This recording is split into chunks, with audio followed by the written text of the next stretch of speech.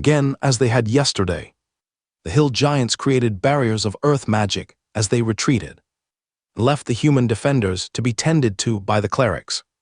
The actual losses on the human side were very low, though the number of wounded was straining the abilities of the healers assigned to some of the sections of the line.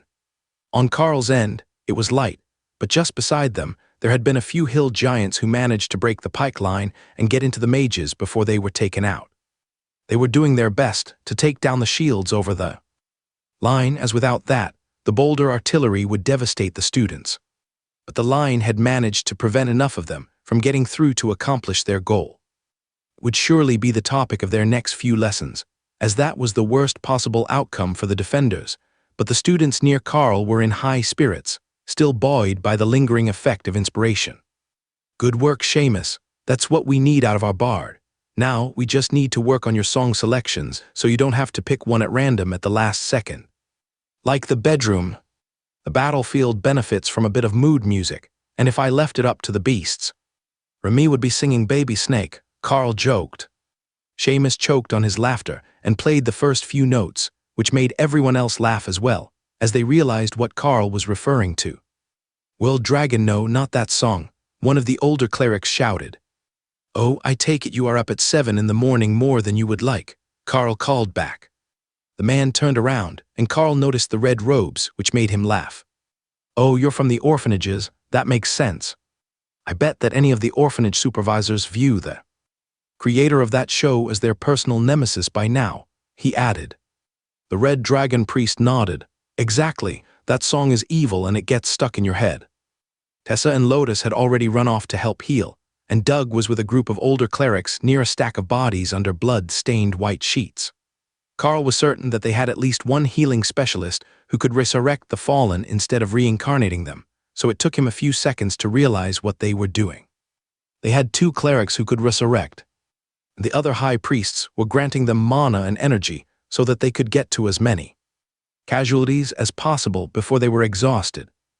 If it worked out perfectly, everyone would be back on their feet by that time, and if not, they would do the reincarnation ritual and notify the church to watch out for more returned elites.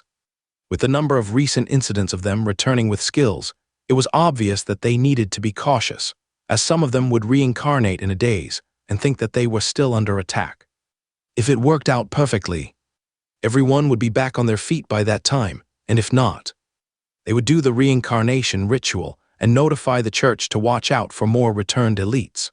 With the number of recent incidents of them returning with skills, it was obvious that they needed to be cautious, as some of them would reincarnate in a daze and think that they were still under attack. Karl watched the hills in the distance, getting updates from Hawk, who had gone up into the clouds to avoid attracting the attention of flying stones, and waited for news, or the stand-down order that the hill giants had retreated far enough that those not on duty could return to their days. "Shit. Angry birds inbound," Hawk screeched, then dive-bombed Karl and vanished into his spot. Karl was confused for a second, then he saw a group of giant winged forms incoming from the clouds. "Everyone, heads up, we have incoming, bring the bearers up," he shouted. The mages who could hear him did just that, and the radio operators spread the order down the line. For a moment, they had no idea what Karl had alerted them about, and they were beginning to relax, prepared to call it a false alarm, when the rocks and fireballs began to rain down on them from above. Karl focused on the incoming giant birds and let loose an arrow, using chain lightning to lend speed and distance to the attack. The rocks naturally dodged the long-distance projectile, but what they didn't realize was that simply not being hit wasn't enough, and the lightning arced to them anyhow as the arrow passed by. It didn't seem to do much to the enormous feathered monsters. Karl had heard that dragons were the greatest threat among all monsters, but from what he could see, they might not be the largest. Any of those flying monsters could easily grab and carry away a bus, and while they were only commander rank, Hawk was utterly terrified of them. It was most likely an intimidation skill, but that didn't change Hawk's opinion of going back outside before those things were gone. Even Thor instinctively pressed closer to the crowd, recognizing them as a dangerous predator. Even if their magic couldn't easily damage a lightning Sero, if they dropped him from 1,000 meters in the air, it would not be pleasant, to say the least.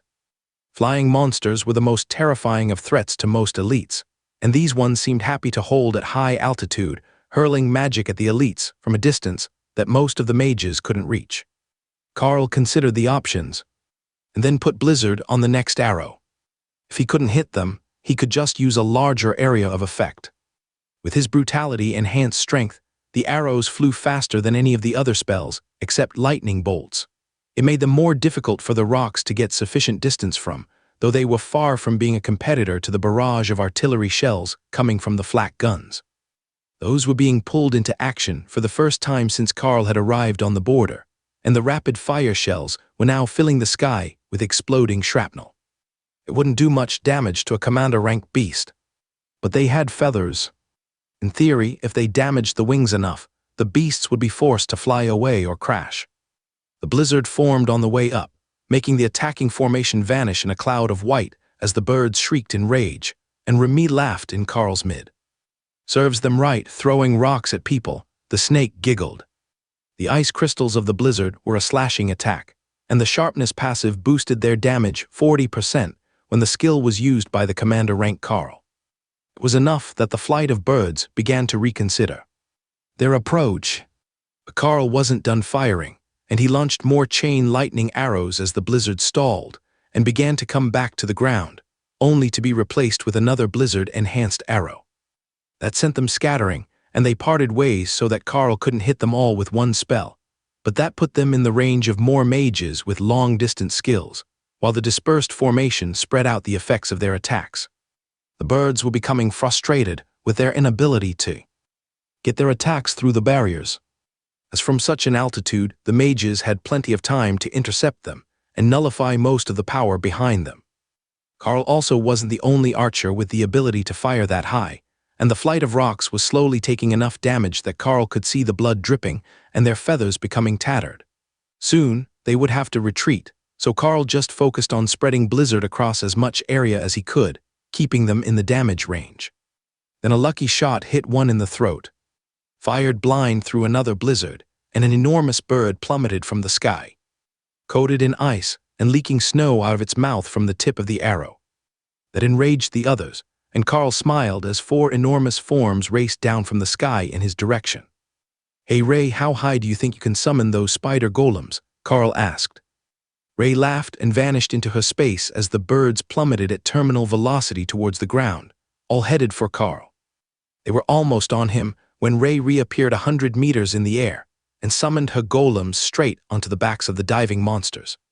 Their legs speared deep into the tender flesh of the birds.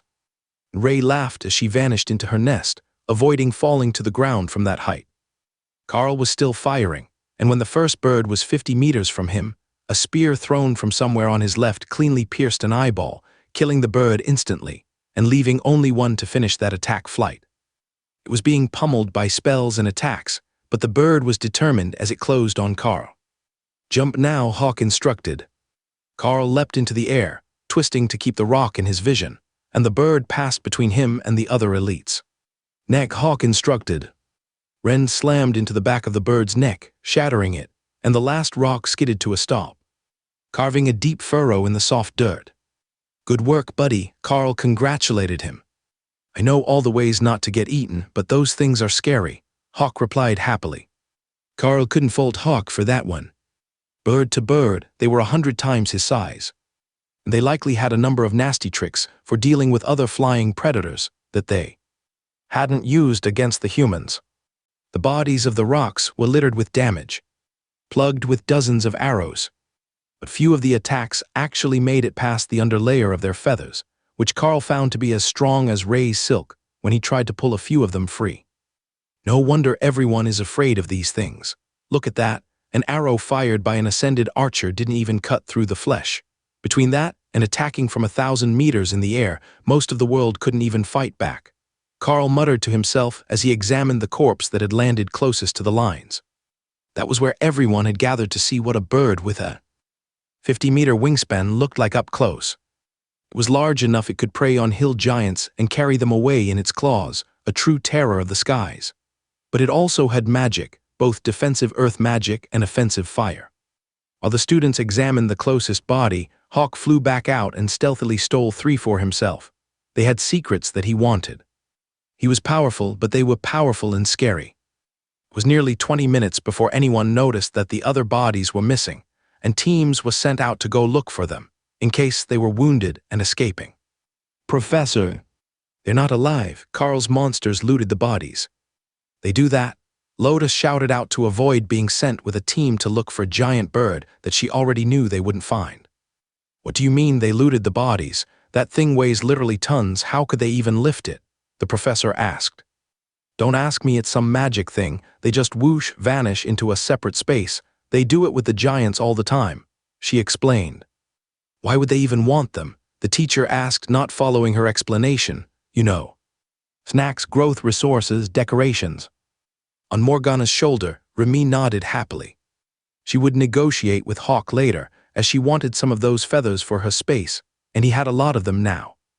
Maybe she could get some of those colorful ones from the belly with the multicolored stripes. Those ones would make great ornaments. You know, there's just something about you that attracts trouble. Did you see how those things basically ignored an entire offensive line to attack you? One of the other students asked. Morgana laughed and patted the student on the shoulder. Before he noticed Remy staring at him from only centimeters away, and dropped to the ground. In panic, "Damn it, woman, that's a poisonous snake," the boy shouted. Remy laughed, which opened her mouth and made her fangs drop, further panicking the student. As I was about to say before you freaked out, it's because Carl gives off the aura of a monster, not a human. They likely thought that he was the leader of the army here, since there is nobody above commander rank, and he's the only one who would feel different to them. Morgana explained. The student looked like he was considering the options. Much more seriously than Carl would have thought necessary. Then he spoke again in a suspicious tone. Are we certain that he isn't actually a monster hiding in human form, like a transformation spell? The terrified boy asked. Carl laughed and Lotus smirked. No, we had him checked, 100% human. It might have occurred to the doctors at the rehab hospital that he could be a polymorphed spy as well. Carl put a hand over his heart and looked offended. Such little faith in my abilities. If I were truly a monster, how could gentle souls like Ray and Remy stand to be around me? I've been framed, I tell you. The elites who weren't part of his group all froze in place, slowly blinking as they tried to process the fact that he had used the opinion of a venomous Naga spirit snake and a bloodbath spider to vouch for his credentials as a human. But more than that, he called the bloodbath spider a gentle soul.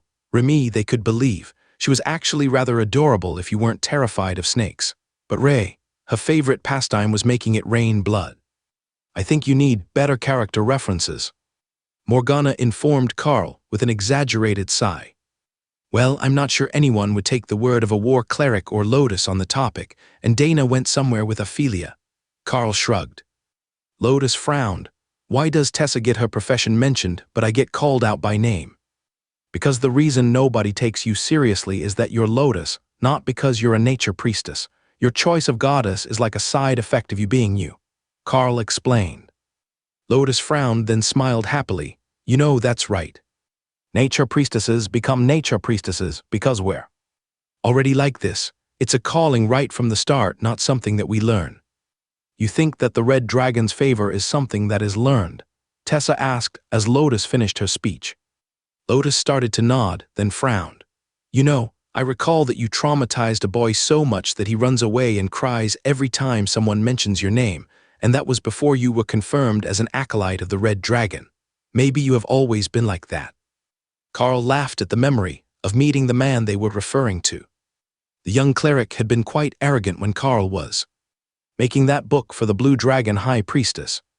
But the mention of Tessa and Lotus had sent him running. The ascended rank warrior, who had remained on the ground to stay further from Remy, looked around at Carl's group in dismay. What I'm taking from this is that you're all a bit odd. Maybe that's the secret. All of the most powerful elites have strong personalities. Those who don't seem to get stuck at awaken and then don't really progress. He noted. Are you saying that you have a strong personality? Lotus asked, looking down at him. He nodded, yes, and an intense fear of snakes. Who could hate me? I'm adorable, Remy asked. Carl smiled, and Morgana looked between him and the snake. She just got offended that someone called her scary, didn't she? I've never seen her try to act cute and offended at the same time. The witch doctor laughed. Is that what she's going for? She just looks offended like she slithered in something foul. One of the nearby mages joked. Remy tilted her head, wondering what she was doing wrong that they weren't getting the message. See, that is adorable, the other just looks offended, the mage added. Does everyone suddenly speak snake? The snake-phobic warrior asked, backing away as he rose to his feet, so that there were two other people between him and Remy. She's really good at it. Out of all the beasts I've ever met, I think only my pet dog and Thor are better at conveying emotion, but Thor only knows happy and playful. Mick joked, with a gesture toward Thor, who was playing kickball with some of the students. Off-duty students may now return to your regular schedule. The radio announcement sent everyone walking toward camp, leaving only about 1/10 of their total number along the front lines. All right, Carl is with me. And I think the rest of you already have your assignments. Oh, Mick is with us as well. I'm doing the ancient history lessons today, Morgana informed them. Great, straight from rock dust in combat to super dry history lessons. Mick sighed. Carl patted him on the shoulder. It's not that bad. Morgana finds the interesting parts of history to bring up, though some of that is certainly because I'm most interested in the parts that might lead to system relics and rare resources for the beasts. Well, that has to be better than Professor Jones' descriptions of his times spent exploring the catacombs under the Capitol. How can you spend 40 years on a career without a notable accomplishment? Mick sighed. Well, at least I don't need to worry about that. I have found a number of cool things already, Carl replied. Oh, Morgana gave Carl a sharp look, but he knew most of it couldn't be mentioned.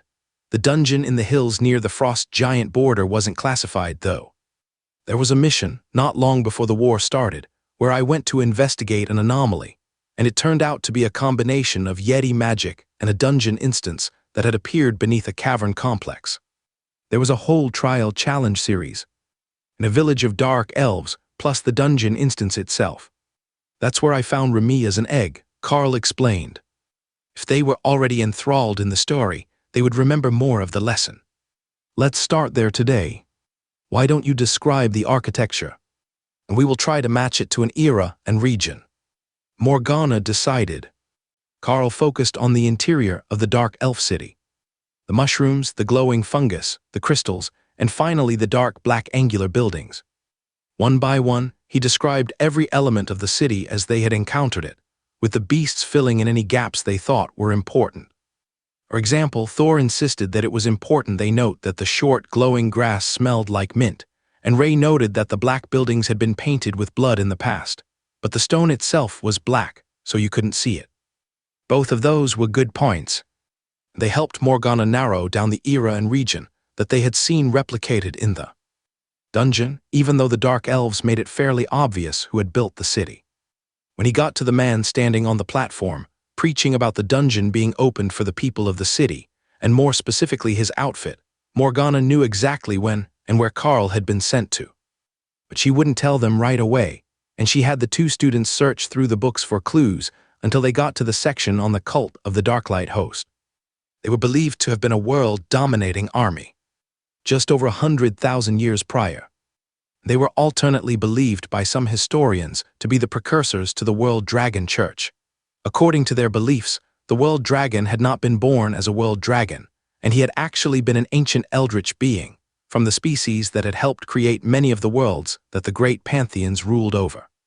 They believed that it was only when he decided to devote himself to protecting the world that the world dragon had changed forms, taking on the aspects that were needed to obtain divinity and grant his blessing over the world. That didn't match with what the World Dragon Church taught, but it didn't directly conflict with it either, as there were no teachings about the start of this world in specific among church doctrines, only that the dragon gods often chose or created worlds to watch over. According to the textbook, many of the ancient civilizations believed that the Darklight host had come to this world and slowly conquered the entire planet, bringing with them the power of the system and the ancient training grounds, now more commonly known as the magical dungeons.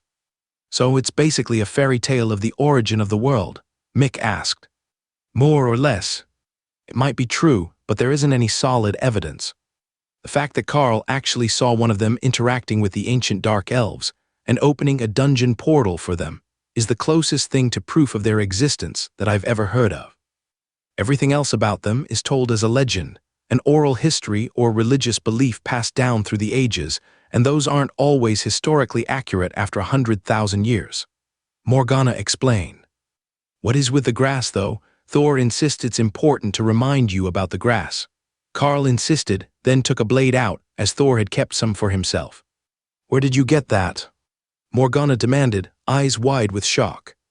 From Thor's space. He kept some as we passed by. My skills say it's not a growth resource for any of my beasts, so it's just growing there looking pretty. Karl explained. It does smell like mint. Mick agreed, as he examined the faintly glowing blade of grass. Do you have any idea what that is worth? Morgana demanded, her voice rising through the octaves. I don't even know what it is. I couldn't find it in any of the books. Karl replied evenly, not sure why she was getting hysterical. It was an awakened rank, magical resource. Not even a great food source for a commander rank lightning Sero. Morgana put on a pair of latex gloves and gently took the blade of grass from Karl's hands to put it in a sealed jar. She looked so relieved that it was safe that Remy couldn't resist, and picked one from her swamp, which she had planted from the ones in Thor's field, and came out to give Morgana another one. There are more of them, thank you Remy, but I can't take your treasure, Morgana informed the snake. Remy just put it in her hands, then smiled and returned to her space. It is literally growing in her swamp. She planted it near her altar because the glow makes for a pretty backlight at night. Karl explained. So this will grow back? Morgana asked. Yeah, fairly quickly, if I recall correctly. It's one of the plants that Thor needs to prune so it doesn't spread out of its allocated space. Karl explained. Well, this should prove that you were really in the Underdark. This is black elf grass. It only grows deep underground, and it is considered to be very nearly extinct. There are dozens of disguise and anti-aging potions that can't be made without it. You've likely never heard of the Deep Light face creams. But a jar goes for more than the average house, and this is the primary ingredient. Morgana explained. Karl winked at the witch doctor. Aren't you a bit young to be worrying about anti-aging products? Mick chuckled with his hand covering his mouth. Indeed, Morgana still looked her age, and she would be under 19 if she had just graduated. Even among the elites, who were all of the younger generation, she was among the youngest. Morgana smiled. I don't care about face creams, but I am a witch doctor. One of my abilities allows me to make a transformation potion with that grass. I have been looking for it for ages, and now I have not just one but two whole blades. My magic can fully transform someone for one full moon cycle, not just their face's appearance, their entire appearance. Mick gave a low whistle of appreciation and Karl smiled. Just think, Lotus could be not short for an entire moon cycle. Karl noted. Why not just say tall? Mick asked. It's magic, not a miracle. Morgana laughed. It's a commander rank potion. It could have you and Lotus swap appearances for the duration if you both used it. Karl considered that for a moment. She would go insane with jealousy. Seeing her own body get to pet all the monsters whenever I wanted. Morgana couldn't help but laugh at the mental image of Karl transformed into Lotus, taunting her by playing with monsters all day long while she was stuck as him with no monsters. That's evil in a whole new way that I hadn't even considered. Only a nature priestess could be tortured that way. The witch doctor replied, shaking her head in dismay. Mick nodded. I don't see the issue, though the guy who freaked out about Remy could be tortured that way, I'm certain. It would be like watching a live-action nightmare. Or the Bimbo Brigade, they're all terrified of spiders. Morgana gave him a concerned look. Sorry, they're a group of girls from the senior class who are extra bitchy to us nerdy sorts. They've all got high-paying corporate careers lined up from their ultra-wealthy families, and I'm a favorite target, since I went bald long before I shaved my head. Mick explained. Karl patted him on the shoulder. I should introduce you to a good friend of mine, Skittles. He specializes in helping people work through internalized issues. If you ask High Priest Doug Mackenzie, he should be able to hook you up with a good referral after all this on the border is finished. Mick smiled. His name is Skittles. Karl shook his head. No, it's just a nickname that the High Priest gave him, but it stuck, and it's better than his actual name. He's also a nature priest, and very relaxed about any sort of issue you want to work through, very easy to talk to. I will talk to the High Priest later. I know who you mean. He's here as a teacher now, right? Wilderness survival, if I recall. Karl and Morgana both nodded, while the witch doctor worked to keep her thoughts on Doug Mackenzie as a person to herself. Carl seemed to recall that there was something between Mick or his group and Doug's sisters, but he let that thought fade. If it were important, it would come back to him later. All right, let's get back to the lesson. Now, we have found the basics about the Darklight host, so what we need to get into are the building styles of that era, where many of the world's dungeons, instances, and magical trials were founded. Morgana diverted them back on topic. After an afternoon of lessons, Carl was ready for a good meal and a full night's sleep. His group wasn't on defense detail today, so they had all night to themselves, unless there was an attack that made it past the artillery and the roaming scouts that the army had in front of them. It was a strange feeling not having a battle to go to in the morning or other immediate obligations. Carl and the other students only had classes in the afternoon, while the clerics helped out all day at the treatment facility or the kitchens, depending on their preference. So, when the sun was already well above the horizon, Carl finally dragged himself out of bed and found a vigilant new group headed to the line, prepared for whatever the hill giants threw at them. They were all well aware that the situation could change in seconds, and the first barrage of an attack was often the most deadly, as the defenders could be caught off guard and the bombardment might make it through their spells. It was standard to relax the defensive barriers when they weren't under attack, so the mages had more mana available when they actually needed it. But that came with the risk that they wouldn't increase them enough to block the first incoming spells when the attack did come. First up was breakfast, then a bit of physical conditioning training with the other students, with everyone making sure that while they did get their necessary workout, they weren't too tired to answer if the call came that an attack was imminent. Mostly it was maintenance weightlifting, stretches, calisthenics, and so on. That kept all the muscles in peak form without burning so much energy that they would lose combat effectiveness. Then, after lunch, it was back to history and geography lessons with Morgana, but this time accompanied by a dozen other mages who were also taking the geography class. Are history and geography not a normal warrior class education path? Like, do they just show up in places and add them to their mental knowledge when they arrive? Carl asked as he looked around at all the other students in the group. One of the mages laughed. Actually, you might be on to something. If the warriors need to know something about an area, they learn when they arrive, or it's in the mission briefing. These classes are usually for the ones who have no intentions of going there themselves, or the ones who are the most interested in what they will find there. So we have a couple of other treasure seekers, mostly after legendary magical items, and you, who is here for what? Monster food, perhaps signs of a legendary divine beast's nest for your next companion. If you can, I recommend looking for the nest of the rocks that attacked the other day. They're like a transport and aerial attack force combined, and they're seriously powerful. Carl considered that idea. A huge flying transport would actually be quite convenient. However, the rocks were commander-rank beasts, just like Ray, and if he was going to use the beast's growth to push everyone to the next level, he would need something that was guaranteed to have a higher potential than that. There was no telling what power level her parents were at, as she was created inside a dungeon, and the magic of those places was unpredictable. She might be royal rank, or she might peak right where she was at as ascended. But the fact that she was born ascended rank did suggest that she had a lot of potential, even if she was slower to grow to adulthood than the others. Honestly, Carl was in no hurry to add anyone more to their team. If he made it to royal rank, he would have the ability to add another space, but as long as everyone was growing smoothly, he would take his time and try to find just the right beast and not hurry to find another member. Or perhaps fate would do it for him, likely in egg form if past experience was anything to go by. All right, the first thing we will start with are the known ancient excavations within the Golden Dragon Nation. Those are the safest of the regions to explore, and while they have been more extensively visited, they are also a guide point to your future explorations. Each of them will give you an idea by their location and construction of what the continent looked like at the time that they were built. Some of them were built along rivers that no longer exist, and that gives us an idea of where else we should be searching for similar relics. In the past, most nations built along rivers for the abundant water sources.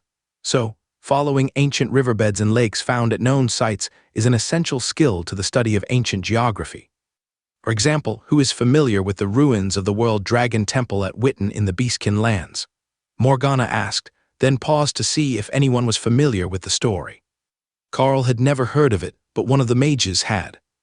I heard that it's still occupied by world dragon priests. And they say that it has always been, like forever, as long as there are records, the Witten Temple has been occupied, he answered. Exactly. According to the World Dragon clerics, it is one of the original World Dragon temples, and while it has been destroyed during attacks a number of times, rebuilt and renovated, every map ever produced shows it in the same spot. Morgana explained. She brought out a map book and began to flip through the pages for them, with the book tilted on a stand so they could all see. The originals of these maps are all thousands of years apart, and as you can see, the oldest don't show Chiptonrith Lake but a massive desert. But here in the middle, some of them show a much larger inland sea. The students looked confused. But isn't the lake hundreds of meters deep, like so deep that no light reaches the bottom of the deepest parts? Morgana nodded. That is correct, but apparently that was not always the case. What happened has been lost to history, but we do know that at some point during the end of the system era, entire mountain ranges were leveled, while others were formed. That might be the case for the desert. The aftermath of a battle between demigods might have made the crater that became an inland sea, and then eventually leveled out to a massive lake. One of the mages laughed. So, geography is a history lesson as well. Morgana smiled. It's inevitable, really. Even the borders are a history story, and the frost giant border is about to be rewritten after this war. Where it will end up is a mystery, but the new territory claimed by the magma dragon around the erupted volcano will most likely gain its own territorial notation. Now, as you can see, the largest population center is obviously the capital, but there are others along the rivers, especially ones with deep water all the way to Chiptonrith Lake. In better times, that was a major trade route between not only us and the Beastkin nation, but also down the Great River through the wilds and to the ocean. Now most ocean shipping goes overland to the shore, which is both slower and more dangerous, as it puts goods perilously close to the frost giant nation, who has a much larger oceanfront. One of the students pointed at the wilds, the officially unclaimed lands between the Beastkin nation's southern border and the ocean. The wilds' borders extended all along the southern end of the Beastkin nation, and the marked west side of Golden Dragon nation's claim as the territory reached south toward the ocean. Why haven't there been efforts to claim the wilds? I mean, we could have more ocean access to ship around the continent and get supplies. One of the other students asked. There have been. What we managed to claim from the monsters was that narrow strip at the south of the nation. Even that is difficult to hold, and there are constant battles around the border as the monsters try to take back their natural territory. If not for the constant effort, we would be completely landlocked, Morgana explained. Carl didn't know how much of what they used came from other nations, but he did recall that many of the coal mines were in the southern hills. Even if it weren't for the ocean access, that region was still of significant importance to the people. The next morning, there was no attack on their section of the line, but the hill giants tested other sections further west down the border. It was oddly serene, with the artillery in the distance giving a steady thunder, nearly below hearing, setting a rhythm for the day's activities. Physical training, a rotation on the front line where Carl waited patiently for something to happen, and then classes in the afternoon. The following day was an afternoon rotation on the line, so he had classes in the morning. The third day he was off the line again, so he had the morning free to train and work on his meditation to build the strength of his beasts. By the sixth day, without an attack on the line, it was becoming a smooth routine, but Carl was becoming nervous. They hadn't hit the hill giants that hard, so they weren't retreating because of the casualties. No, they were up to something, and their earth magic kept the Golden Dragon army from sending scout planes far enough inland to find out where they were massing troops. Every tiny village had at least one elder who had been taught the trick to anti-aircraft fire, and it didn't take much to shoot down the scout planes. You look twitchy, Tessa noted as they finished dinner in the fort. They hadn't eaten dinner in the mess hall since the first day, only breakfast and lunch, so that they would be able to keep up with the news and orders more easily. The food was mostly canned everything. Even the bread came from cans. The idea was that it would lessen the strain on the clerics, so they could just heal and not worry about dealing with the food supply, but the quality of the long-duration preserved foods wasn't always all that great. Some things were. The preserved eggs cooked as well as any, and the barbecue beans were just as good as they were fresh out of the pot. The canned potatoes were fine, but the green beans were atrocious. And everyone avoided them like the plague, unless they had been heavily spiced or drenched in a sauce. In comparison, the dinner that Tessa and Lotus came up with was always fresh, including the meat that Carl donated to the process. Some of the meat sources hadn't been as good as others, but there were still quite a few of the giant pigs, and those were outstanding. Carl had considered sharing one with the line, but Hawk was resistant to the idea, and they had eventually come to a compromise. It was Carl's birthday in 2 more days, and Hawk had agreed to donate a pig to the meal, so the line could throw a proper party. Nobody in the mines could really afford birthday parties that were more extravagant than a cake with friends, so that was their tradition. But with a whole academy full of elites, they could throw a full-on barbecue and trick the students into eating up one of the rocks, which Hawk found entirely too stringy for his tastes. They tasted vaguely like chicken and weren't unpleasant, but if you didn't marinate and deep fry them, their natural state was almost a jerky. That meant Hawk, who liked his food raw, was out of luck. The frying was an essential step to making them edible. So on the 7th day after their arrival, the day before his birthday, Carl went to talk to the mess hall's leader, the professor from the culinary arts department. "Professor Palm, could you spare me a moment? I would like to make a request and a donation for tomorrow's lunch." Carl greeted the aging chef. She smiled at him, but the look on her face was full of suspicion, and she was ready to tell him to get the hell out of her kitchen at any moment. "Tomorrow is my birthday, and I have saved one of the giant pigs from the frost giants, as well as the body of one of the rocks. I would like to have the rock brined and deep fried, and the pig slaughtered and smoked for a barbecue feast at lunch. I know that we have plenty of beans and salad to go with it, and everyone loves a good barbecue," Carl explained before she could yell at him for wasting her time. "Put the pig on the table and let's see it. We've got 1,000 mouths to feed here," she insisted. Carl looked at the prep table and shook his head. "It is a giant pig from the Frost Giant Nation. It's larger than Thor, and it certainly won't fit on the table." "Then the floor over there, that tarp has been sanitized," she offered. Carl brought out the pig, and the chef gasped in delight, before realizing that they didn't have nearly enough smokers to accomplish the task. They could make some of them easily enough, as they had hundreds of raw metal barrels that were used to transport ammunition and supplies for the artillery units. Or they could wrap it and pit smoke it. That seemed like it would be the easier option. "I will get the workers on the smoke pit right away." "Did you say that you still had one of the bodies of a rock?" "We've gone through the one that was brought back to me after the battle already." Carl nodded. "It's not plucked or anything, but it has been in the equivalent of stasis, so it's still fresh." The cook nodded slowly, lost in meal planning.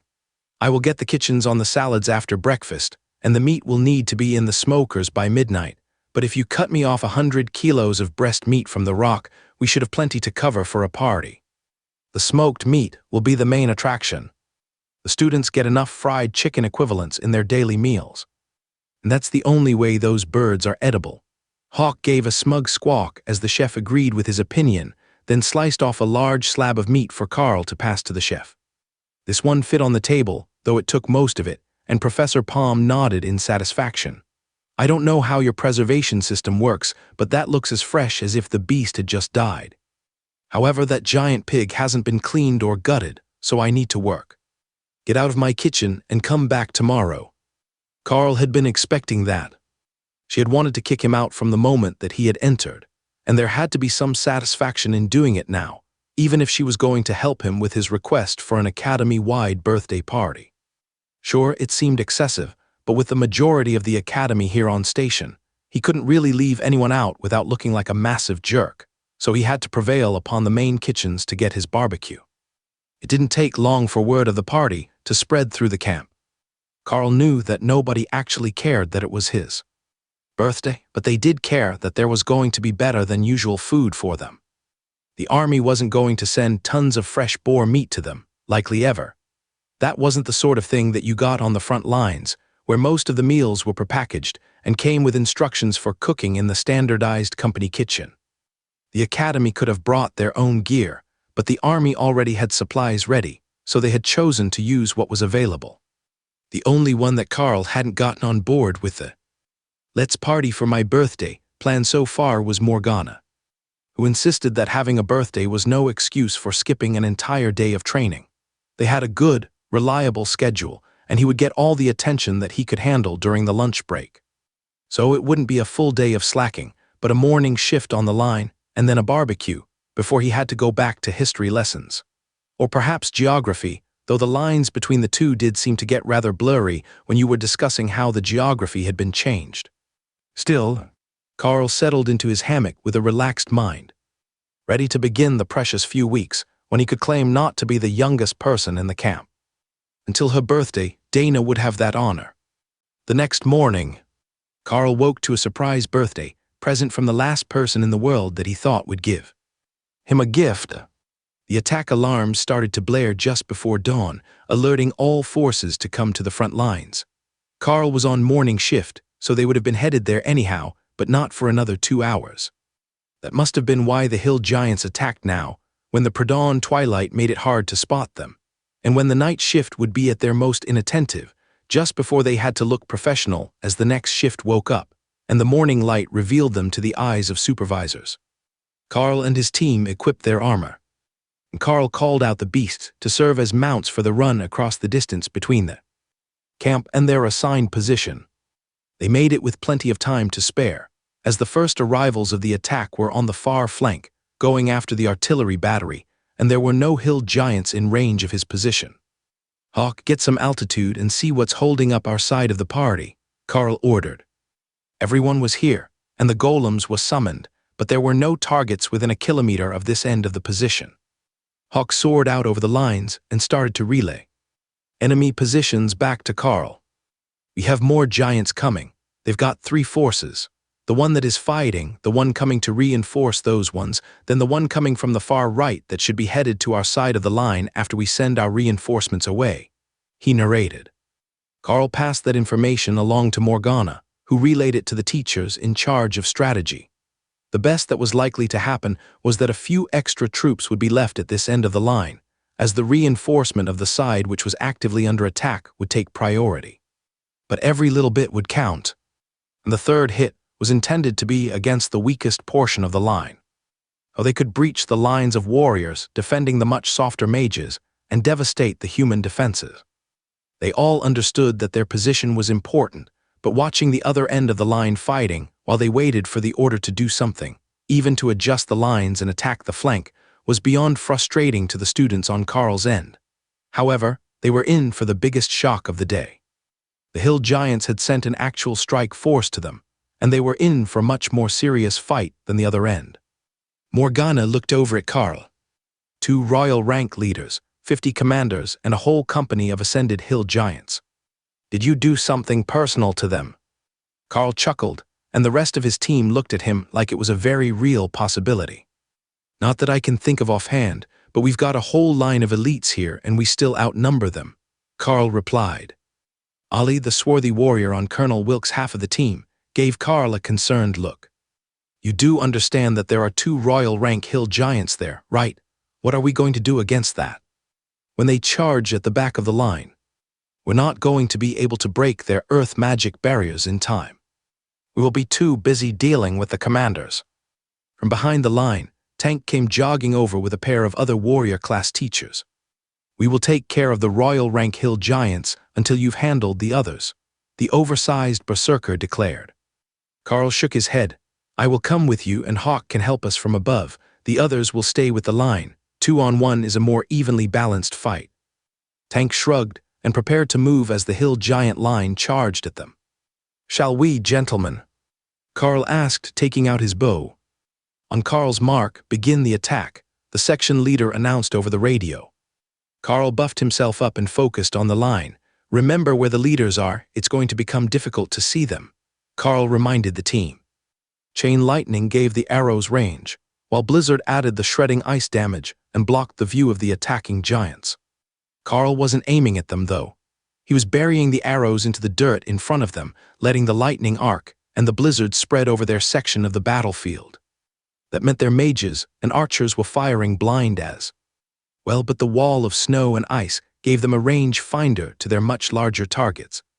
And as the hill giants began to emerge, Carl sent out another wave, moving the barrier forward. That put the front line in range of the majority of the mages, while the hill giant stone attacks were horribly inaccurate, with a full half of them missing the line entirely. Tank looked into the ranks of hill giants, now that they were close enough to see them through the snow. "First rank forward, pikes up," the zone leader ordered. The pikes rushed forward into the hill giants, and Carl switched to his maul. "Everyone stay here and protect the group. Ray, make sure nothing happens to Tessa and Ophelia on the front row." "I'm feeling artsy today," Ray replied, sounding somewhat distracted. "Fine, make an art installation in the clearing when you've got time, but don't let anyone smash our team members." Ray's mental smirk let Carl know that he had been hoodwinked, and she only wanted to find a way to get him to agree to it. That didn't slow his advance. Ray would follow instructions and build her art when she had spare time, likely while the hill giants were regrouping for a second charge. He moved in a defensive formation with the other three commander rank warriors, but when Carl and the rest of the response team advanced, the hill giants spread, leaving them a clear path to the leaders. "Oh, this is bad news," Tank muttered as they rushed past the ascended rank hill giants. "I'm not saying this is a trap, but this is a trap," Carl agreed. The other teachers shook their head in dismay, realizing that someone still had to stop these two hill giant leaders from attacking the front lines, as their earth magic would devastate the mages if they got any closer. "Ray, send your golems forward to keep a hole open behind us," Carl instructed. The hill giants behind them were mostly ascended, and the commanders in the attack force were spread out to make a pincer and push at the students' weak points when the strongest defenders moved to fight the royal rank giants. Ray was happy to help with that, and she brought Dana and Mick's golems along with Colonel Wilkes' fire elementals forward with her. That made a solid breach in the hill giant lines, and the warriors pushed up into it, keeping Tank's team as the spearhead of the counterattack. That was what the royal rank giants were hoping for. Now they just needed their leaders to defeat these four, and have their commander rank teams push through the extended lines, and they would be into the mages. But they quickly realized it would not be that easy. When Tank raged, he grew scales. Then brutality took effect on him, and he grew from 250 cm to 350 cm instantly. That still only made him a little under waist high on a hill giant, but the extra strength made him a very scary opponent. Carl heard a musical giggle in his mind, and realized that Morgana had found a new way of working with Remy. She had planted an ankh-topped staff in the ground for Remy to put the totems on, and the spirit snake had wrapped around it, leaving the witch doctor one hand free to cast her spells, which mostly required a gesture to activate.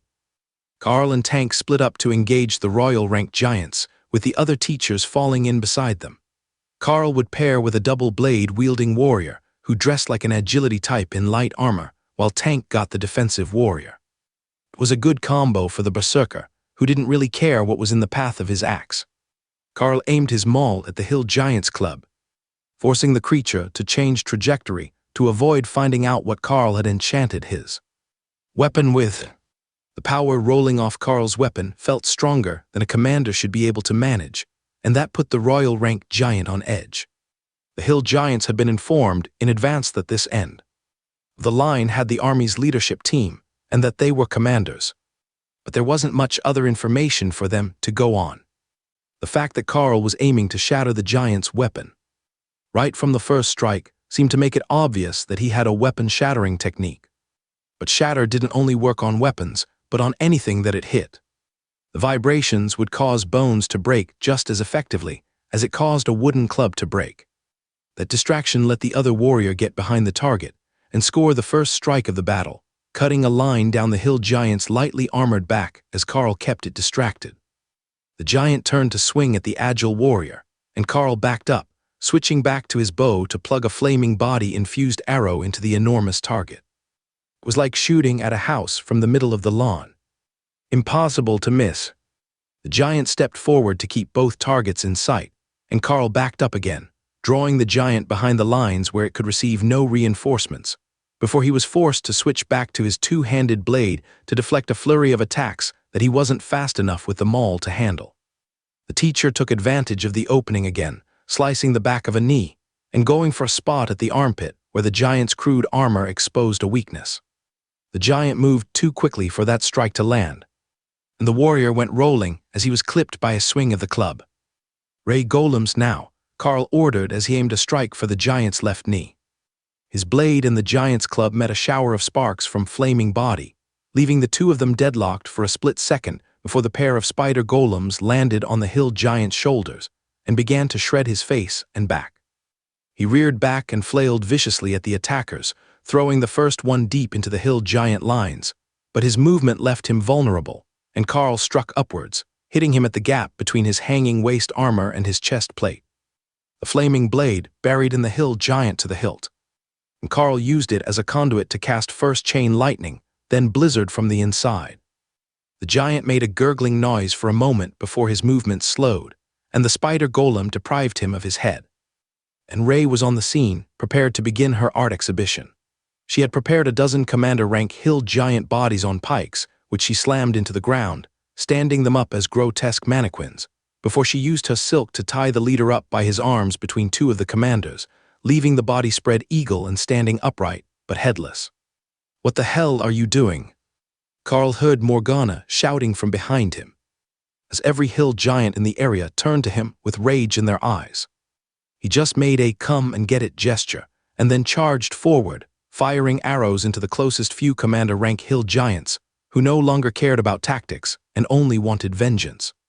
The bow was quickly replaced with the maul, shattering a knee, and then crushing a rib cage before the falling hill giant had even reached the ground. Then Carl retreated, forcing the attackers to come at him one at a time through the small gap around Tank and his partner, who was still dealing with their enraged royal rank opponent. It was more intent on getting to Carl than on fighting them, and they were hacking it apart, but it didn't seem to care.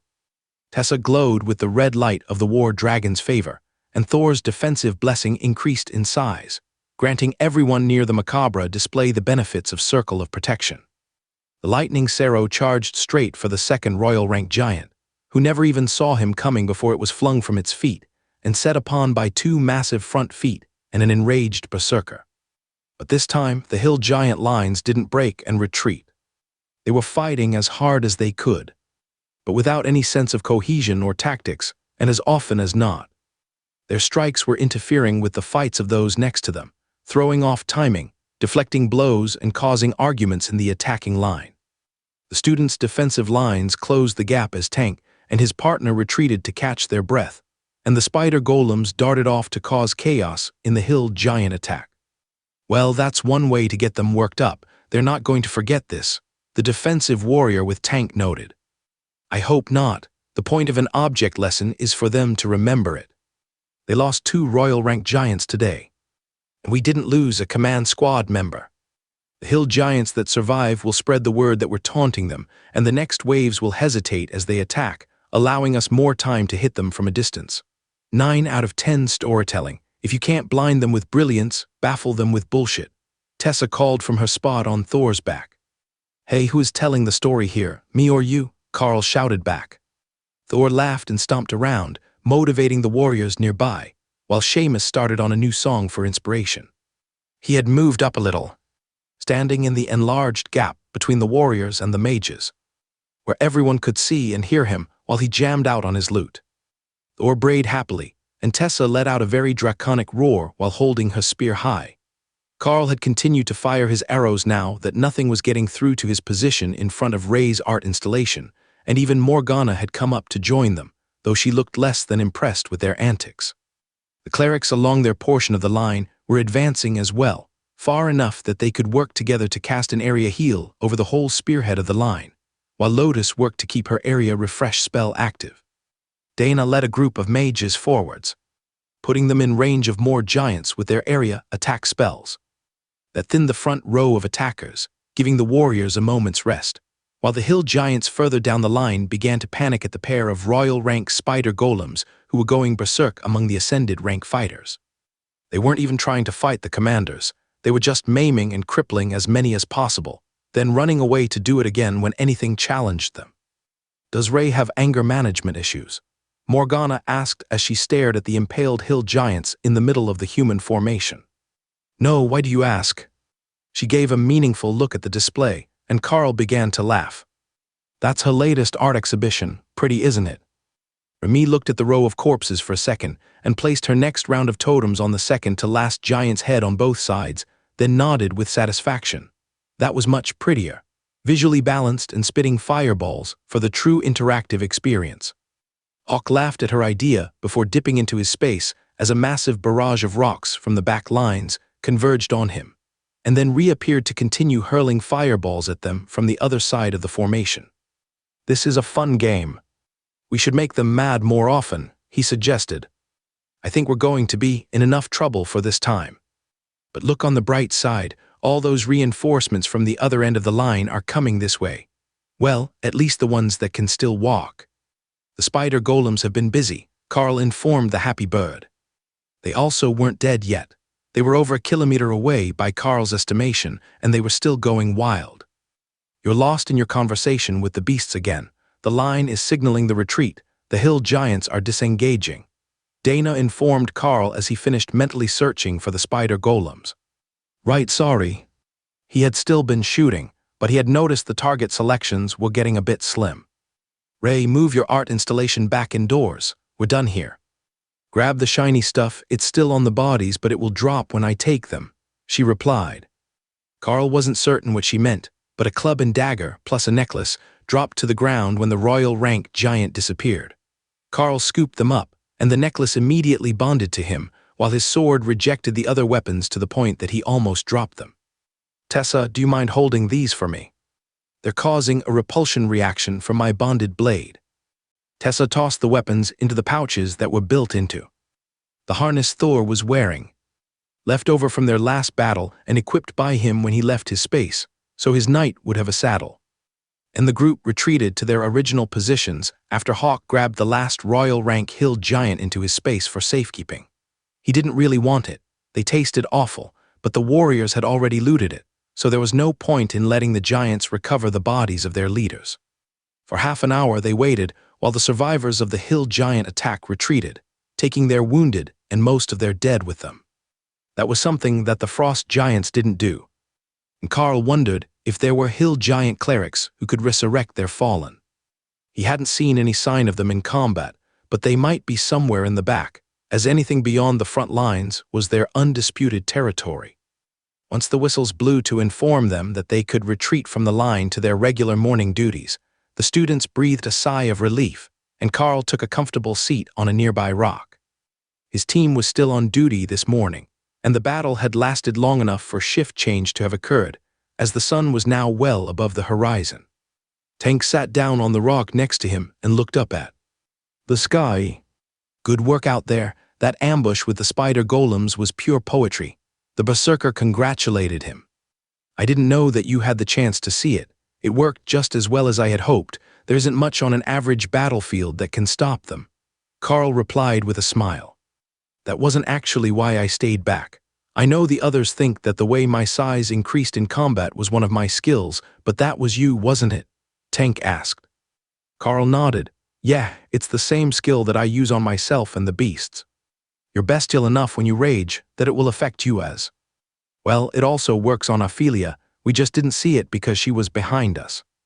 The skill is called brutality, an increase of 10% in both size and strength per rank of the user. Do you think that you could teach that to me? I heard that you can make skill books of the skills that you know, Tank asked, becoming more eager by the word. Sure, if someone brings over paper and ink, that's all I need for that one. Or we can do it after I'm off shift. Tank shook his head with a glance toward the hill giant side of the line. They're likely coming back. If there is one thing that you are truly talented at, it has to be the art of angering the giants. We've heard from our scouts that the frost giants are still looking for you, and they're not giving up. I don't know how they pieced it together, but they realized that the team who was ambushing their reinforcements was the same one that had killed their royal rank elder.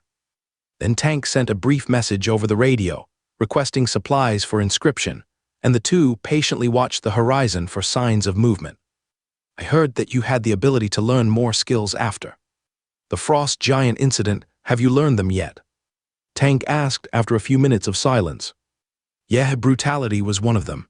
I also learned skills that add impact damage to all my physical hits. It's a bit like earthquake, but internally. Carl explained. That sounds messy. No wonder they were so wary of that maul. What comes next for your skills? Carl shrugged. I have two options. I can learn some basic defensive skills, or I can learn one that gives my pets a chance to evolve their skills up a tier. Like Fireball to Flame Storm, or Stun to Petrify.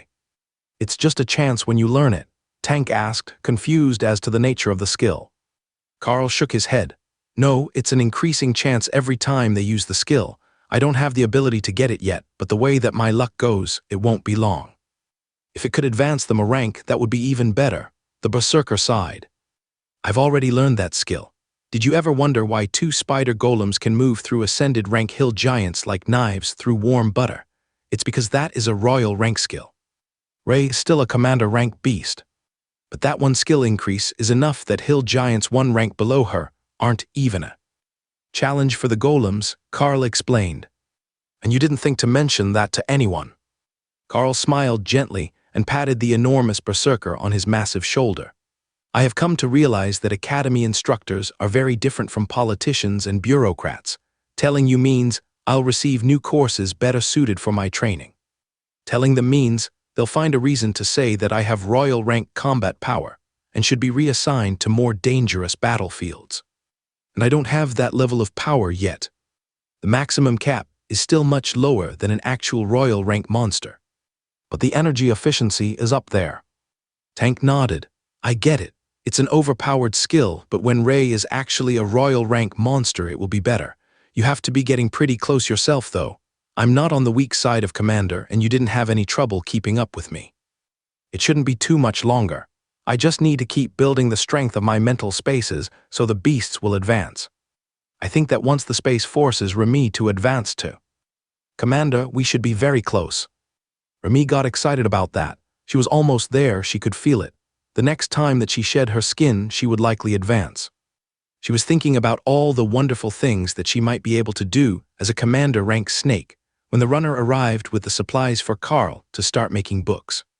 The class skills was simple to transcribe, and brutality didn't need anything but blood, which they had a plentiful supply of. What are you filling the pen with? Tank asked as Carl got to work. Oh, it's royal rank hill giant blood. The book has to be written in blood, and I prefer not to use my own. I have plenty of blood available, thanks to Ray and Hawk, so I am using that. He wrote out the brutality book, which turned out to be nothing more than an incoherent and rage-filled poem about tearing things apart, and watched in pleasure as the blood-red cover formed over it. There, try that. I don't know if it will work for you, but if it does, I should make more, at least one for Ophelia and one for the cleric's records, Carl suggested.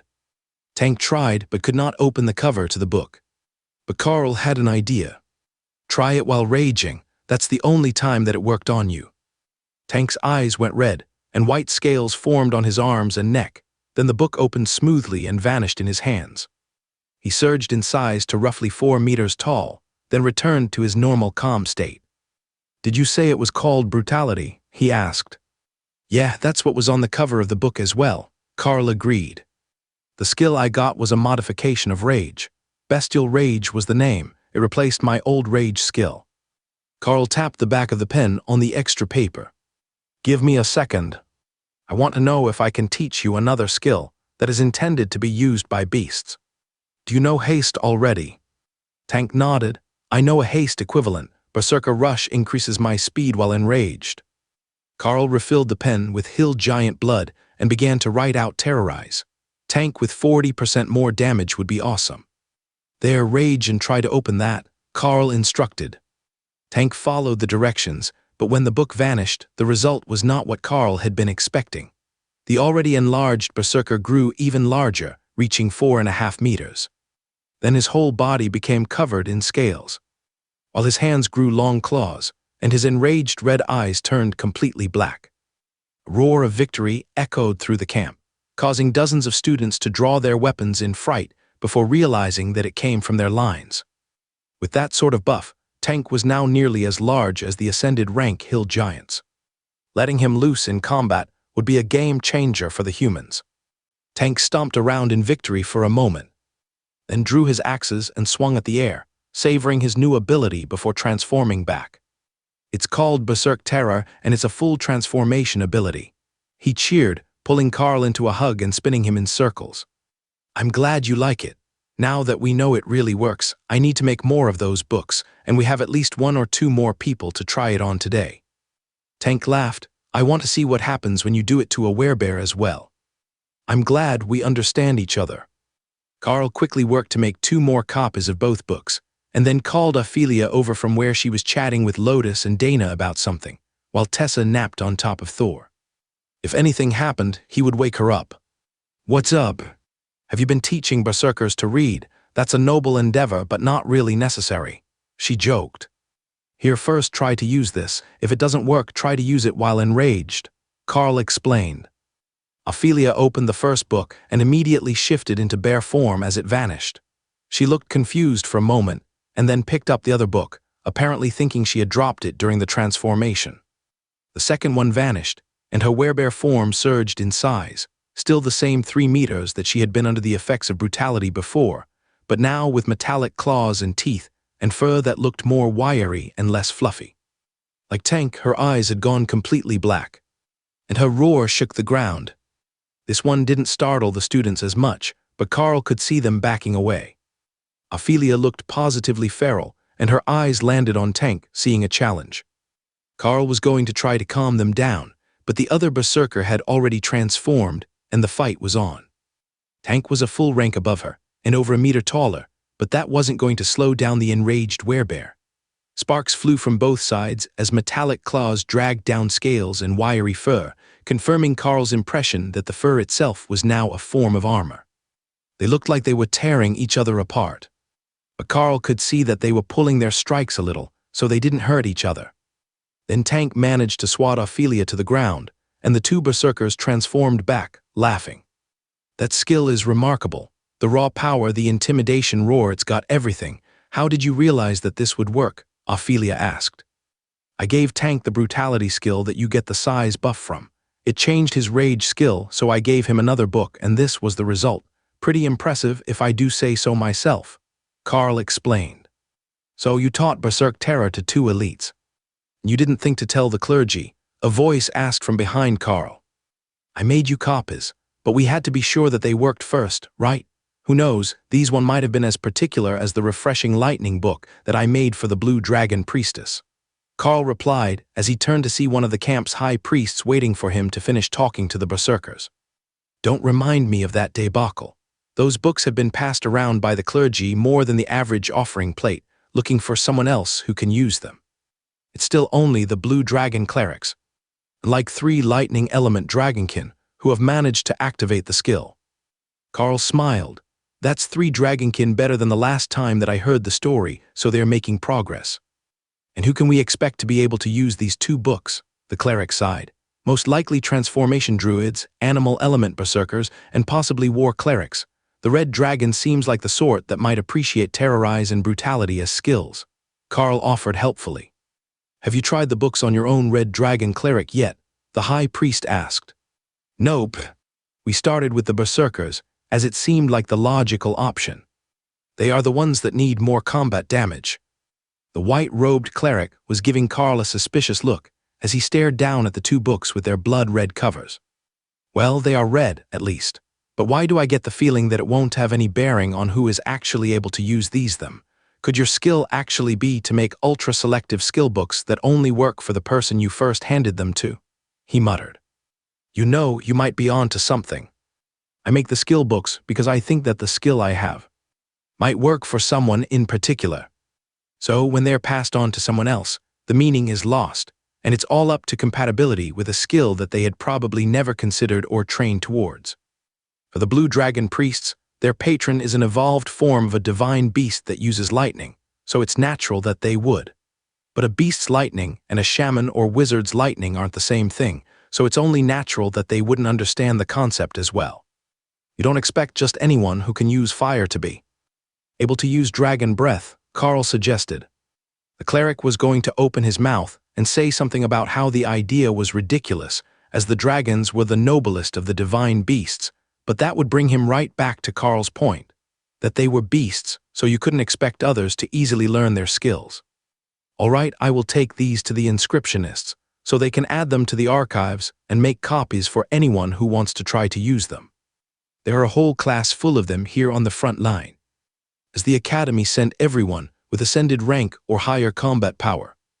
So there should be copies ready by tomorrow, the High Priest announced, satisfied that he had gathered enough answers about what they were doing over here, scaring students with their roaring. That left Carl and the others alone on the line again, staring at empty fields, the earth torn up by the attacks of the hill giants and the recent battles. Tank was right, they were going to come back, especially after taunting them like that with their dead leader strung up for all to see. But it might not be soon. They had failed this attack, so they wouldn't take a hasty approach to the next one. In fact, Carl thought that they might focus on other sections of the line for the next few days, just in case they were weaker than the student portion, which might have seemed like an easy target because of their ages. But as an additional torture to go with the waiting, the wind was blowing from behind them, bringing the smell of roast pig from the camp to the line, and making everyone's mouth water with anticipation for what the kitchen was going to turn out for lunch today. With the attack, it almost felt like a victory dinner and not a birthday brunch, but that was an improvement.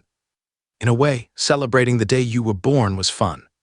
But celebrating the days you didn't die was much more meaningful. The party was in full swing by the time that the shift change started and the roast pig had been sliced, pulled, and prepared a half-dozen different ways for the Academy students. The ones going to the line had eaten early, and that was the smell that had tortured the students who were coming off the defense shifts. The culinary arts professor waved at Carl as she saw him coming off the line and waved him over. This is considered a tradition in my home village. Take a bite of the beast's heart for good luck and to gain some of its power, she explained as she handed him a small square of raw meat. Carl smiled.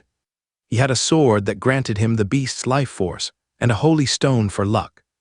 But a little more never hurt anyone. Plus, both Hawk and Ray agreed with the practice, while Remy wondered what the attraction was with only eating parts of things. But Remy didn't have taste buds the same way that the others did, so the taste of things was much less important to her than the texture.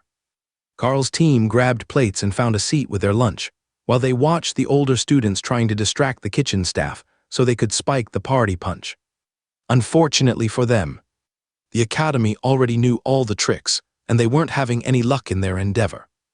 Happy birthday, Commander. Good work on the line this morning. I don't think that I've seen an above-rank kill go that smoothly in a long time. One of the clerics congratulated Carl as he walked by to maintain order. Thank you, brother. We've got some very talented warriors here, and the more we work together, the better we can predict each other's actions. Carl agreed. Not that he had worked with that group before, but their actions were fairly predictable because the warrior with him didn't use any skills that Carl hadn't seen before, either from other warriors or the Spellblades. He walked off, and one of the Berserker class students came over to say hello. Carl didn't recall his name, but he recognized him from the group training Earthquake with Thor. Commander Carl, good to see you again and happy birthday. I hear that you've got the inscription class going insane copying books again. Carl chuckled. Have they started trying to teach them to others yet? They will likely only work when you're raging and partially animal transformed. The Berserker sighed. I thought it might be something like that. Professor Tank tried to explain, but you know how he is, not big on words. That was not Carl's experience with the big Berserker at all. Tank actually liked to talk out his ideas from what Carl had seen. While the party punch was being zealously defended by the kitchen staff, the off-duty teachers had found a loophole. Someone, most likely a nature priest, had been passing them flasks of liquor all morning. The principal stepped up onto a small podium near the outdoor dining area, where most of the off-duty students were gathered to eat and laugh, releasing some stress after the morning attacks. Good afternoon, everyone. I already gave the speech to the morning crew, so I know this will be short. We realize that it is unconventional to have so many students out here on the main lines so early into their career, and we would like to thank you all for going above and beyond. The right flank had a massive victory today, eliminating 2 royal rank hill giants, while the left and center managed to hold against the main assault without a single permanent casualty. That is our goal here, 0 casualties. So I would like to remind you all, if you are injured, back away from the fight and let the healers get to you. I know you're all eager to prove that you're an asset to your team, but you will be a longer-term asset to them if you get prompt healing. We've got quite a few clerics here, as the church has recognized the vital significance of the next generation of elites. But to top off today's celebration, I would like to add one more fact for you. Today, we celebrated the advancement of our 9th student on the lines to reach commander rank. That is a new record for the Academy. Never before have we had 9 current students at the commander rank. It is my belief that this is a sign of the favor of the dragon gods, blessing our students with a more complete system after the serum administration. There are a number of other students who are getting close to advancement as well, and it is the official position of the Academy that we should have over a dozen active students at the commander rank before the end of the year. He paused and Carl smirked at Dana. Do you think he means you? Because I think that you can do it. Commander by the end of the year. Dana laughed. Well, if everyone else is doing it, I might as well. But we should likely have Tessa tested first, because I'm reasonably certain that she advanced today when she received the Red Dragon's blessing. High Priestess Tessa has a nice ring to it. I think that we should let her decide when to tell people, though. When she does announce it, there will be a whole series of events, and they will want her to go back to the capital cathedral for a while to do the High Priestess orientation and paperwork. We've still got lots of time in our contract. So it's better that we just let her pick on her own, Carl suggested. Dana smirked and looked across the table at where the bemused war cleric was sitting. Why don't we let Lotus advance first? Then they will be in such a panic that they won't even register the presence of a new High Priestess of the Red Dragon. You all saw them when Doug advanced, and that was amusing enough. I can only imagine what happens when Lotus becomes a High Priestess. They might just change the rules to not automatically give the title to commanders. She joked. Lotus sighed. You know, I can see them doing that. Some big speech about how the world is progressing and the prevalence of powerful elites is demeaning the title of High Priestess, so they'll move it up to royal rank until I advance again. Tessa laughed. I can see it now. Half the High Priests would be considered no longer qualified under the new rules, and would have to be grandfathered in just to keep you from being considered a High Priestess. Maybe we will have to tame your own monster so you can just stay as a feral priestess forever. Carl laughed. You know, at one point, Ray tried to claim Dana by pulling her into her space to bond her. Tessa might be on to something. If we find just the right partner, we might be able to get Lotus a permanent companion beast. Why did she try to claim Dana? Lotus asked, pouting that it wasn't her. Because Hawk had grabbed Remy's egg, and she thought it wasn't fair that she didn't get to pick someone. Carl replied, attempting to hide his laughter at the memory. I remember that day she vanished like 4 times trying to take me with her. Dana laughed while shaking her head in dismay. Ray almost certainly wanted her more as a trophy or accessory than a partner.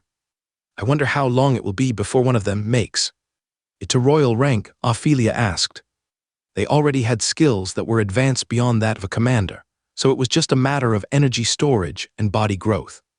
It shouldn't be long. I think by the end of the year, we should have at least 2 royal rank beasts. Then the burden on me will be to increase their living spaces enough to advance the others. Carl sighed. They had been ignoring the end of the principal's motivational speech and hadn't noticed when the teachers had stopped to listen to their conversation. So, you think that Commander Carl really can reach royal rank by the end of freshman year? One of the combat instructors asked. The ladies all nodded while Carl shrugged. Honestly, it's a bit of a toss-up when they will advance. But now that Ray has found royal rank targets to optimize herself against, I think that it shouldn't be long. The thought of a royal rank bloodbath spider was honestly terrifying for most of the people in the camp. Even most of the nature priests who still had a healthy respect for their own lives. There were just some things in life that you didn't want to mess with, and 200-kilo spiders were among of those things. The beasts were mostly happily resting in their spaces while everyone enjoyed their lunch, but Remy was still hanging out with Morgana, watching the world from the witch doctor's shoulder, with her tail wrapped around Morgana's neck for security. She had been around the advisor long enough now that Remy had decided that it was safe to take food from her, and Morgana was patrolling around the camp, free to pass Remy morsels of anything that caught her interest. Remy seems to have found her calling. The venomous snake really completes the creepy witch doctor look. One of the other students chuckled as the pair passed by. Morgana smiled at him. You have a large cut on your hand there. Would you like to have it healed? Remy is working on her direct injected healing splash skill. The boy frantically waved his bandaged hand. No, that's fine, thank you. It will be fine in a day or two. Remy tried her pleading look, but the warrior's mistrust ran too deep, and there was no way that he was letting the snake bite him as a training exercise for a supposed healing ability. Besides, who had ever heard of a snake that healed with a bite? Once the food was done, the bards began to play some lighter dance music, taking the weariness from the students who had just come from the line. Care to dance? Carl asked Dana with a wink. I'd rather sleep, but a dance still sounds good, she agreed, looking tired. Carl hadn't really been watching the back of the battle, but the mages would have been busy trying to keep the barriers up against the constant barrage of rocks and spears the hill giants used in place of artillery. The students were already filing out into the open area to dance as the bards played, and Lotus was dragging Ophelia by the hand, while Tessa gave a glare at a hopeful young man that Carl suspected had him frozen in terror. He would have to ask her to dance later to see if it was personal or if she just didn't dance. Carl and Dana danced and spun through the first song, as the energy seemed to slowly return to her from the refreshing magic of the bard's songs. The same was true all over the improvised dance floor, and even a few of the teachers had come out to join them. The afternoon classes were on hold, as everyone relaxed a little and forgot for a moment that they were still supposed to be in training and not fighting a border dispute with the hill giants. Dana bowed out of the dancing after one song, but she traded spots with Ophelia, while an unwilling Tessa was dragged into the action by Lotus. Nobody else knew the improvised dance steps that the nature priestess had made up during their time at the seminary academy, while neither Carl nor Ophelia actually knew how to dance. That didn't really matter, as nobody else did either, and knowing what you were doing was never an essential part of having fun. So they danced until they were tired, and then the instructors began to slowly pick students from the crowd to drag back to their afternoon studies. That greatly thinned the crowd and calmed down some of the party atmosphere, which was threatening to ruin the schedules of those who were off duty for the afternoon. The teachers didn't mind them unwinding, but if they got so into partying that they forgot to go to sleep on time, they would be tired and sluggish for their next shift on the line. These were still students and couldn't really be counted on to be responsible with their time management when unsupervised. That was why the teachers were here with them, instead of just deploying all the elites from the academy wherever they were needed. More soldiers were coming over from the artillery division further down the line, called to enjoy the celebration once they were off duty, and the party was going to run late into the evening. The boar had yielded far more than any of the teachers, well, the cooking staff had anticipated, but they couldn't keep it hot for multiple days without ruining the quality. It was a pleasant change for Carl, having such a high percentage of happy people around. The battle lines were always fairly grim, but the impromptu party had raised everyone's spirits in a way that he hadn't anticipated when he had first thought to try to get a fancy birthday barbecue. This turned out rather well, didn't it? He asked Lotus, his dance partner at the time, when the first of the artillery soldiers finished eating and joined the dance floor. It really did.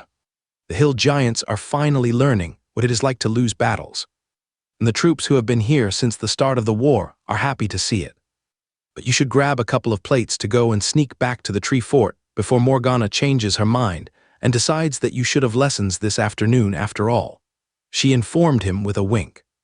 Carl headed off to the fort with the food and found Dana waiting there for him with a nest made from extra blankets in the empty extra room. It took you long enough, come lay down and have a rest, she greeted him, gesturing to the pile of blankets next to her. That was where the others found them late that night. Curled up in the blanket pile in the spare room, Dana wrapped in Carl's arms, with a magic theory text on one side of them and empty plates on the other. Should we wake them up so they can sleep in a proper bed? Tessa whispered as she saw the two curled up on the blankets. Lotus shrugged, or we could make a puppy pile and just all sleep in one spot. Thor thought that was the winning idea, but Ray hadn't made the floor of the fort to support a full-grown lightning sarrow, as his weight would break the trees that it was attached to. Let the lovebirds sleep. I'm sure they won't get up to too much trouble. They usually share a hammock anyhow. Ophelia reminded them, referring to the frost giant border where everyone shared for warmth. Lotus nodded, true, and I stocked his toiletries bag with safety precautions anyhow. Let's sleep. The witch doctor and Remy will be here first thing in the morning to wake Carl for classes." Tessa shook her head at the little nature cleric. Of course, she would have done something like giving Carl condoms before they left the cathedral. Of course, Tessa didn't know that Lotus had stocked Carl's bag long before this mission. But that didn't change the fact that the war cleric was fairly certain things between the beast master and the mage was still on the wholesome level, even while sharing a bed. Carl woke up early the next morning. Thanks to his early bedtime and yesterday's activities, burning off some excess energy. Dana was a warm ball in his arms, and the blankets on the smooth, slightly stretchy flooring of the fort were warm and comfortable, so he simply lay there a while, enjoying the downtime before he would inevitably be forced to get up and face the day. His shift on the line was in the afternoon today, so he had morning exercise and a class with Morgana, who he noted still had Remy with her. Or, at the very least, the spirit snake had not returned to her space last night. He could feel her approaching just as the sun came up. And then the spirit snake was back in her space and ready for a long nap. She had explored many places in the camp that she had never been to before yesterday, and she had met all sorts of people and tried over a dozen different snacks that Morgana had prepared for her. It was a good day, but she was still exhausted as she came home at the crack of dawn. Carl thought about asking her what she had been up to all night, but Remy was already asleep on her altar, curled up in a protective ball around her lucky statue, with her head on the voodoo doll that Morgana had gifted her. Carl carefully got out of bed, flipping the extra blankets over Dana so she didn't get cold, and then equipped his armor as he sensed someone approaching the fort on the ground. "It's just the Morgana," Ray informed him. "Thanks, I'll go see her." Carl climbed down the ladder to find Morgana waiting patiently on the ground. "All right, let's get going. I'm glad that Remy understood my message," she began. Wait, Remy likely understood, but she forgot and went to sleep as soon as she was home in her space. "I have no idea what you've got planned this morning," Carl informed his advisor. "The extra fun stuff that everyone avoids like the plague. The command group wants you, Tank and the other pair, to fill out a report on the battle yesterday morning. It's standard procedure for larger attacks, and nobody else could form a fully coherent report on what happened except you four," she explained. "And we're doing this at the break of dawn, why?" Carl asked. "So that it is done and sent off before the command group starts to whine about being kept in the dark. They wanted it yesterday, but everyone was either drunk or missing, and you were having some quality time, so I didn't want to interrupt you," Morgana replied with a sly smile. They walked toward the camp, passing by the empty training grounds and the mess hall, where breakfast was still being prepared. "The report shouldn't take long to fill out, and then you can get back to your usual morning activities. The academy says that 3 days a week of classes a week are enough while we're on the line. They think that the extra classes will burn out the students when they are needed for combat, so the actual academy training will have to wait." She sighed as they reached one of the lesson tents. Carl chuckled. "That has to be hard on the teachers. Or are you going to split up the students between classes so you still have duties every day? I mean, you can fill space on the lines since you're all commanders, but it's probably better to keep you in reserve." Morgana shook her head. "That's about what it's going to come to. They're worried that now that we've proven we can kill royal rank hill giants, they will start sending them all the time, and that will leave us short on commanders to deal with the actual attack. So we're too good at our jobs, and they're worried that being too good at our jobs will get us a promotion in target priority. I suppose that is valid. There must have been other royal rank kills along the line, though," Carl noted. "Of course, but I seem to recall someone making a spectacle of themselves yesterday." Carl shrugged. "As I said before, Ray is an artist. You understand that isn't going to fly in an official report, right? You can't just tell them that you let your pet monster go all Vlad the Impaler on the battlefield in the name of art." Carl considered that for a moment. "No, actually I think that I can and I will. If I inform them that it was a psychological warfare tactic designed to intimidate the hill giants and reduce their combat effectiveness, they might even believe that it was a good idea. I mean, it did work. We scored an overwhelming victory against the hill giant attack force, and when the forms are all filled out, that is the only part that is really going to matter to them." Morgana sighed, then began to smile. "Fine, do it your way. I want to see what happens when they read that report," so did Carl. In fact, he would pay good money to be in the room when that bunch of aging politicians read the report and found out that he was stringing up hill giants to terrorize their companions. The giants had been known to do the same thing, leaving human heads in trees or severed limbs and other signs that trespassers were not welcome. It was generally accepted as a barbaric practice, but nobody would say that the hill giants might misunderstand the meaning. They sat at an empty table, and Carl began to work on his report, while mostly ignoring the strange looks that he was getting from the other students in the room. They all looked like mages, but none of them was speaking as they worked. So Carl wrote his report in silence and didn't disturb them. Morgana was right, it didn't take long, and when Carl was satisfied that it was an accurate reflection of what actually happened in the battle, he passed it to her to read. "All right, that is fine, that as well. You actually write incident reports quite well. Did you do a lot of these in the mines?" she asked. "Yeah, I often got nominated to fill out everyone on the day shift's reports because I was good at using the words that the shift manager wanted to see, and I didn't know him, so I wasn't tempted to tell him off in the report." Carl agreed. "So, your coworkers just turned in made-up safety reports?" Morgana asked, appalled. "Should we have just told them that the shaft went in the wrong direction, or a hammer was dropped and broke a worker's foot because half the shift was staggering drunk? That wouldn't end well. So, yeah, we made up something nice and came up with a solution that didn't actually involve changing anything." "I learned how from my dad," Carl replied. From behind them, there was a deep chuckle, and Carl turned to see two elderly generals standing at the door of the tent. "Now, I'm even more interested to see what is in that report, commanders. I am General Stonewall, and this is General Jackson, of the War Department's Central Operations Group." The older man introduced himself before tucking his cover into a pocket. "To what do we owe the honor, generals?" Carl asked. General Stonewall shook his hand with a firm grip and then nodded to Morgana. "We are actually on a regularly scheduled line inspection. We just have good timing, it seems, as your segment is all that anyone can talk about today." Carl nodded. "2 royal rank kills in one battle with 0 permanent casualties, from what I heard. The soldiers who faced the main assault have a good reason to be proud of themselves." General Stonewall nodded in agreement and looked at the report on the table. "And where were you during this incident?" "I went with the strike team to deal with the royal rank threat. Myself, a berserker, and 2 warriors all at the commander rank.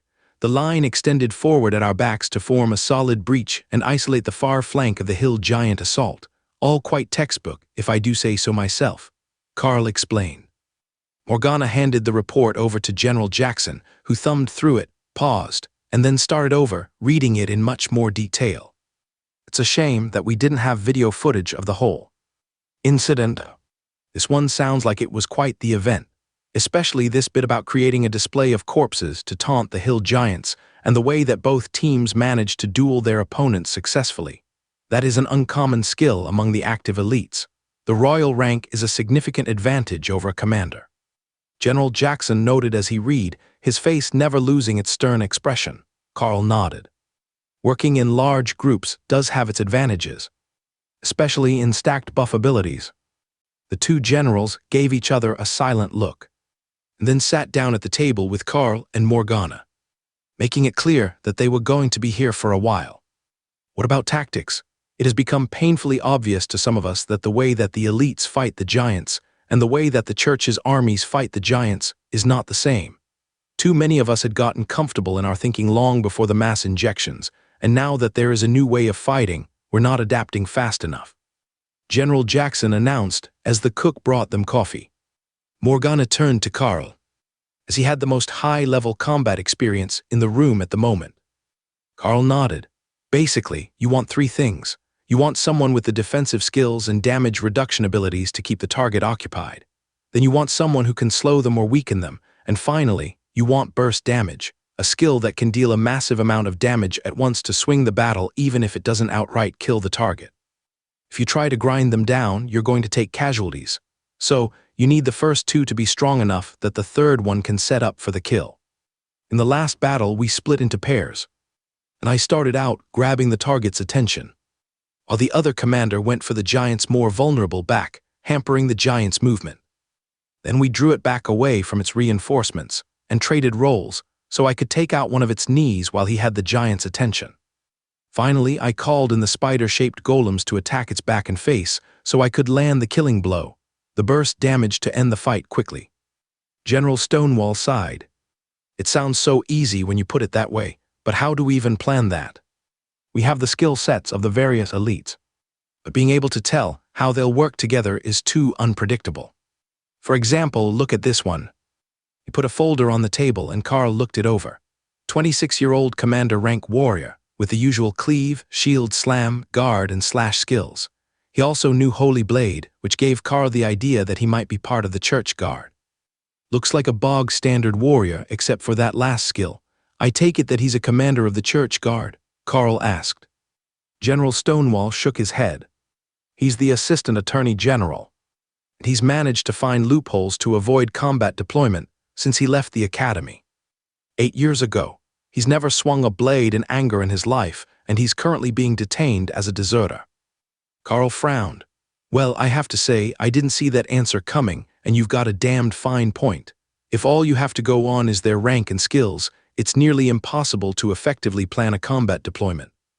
For example, Morgana and I are both commanders, but when we go into combat, we would want very different people with us, and a list of skills isn't going to tell us who that is. There's too much that goes into building a solid team to build it from a list of dossiers in an office somewhere in the capital. Both generals nodded.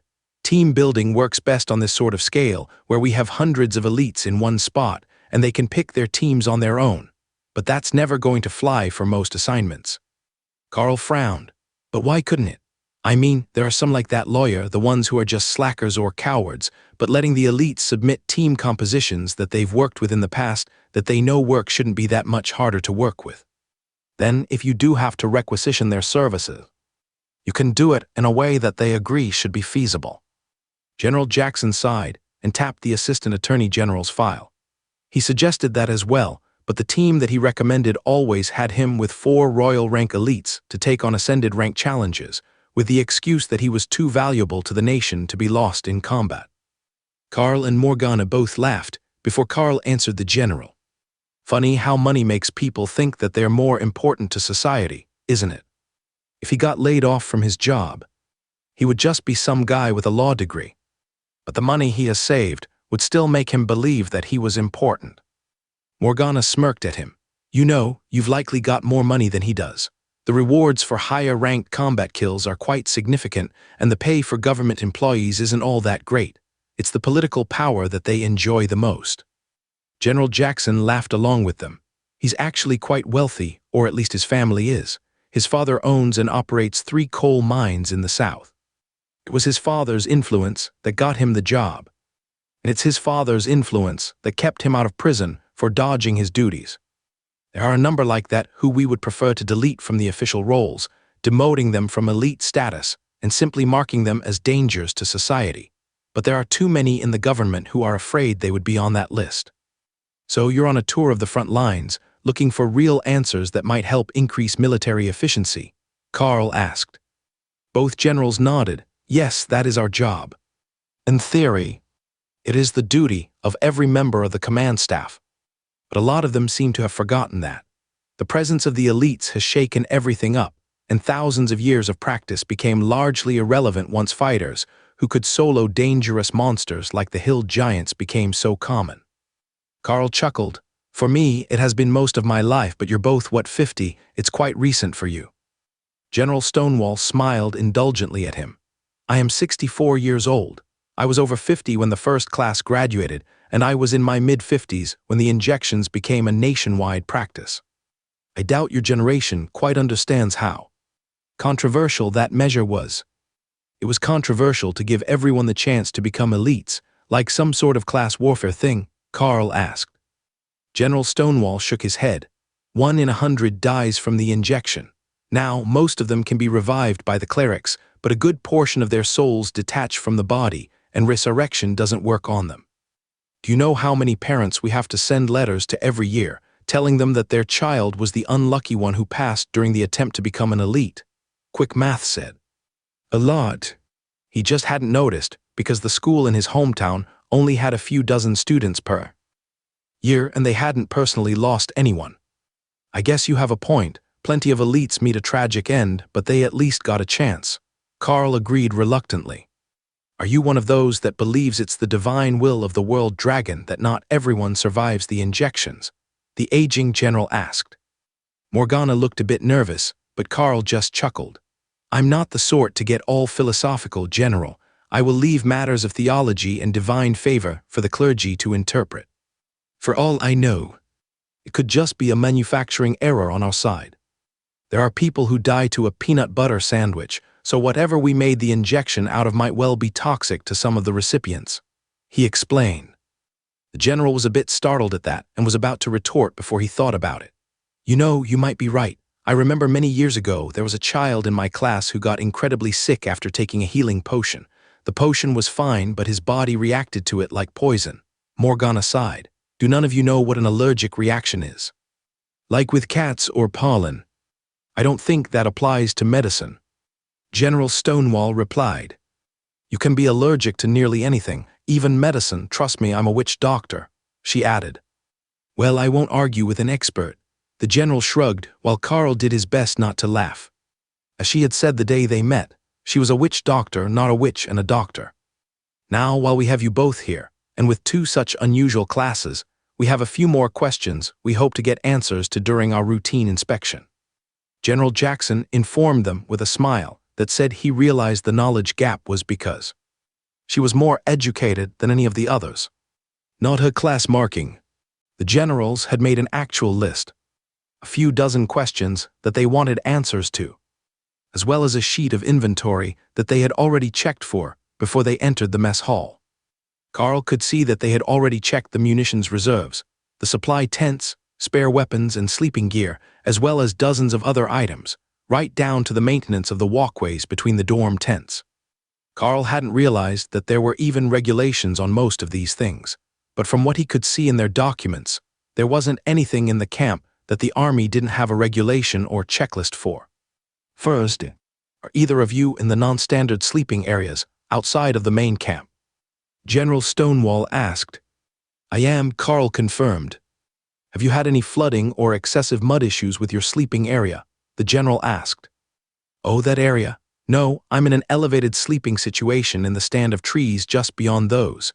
If you look out the door and pay close attention, you can see the walls of my sleeping unit about 5 meters off the ground. Carl explained. You sleep in the trees. Is that an innate fondness of your class? I have heard that many elites have particular tendencies due to their advancements. Carl shook his head. Yes, it's because of my class, but not a mental quirk. One of my bonded beasts is a bloodbath spider, and she excels in creating large-scale webs, including silk sheets that can be used to create sleeping quarters. That is where my group is staying now. It is better to be together when an alarm is sounded at night, so we don't have to look for stragglers. The webs are commander rank monster silk, and they serve as a primary defensive device as well, so there is no loss of safety in our arrangement. I take it that this has been approved by prior regional supervisors, the general asked. Regional supervisors, battalion commanders, and even high clergy, Carl agreed. That's good enough for me. Now, as a commander rank elite, what are both of your opinions on the effectiveness of the continued artillery presence on the border? Carl shrugged. It's loud, but it helps keep the hill giants far enough off that we have time to form up when an attack starts. Without that constant harassment, they would definitely form up closer to our lines. Morgana nodded. Here, their primary purpose is deterrent, as the direct blasts are less likely to cause significant casualties against these targets than they are against awakened rank or common monsters. I know that isn't the answer that most of the military wants to hear, but with regular munitions, you can't really expect them to do much to a commander-rank giant. So your consensus is that it would be better to keep them active on the line than to remove them and redeploy them against softer targets? General Stonewall asked. They both shrugged. Where they are needed most is above our pay grade, but we can say with some certainty that they are not useless here. General Stonewall chuckled. Excellent answer. All right, next is about supplies. Are there any particular shortages that you have noticed? Morgana looked at the buffet that the cooks were setting up. Well, I wouldn't call it a shortage, but if it's possible to get at least some raw ingredients here to make fresh food, it would be appreciated by the troops. Too much canned, shelf-stable everything is hard on morale. Even the bread is canned, and that can be made from shelf-stable ingredients here in the camp. We had a barbecue the other day, and you would think that the soldiers had never seen food before. She informed the generals. The general laughed. That's the story of soldiers everywhere.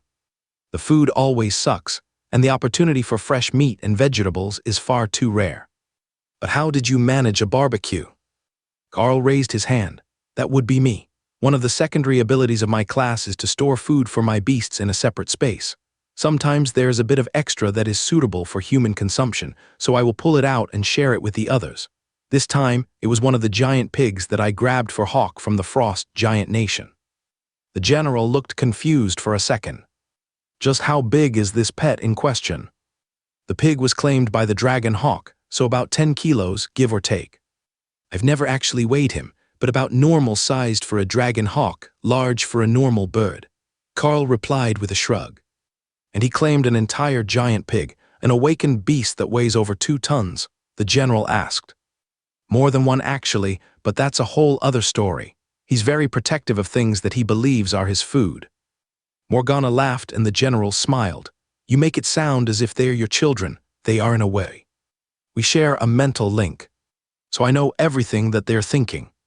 They seem to be smarter than other magical beasts of their type. They don't have any problems understanding humans, and they can form more creative answers than half of the people I meet, though the answers can be a bit predictable. Carl explained. Predictable? Carl nodded. Hawk will be hungry, and he hates all things cold or water magic. Ray has a very tortured artist dark vibe going on, and Thor just wants to meet new people, while Remy is somewhat selective, with a bias towards people who are more attuned to the elements. The generals both looked down at their notes. I don't have anything about this Remy before you arrived. Here, are they very newly bonded? Carl shook his head.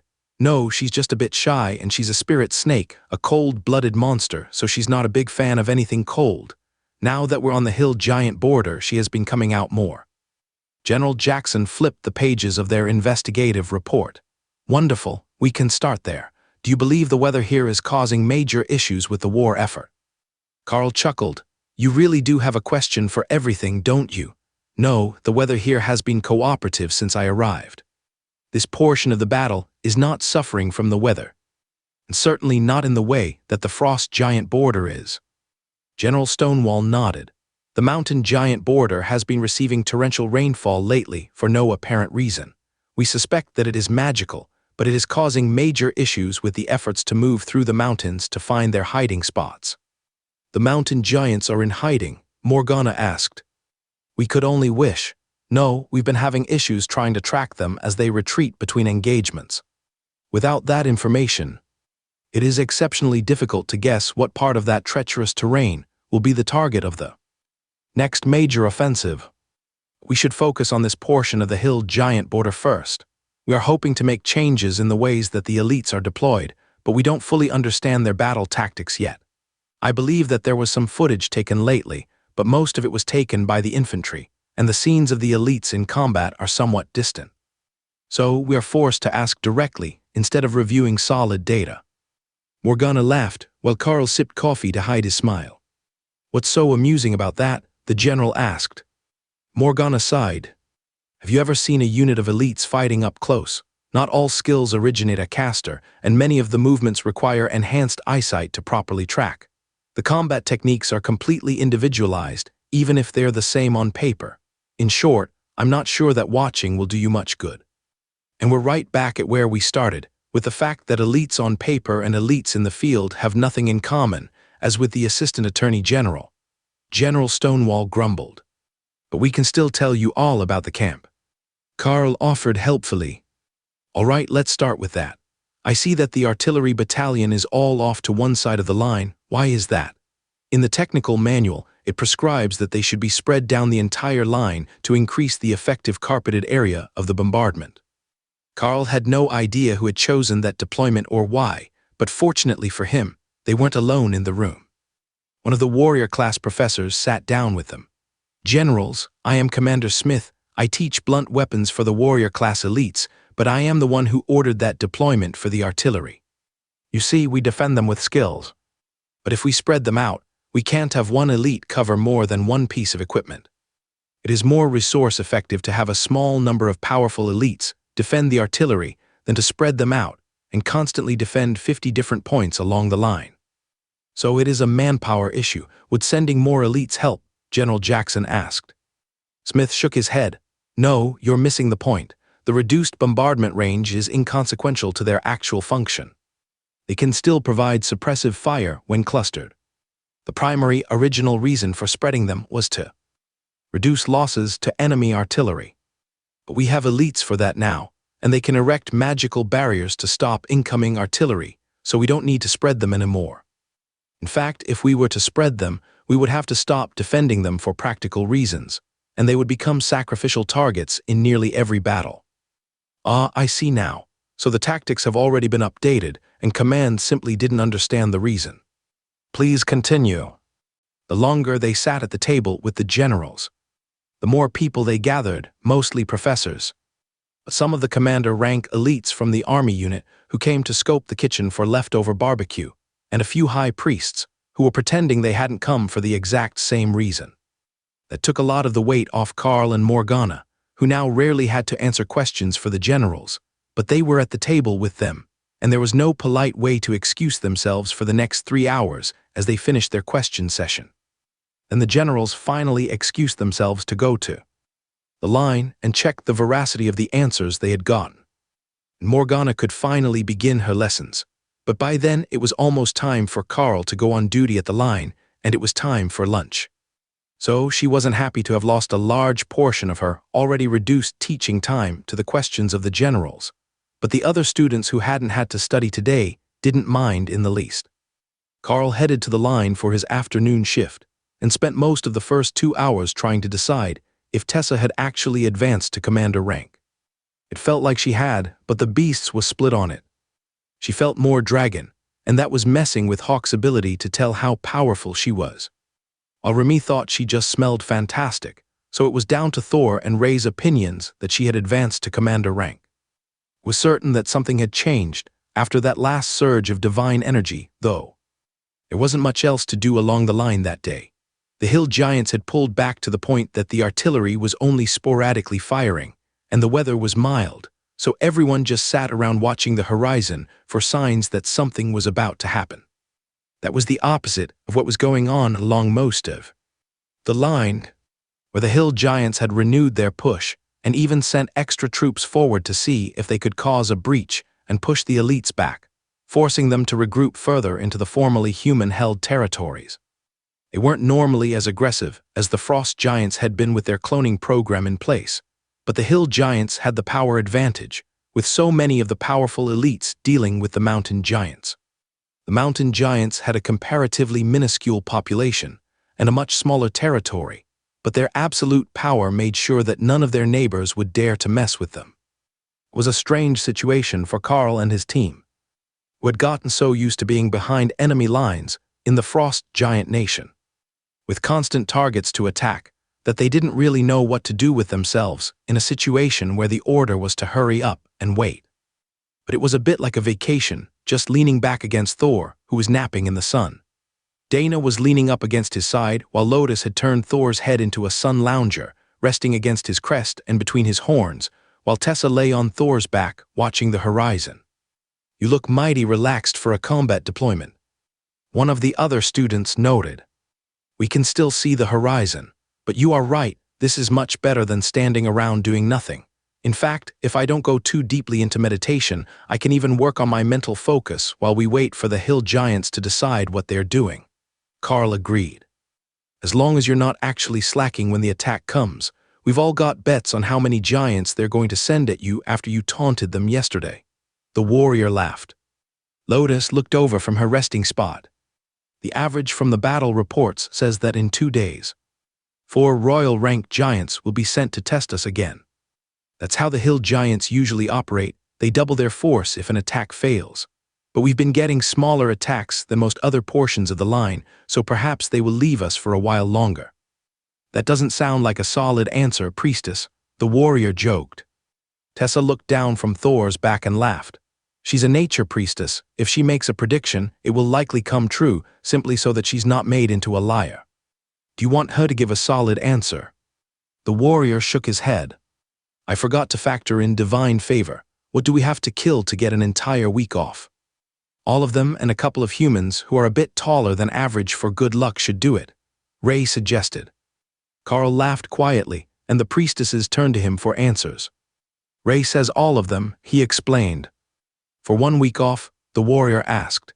Yeah, I think that she's underestimated the efficiency of the clergy. They'll have us filling out reports in no more than 3 days if we actually manage it. No way will we get an entire week off. Carl replied. Lotus glared down at him. You know, you still owe us for getting stuck with all the paperwork at the cathedral while your arm was healing. That was not my fault. They could have gotten me to write it in the hospital, as my pen arm was still working. Tessa laughed. Did you forget that you had a venomous snake in your sling? Half the staff were afraid to come into your room in case Remy bit them. Dana smiled as Remy slithered out of her space to see who was talking about her. She could tell what was going on around them just fine. From inside, but with her own eyes out here in the sunshine, was better somehow. She climbed up Carl and across Thor's rough scales to wrap around his horn, where Lotus could pet her head. Hawk was slowly soaring above them, and Ray was happier in the darkness of her space than out in the direct sunlight, so that was how they remained until dinner, when the shift changed again and the first night shift took over from them. Dana sighed as Carl helped her to her feet. You know, that was actually more productive than expected. I got a lot of meditation done. Carl nodded. Yeah, it has been a good day for energy building. We don't get enough time to properly meditate and build mental strength these days, and that's most of what is holding back the beast's progression. Just a bit more and we can get little Miss Remy up to commander rank and balance the team. She's the newest member, so she's had the most work to do to catch up to the others. But she's got good potential. I think she can catch all the way up. Remy nodded happily from her spot around Thor's horn before sliding down to vanish into Lotus robes and appear again from a hip pocket. Remy, what are you doing? Carl asked out loud. It's warm here, and I didn't want to get all dirty going over to you. You know, you could have stayed on Thor's horn. He's going to nap in his pool soon. He always does after a shift. It wasn't like Lotus minded. She hadn't noticed that there was a hole in her pocket, but it was a pleasant surprise now that she realized it let Remy escape her robes and find a spot to hang out. But the spirit snake didn't stay there long. She had forgotten one vital fact. Lotus was very short. From her waist, Remy couldn't see anything but everyone else's legs. So, she moved back up the robe to drape herself over Lotus' shoulders, with her head on top of the nature priestess. Better, still not as good of a view as Morgana, but nature priestesses are kind of warm in a different way than witch doctors. Carl wasn't sure what that meant. They were both the same temperature, so it had to be something to do with their magic. Well, I'm glad you found a good spot. Carl teased the fickle snake. She didn't enjoy riding on Carl, as the view was the same as being in her space, which was pointless in her mind. She could already find out what he was seeing. So it was much better to see what other people were looking at. The next day was an off day from the line, and an off day from classes as well, which left everyone a bit confused as to what they should be doing. Both Tessa and Lotus were assigned to Carl's team and not to the healer's corps like the other clerics were, so they didn't have duties, and that was a new feeling for them all. It was a bit like being back in the hospital, sitting around and waiting for something to happen, with nothing actually happening to keep you entertained. Very dull for someone used to being constantly active. Instead, they all spent most of the morning in meditation, while Carl worked to push the energy level in the focuses back to peak, so he could spread another layer over the spaces. The progress was going much more smoothly than it had the first few times that he had done this, and the extra practice was likely going to save him days per cycle once he had it fully mastered. Every little bit was an improvement on his growth speed, and Carl was feeling optimistic that this time might be the one that was going to yield actual results for him. He managed to finish the layer just after lunch and stabilize the new focuses before dinner. The first sign that things were going right was Remy's change of habits. She made herself a cleansing scrub out of coarse sand and bits of the crystalline plants from her space, then soaked in a bath of monster blood, which was normal for Ray, but out of character for the cleanliness-obsessed snake. The blood softened her outer skin, and a few minutes of rolling around in the cleansing scrub had it all peeled off, and her new skin nice and shiny. Then she began to expand, the same way that Hawk had when he ate all the magical resources as a juvenile. Remy had been living on that level of resources so far, as everything that the others had collected was a valuable resource in its own right. But until now, there had been no large changes, and she had just slowly progressed from a tiny snake to a small snake. Energy was surging around Remy, and Carl noticed a sudden imbalance in the space as the other beasts began to push more energy into her portion of the mental construct, flooding the excited spirit snake and allowing her body to continue to grow as she eyed a morsel that she had been saving. Someone had given her the heart of the royal rank Frost, giant, and while the organ resembled a blue crystal, it seemed to be flexible enough that Remy could squish it into a tube with her coils so that she could eat it whole. It would have been easier to cut it into chunks for her, but it seemed important to her that it was intact, and her body began to swell as the lump moved down her throat and began to rapidly deflate, being digested in a matter of minutes. Remy still looked like Remy, but her power level was certainly at the commander rank now, and she had grown so much that Carl wasn't certain anyone else would recognize her immediately. She certainly wasn't going to fit in Lotus' pocket anymore, and Carl wasn't certain the dainty nature cleric would even be able to carry her anymore.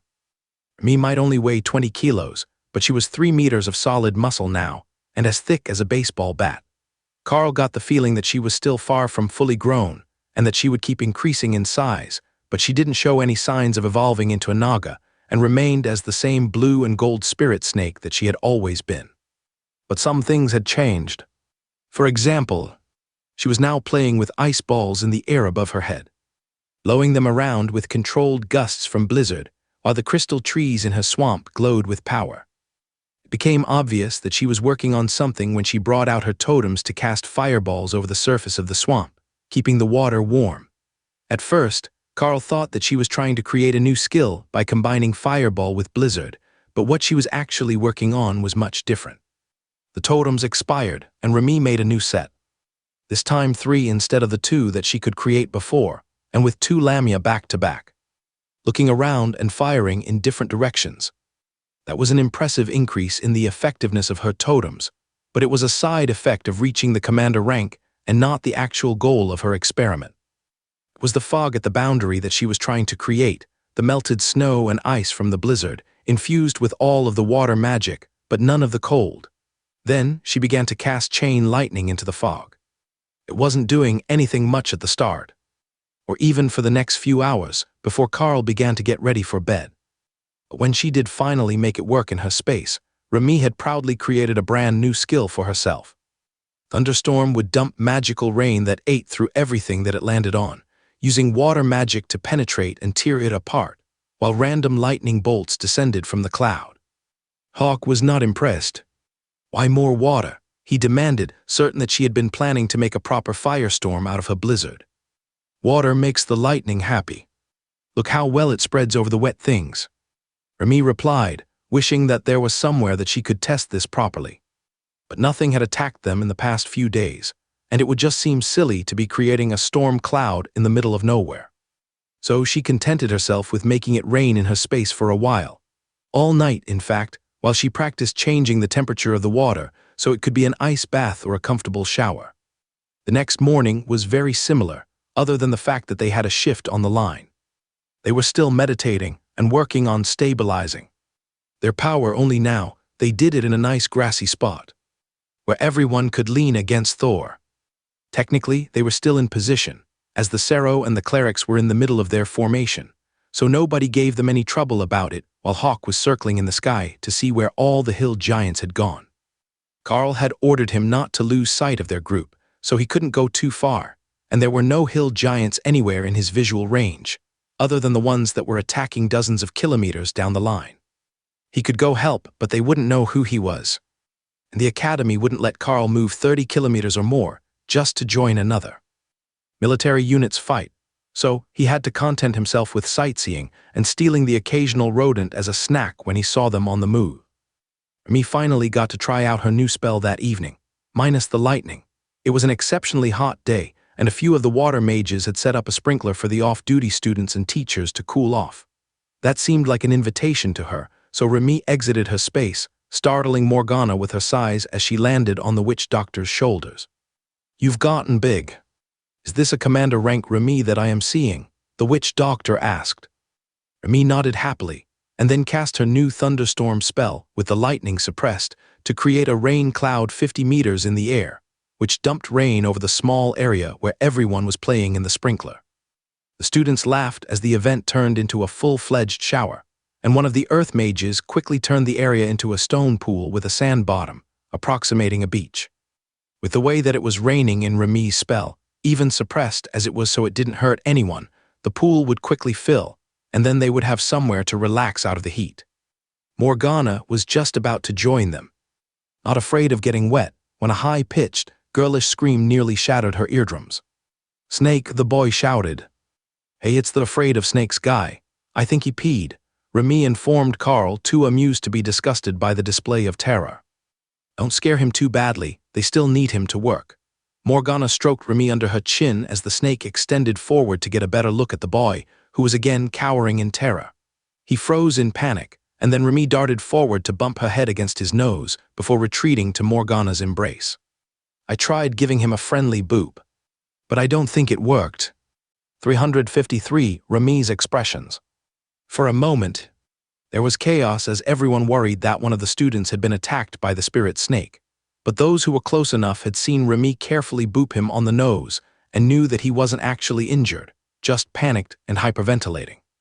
False alarm, everyone, the snake just headbutted him and made him panic. One of the students called out as the elites began to run over to see what the danger was. One of the other teachers stared at Remy for a moment as the snake stared back at her. "Is that Remy? I recall that she was much smaller than that. Or is she under the effects of a skill?" the mage finally asked. "She advanced to commander rank and wanted me to show her around for the afternoon, apparently. At least, that's the impression that I got when she appeared on my shoulders," Morgana explained. "I know that you're Carl's advisor, but you don't have to carry his pets around for him," one of the teachers joked. Remy circled Morgana so she could see who was talking more clearly, and the teacher laughed. "It's like she's judging me for questioning her choices. I can see why she doesn't want to travel in the dirt, but still, isn't she getting a bit large to be carried around on your shoulders?" he asked. The student beside him laughed. "That look is definitely offended. I think she took that as you calling her fat." The students laughed as they realized that was really what Remy was going for, and that the snake had no idea how much more she weighed now than she did when she was a third that length. "Well, we should thank her for the rain, at the very least. It's been so hot here that I'm beginning to wonder what's wrong with the weather," one of the students added. That was a good point, Remy thought. She knew that it was supposed to be close to winter now, or perhaps in the middle of the winter. She didn't actually know how long seasons lasted. Plus, they were in the hills, and the weather should be cooler here than it was in most places. It was much better than the frost giant nation, but they weren't that far from their borders, so it shouldn't be this warm, she thought. The problem was that she had no way to express that without going through Carl. She was beginning to enjoy learning new spells, but learning to communicate with random humans still seemed like a lot of work for very little result. There should be a Morgana-specific way, she thought. She only really wanted to talk to people in the group. Pretty much ever, and only wanted to talk to Morgana right now. So why did she have to learn a whole written language?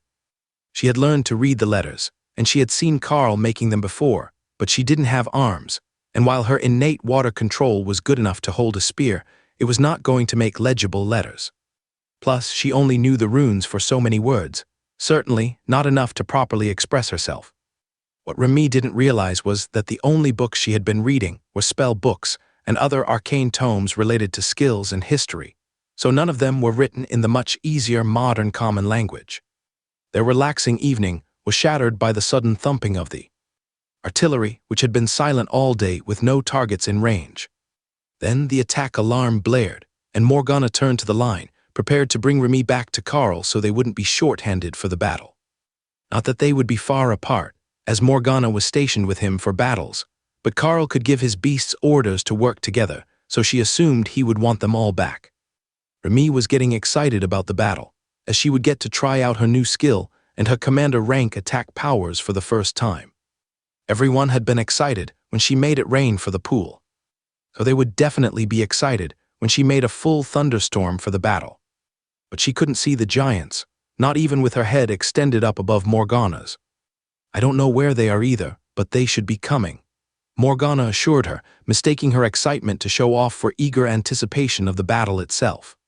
Morgana also had no way to know that the wave of disappointment that followed was because Hawk had reported that the hill giants weren't coming to this end of the line, but moving past them to attack the artillery and the group beyond the students.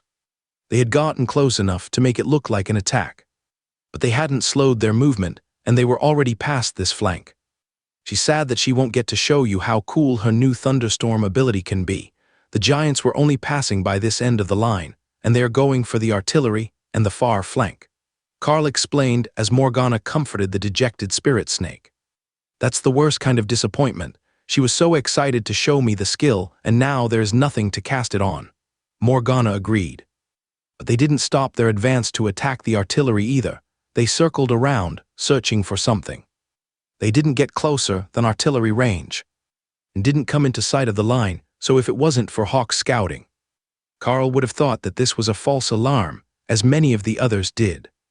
It didn't take long before the other students remembered that Carl had a scout in the sky, who should be watching the action while dodging artillery shells. How long until they arrive? One of the warriors asked. That's a fine question. They passed across the line, as if they were coming for an attack, then they doubled back looking for something. I have no idea what they are up to now, Carl explained. Do you think that they can sense something that we can't? The warrior on Carl's left asked. Most likely, but normally my beasts would sense it as well, and they haven't noticed anything out of the usual in the area. If there was some hidden treasure, we should have picked up some trace of it by now. Treasure? Hawk asked as he soared above the giants. He didn't sense any treasure though. He was pretty good at it, but there wasn't anything to find. The hill giants didn't even leave their dead behind, so there were no loot-filled corpses either. The hill giants appeared to making a crude grid pattern. As they moved back and forth across the territory, at the edge of the artillery bombardment. They were definitely searching, but neither Carl nor Hawk could determine for what, and nobody else had any clue, even after he tried to explain. Then the guns fell silent as the hill giants retreated out of range. Hawk scout a little longer and see if there was anything hiding underground while they were here.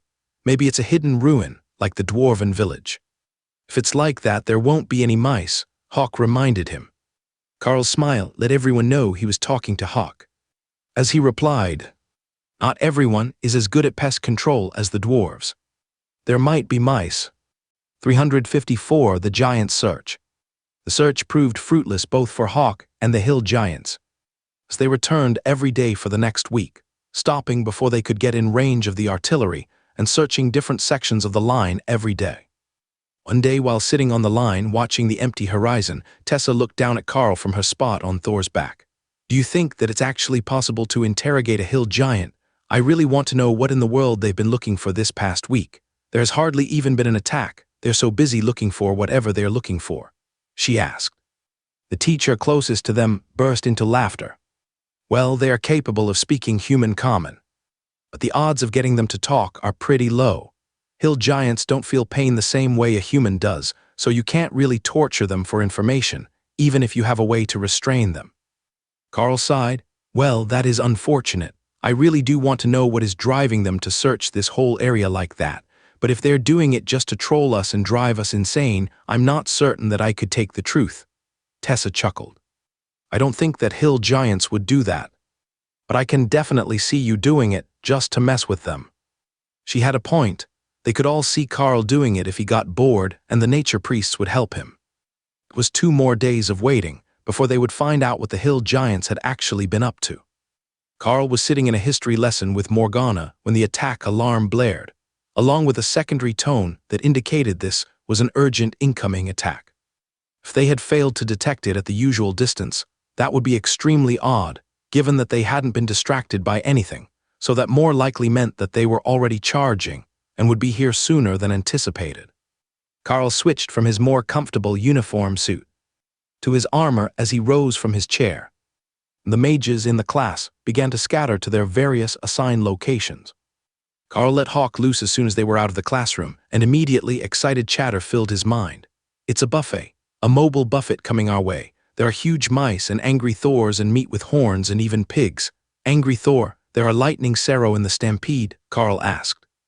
No, scaly, but on two legs and angry, they keep attacking things that get near them. When Carl arrived at his spot on the flank, the true terror of the advance became clear.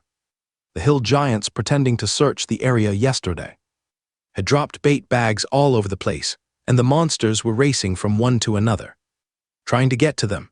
But once they were close enough, they would smell the humans, and that would be the final bait bag of the lure that had caused the monsters to stampede.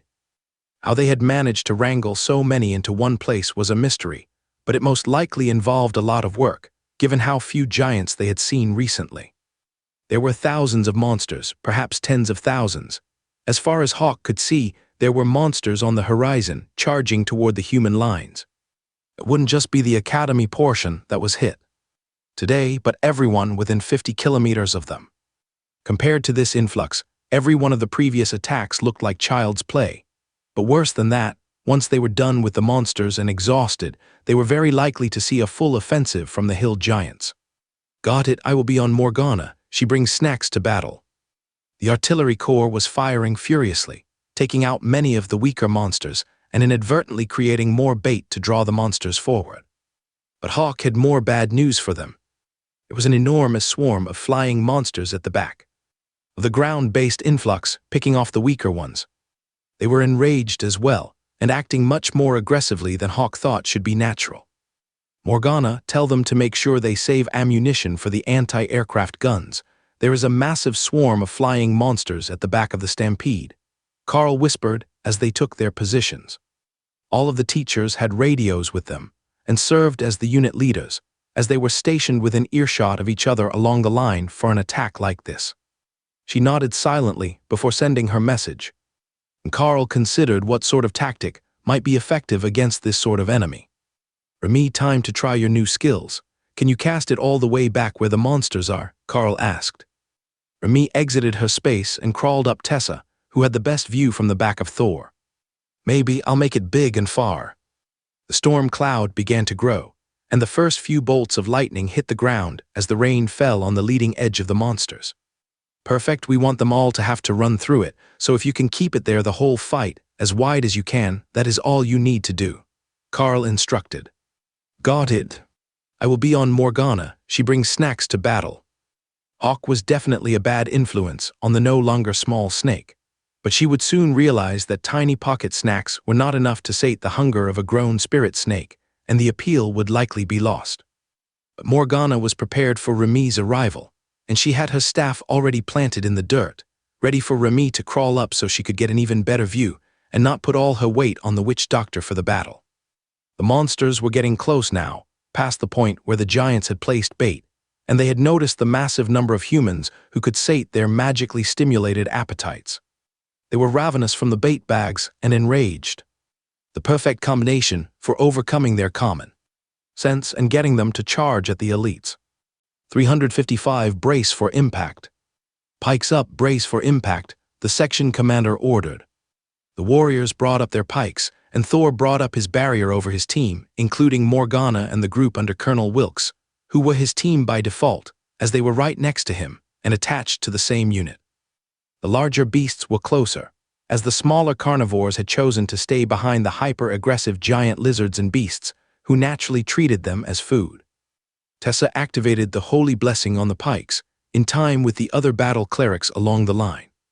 The metal heads glowed with golden light, prepared to cut through the thick hides of the attackers, but the monsters didn't care.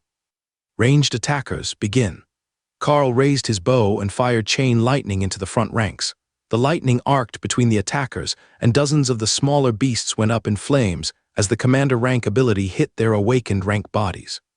The hill giants didn't care what they sent this way, they just herded everything, so there were many strong beasts, but also a horde of weaker ones that would slowly wear down the more powerful defenders once they reached the human lines. The first wave of attackers fell easily to the combined attacks of the defenders. Most of the weaker beasts were already severely injured from Remy's thunderstorm. The damage from the rain wasn't extreme, but it was a commander rank skill, and against awakened rank monsters, even half a minute of exposure was enough to nearly cripple them. Then they had to pass through the area attacks of the other mages, many of whom had the same idea that Remy did, and spread their attacks over the largest possible area so that they injured everything before it made it to the line. The air in the distance crackled with lightning. Fire swirled along the ground, and razor-sharp gusts of compressed winds tore through fur and scales. Thor bugled his challenge to the closest of the giant lizards, who raised his head to chomp down on the Cerro's back. But that was where Tessa was sitting, and as Thor charged forward, she brought up her spear and stabbed upward through the roof of the beast's mouth to impale its brain and send holy light bursting out of its skull. The enormous predator fell, and Thor crushed the ribs of another with his armored tail, while Tessa lashed out with her spear, and the pike line pushed the other attackers away from them. Carl continued to fire, switching to flaming body for more effect on the commander-rank beasts, who were starting to pile up against the spears, running over the bodies of the fallen first ranks. The mages put up solid barriers, halting the advance of the monsters for a split second before the warriors charged through again. The goal was to keep moving forward so that the bodies didn't stack up and give the monsters the chance to jump the defenders. Retreating would do the same thing, but that would eventually lead them back to camp, so it wasn't really an option in a battle this large. Carl remained a few steps behind the pike wall as they moved forward, pushing the beasts back so that he could continue to fire arrows toward the thicker clusters of strong beasts. Unlike the hill giants, most of these beasts didn't have any defensive magic, so the ongoing attack spells were devastating to them, especially in their enraged and starved state, where they were stopping inside the attack zone to feast on the bodies of the fallen. But Carl knew this fortunate state wouldn't last forever. The mages were burning a lot of mana to keep the area spells up, and once they started to get tired, things would become much more difficult. Remy left her place with Morgana when the witch doctor didn't understand that the refreshing spells were moving forward with the offense team. It didn't take the mages long to understand that the warriors had gotten priority for the stamina spells from the clerics, as they were the ones in immediate danger if someone faltered due to exhaustion. That led to the whole line pushing forward, holding their positions, while Remy slithered along at Carl's side, doing nothing but keeping her thunderstorm active. Only when the monster density began to increase again did she start creating her totems on top of Morgana's staff. They were now designed to look like two lamia back to back, instead of just one, and the firing rate had doubled, while the totems themselves were lasting closer to 2 minutes than their original 90 seconds. The poison was slower acting, but the fireballs had an immediate effect on everything that they hit, and their flank of the line was holding strong, even as the others were calling up reinforcements from the army. They weren't elites, but there were more than enough clerics here to give them blessings and send them into combat to reinforce the students, the same as they would do on any other battlefield. The academy had been trying to avoid it, but the pure weight of numbers was dragging down some sections of the line that didn't have as much area attack ability. The strongest monsters are falling. Front line, hold position and let them come to us, the section commander ordered, giving the students a bit of a chance to catch their breath between fights.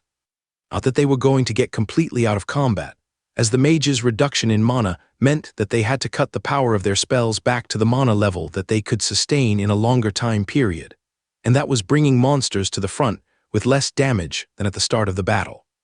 The pikes were beginning to falter, and the warriors in the front were being forced to change to shorter-ranged weapons, while the second rank used their pikes to keep the largest of the monsters from crushing them as they fought.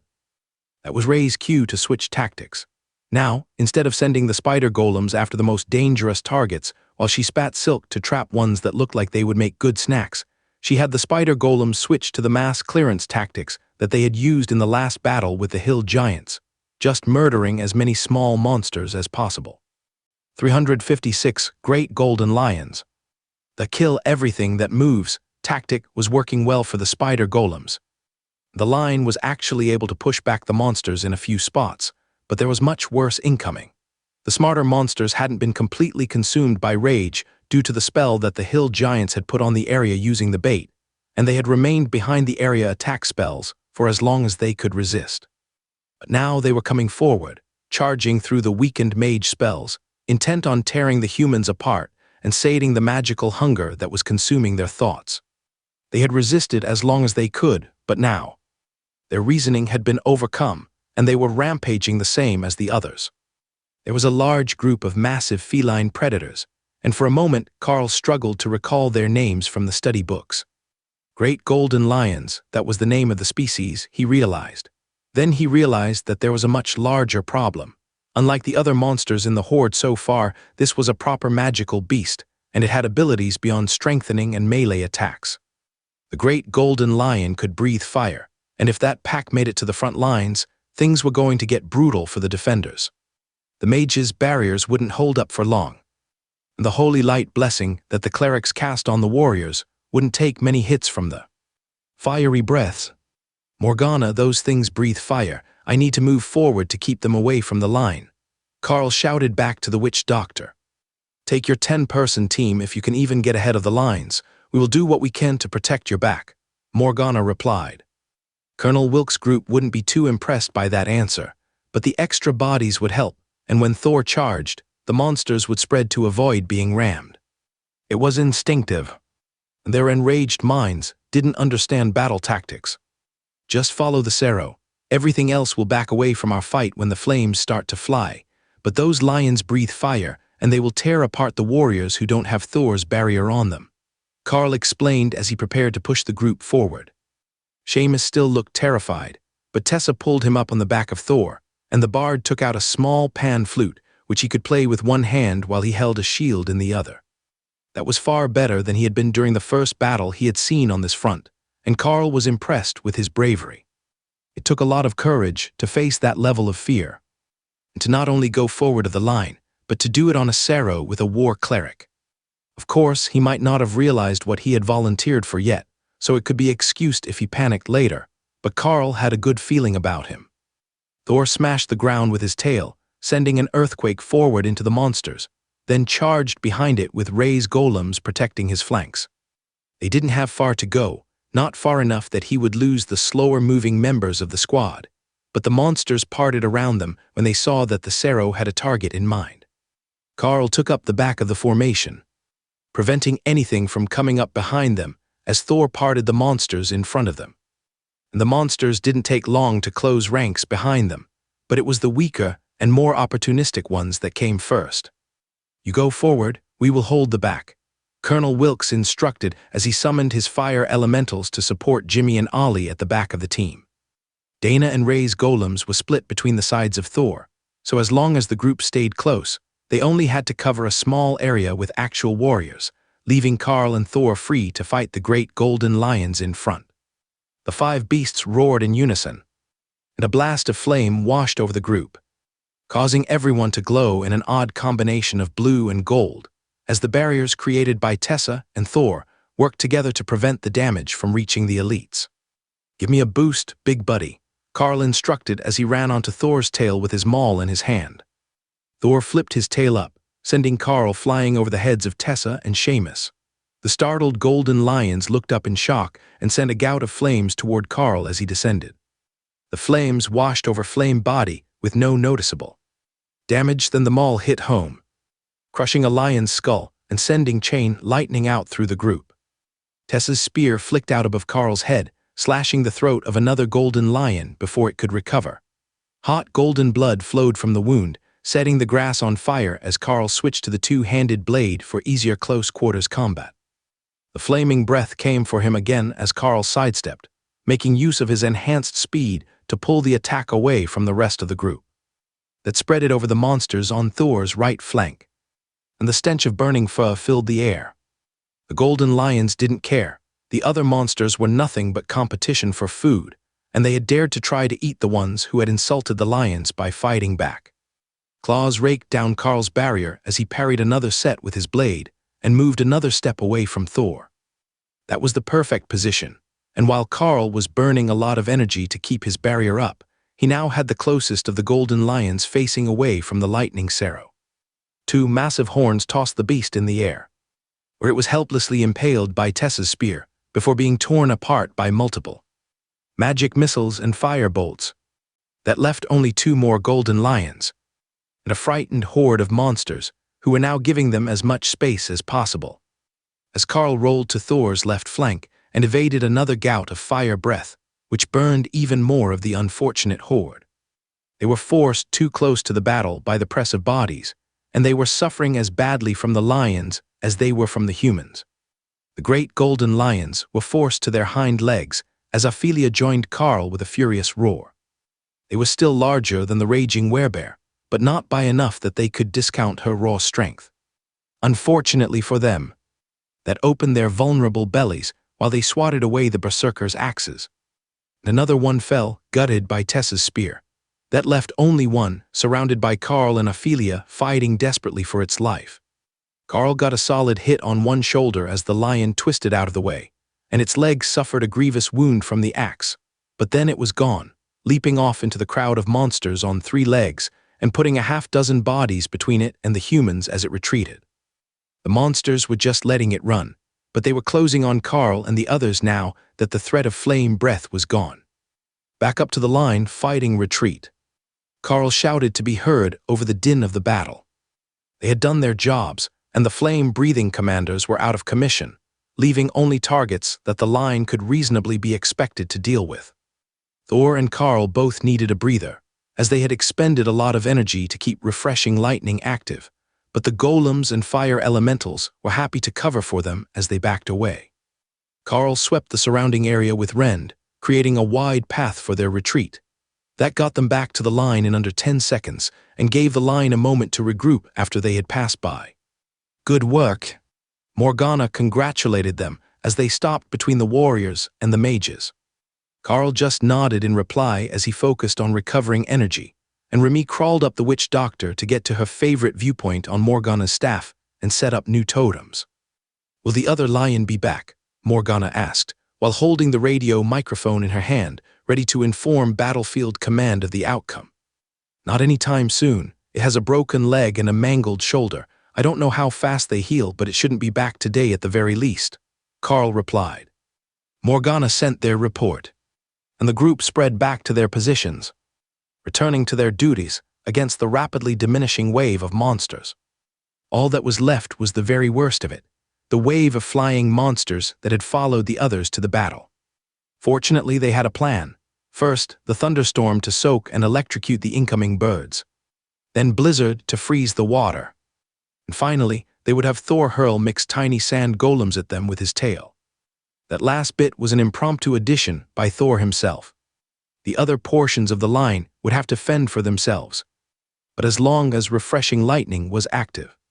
Remy was sure she could keep the area spells active long enough to make a difference. The thunderstorm would be spread over the largest possible area, as it needed time to reach maximum effect, and then the blizzard would be a narrow final line. There were a few other area spells in their section, including Colonel Wilk's Flamestorm spell, but its casting range wasn't nearly as far as Remy's.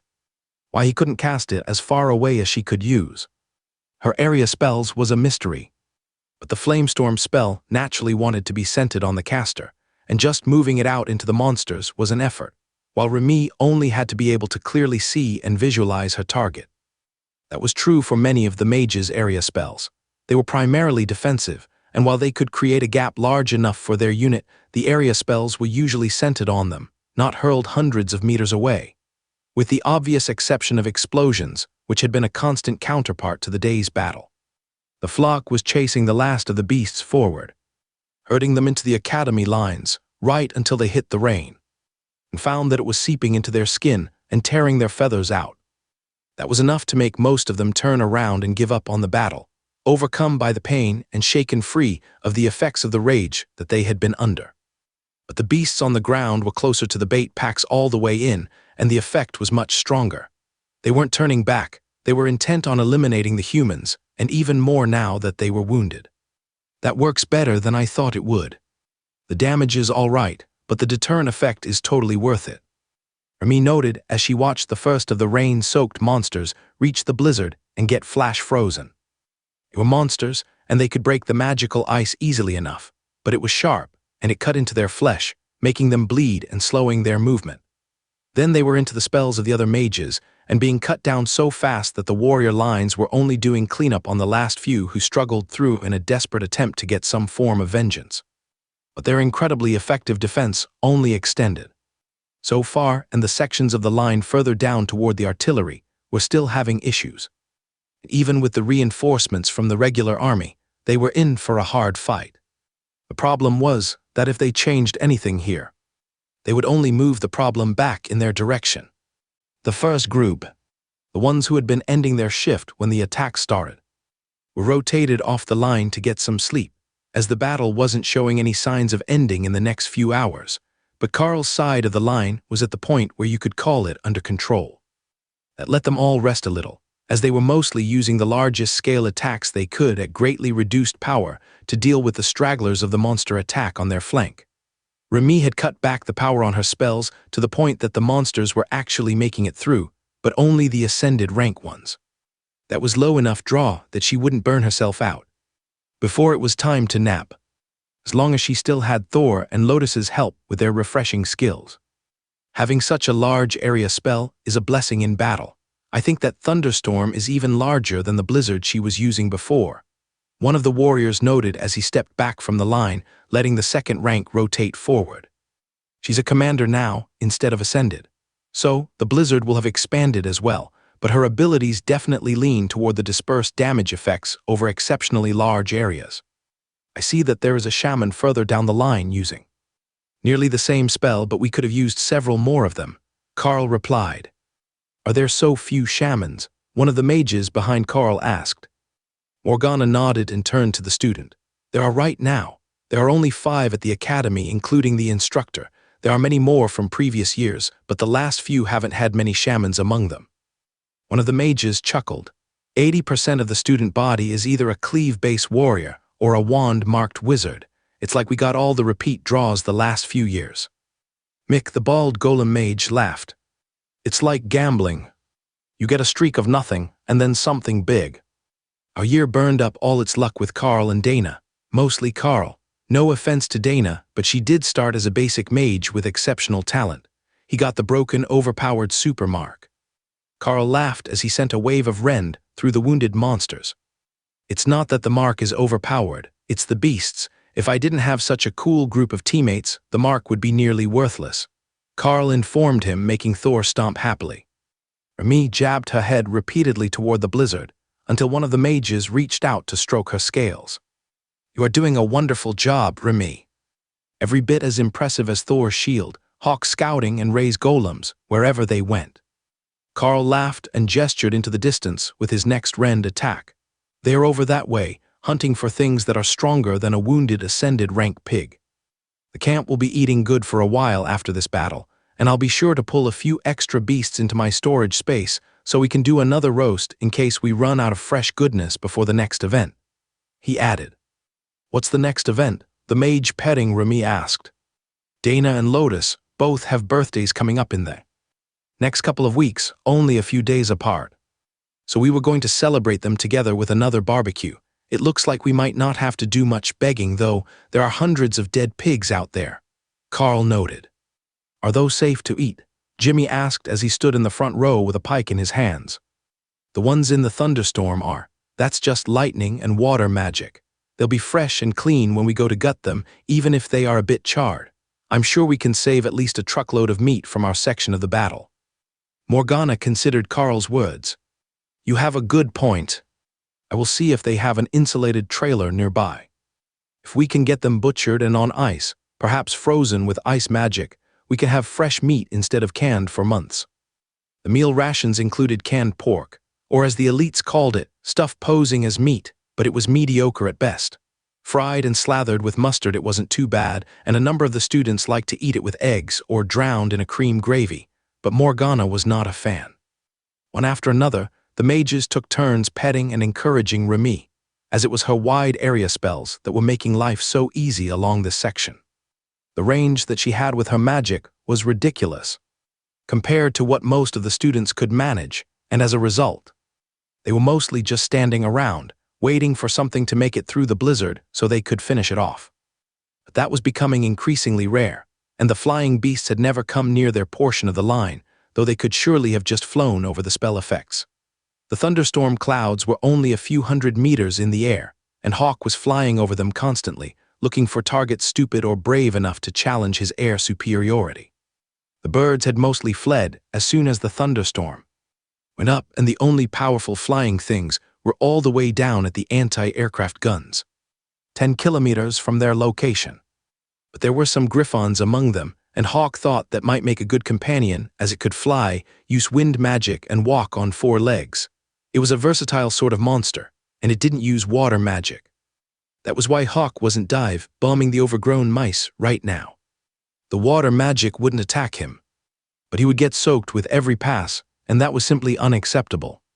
They were about to rotate a second group off the line when the signal was given that the monsters had been defeated, and a temporary stand-down order was in place.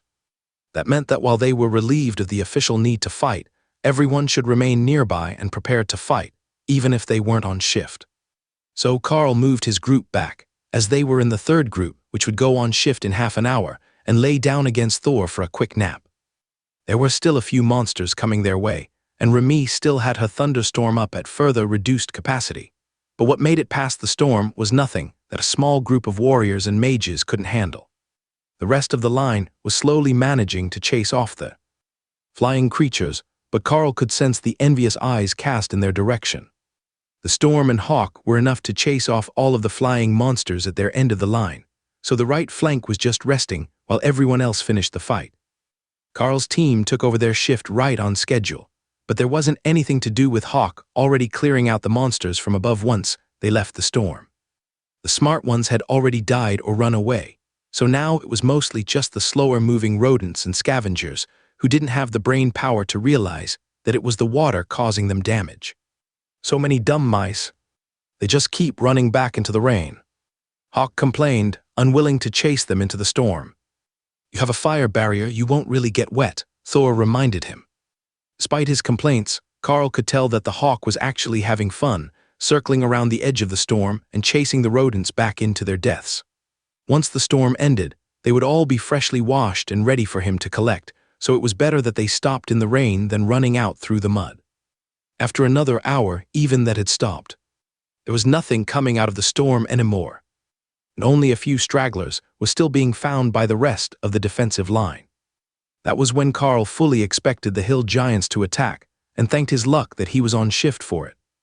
Remy dropped the storm so that Hawk could clean up the beasts that he wanted, and the academy started to send teams forward to gather beasts to be butchered for the kitchens. Do they have a trailer for the meat? Carl asked Morgana as he watched the recovery teams work. They will in an hour, it's on its way here now, well, more than one. They're assigning teams everywhere that got hit with beasts today to gather meat to help reduce the load on the supply convoys. The less that they have to send to us, the better. We have also taken low casualties lately, so the clerics have been going all out with the rice and beans, which cuts down on the requirement for shelf-stable rations even further. I know it's a bit dull for most of the elites, but it's free and plentiful, so the supply staff loves it. Carl chuckled at Morgana's description. It's actually better than a lot of the things that they serve in the cafeteria. I've grown quite fond of the rice and beans base for dinners with the nature priest, grown fruits and vegetables, plus monster meat. We eat better in the field than we do in camp. Morgana sighed. Well, hopefully this conflict will be sorted sooner than expected.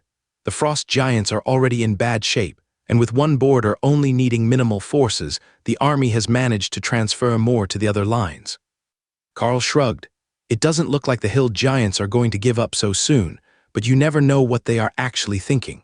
It could all be over tomorrow, but it could run until one side completely collapses.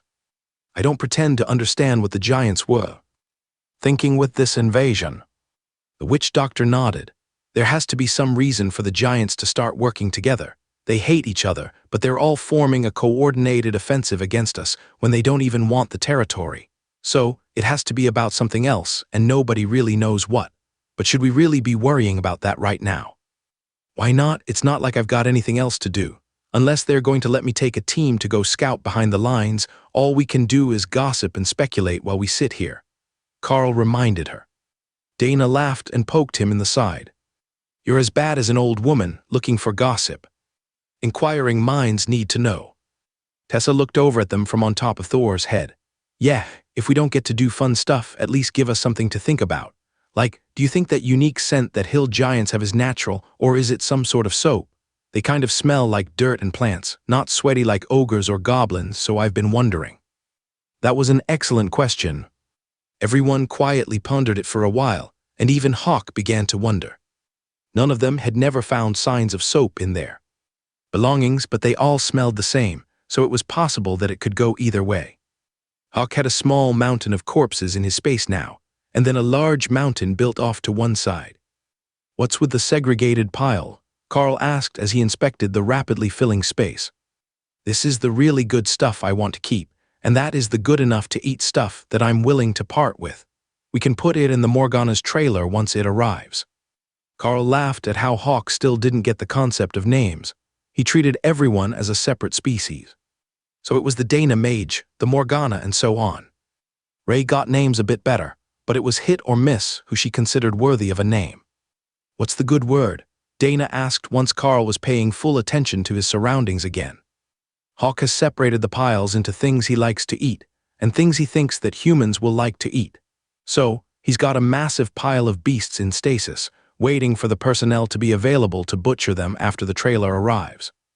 But looking at it, we might need more trailers. There's a mountain of beasts in there, and that's just the good-tasting ones, Carl explained. Dana laughed. That sounds like Hawk. Let me guess, there are no pigs in the pile for the humans. Carl looked at the pile and found a few of them that had been scorched and damaged in the mountain of donations. I wouldn't say that there are none, but none of the ones that died cleanly are in that pile. He's got years' worth of food in the other pile though, so once we start running low, I will have him start sorting it out. He's not going to need most of that once he makes it to royal rank, so he will be able to part with the vast majority, Carl explained. Morgana gave Carl a curious look. Sometimes I wonder just what all you have hidden in those spaces. You've pulled out all sorts of natural resources so far, and some truly rare ones as well. So what all can go in those spaces? Carl shrugged. Anything the beasts see as a resource. So food, shiny objects, broken magical weapons but not intact ones. However, they can take gems, plants, and those sorts of things.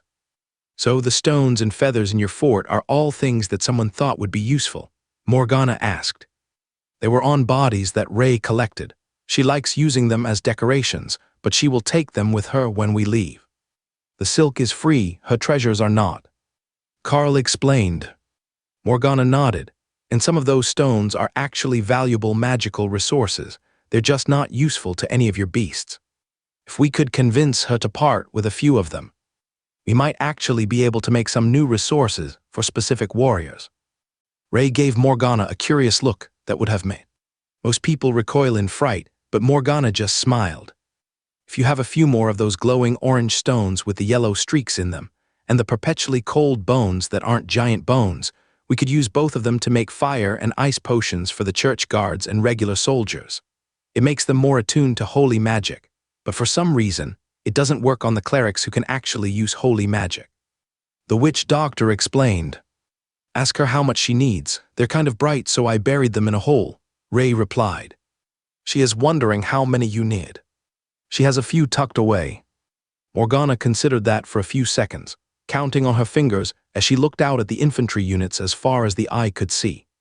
To cover all of the soldiers here for the next 3 months, before the potion wears off, we would need at least 20 of the stones and a kilo of ice element monster bones that aren't frost giants, she decided. Ray pulled the cover off her pit full of glowing rocks and began to sort out the ones that Morgana wanted. They were incredibly common in frost giant jewelry, and every commander rank warrior usually had at least 10 of them woven into their accessories. So she had quite the pit full of them. But she still carefully counted 20 of them before weighing the bones. Carl wasn't certain how accurate her guess of the weight was, but when she was ready, she retreated from her space to rest by Thor and left Carl to pass the loot over. This should do it. This is what Ray found for you, Carl explained. She had moved a large wooden shield over the pit again and covered it with stones that didn't shine, so the glow didn't mess with the ambience of her space, which was nearly dark, with a few glowing blue stones strung up high to imitate stars in the sky. Morgana took the large pile of materials from Carl into a spare bag and happily patted Ray on her leg, being careful to touch only the side, not risk her fingers on the sharp edges. "Thank you, Ray. It will take me all night to make enough potions, but the whole army will benefit from this." That was all the thanks that Ray needed. Someone needed her shiny loot, and that meant that they all owed her a favor. The witch doctor ran off from the lines and sent another teacher over to fill her space, leaving the newly arrived staff member thoroughly confused. "There's a latrine right over there. Where is she going?" he asked as he took Morgana's spot next to Carl's group. "We got her some loot to make holy magic attunement potions for the army. It should last them for 90 days, so she's in a hurry to get it made and distributed," Carl explained. "You found the orange sunstones? That is excellent news.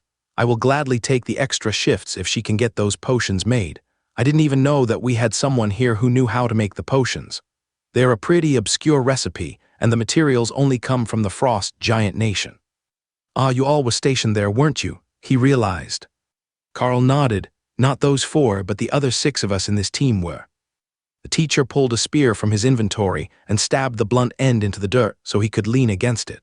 "Well, there are always advantages to having veterans on the line with the students. I know most of you are still students, but the difference in experience has been far too obvious since we got here. If I had to say, sending students out more would actually be better for their development. The gains that everyone has made since they got here have been incredible. It feels like we're about to have another commander in our ranks as well, possibly two." He was looking at Dana and Ophelia, who were both a bit nervous at his gaze. The status difference for commander rank would be huge, but they didn't think that they were there yet. They weren't close to Carl's power or even any of his beasts, except maybe Remy. But none of them had really considered the fact that Remy had advanced to commander already, and they were still at least equal to her in maximum power. Most of the issue was just that Thor and Ray were throwing off the perception of what a commander rank beast meant. Thor's refreshing lightning was such a versatile skill that it made him seem much more powerful than he was. And Ray had her royal rank golems, which just tore through everything that they touched. "They're coming," Hawk informed Carl after another half-hour of patiently waiting for something to happen. "We've got incoming. Hawk is in the air scouting. He says there are more threats coming. I will get more details in a second," Carl relayed. "About 5 big teams coming our way, then about the same for everyone else. Maybe 100 big teams," Hawk guessed. A big team was 10, so there were about 1,000 hill giants coming for them. "Hawk says we've got 100 coming to our section, and there are about 1,000 in total that he can see," Carl relayed.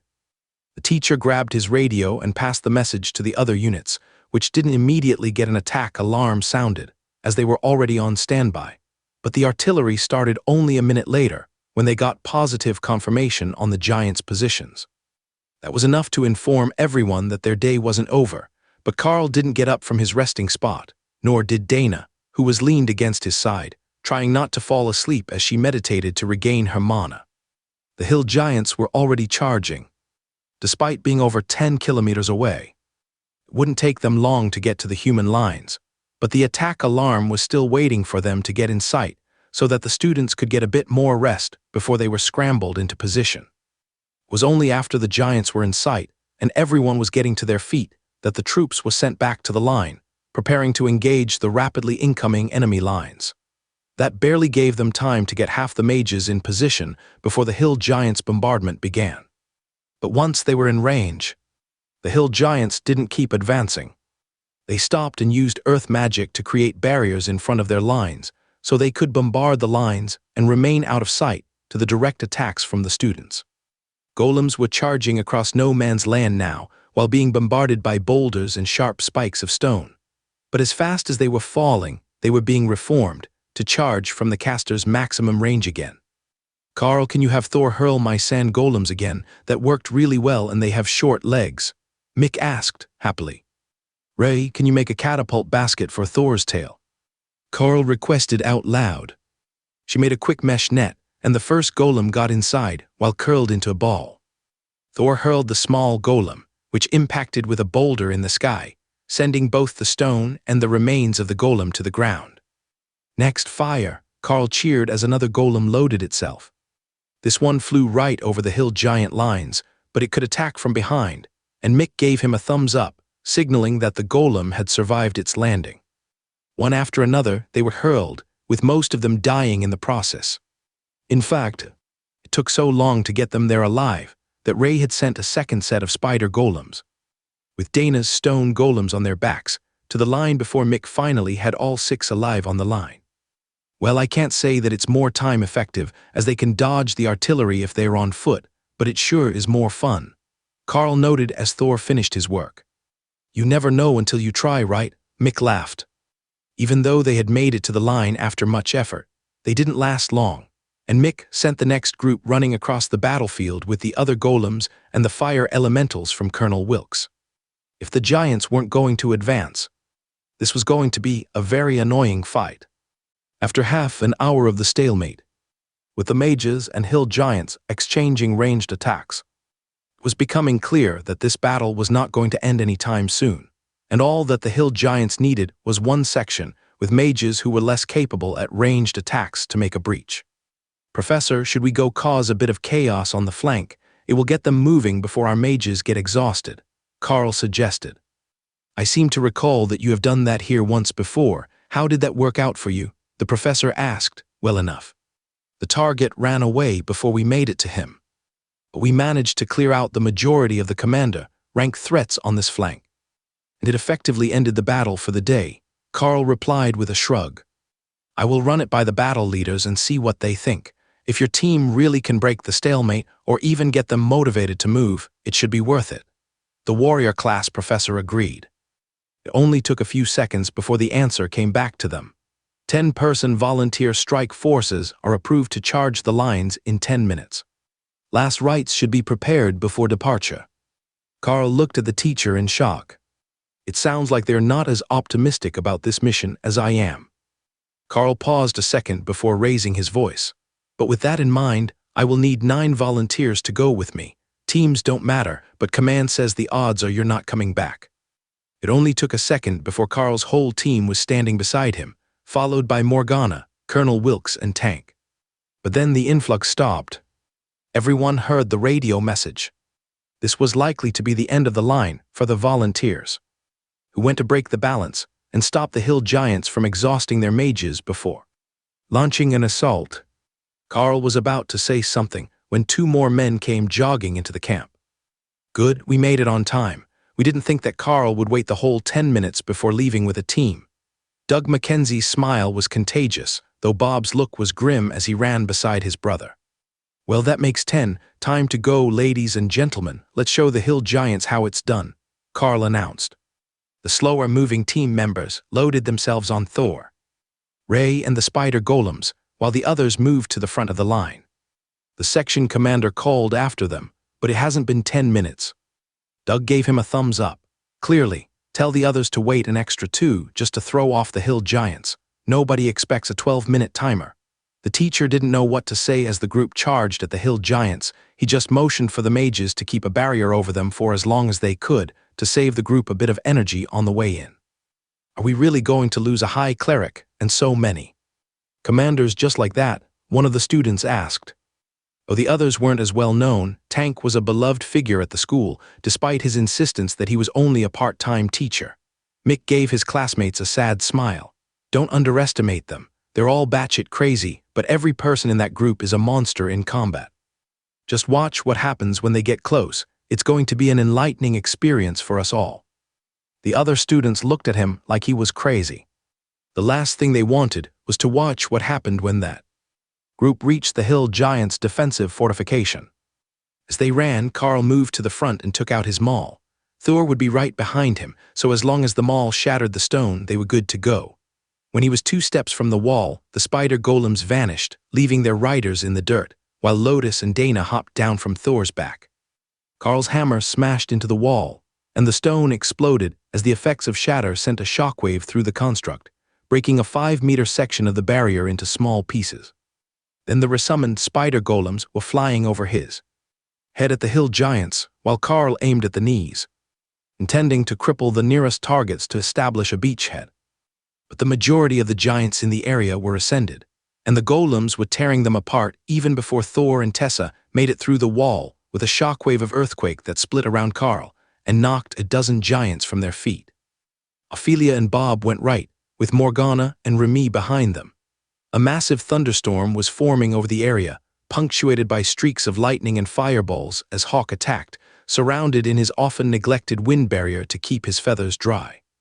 Remy was placing totems on the wall to attack the giants from above, and spitting chain lightning into the crowd as she slithered along beside the witch doctor, who was surrounded in a dark cloud of magic that sent beams into the hill giants which seemed to corrupt and rot their flesh.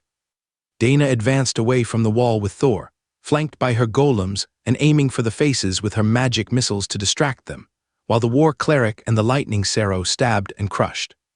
Stacked flaming body attack sent a commander-rank hill giant flying as Carl moved to the left, blocking the reinforcements while his team dealt with the right side of the line.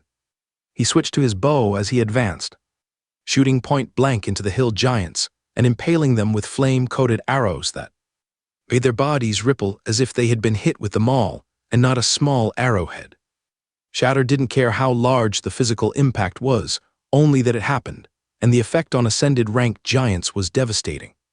Carl heard the whistle behind him that said they had cleared the last few giants at this end of the line, and he began to push faster, using the erratic movements of Ray and the spider golems to his advantage, taking out giants who turned away from him to defend themselves.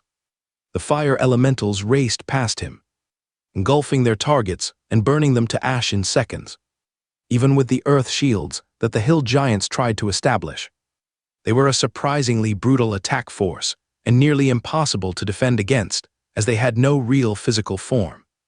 Ophelia and Tank were raging alongside Thor, who didn't seem to attract their ire the way that human teammates often did in battle, but Bob had come over to join Carl as they began the sweep.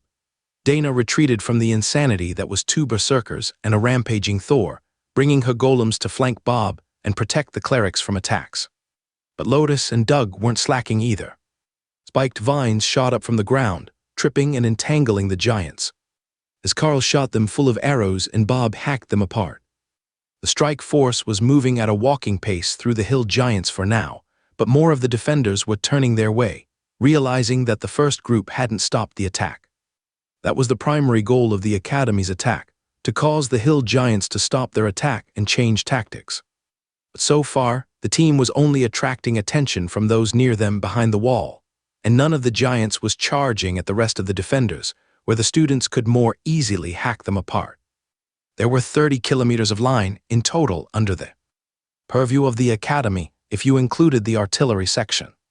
There was no way that Carl's team alone could shake up that much distance, but in a few more minutes, the other teams would charge as well, and that might be enough to get the giants moving. But in the immediate area, they had more than done their job. There was a huge breach in the wall, the end of the hill giant defense was obliterated, and the elites were rapidly making their way across the line. At this rate, they might actually make it to the next team's location before they even attacked. But Carl knew that was wishful thinking. There was no way that this force would be made up so heavily of ascended rank giants. Not when they routinely reached commander by the time they were in their prime. As Carl's team advanced, the hill giants retreated, creating a proper defensive formation behind their barrier wall. It wasn't going to matter for long, as the spider golems were headed for the side of the group furthest from the wall, with Thor between them and the warriors. The chances that something was going to get past that moving steamroller was slim to none, especially with earthquake and thorned vines pulling giants to the ground every second. The vines were spreading faster than Carl was walking, making it nearly impossible for the hill giants to move freely, and leaving them vulnerable to the attacks of the golems and Carl's arrows. The radio on Morgana's coat was silent as they fought, with the leadership not wanting to miss a call for support due to unnecessary chatter. The witch doctor was really coming into her element as she advanced, and after she had Remy fill a bottle with venom, her curse turned from simply being necrotic to being venomous, leaving the affected giants in convulsions or screaming in agony. Carl reminded himself not to get into any serious fights with that woman. Her magic was insidious, and if it made it past your barriers, even carried on the air, you were done for. Over and over, the hill giants brought up stone barriers to slow the humans, but they were just as quickly shattered to gravel by the golems, while Dana and Colonel Wilkes worked together to keep an umbrella barrier up over the group to deflect thrown stones. Even if the refreshing lightning barrier held, it would be a mess if someone was knocked to the ground and off their rhythm. Horn sounded in the distance, and Carl sensed the shift in the giants as they began to attack the advancing teams instead of focusing on moving toward his group. Doug's voice echoed through the group, amplified by his magic. "Push faster. Double time, and we will break the defense in front of the next group," he announced. His attunement to nature made it easier for him to tell where living things were, and nobody questioned his judgment as they focused on making progress and not just steadily pressuring the hill giants. "Attack the wall on your left, shatter it with the maul," Doug called half a minute later. Carl followed the instruction and found that there was a group 20 meters away running toward him. "Good to see you all. Take your positions," Carl called to the closest warrior. This team had no mages in it. Only one druid that was in owlbear form to run faster. Carl suspected that would be the case for many groups. The mages couldn't keep up with the pace, so they wouldn't have volunteered to come along and drag the group down. The owlbear surged in size as he approached Carl, and brutality was extended to encompass his group. Unfortunately, none of them were animal-type berserkers, so it was only the druid that was enhanced, but 9 more warriors, all close combat sorts with heavy armor and shields, made the progress even faster. "The groups are staggered. If we can make the next spot in 2 minutes, we will be able to pick them up as well," one of the warriors shouted as he moved past the golems to join the fight. "Got it, we will keep up the pace as much as we can," Bob called back as Carl was focused on his archery. They were just passing the new gap in the wall when Carl heard more shouting from the human side of the lines, and Hawk relayed him an update. "It looks like there are spellblades here. These ones are wearing red. I wonder if that means they are all Tessa," he asked. "I think it's just like the colors of our uniforms, not like the clerics," Carl replied as he kept up his attack speed.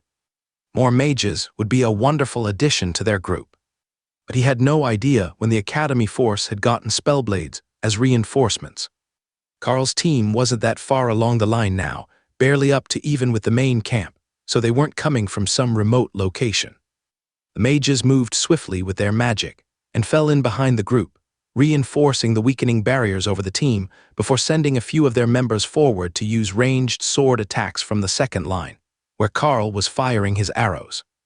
No words were spoken, just an increase in the volume of attacks and the pace of the fight, with each hill giant only lasting for a few strikes before the massed attacks cut them down. With 30 of them in the team, they were no longer struggling, even when the hill giants started to try to encircle the group. The spellblades moved to intercept them, creating a defensive semicircle, with the wall on one side, while the vines surrounded the group and progress momentarily ground to a halt. The giants were falling in record numbers, but they still hadn't found the leadership group, so Carl began to check faces as he fought. Hopefully, these weren't groups of clones, sent to cause chaos before they died. Carl could sense the worry from their lines as the group halted, and then the relief as they began to push forward again. The vampiric blade waiting in the mental space where bonded gear went while not in use was thrumming with energy, so Carl took it out and slung it across his back with a loop of leather on his armor. It wasn't properly secure, and it would swing about as he ran, but the energy began to flow from the blade to him, flooding his space with power as the blade shone with power. Finally, he couldn't ignore the pull anymore, and Carl put away the bow, taking the blade in his hands to charge into the hill giants. The blade looked like it was better quality than Carl remembered, and the flood of power that it was absorbing was causing Carl's body to sing with refreshing power. Water vortexes swirled through the giants as Lotus activated the enchantment on her staff, and Carl laughed as water ran down his face from Remy's thunderstorm. The whole area was turning into a swamp, complete with thorned vines, and the giants were starting to sink in the mud as the earth softened. It had been churned by weeks of battle and artillery fire. There was no unturned dirt here, and the constant downpour was turning it all to a thick and sticky soup. Even the humans were having a hard time moving through it, while the giants were barely mobile as they sunk to their shins. Then it was suddenly easy to walk again, as one of the spellblades cast a movement spell on the team, allowing them to step lightly on the soft ground. More shouting was coming from the line, and it sounded like it was a little behind them. "Hawk, where's the next team coming from?" Carl asked. Behind us a little. But they have a huge guy with a smashing tool as well. That was good enough for Carl. There were no giants behind them, so the team could make a breach and storm in to join the group at their own pace. The wall shook and rumbled as the warriors hammered it repeatedly. Then it slowly crumbled, letting them through, but already 30 meters behind the advancing force, and late enough that the mages running behind them had caught up. Carl knew they were frustrated, and he decided to hammer a hole for the next group, no matter how much Hawk thought that they should be able to deal with it themselves. 5 layers of royal rank flaming body was far more damage the most ascended or commander rank warriors could do, even without the buffs or shatter. The next few kilometers of the hill giant lines were already in motion now, rearranging themselves and creating rows of defensive fortifications behind the main barrier wall between them and the human lines. It would slow the advance of Carl's team, but if they weren't going to send large numbers of reinforcements to the front, that was all it would do. Slow them and not stop them. The primary objective of the assault: to stop the hill giants from throwing boulders from their protected position, had been largely achieved. Now they just needed to keep them from going back to it the moment that the human team retreated. A few minutes' worth of delay wasn't going to change the pressure of the advance, and the rest of the suicidal charge plan had been altered to join the main force already pushing through the hill giant lines. With the holes in the wall, they could retreat and return to the main force any time that they wanted, leaving a large portion of the hill giant defenses empty or allowing a change of shifts with new fighters coming in to replace them. The charge into the hill giant lines had gathered enough momentum now that they were easily clearing the defenders, but the more that they eliminated, the more uneasy the attackers felt. They had to be missing something. The hill giants weren't this stupid. They should have retreated when they realized that their tactic wasn't working. But it was only when a stone barrier in front of them collapsed that Carl and the others on the attacking team realized that the hill giants had brought a secret weapon. 10 human men, all at the low side of royal rank, and looking unstable, with insane eyes glaring back at the elites above the distinctive tabards that Carl recognized as the uniforms of church guards, minus the white robes, which had been replaced by black ones. They must have been given a resource to boost their power, perhaps temporarily. Their leader pointed a blade at Carl. "The Titan gods demand his head. Bring it to me." Carl spun his blade to a defensive position, ready for the incoming attack, but from behind him, the spellblades were even faster. The 10 of them soared over his head, aiming for the traitors. And the fight was on. The spellblades were unflinching in their attack, but they were outmatched, and as Carl sent the first chain lightning into the attackers, the Titan god followers quickly split apart, so each of them could hold off 2 of the commander-rank spellblades, leaving 5 to deal with Carl while the rest of the elite group fought the hill giants. But Carl wasn't alone either, and Ray sent her spider golems to his sides while the traitors carefully advanced, making preparations to deal with the added threat. "Too weak." Carl laughed as the closest of the warrior's blade shattered, as it failed its attempt to absorb. "Chain lightning." He dropped the shattered blade and pulled another from reserve, while 2 more moved to engage Carl and 2 moved to block the spider golems. 4 quick strikes from the traitors shattered refreshing lightning, but not flaming body, and the attackers' smiles turned to glee while they parried Carl's furious counterattack. The man in the back took a moment to gloat before rejoining the fight. "Any last words?" he sneered, wiping his soaked hair from his face as the thunderstorm continued to rage overhead. "Blood for the spider god." A streak of distorted air flashed by Carl as Ray moved to attack. Blood flew as her foreleg pierced the chest of her target, and the gloating man's eyes turned wide in shock as the blood spray made the outline of Ray visible again. Skill upgraded. Perfect adaptation grants the user the ability to mimic their surroundings so perfectly that they become invisible to those with lesser senses. Royal rank progression of camouflage. Ray had evolved another skill to royal rank, but it couldn't deal with the blood spray on her. So she darted back into the swarm of hill giants while the man gasped and tried to staunch the blood flow, unaware that he had been hit with lacerate or that the wound extended out his back. The 2 traitors fighting Carl renewed their attacks, hacking away at his defenses faster than Carl could parry their blows and leaving him no chance to make an attack of his own. For most of a minute, It seemed that there was nothing that Carl could do to gain the upper hand without having the spider golems cover for him, but they weren't finished with their own targets yet. The melee was turning into drawn out and losing battle as his barriers were repeatedly diminished, then refreshed, even with the effects of Circle of Protection active. Individually, the traders weren't much stronger than Carl was, but they had years of experience fighting together, and when Carl moved to defend against one, the other always seemed to get a hit in. Carl was forced back on the defensive, and Refreshing Lightning was taken down by a glancing blow to his face just after he got it reactivated for the 5th time. But the two traders fighting the spider golems weren't faring as well.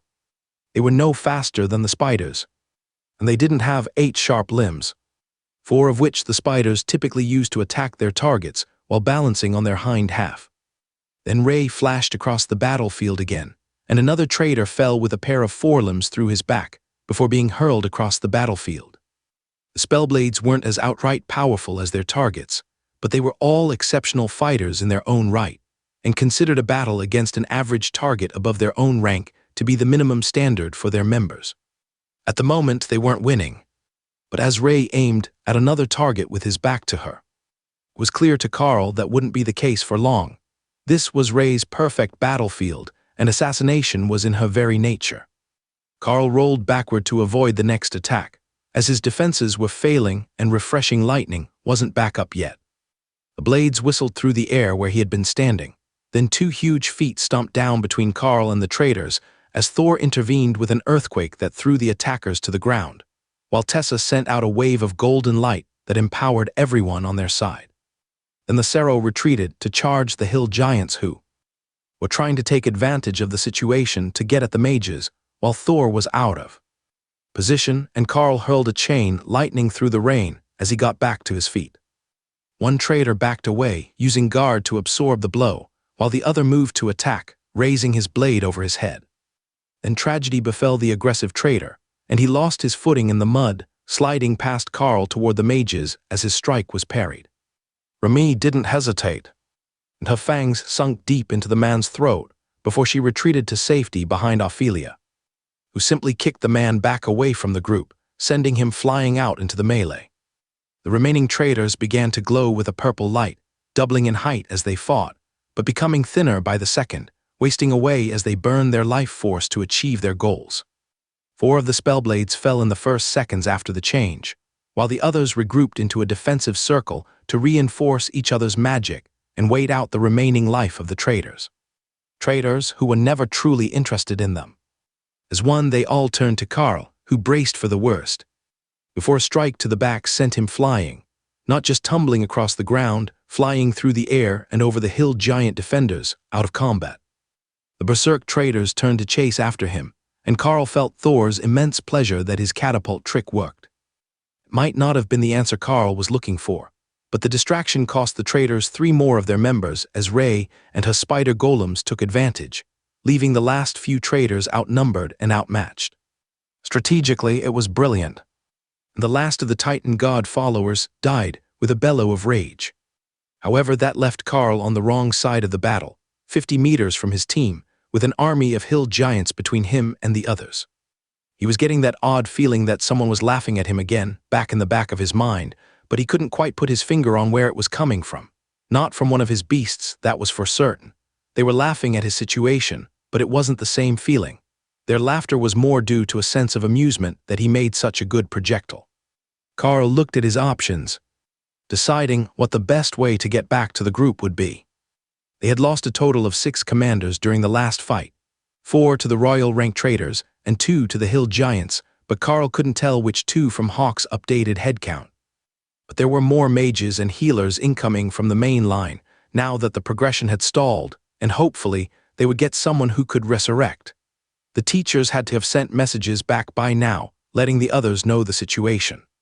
Carl was about to move back into combat when he looked down at his gear and noticed that his armor was absolutely shredded, cut in over a dozen different spots, and soaked with his own blood from shallow wounds that had already healed under the effects of Refreshing Lightning, as well as Lotus and Doug's area healing abilities. If he was lucky, those with magical repair abilities might salvage that mess. but he might have to replace his gear after today. The demise of the traders marked the end of the hill giant force's plans, and they began to back away from the attacking force. Disengaging from combat before those further down the line began to retreat out of artillery range. That was good enough to call it a win for Carl, so he just waited for the hill giants to run away as he did his best to absorb the massive influx of life force that his blade was giving him. It merged smoothly with the power cores in the spaces, and they were quickly coming to a peak again, but there was more power coming in, so he was going to have to spread it through the spaces soon and start reforming the cores once more to continue the process. They had to be getting close to peak commander now, with Rey advancing her species traits to royal rank. But Carl couldn't feel the bottleneck that he knew was coming when he reached the peak and had to learn how to adjust his power to royal rank. Once the hill giants were a safe distance away, Carl made his way back to the group and took out his maul to open a new hole in the wall. They would have to do something about that eventually, as the next group of hill giants to arrive would also take shelter behind it. That wasn't Carl's problem. The academy had earth mages as well, and they could disassemble the wall with ease once nothing was protecting it and the magic barriers had faded. With the battle over, Tessa and Thor began the work of looting the good bits, as did many of the others who were in suitable shape for some scavenging. Loot was loot, and the group was loading Thor's bags with anything magical. By the time that Carl made it to the line, most of the fallen had been brought back to life, and only one body bag was being carried away on a stretcher. It wasn't one of the team members that Carl knew, which was a small blessing, but a lot of the attack team were looking even worse than he was. They slowly made their way back to the line, moving at the speed of an exhausted mage. It was the only pace where nobody was left behind, as many of them were supporting each other while the healing spells worked their magic. Healing magic closed wounds quickly, healed muscles and bones more slowly, but the aches and pains usually lingered. If they really wanted, the clerics could heal a body full of broken bones in a second. But the mana requirement was extreme, and as Carl understood it, the healed body often suffered from lingering trauma and phantom pains that were more severe than if it were healed more slowly. So it was sometimes necessary to save a life, but they did their best to avoid it. As they approached the academy defensive line, all of the students and the reserve soldiers who had been called up stood to salute the returning elites. Nobody had expected that fight to go even remotely well, but still, they had volunteered. The headmaster himself came up to welcome them back and check everyone for damage to assure himself that they were fit to continue their duties. "Welcome back, everyone. You have the rest of the day off, so go get something to eat and some rest to let those freshly healed wounds settle," he greeted them. "Thank you, headmaster. We could use both, plus an armorer with magical repair skills. I'm told that my gear can be fixed even in this bad of shape," Carl replied. "Well, that bad of shape might be more than most can hope to fix, but we will get someone on it right away. All of you are in need of repairs, and bondable equipment is in short supply these days." As they were talking, Generals Stonewall and Jackson came jogging over, looking positively overjoyed at the outcome. "Commanders, ascended elites, wonderful work out there. You have defied every expectation that we had for your abilities," General Jackson announced the moment he arrived. "General Jackson, it's good to see you again. The elites really did work wonders today, especially the healers, but we should get some food in us before we start answering your questions. I know that you must have a lot of them for us," Carl offered. The generals paused as they took in the battered state of the elites and nodded silently. "Please forgive our enthusiasm. We are having a proper meal prepared now that the trailers have arrived, and the butchering is well underway." Carl nodded. "I had my beasts gather a huge amount of meat for the stockpile as well, multiple trailers worth, and all from the beasts that are considered fairly tasty." He didn't stop walking, and just continued on to the mess hall, where they had a number of large pressure cookers making stew for dinner, and a new addition to the mess hall, dozens of baking sheets in the newly created smokers cooking what appeared to be fresh dinner rolls, so they didn't have to eat the strange canned bread or hardtack. The armorers were waiting there for the strike team as well. They were not usually considered combatants, were mostly awakened rank soldiers who had gained crafting-based classes, with a few clerics who had repair skills mixed in. "If everyone can change out of their armor and pass it over, we will have one of the armorers look it over. We will salvage as much as we can, but we will pass it all back to you when we're finished, even if we can't repair it back to perfect before tomorrow. We have plenty of supplies, but it looks like a lot of your gear is completely demolished," one of the men with a staff sergeant's chevrons on his arm announced. It didn't take long for them to change. The supply staff had sent as many armorers as there were team members. It might be the majority of their team, given how much gear was destroyed compared to an average day, but it shouldn't be all of them. As much as they needed the gear fixed, they didn't want to leave the others without a single repairman. Lotus and Tessa stepped forward, and Tessa addressed the armorers. "We will take care of our team's gear if you provide the materials. We have the skill to fix everything that they have been using. Of course, just let us know what you need. The whole armory is available to our commander rank. Members and high priestesses," the sergeant informed them. Tessa gave Carl a wink that said she would be taking advantage of that to fix absolutely everything to the best standard that she could, and Carl was eager to see it in action. It was a blessing of the war goddess, but she hadn't needed to use it since they met, as their armor had only got a little battered in that time, and it was mostly the cloth or leather items that needed mending. Those were Lotus specialty as a nature priestess, though Carl suspected that Doug could do it better now that he had advanced. The staff brought out bowls of stew for the early dinner, along with a load of the fresh buns, which were much denser than they looked, more like a scone or breakfast biscuit. It made sense. They were line cooks, not a bakery, and they needed to make thousands of them per meal, so there was no time to let a nice fluffy bun rise. But the stew was just fresh meat, plus potatoes, onions, and carrots, all of which tasted right when they were prepared for storage. It was simple but nutritious and filling, and everyone prepared to head back to their bunks well fed and ready for sleep. Of course, that wouldn't be happening quite so soon for any of Carl's team. Morgana was still limping from a leg injury. Lotus and Tessa were going to repair the gear, while Ophelia was too wound up from her berserker rage, and Dana needed to meditate. One of the mage class teachers spoke up as the elites began to rise from their tables. "Before you go, we have the books prepared for anyone who can use them. Terrorize and brutality. We're told they work best for those with animal aspects, so the clerics are all trying them with variable results." The druid who had been an owlbear for most of the battle looked stoked at the news, as he could go fully animalistic, but most of the others dismissed the comment as unlikely to help them. You might need to be in animal form, even if it's just a bit of scale or an eye transformation, to get the books to work. They were designed for beasts and are only compatible with humans, Carl added, so nobody would miss out. Tessa held out her hand for the books and quickly flipped the first one open. Her eyes shone red as they transformed to the slotted eyes of a dragon, and an oppressive feeling filled the air.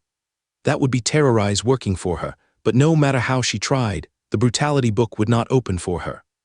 The next to try was Lotus, who had high hopes as a nature priestess who really loved animals. But no matter what she tried, including putting Remy on her shoulders, she couldn't get either book to open for her. The same went for Doug, who was unable to get either of the spells to work. But the moment that the druid touched them in owlbear form, he instantly enlarged and keened a proud cry that was eerily similar to Hawk. "He says fuck yes, it worked," Hawk relayed. "Tell him congratulations," Carl instructed, and Hawk screeched a reply that startled the druid. He pointed at Hawk in shock, and then the two had a brief conversation of shrieks that would have annoyed anyone with ears if it weren't so funny to see. Now that we have established that owlbears really do speak the same language as dragon hawks, let's move on, the inscriptionist announced with a pained look. All around the room they tried, even having the berserker's rage to try to get the skill. But only those with an animalistic transformation managed to get the berserk terror transformation that Ophelia, Tank, and the druid had accomplished. Well, at least it isn't as bad as the other one. We are going to pass these out all down the lines today, and hopefully we can get another dozen or so berserkers and druids educated. Carl chuckled at his optimism, but Doug thought it might be possible. You should also look for the clerics who have transformations, especially the white robes and the nature priests. Many of them have an animal-based sensory spell that will partially transform them, but neither of us here have learned that sort of blessing. General Stonewall looked at Wolf before he could turn to leave, and raised an eyebrow in a curious expression. "What was your plan if there had been royal rank attackers hidden among the hill giants?" he asked. "Have you ever stepped on a ketchup packet?" Carl replied, "It would go something like that." The berserkers laughed as Carl turned to leave, but he could swear he actually felt Morgana rolling her eyes at him. He walked out to get the clerics to fix his gear in the fort, but as Carl left the mess hall, he heard the general ask the real question. But for which side? The fort was quiet as everyone sorted out their armor after putting it into storage to remove the filth, and then taking it back out, but not equipped. "Do you think that Ray really did advance? She vanished in the middle of the fight, and we could hardly see her.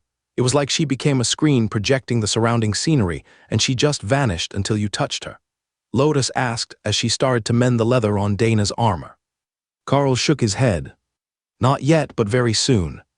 She's already advanced at least one of her innate skills, so it won't be far. I think she just needs a bit of time to finish adapting, and she will be there." "What about the others?" Lotus asked. "Well, Hawk and Thor are both close, but I'm not certain how easy their potential is going to make the process. Remy still needs some time to grow. Royal rank is likely going to be an evolutionary bottleneck for her, so she might get stuck for a moment." Carl shrugged as he laid the last of his armor flat to assess the damage. It looked even worse now, laid out on the floor, than it had when he was wearing it. Tessa sighed as she looked at the torn chain links and steel plates torn into pieces. "You really did a number on this suit, didn't you? How did you manage to get through a battle without any major injuries when your entire armor set is Swiss cheese?" she asked as she started to work. "I've been thinking about that, and I've realized that it's an issue with my technique. You see, Flaming Body prefers to keep tight to my skin, except where it's extended over my weapon. But that means that it's under my armor, and only. Refreshing Lightning is over the top. So Thor's barrier takes the first round of damage, the armor takes the second, and the Flaming Body barrier is the third. So I didn't take too many serious wounds, but the armor took a beating. It's just how the spell wants to work, so I didn't think much of it, as I normally use it more for offense than defense," Carl explained. "How does your weapon look?" Tessa asked. Carl took it out and noticed that the broad blade looked much better polished and with fewer imperfections than he remembered it. The blade's inscription said it was intended to absorb the life force of defeated opponents to grow the power of its wielder, to make them a champion of their people, but it appeared that the blade itself grew with them, so they didn't discard it along the way. Not that it would let Carl easily discard it, with the way that kept rejecting every other bladed weapon he touched. "It looks pristine to me. The weapon is a bit special, so I don't think that I need to worry much about pitting in the edge or cracks," Carl noted. Tessa gave it a cursory look, then nodded and gave it back. "Yeah, it looks like it survived the battle much better than your armor did. This will take a bit, and there is a leather backing, so I will have to pass it to Lotus once she's finished." "Well, I had Thor drop a load of gear at the base of the trees, so if mine is too messed up I can try to bond something from the hill giants. The gauntlets have a particularly good strength enchantment, though, if we can fix those," Carl offered. "Right, there is loot and spare parts below the tree. Go look for a chest plate that will bond to you, and I should be able to get the rest done in the next hour or two. Nobody else's gear is this mangled. And I barely even took damage, so mine is all still serviceable. I will fix it last so we have everyone operational at the very least," Tessa replied. Carl climbed down the ladder to check the piles that Thor had placed at the bottom of the trees. They would have someone come clean them up later, but for now, there was a lot to pick through.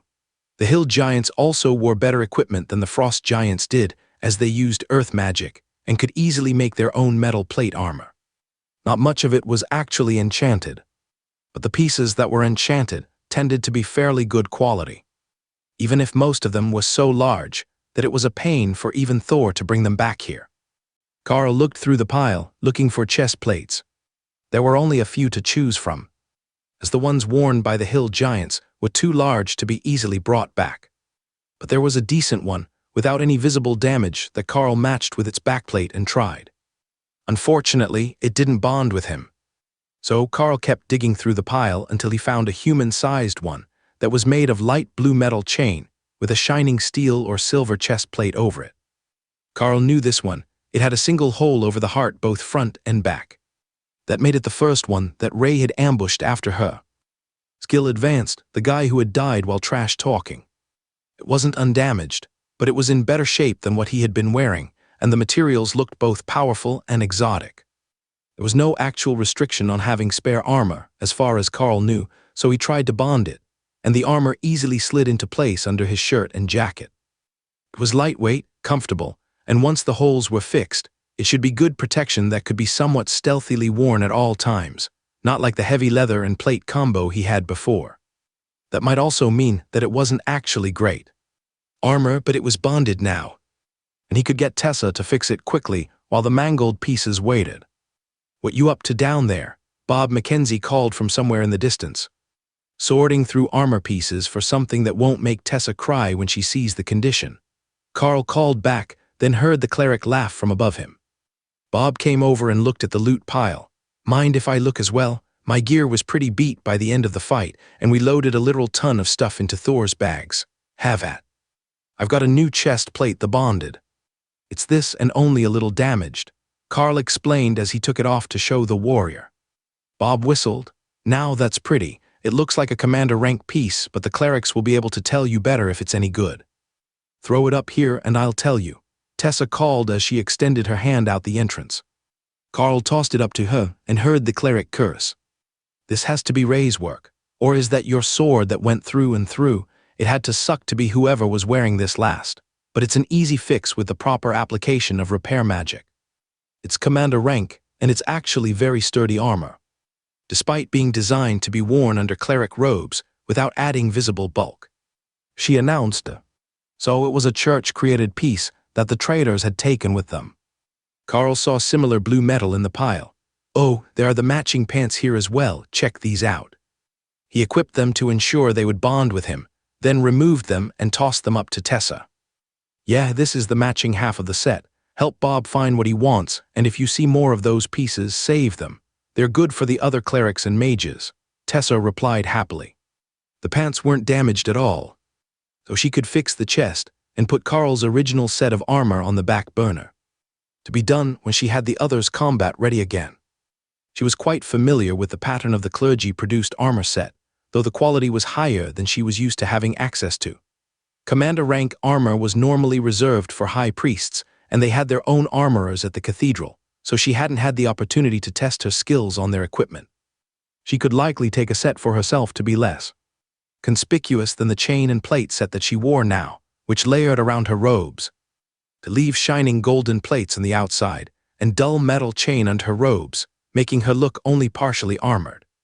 Bob stopped as he reached the pile, and immediately picked up the plate set that Carl had set aside as incompatible with him. It vanished as soon as he picked it up, and a freshly polished steel plate, complete with arm guards, which hadn't been part of the original set, appeared on the warrior. "Now pants, I need to find some new pants. One leg is totally mangled on mine. The repair team won't have that ready for days. They say that we can take a few shifts off if our gear is still too damaged, but I would rather be back in battle," he explained.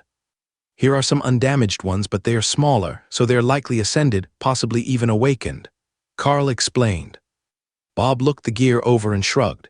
"Ascended is good enough until I get my own armor back. Having a spare set will be a huge improvement, even if it's not as good as my primary gear." Tessa stuck her head out to see what they were talking about. "No, that's commander rank as well, but made for a younger ascended or awakened giant. Likely some young master of the clan," she announced. Bob put it on and the armor completed his look, making him look like a proper knight, covered in shiny steel armor. "Did you break anything else?" Carl asked as they both began to sort through the pile for the cleric pieces that Tessa wanted. It appeared that the scavengers had managed to save most of the trader's armor, minus the set from one that had been yeeted off into the distance somewhere or completely mangled.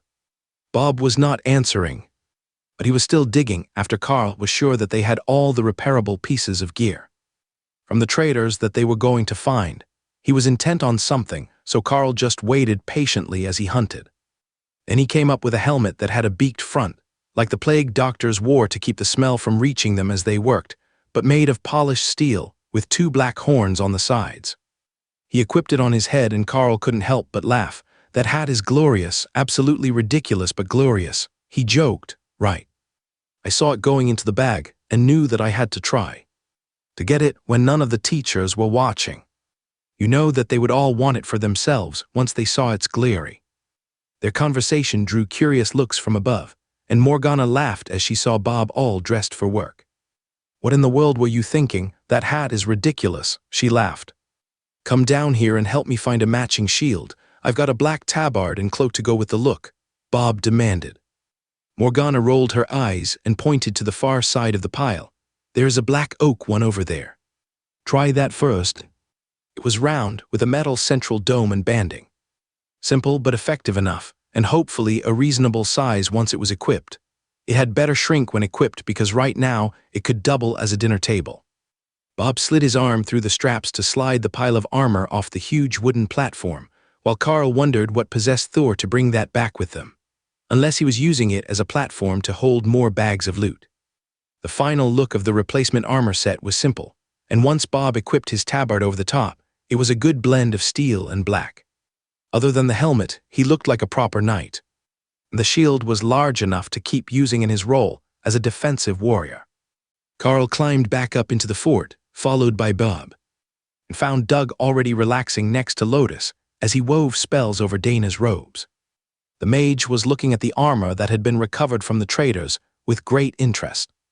"You know, this looks like it would be easy to move in and wouldn't interfere with my casting. Do you suppose that I could start wearing normal clothes for a change, instead of enchanted mage robes, if I had something like this for defense?" she asked. Doug shrugged. "I don't see why not. What did you have in mind?" "I would appreciate it if I could just wear pants and a hoodie like a normal human being. Mage robes feel far too much like a dress, and I'm worried that I'm becoming too used to the skirts," Dana replied. "Why is that bad? I kind of like the breeze," Doug asked. "I'm not a nature priestess. I am actually fond of wearing pants." Doug shrugged. "That's a bit weird, but I can make you a normal outfit to go over your armor if you like, pants and a hoodie." Lotus bonked him on the head with the side of her fist. "I will do it. I have seen your fashion sense, and it's better that I pick out her outfit. We both used the same spell to weave cloth anyhow." They bickered as they finished repairing the armor. Then Dana changed out of her robes to reveal that she had claimed one of the trader's armor sets for herself. Lotus booed her as she removed her spare robes, and Dana poked the cleric in the forehead. "I'm changing into my armor so you can make normal clothes to go over it, not giving everyone a strip show." Lotus shrugged. She was already bored sitting here repairing armor for over an hour, and she needed entertainment. Dana had changed from the fur boots of the frost giant, campaigned back to the black combat boots that the academy issued students for missions, so Lotus was about to make a matching black hoodie for the mage, but Ray was faster. Dana was rapidly engulfed in a cocoon of silk as the bloodbath spider wove her magic from the exterior wall of the fort, aiming through the door. "What is Ray doing?" Lotus whispered to Carl as the mage vanished. "Decorating her Dana, I guess." Doug tried and failed to stop his laughter while Lotus rolled her eyes. "Aren't you supposed to be a good father, raising them with values and morals?" Ophelia asked. Doug tried and failed to stop his laughter, while Lotus rolled her eyes. "Aren't you supposed to be a good father, raising them with values and morals?" Ophelia asked. Carl shook his head. "I don't think that's how it works. They already have morals and values, I just teach them the human rules." "Have you taught them about bodily autonomy and the value of consent?" Lotus asked. "I mean, they're a bit young for that." Now it was Carl's turn to get thumped on the head. "Not like that. You're supposed to teach them to ask before doing things like wrapping people in a ball of web." Ray gave Lotus a look that said she definitely didn't understand. "That's not how gifts work." "I know that and you know that, but I don't think Lotus understands that this is a gift yet." "Ray says it's a gift. You don't ask before giving gifts, you just give them," Carl explained. "A gift, all right, I suppose that makes sense." Lotus relented. She was actually excited to see what the mage was going to come out looking like, given Ray's unique personality. For all that anyone knew, Dana might come out looking like something out of a vampire romance novel. Officially, those were vampire species propaganda, but they still managed to get a rather large following among the dark fantasy readers and goth girls. After most of a minute of manipulating her webs, Ray gave the cocoon a slice with her foreleg, revealing Dana in all her newfound glory. She was wearing cargo pants and a hoodie as promised, both in jet black, but the hoodie was short, showing the chain mail around her midriff, while the pants were loose with plenty of pockets. Both were made of commander-rank spider silk, woven thick, and in the case of the hoodies loosely to give it a soft surface, similar to fleece. Dana turned to inspect herself, and Carl noticed that there was a huge picture of Ray on the back of her hoodie in white thread. "I have pockets," Dana noted with pleasure, before stepping to the door to give Ray a hug. "Is that not normal?" Carl whispered to Doug. "Women's clothing never has pockets for some reason. It's one of the reasons that priestesses like wearing their robes so much. There are proper pockets," the high priest whispered back. Dana pulled her mass of curly hair up out of the hoodie and pushed the hood back. "Ah, that's better. It's too warm to have the hood up. But this outfit is wonderful. Oh, it even has a front zipper, sort of." It wasn't actually a zipper, but a laced front tie because Ray didn't know how to make a zipper. But it did let her untie the hoodie a little for ventilation when she wasn't in combat. Dana focused and the outfit vanished, replaced by her school uniform, then returned. "That is incredible. It's even bonded so I can just change clothes. Thank you, Ray. This is a wonderful gift." Dana removed her armor and leaned back against the soft wall of the fort, completely satisfied with her new look. "You know, before I came to the academy, this was much more fancy than anything I got to wear. My dad had a hard time holding a job, and Mom was home with the kids, so we never had new anything. And we always ended up with those horrid coveralls that the clergy pass out to impoverished kids," she reminisced. "I knew you lived in a small town, but I didn't know it was that bad," Carl noted. "Sometimes it was, sometimes it wasn't, but Dad was always cheap, so he always went to the church for clothing donations. They were used to seeing us at every handout from the times he wasn't working, so nobody asked questions. You know, I never expected to be the one to be compatible with the serum. My older sister was always the one who was good at everything, the gifted child who could do no wrong.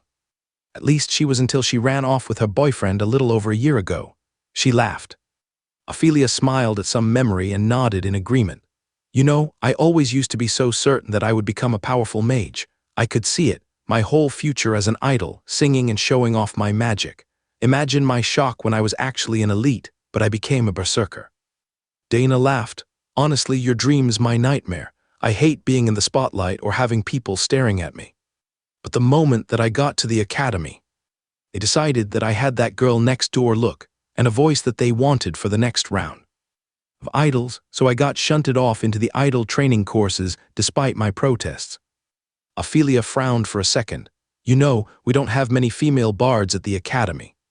Just Seamus and a bunch of horny bards who want to use their music to pick up girls." The group sat and joked for most of the afternoon as the three clerics finished repairing everyone's armor, including the mangled remains of Carl's original suit. It had better buffs on it than the new gear did, but it didn't have the advantage of comfort or being able to be worn under normal clothing. Eventually, the clerics moved from fixing gear to cooking dinner. This was their horribly overworked day, and Carl hoped that they could at least get a day off afterwards. It was the great downfall of being indispensable. Everyone needed you for something, and on days like today, someone needed you for everything. But on the bright side, nobody came to bother them as they ate and relaxed after dinner, until it started to get dark, and Morgana sighed while looking out the door. "If you would like to stay the night, we can hang extra hammocks for you. We have plenty so you can stay here the night," Carl offered. They also had extra blankets from their time on the Frost Giant front, so they weren't short on sleeping gear. Doug nodded happily and Bob shrugged. "We might as well since we're already here. I can make a cute fuzzy blanket for our resident princess if she needs," Doug teased. Morgana's hand glowed with black magic, and the nature cleric just laughed harder. "All right, we need to hear this story. What is it between you three?" Carl insisted. Bob patted Doug on the shoulder and gestured to Morgana. "She can tell the story and we will fill in the gaps." Morgana sighed. "I can see that letting them tell it would be a mistake. It was my second mission, after a single-day resource gathering trip. I got paired with these 3 idiots and 2 horny morons from my magic combat class. I grew up in government employee housing in the capital. I had never been in the wilderness before. I just loved plants and potions. But from the first hour, they were making fun of me." Doug cut in as she paused. "You should have seen her. She was smaller than Lotus, and she kept getting lost as she went to look at flowers." Morgana glared at him, and Doug made a zipping motion over his lips to let her continue. We were out for 3 days, and all 4 of them teased me relentlessly. I didn't know how cold it was going to get in the forest, so I had packed my lucky blanket from my room, a black fuzzy blanket. That's what Doug was referring to. He called me princess for the entire trip. She paused, likely intending to finish it there, but Doug wasn't done. Tell them about the next time as well. Why do they need to know that? She replied suspiciously. Because if you don't tell them, I'm going to. Morgana sighed. Fine. The second time we went out, we deployed by train and the train was attacked. It wasn't major, but I lost my pack. In fact, all of the students did. We had put our packs in the baggage car while we went for lunch. Hey, I see that judging look. We didn't know any better and nobody warned us. Well, the baggage car took a direct hit from a Griffon, and all of our gear was lost. So the only ones who had any gear were Bob and Doug, while the rest of us had nothing. My class basically relies on potions, especially in the early stages. I didn't have a single attack spell that didn't require a reagent of some sort, and now I didn't have a tent or a ride home to the academy. It sucked and I didn't want to be there. But we had to walk back to the academy as the tracks were damaged and we were under 100 kilometers away. But that part was all right. We even managed to find some of the resources we came for on our way back the first day. At dark, Doug made 2 tents with his magic. We drew lots to see who would watch, and I got first shift. At that point, I didn't have any of these tattoos. It was the catalyst that made me decide to do something permanent to improve my abilities as an elite. I was exhausted by the time the shift ended, and we had been instructed to keep the fire low but burning so it didn't go out before morning. At the time, I wore thick glasses, and I couldn't see much of anything in the dark, but the ones on watch were all sleeping by the fire, so I woke my replacement for his shift and then went to the girls' tent to sleep. Dana facepalmed, and Ophelia laughed, knowing exactly where this was going. That's right. She got the wrong tent, and because she was exhausted. She just climbed into the bed closest to the door and went to sleep. Doug interjected. Which one of you? Dana asked while Lotus turned away from the conversation. It couldn't hide the shaking shoulders or faint sound of her stifled laughter, though. Me, of course. I always sleep next to the door in case there is an attack and someone needs healing.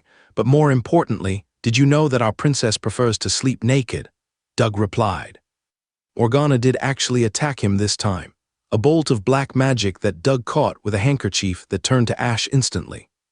Then she slapped Bob in the face when he tried to wake her up in the morning and buried herself under my hassock for warmth. Doug continued, with tears rolling down his face. Morgana gave a defeated sigh, and now everyone knows the shameful reason I can't stand these 2 lecherous brothers. The reason she never wanted to leave her balcony room, Carl suspected. The boys in the group would not have quickly forgotten that story, and given their usual assumptions, it was likely to have given her a rather unfortunate reputation among her classmates. That is unfortunate, Ophelia stammered. And that was before she cursed me with misfortune. Doug agreed. Every day for a month, until he came to the academy to apologize to her in person and the teachers made her stop, Bob added. Morgana glared at Carl. You are suspiciously silent. There is nothing I can say at this moment that will not make the situation worse. Oh, if you had to say something, what would it be? She asked, and all the women turned to Carl to see what he could come up with to calm the angry witch doctor. Well, Doug is kind of hairy, so at least you were warm. Right. Now, Morgana's ebony skin didn't really allow her to blush, but if Carl had to guess, she would be red from ear to ear if she were as pale as Dana. Doug puffed up his chest. The only one here who can beat me in the chest hair department is Ophelia, and she has to transform to do it. Morgana snapped her attention to him. You're not supposed to be proud of that, you idiot. Tessa quickly changed the topic away from Doug's prodigious copse of chest hair and motioned for Ray to make more hammocks in the empty room. Everyone was gathered in the living room, with everyone but the clerics and Carl sitting in the swinging chairs, so there was no need to move as Ray got to work, making the expanded sleeping arrangements. Carl couldn't help but notice that there were black fuzzy blankets on all 3 hammocks, but he didn't say anything as they all prepared for bed. The fort had a night light, but it was better not to stay up too much past dark, in case there was an attack first thing in the morning. Tessa gestured to the back, where the shower bag was set up in its own curtained room. Men can shower first, Carl, who is on watch tonight. Carl gestured upwards. Hawk is in a nest in the tree, pondering the mysteries of the universe. He's trying to understand something about the advancement to royal rank and thought it was better to be outdoors. All right, say good night to everyone for me. Thor made a happy noise in his spot, knowing that she was talking about him, and then settled back into his pond to sleep. Carl meditated in his hammock for most of the evening, taking in all the new knowledge about his companions, as well as the newfound understanding that half of the conflict between the Mackenzie brothers and Morgana was actually just embarrassment. It might have been sexual tension, but Carl was fairly certain that should have faded by now. It had been 2 years after all. First thing the next morning, they were all headed for the mess hall for breakfast, and Carl noticed that Morgana was sneaking looks at Doug, who had the laces at the neck of his robes a bit looser than usual to show off just a bit of chest. If this was flirting, perhaps Carl was doing it all wrong. Or maybe they were somehow worse at it than he was. The students in the mess hall all looked exhausted, though Carl didn't recall most of them having gone to the line yesterday. Long night? He asked a boy at the next table as he sat down. The boy nodded grimly. Yeah, nobody slept well until the walls were all disenchanted and torn down. There was some talk of making our own, but the hill giants have better earth magic than we do, so there was a chance they would turn it against us if we used their specialty as our fortifications. The boy beside him chuckled. I guess your group didn't have that issue. You all looked half dead when you returned past the lines. Did you manage to get all your gear repaired? Carl shook his head. Most of it is fixed, and at least the group of us here managed to find spares among the loot we grabbed from the giants, but our primary gear still needs some work. From the next table over, an equally exhausted-looking young man nodded. We've got about 8 hours worth of work before we will have everyone's armor back to them after the battle yesterday. I'm just hoping that we won't have another attack today because the repair teams can't take that again. There were only 3 dozen of you, and there was so much work and at a priority rush. Plus what they turned over was mostly commander rank gear, which is so much harder to repair than the awakened stuff that most of the army has. I take it that the repair difficulty is based on how powerful the one doing the repair is, Carl asked. The tech nodded. Yeah, repairing above your rank takes about 3 times as long for every rank. It's still possible, but you need to put a huge amount of work into it for the magical repairs to take, and there is a chance the ability will only be partially successful. If it's really bad, we send it to the forges first, and have them do most of the patches before we start with the abilities to blend it and fix the enchantments. That's the downfall to getting good gear in advance. Even if you've got it, you usually need someone to repair it for you, and if you're paying the shops, that gets expensive. At least here on the lines, it's free. Everyone who filed in for breakfast after that looked similarly bedraggled, and it was obvious that his team were the only ones who didn't take the warning about the dangers of the attacking force all that seriously. Now, part of that was Hawk scouting, telling him what was actually there. But Carl could see that, in the eyes of the other elites, there was a somewhat concerning level of confidence behind his actions, and Carl was reminded of Tank telling him that his thinking was being influenced. Don't worry about it too much. Look at all the ones who weren't brave enough to go, even when we won so easily. It's not a loss to forget to be stupid and cowardly. Ray reminded him helpfully. She made an excellent point. It was no loss to get rid of aspects of his personality that didn't serve any purpose. Today was supposed to be Carl's team's off day anyhow, as they had the afternoon shift the day before. So they all ate slowly and chatted with the teams who were coming through to eat. There were no signs of the hill giants coming back yet, but that wasn't too surprising given their recent patterns. An hour after breakfast ended, they were still sitting around the camp, using an empty teaching tent as a meeting room. That was when the 10 red-robed spellblades came in, clearly looking for them. Ah, good. We were hoping to see you all before we left. Thank you for the assistance in dealing with the traitor forces. I'm sure you all know already that this issue is confidential and shouldn't make it into your official reports. At the very least, not the nature of the Titan clerics that were defeated. If the public thinks that they were hill giants, that is fine. The leader of the group informed them. Carl nodded. I suspected that might be the case. None of us have started our reports yet, so there won't be any issues when we do turn them in. Don't worry too much about the reports. Keep them simple, and the Defense Department will take care of the rest. The leader of the Spellblades shrugged. That made sense.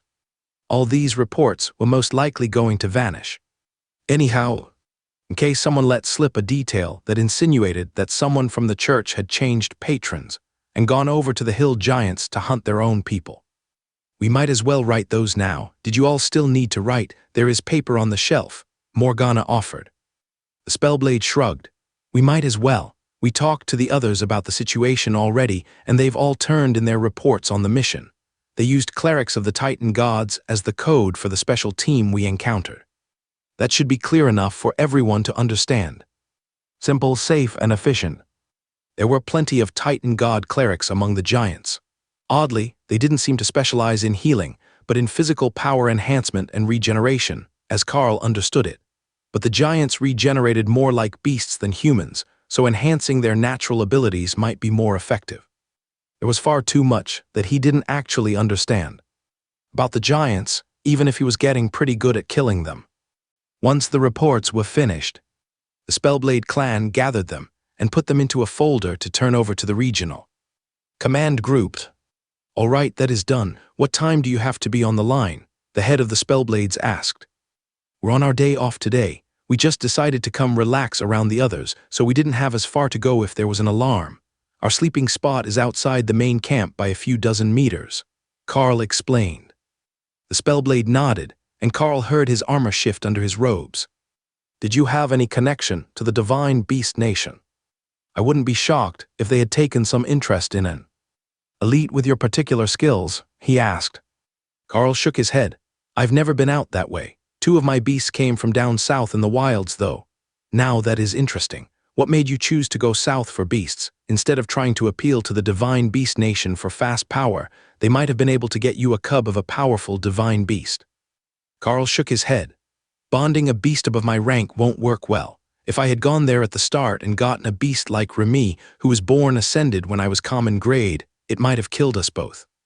1 rank ahead of my own growth should be fine at this point, but 2 or 3 ranks would be suicide. If I went there now, and they were to present a beast that is born royal or monarch rank, I might be all right for a bit, but I don't know if I could adapt fast enough for their growth rate. But more importantly, I would owe the divine beasts a favor. The Bureau of Elite Development took me south, and I believe that we've mostly squared up on debts these days. The Spellblade almost choked when Carl finished speaking. A beast born at the royal rank. If that's your goal, you must be expecting your class to carry you to the peak of Overlord along with them.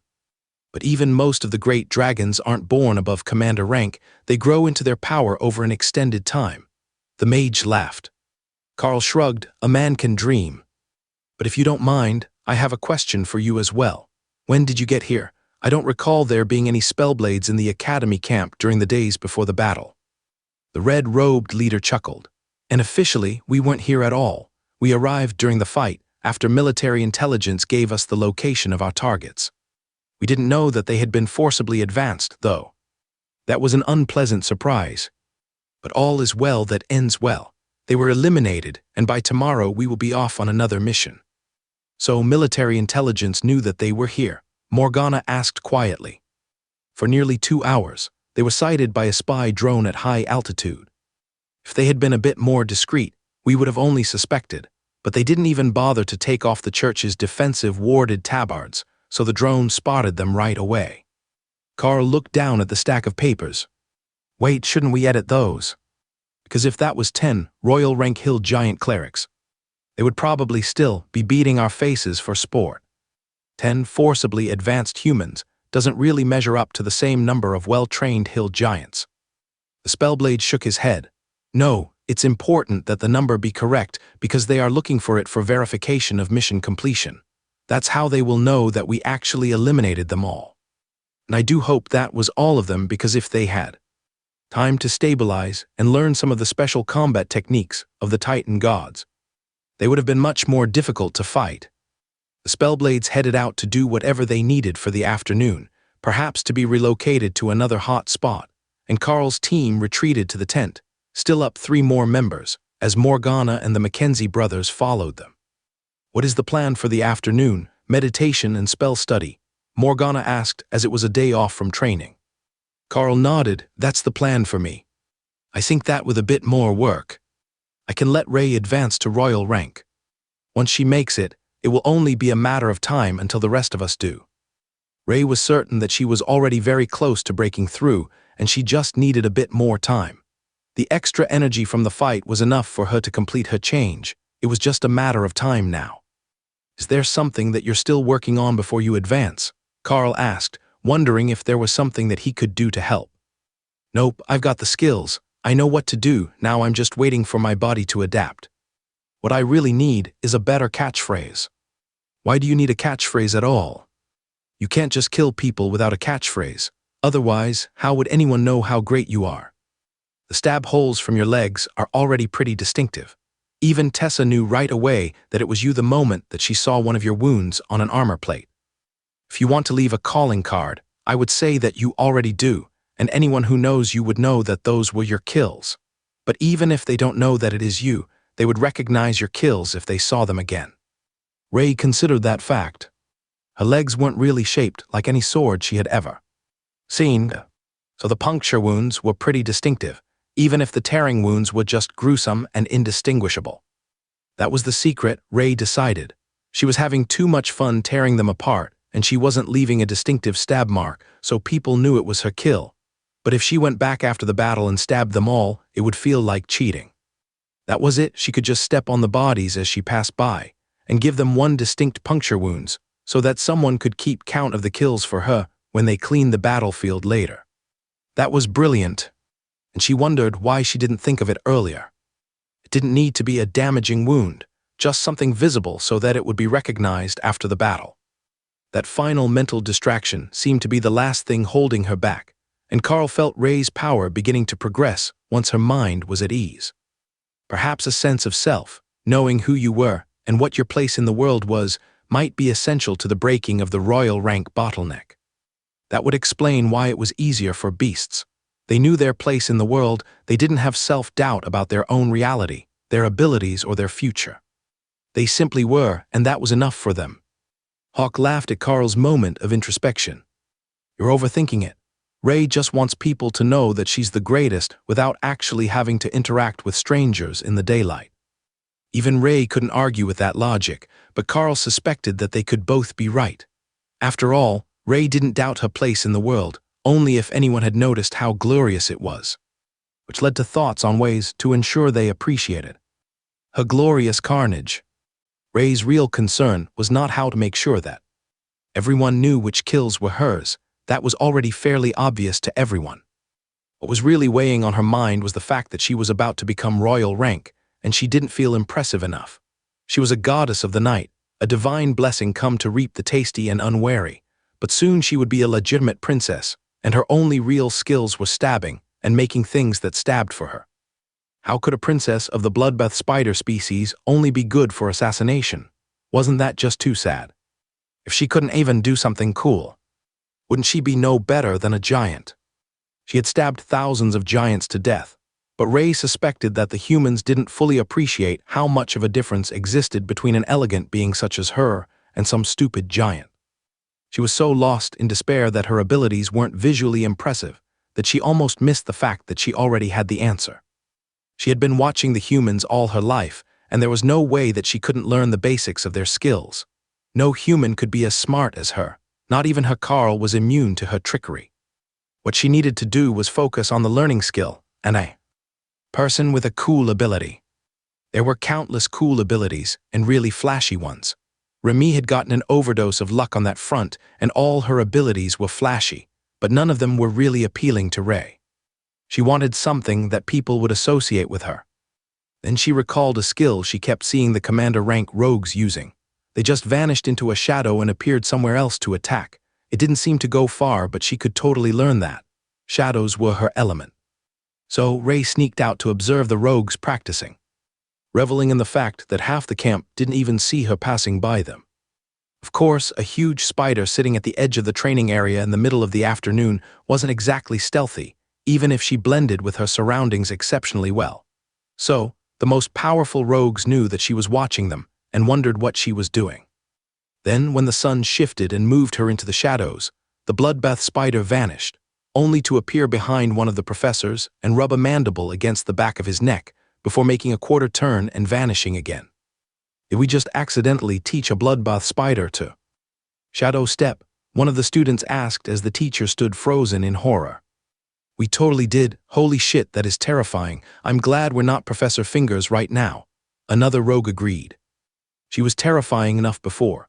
Did you know that she can see in absolute darkness, track you by noise, and she has built-in thermal imaging? It's basically impossible to hide from her.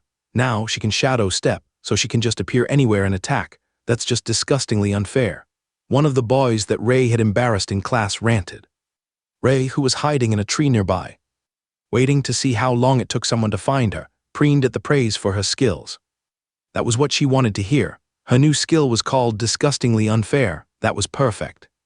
With that settled, she returned to her space for the evening and worked on adapting her shell so she could be a proper royal rank bloodbath spider. She had been neglecting her skincare routine, but tonight she had brought out all the good stuff. She had a scrubber made from moss in Thor's space and a bath full of royal rank blood, both human and giant. She had ground up a number of stones that seemed like they were beneficial to her to mix into her scrubber, and she was ready for a long night in for self-care. Thor approved to this method of advancement. His pool was comfortable and soaked him with holy energy constantly. He would make it to royal rank eventually, he was certain. For now, he was more focused on his endurance. The more recent fights had been exhausting, trying to shield a whole bunch of people at one time, while fighting and working on his own defense, with Circle of Protection active. Normally, Lightning Sero Pack would all have their own barriers, so he wouldn't need to extend them over everyone. But Carl was the only one who could do it, and he couldn't extend it the way that Thor could. So he had to work on his stamina if he was going to keep up his position in this growing pack. From what Thor instinctively knew, the stronger a leader, the larger the pack. So when Ray reached royal rank and the rest of them began to advance, the humans would bring more people for their pack. When the herd was small and without a powerful leader, they needed as many bodies as they could get. Then, as they grew up, they would start a small pack that they could protect. But as they started to get more powerful, they would attract more young members who needed safety to form a powerful herd. That's the point in the cycle of pack growth that they were at now. Once they reached royal rank, everyone would know that Carl's pack could protect them, so they would flock to him. It was inevitable in Thor's mind, and he just needed to make sure that he could protect them all, since he was the pack's defender. That made Thor wonder if he was second in command. In a Sero pack, the Guardian was the strongest warrior other than the pack leader, and he defended the weak, while the leader and the rest of the strong fighters chased off the threats. Some herd animals would just run and save as many as they could, while the predators picked off the weak and the young. But the Lightning Sero didn't operate like that. For one, they could heal broken bones in a day or two. They weren't a crippling injury like they were to many animals. Secondly, they had powerful horns and tails. If they defended in a group, they could save more of their own than if they ran. If there was a Lightning Sero who got too old and too injured to heal, and they were dragging the pack down, they would lead the charge during the next attack. That way, they could help the pack one last time, and the predator would get what it came for and leave the others. Only an insane predator continued the fight once it had its food. He didn't think that humans operated like that. He had already met a number of useless human pack members and troublemakers that should have been left for a predator by their packs. Hawk considered putting in an opinion on the topic, but it was better to just watch Ray and take notes in case she came up with something that would help him. It wouldn't be long before he was going to be advancing as well, so he needed to prepare in advance. All evening, Ray soaked in her bath, periodically scrubbing herself against the walls of the tub that she had lined with ground gems and moss. She was polishing off the outer layer of her chitin and sharpening her legs. That was general maintenance for a bloodbath spider, and she had been neglecting it for some time, but now that she was about to advance, she had to look her very best. She couldn't have flaws and imperfections marring her beauty when she made her first appearance as a royal rank beast. She was pulling in the blood from the pool and holding it in her mouth to let the nutrients soak through the membranes of her cheeks, pulling the energy and essence from it, then spitting the drained blood to the side of her pool so she didn't have to swallow it and feel all bloated from overeating. The absorbed blood infusion was slowly transforming the energy in her body, following the instincts of a bloodbath spider, and while Carl was sleeping, she was making great progress. Her size wasn't changing, she was already full-grown, but the density of her chitin had skyrocketed, and the energy of her body was taking on aspects of the primarily hill giant blood she had used. There wasn't much of a choice for royal rank. She only had blood from one frost giant and a bunch of humans other than what she had gotten. From the hill giants, the humans didn't hold much, and the frost giant blood was cold and blue. That did not sound like a pleasant bath at all, so she had skipped it. However, a bloodbath spider held significantly less blood than a hill giant did, so she had plenty left over even after her bath was done, and she had polished herself clean again, ready to present her advancement to the others. Carl's mental spaces were shifting their power as he slept, spreading the focused energy from all the spaces into rays on their own to adapt to the standard that her body now demanded. Nobody minded. Carl could fix it in the morning, and it was giving them all ideas on how their own advancement was supposed to go. Hawk was pretty certain that Ray had the right idea. Even if you feel the pull to advance, as he was beginning to, you needed to find a cool new skill to learn. Advancement made it much easier to learn a new ability, and he didn't want to leave it to chance. He wanted the demoted commander's flame golem things, but as birds. That shouldn't be hard. He already knew how to make fireballs of many kinds, and Ray could make golems, which he had been watching constantly. If he combined them, he should be able to have firebirds. But actually making golems out of the flames was proving elusive. He should understand it. He had seen it so many times. But no matter what he was trying, they just weren't sticking around as birds. He could make very effective self-targeting bombs, but not proper golems. So Hawk changed his tactic. If his fiery creations didn't want to stick around, he just needed to make them more effective while they were present. Instead of flying around the elites looking for ideas, he headed to the artillery lines, looking for clues on how more effective explosions should work. That was all the artillery did. It flew over and blew up. That was what he wanted out of his dive bombers, so Hawk spent most of the night watching them work. It proved mostly useless, as the artillery projectiles weren't as impressive as his fire, but he did get some insights into the ways that the dive bombers should explode for maximum effect. The sense that something was wrong within his mind, as Ray's space tried to pull more than the other spaces had to spare, woke Carl up before dawn. With few other options, he began to meditate, focusing on the flame in the void of his mind to pull as much energy into his body as he could, feeding it all to Ray. While he drew energy from outside, the vampiric blade was donating some of its stored energy, though most of it had already been used to bolster the spaces during the past few days. The changing beast space was happily drawing everything that Carl could give it, and Ray's sleeping form was beginning to shimmer with black energy as her progression finished, and she fully integrated the power she had absorbed. Normally, she would have been in the equivalent of a food coma for a few days after her advancement.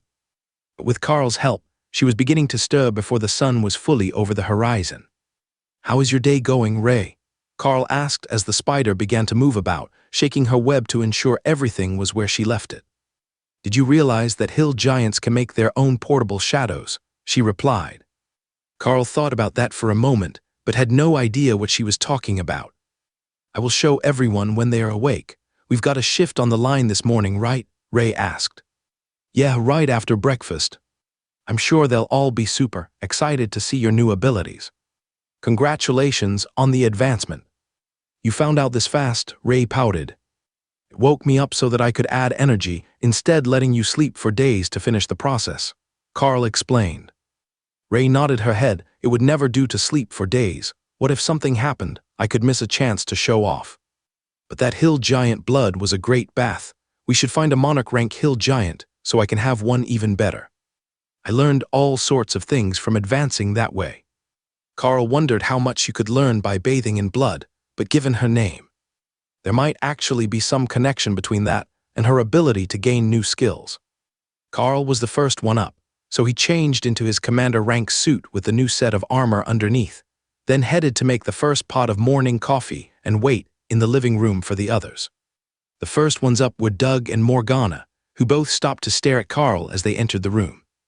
"There's still most of a fresh pot on the counter," he greeted the early risers. "There's something off about you this morning," Doug noted.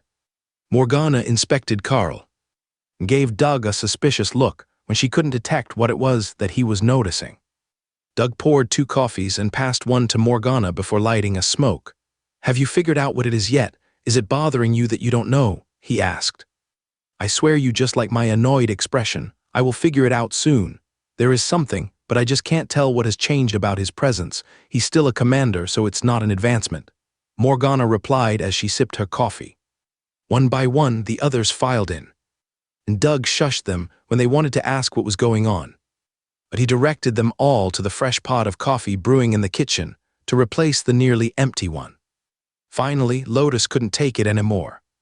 "Are we just going to wait for it, or can I just tell them now?" she pleaded. "All right, you can tell them. We've had our fun." Lotus smirked at the group, sure that she was one of the few who could actually tell what had happened. "He's got royal rank offensive adaptation active on him. Ray advanced, right? That means Ray advanced, it has to. Can we see her now? Did she get big? Is she shiny?" the little cleric rambled. Carl held up his hand for a high five. "Right on the first try. But she is still the same size, and I'm not sure why you would think she became shiny. But she did do a fine job grooming her carapace, so her fur is in pristine condition, and her legs are an extra bloody red. I want to do my grand reveal on the line," Ray informed him. "Ray says she wants to show everyone at once, so she's not coming out until our shift starts. That way everyone can see how glorious a full-grown bloodbath spider can be." Doug laughed. Well, at least she didn't lose her sense of drama when she advanced. It would have been a shame if Ray became all boring and serious just because she was the only royal rank around at the moment. Bob snorted in amusement. "I'm just glad to hear that she's the same size. I've gotten used to that level of giant spider. I'm not sure my heart could take an even larger version." That morning they decided to eat in the fort and let the clerics cook for them so that they could surprise the others when they got to the line and brought Ray out. Everyone knew that Lotus was not built for keeping secrets, and if she had to sit all the way through breakfast, she would totally blurt it out. So they left just in time to head to the line for their shifts, while doing their best to avoid attracting attention from those with sharper senses until they arrived. Offensive adaptation was a passive skill that Ray shared with Carl, and he couldn't really turn it off. But that meant that it was pretty obvious that he had a royal rank skill to anyone who was around him and paying attention. Heads turned as they approached the line. But Carl didn't say anything as he walked to his spot and relieved the team on duty, who didn't actually leave. They just stepped back a bit so he could take his spot. Only once they were in position, and the whole section of the line was watching, did Carl call Ray out for everyone to admire her beauty and glory. As soon as she appeared, the whole line went silent before the command channel of the radio began to blow up with panicked comments. His eyes on the royal rank threat. "No threat detected. Nothing on the scope. Fuck, it has to be close, I can feel it. Right flank, do you see it? Right flank reports no incoming threats. There is a royal rank beast here, we can all sense it. Copy that, royal rank beast located, currently playing kickball with the clerics." The absurdity of the radio confusion broke the tension, and everyone on the right flank turned to watch Ray playing with Lotus and Doug. Carl could see the teachers storming their way, intent on chewing him out for not informing them that he had advanced. But the joke was on them. He hadn't advanced yet. Only Ray had. "Do you enjoy causing chaos on the lines?" One of the warrior class teachers was shouting as he approached the spot where Ray was playing with the nature clerics. The bloodbath spider nodded emphatically, and the students burst into laughter. He hadn't been speaking to her, but Ray was so clearly proud of her prank that nobody had the heart to tell her. They should have at least warned the people in charge. The teachers had gathered around, trying to decide what the actual situation was, and if Carl could be considered to be royal rank, which would require a notification to the government, as he would need to be reassigned to lead a more powerful team, or join another team of royal rank and higher combatants. Most of the strike team who had faced the last assault had come running, in case there really was a royal rank threat here. And Carl could see that most of them were amused to see that it was actually just Ray. They had all suspected that she was halfway into the royal rank during the last battle, with some of her skills already advanced, but now they had clear evidence that there was a royal rank monster on Carl's team. But that was the problem. The elites were measured by their own power. Ray was royal rank, But that didn't mean that Carl automatically was as well, unless he could exert that level of power without relying on her.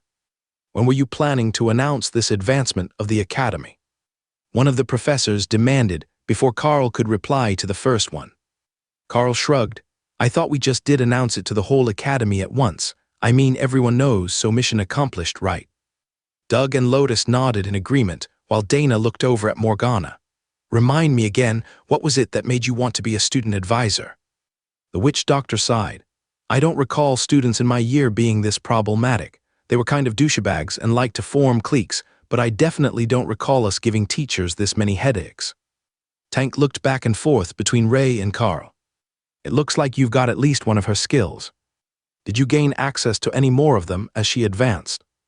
That was an excellent question. Status name Ray. Species bloodbath spider. Shared skills offensive adaptation lacerate earth shield Ray. When did you learn earth shield? Carl asked out loud, startled. Ray encased herself in a dome of stone, then suddenly appeared right behind Tank, with her mandibles resting on top of his head. Damn it, I knew the students weren't just messing with me. She learned how to shadow step, and she learned to make her own shadows to step into. A rogue class professor cussed.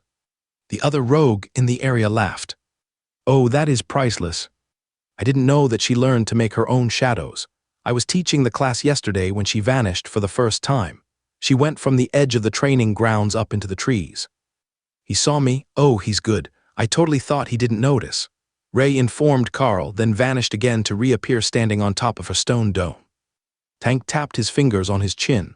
Can someone explain in a way that a berserker can understand why Ray is using earth magic? The vanishing act makes sense, but not that. Carl smiled at the huge man. Her advancement process includes cycling a lot of higher rank blood through her body, a literal bloodbath. She used hill giant blood, and they can all use earth magic, so she gained an ability from them during her advancement. If she had used something else, it would have been a different ability. So she learned to make stone shields. That's impressive as a defensive ability, but she's an assassin-type attacker. One of the warriors asked, confused. Ray threw a stone baseball at him. Carl laughed. I gained access to the earth shield, but she can use that and boulder toss. How does that mesh with her other abilities? Tank asked, not quite following how the ability was relevant to her. Ray summoned a large stone in the air, then hurled it into the distance. When it was 100 meters away, she appeared underneath it. Portable shade for her movement abilities. Plus, she had a spear ability before that she used at short range to apply lacerate. Now she can throw big things at people. It might not be sharp, but I bet it will make them bleed. Carl guessed. Now I can use crushing blows. That's all the bonuses for me, Ray added as she came back to her dome. Smashing posts, Thor muttered reverently, staring out of his space at the dome. I will make some for you after our shift, Carl agreed. How much do you think that her damage has increased? Tank asked curiously. He had seen her up close in combat, and had a good idea what she could do 2 days ago, so he would be one of the best to judge how much her improvement was from the advancement.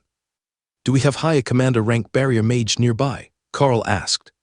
One of the teachers stepped forward and created a solid wall of magic in front of the students. Ray, if you would kindly stab that one time, Carl requested. Ray moved so fast that half the students couldn't even follow her camouflaged form, and the barrier shattered as her stone-covered leg shot forward. There wasn't even any resistance. The barrier just shattered at the first hit. The teacher just stared at the spot where his barrier used to be. It hadn't even held long enough to slow down Ray's advance. That was the barrier they relied upon to defend against the attacks of the hill giants, and while it was supported by others, it hadn't fallen often during the time they had been here. The teacher shook his head, clearing his thoughts. That's not low royal rank damage. I am guessing that Carl has a number of passive buffs active on his beasts, but I would say it is a little over twice the minimum standard for royal rank. He explained. Carl nodded. Yeah, there are a number of abilities that are always active on them, but I can still increase their speed and damage a bit more. Tank blinked slowly as he did the mental math. Does all of that apply to the golems as well? Yes, but they were already advanced, so they might not have gotten as big of a jump as Ray did. Now that she's caught up to the rank of her golems, we will need to wait for the skill to advance them to the monarch rank before they are that far ahead of her again. Carl explained. Few of the students shuddered at the thought. Royal rank was a dream for most of them. Monarch rank golems were the sort of thing that they made horror movies about. Well, they actually didn't usually make horror movies about things that scary. Most movies used threats that were more relatable, but the idea was the same. All of the others were resting in their spaces as Carl worked to rebuild the energy focus that Ray's advancement had depleted. It was taking longer than expected, as the energy kept leaking out as the spaces tried to balance with Ray's, which wouldn't reduce. It was already at a much higher energy level than theirs, so the energy just kept pouring from the transfer to the space itself, the same as had happened at the start before Carl had created the energy focus points in the first place. Well, if there is an attack, I dare say that this flank is now ready to repulse it. But I think we're all eagerly awaiting the results of Commander Carl's imminent advancement. His whole team is showing signs of advancing already, way ahead of schedule. Tell me, is there some secret to it? A hidden skill, a gift that you were given? The barrier mage professor asked. Carl shrugged while Tessa waved her hand dismissively. Nothing tangible. The oracle said that we had the world dragon's luck when we stuck together, so we signed a contract to spend a year working as a team. Ever since then, things have been both progressing well and becoming increasingly dangerous for us. The teacher nodded in understanding. The oracles have a way of messing with us all. But if they said that it would help you, then it must have. But I could swear that you've got an untested high priestess in the group. That last comment was directed straight at Tessa, who smiled but didn't confirm or deny anything. The students were a bit more eager to see what would happen next. The hill giants did have more royal rank giants to send at them, but most of the time, they avoided the most dangerous spots along the line and attacked the weak spots in the human defense. Now that there was a royal rank defender here, would they actually get even more days off between attacks? That felt like too much to ask for. But there were no signs of an attack today. So perhaps they were going to get a reprieve long enough for them all to recover from the lack of sleep they suffered while the walls were being torn down. The mage class teacher turned to Carl. Can you show me the earth barrier that you said you gained from Ray? I would like to see how strong it is. Carl brought up a wall of stone, placing it in front of the line so that the mages could attack it at will. It wasn't quite as strong as he could make it. Closer to 80% power, which wouldn't strain his capabilities. But when the mages began to cast, their spells were only creating chips in the stone, hacking away at it dozens of times before the barrier actually broke. That is truly impressive. How much energy were you adding to that to keep it active? The teacher asked. None, I just created it and left it there. I can put energy in it if you'd like, but I thought that we shouldn't burn too much in case all this showing off attracts trouble. Carl explained. Well, if you can create barriers like that without actively feeding them, I don't think your group has much to fear at this point. Can you create them as an armor layer around someone? Carl cast the spell on Tank, who flexed and struggled for a moment before raging and blowing the stone apart. I will take that as a yes, but also no. It's certainly not an earth armor spell, it's just a static barrier. The mage laughed. Carl had an idea, though. He created a shield out of the stone and handed it to Tessa, then adjusted the back slots to fit her arm over her armor. If I'm right, a magical stone barrier doesn't have to weigh anything, Carl explained. Tessa nodded. I can feel it on my arm, but it can't weigh more than a quarter kilo. If I was using this as a shield in combat, it would really reduce arm fatigue, and it's renewable, so I wouldn't have to extend a barrier over it to protect my gear. Or Carl could cast it over her shield when he had a moment, so she would have a shield in her hand no matter what. Bob was thinking the same, as he was a defensive warrior, and having a layer that durable over his shield would save him a ton of mana on guard, which was not nearly as mana efficient as higher rank skills like that. From what everyone could tell, the Earth Shield was a Tier 2 ability, with the added benefit of being an innately royal rank skill, with the mana efficiency and durability to match. It was far superior to a common Tier 1 ability used at royal rank, as most elites would do unless they happened to learn an upgraded version. We will have to add it to the tactics for the team. Perhaps you could even make a new helmet for Thor, so he wouldn't have to risk his lightning to headbutt people, Bob suggested. That sounded great to Thor. Everyone loved a good hat. Bob had a very good hat, it even had nice long horns on it. He had to be an expert in Thor's mind. The shift was a quiet one, with no attackers in sight. But the moment that Carl and his team left the line, things began to get chaotic. Every teacher wanted to know if there were more spell books that Carl could write for them to copy, or if he could teach the skills that Ray had learned directly to other students, the way that the teachers at the academy did for the basics. Carl checked the skill book description for Earthshield and frowned. Book of Earthshield usable by monster, giant, Earth element recipients. Requires 1 Earth element gem at commander rank or higher, ground to dust, mixed with powdered gold and commander rank or higher hill giant blood. That was far more detail than he had ever gotten from the ability before, but the book looked like it was far more restrictive as well. Or perhaps it wasn't, as he didn't know the restrictions on the Book of Refreshing Lightning. But needing all 3 of those keywords essentially narrowed it down to Ray, who was a giant monster, and had gained the Earth element when she advanced to royal rank using hill giant blood. I can make it. If we have a powdered commander rank Earth element gem, and powdered gold to mix with commander rank hill giant blood, which I have in reserve, but it can exclusively be used by those who are giant monsters with the Earth element, Carl explained. Someone behind Tank began to curse, and Carl distinctly heard the words, "I'm not going through that again," before the man stomped away. Well, that gives us the answer we need. You can wait on the book until you really don't have anything better to do, but if there are other members of your group who can use it, we can get you the supplies, the big berserker suggested. The closest would be Ophelia, but I don't know if she would count as a giant, or if she has any Earth element skills. Much less an Earth element aspect, Carl sighed. Ophelia shook her head. I'm average-sized for a werebear, and that's a nature element transformation, not Earth element. The number of people who can use that book will be really limited. I would guess that not even Thor could use it, and he's considered a giant monster by reptile standards. He's more lightning and holy element than Earth. It was a shame that they wouldn't be able to share more skills right now, but in the future, Carl would certainly have to donate a copy to the inscriptionists. If someone else got his class, it would be wonderful for them to start with something, even a few skills that were tailored to beasts, so they could get started on the right track. The students from the line sat down to dinner, and the teachers began to filter over to talk to Carl. The same thought was on everyone's mind. How long would it be before the academy had a royal rank student? The government had only ordered the students and faculty from Ascended and Commander ranks to come here to the hill giant border, so there was a chance that someone might try to steal him away the moment that word spread. But there was also the factor of actually getting to have a royal rank defender on their lines for some time.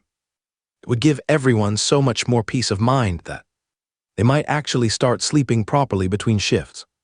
Far too many of the students were overtired and strung out from lack of sleep, but too nervous to allow themselves to fall into a deep slumber when there could be an attack at any minute. Even if they were off duty, the royal rank aura seemed to make many of the ascended rank students nervous, so Carl didn't hang around the dining hall for long. Instead, he led the teachers to one of the classroom tents where they could ask questions to their heart's content. Let's start with the important topics. How is Ray's role in combat going to change with her new abilities? One of the professors, whose voice Carl recognized as the zone commander on the radio, asked. It won't change much. We will have some extra defensive power, and Ray will have more ranged attacks, but her primary duty is usually the defense of the casters, while her golems go forward to fight. Now, if she's not pressed to defend, she will be able to offer more fire support to the team, but her essential role hasn't changed. Carl explained.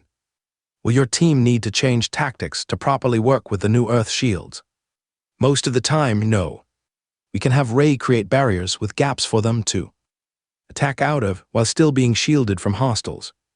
Or she can grant it to an actual shield if we're going to do a shield wall formation for them in a larger battle. The zone commander made a quick note and nodded.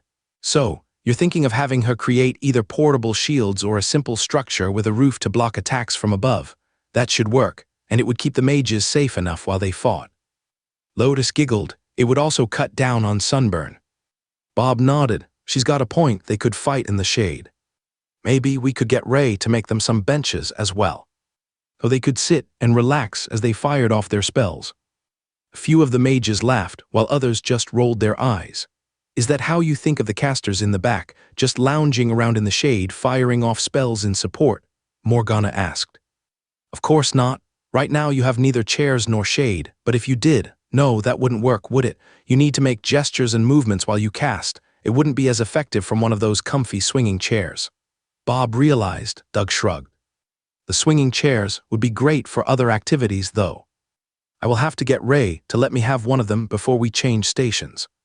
So we can expect similar tactics from your group, but with some additional defensive capability and more attack power. That is wonderful. Is there any hint as to when the others might advance? The zone commander asked, bringing them back on topic. It should be soon, likely within a month. It might even be within the next few days, but I don't have the experience to say for certain. Carl shrugged. That should be good enough for the evening. We will be in contact tomorrow before your shift, in case we need to balance the forces along the line. The zone commander informed them, then got up and left the room. Forget about that. What's more important is that you can make royal rank defenses for the front line.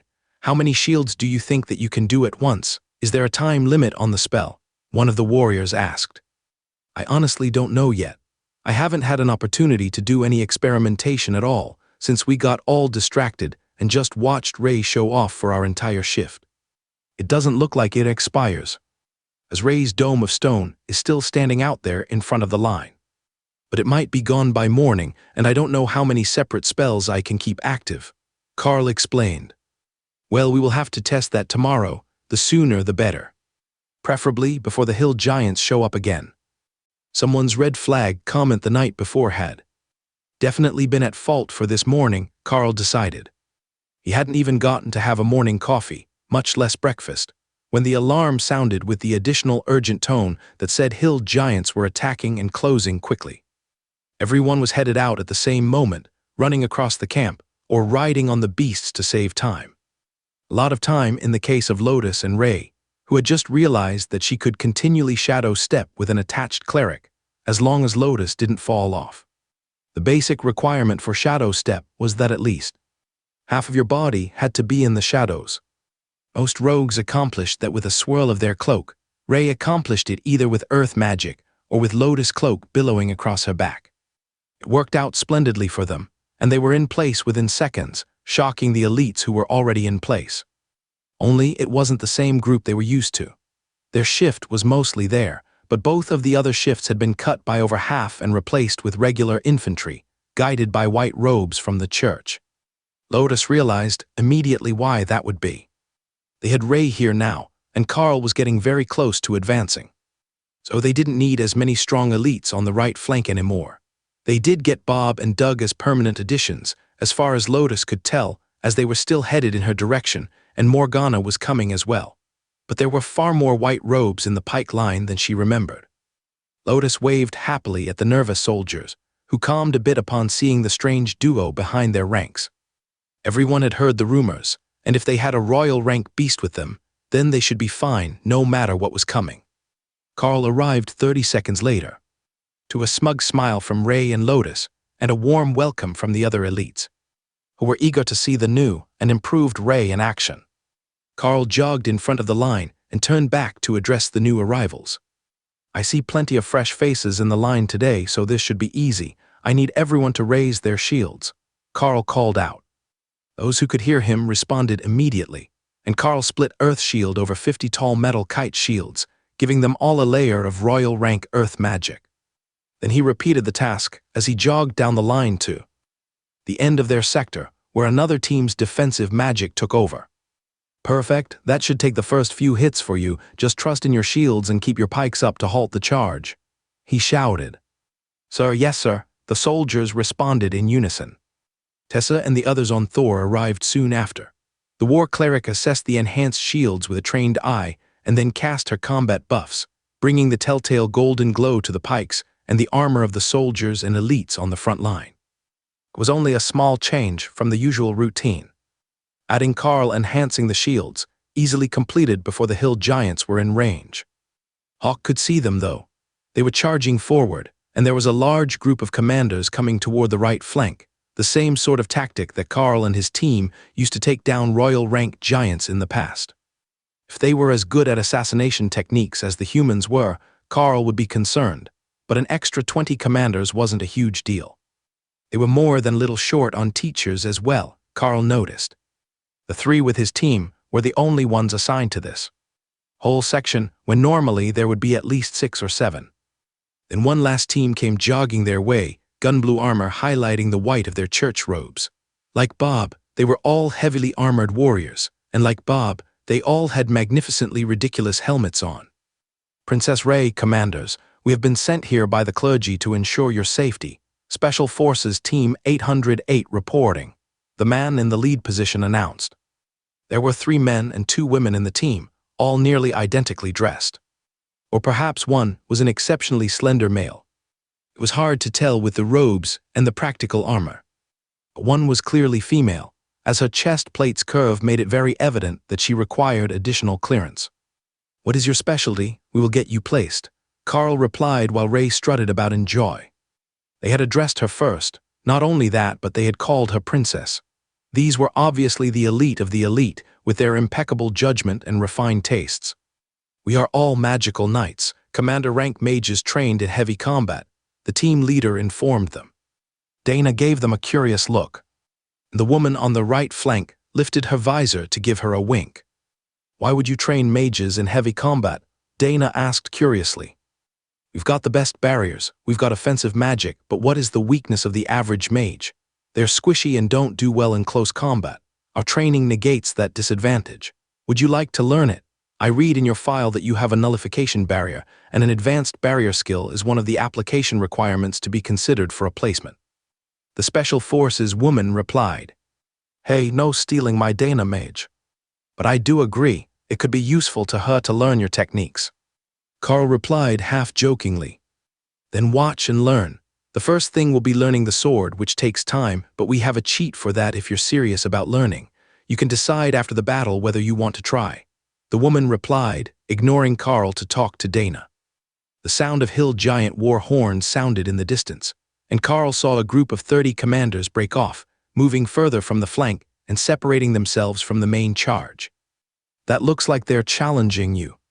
100%, Bob noted. "Yeah, I suppose that we should go give them what for.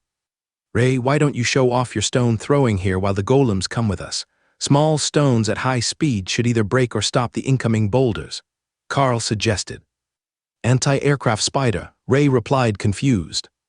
"Anti-aircraft spider, then you can stab whatever makes it to the lines," Carl confirmed. Carl led the group out from the flank, accompanied by the Special Forces team, to add some numbers to their 8-person squad.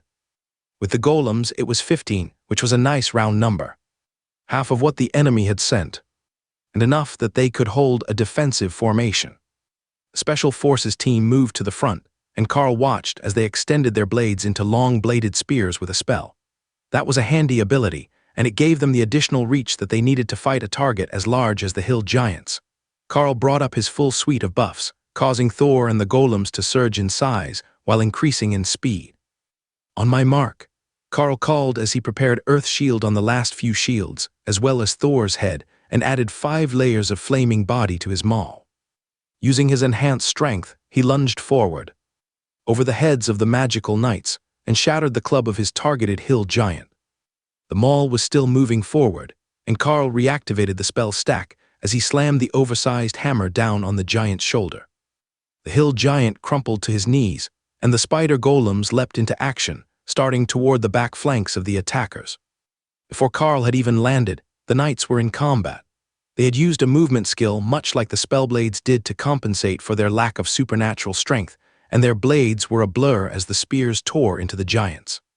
Thor charged beside Carl as he rode the wounded giant to the ground, before using Ren to slice its neck open with a wave of his hand. Then it was on to the next one as the warriors pushed forward, and Dana's spells whistled overhead. The knights were using mage spells, Carl could see, but they were using them at point-blank range, as a counterpoint to their weapon attacks. It was an incredibly aggressive fighting style for a defensive warrior, but their enhanced speed was making it work. Morgana's corruption spell was rotting away the attackers and slowing their movements, while a sudden blizzard turned everything more than 20 meters away to a wall of white. That might be a lot for humans, but for the hill giants, who were all over 5 meters tall, it made actually fighting more than a little problematic. They could only see what was happening to the fighters closest to them, and those further away were blurry, making it hard to pick out the targets. Carl caught on quickly and equipped his furry white cloak, causing the outline of his form to appear blurry in the snow as he continued his assault. The Special Forces team were already in white, but the change made Bob stand out even more in his silver and black attire. Fireballs shot up from totems placed on the ground to the side of the group, where the giants would have to expose their flanks or backs to get rid of them, and Remy slithered out to wait between Lotus and Dana while she fired her chain lightning and alternated locations for her totems. "Surge attack," the Knights' leader announced as they moved in unison to retreat within the team's formation. Carl wasn't sure what that meant, but he brought up a lattice of earth shield as a dome over the elites anyhow. A barrage of boulders slammed into the stone, which shimmered with magic as the Knights added their shields to the mix, and then the stone crumbled, allowing the boulders to bounce off the magical shields. Carl didn't wait for the barrage to finish.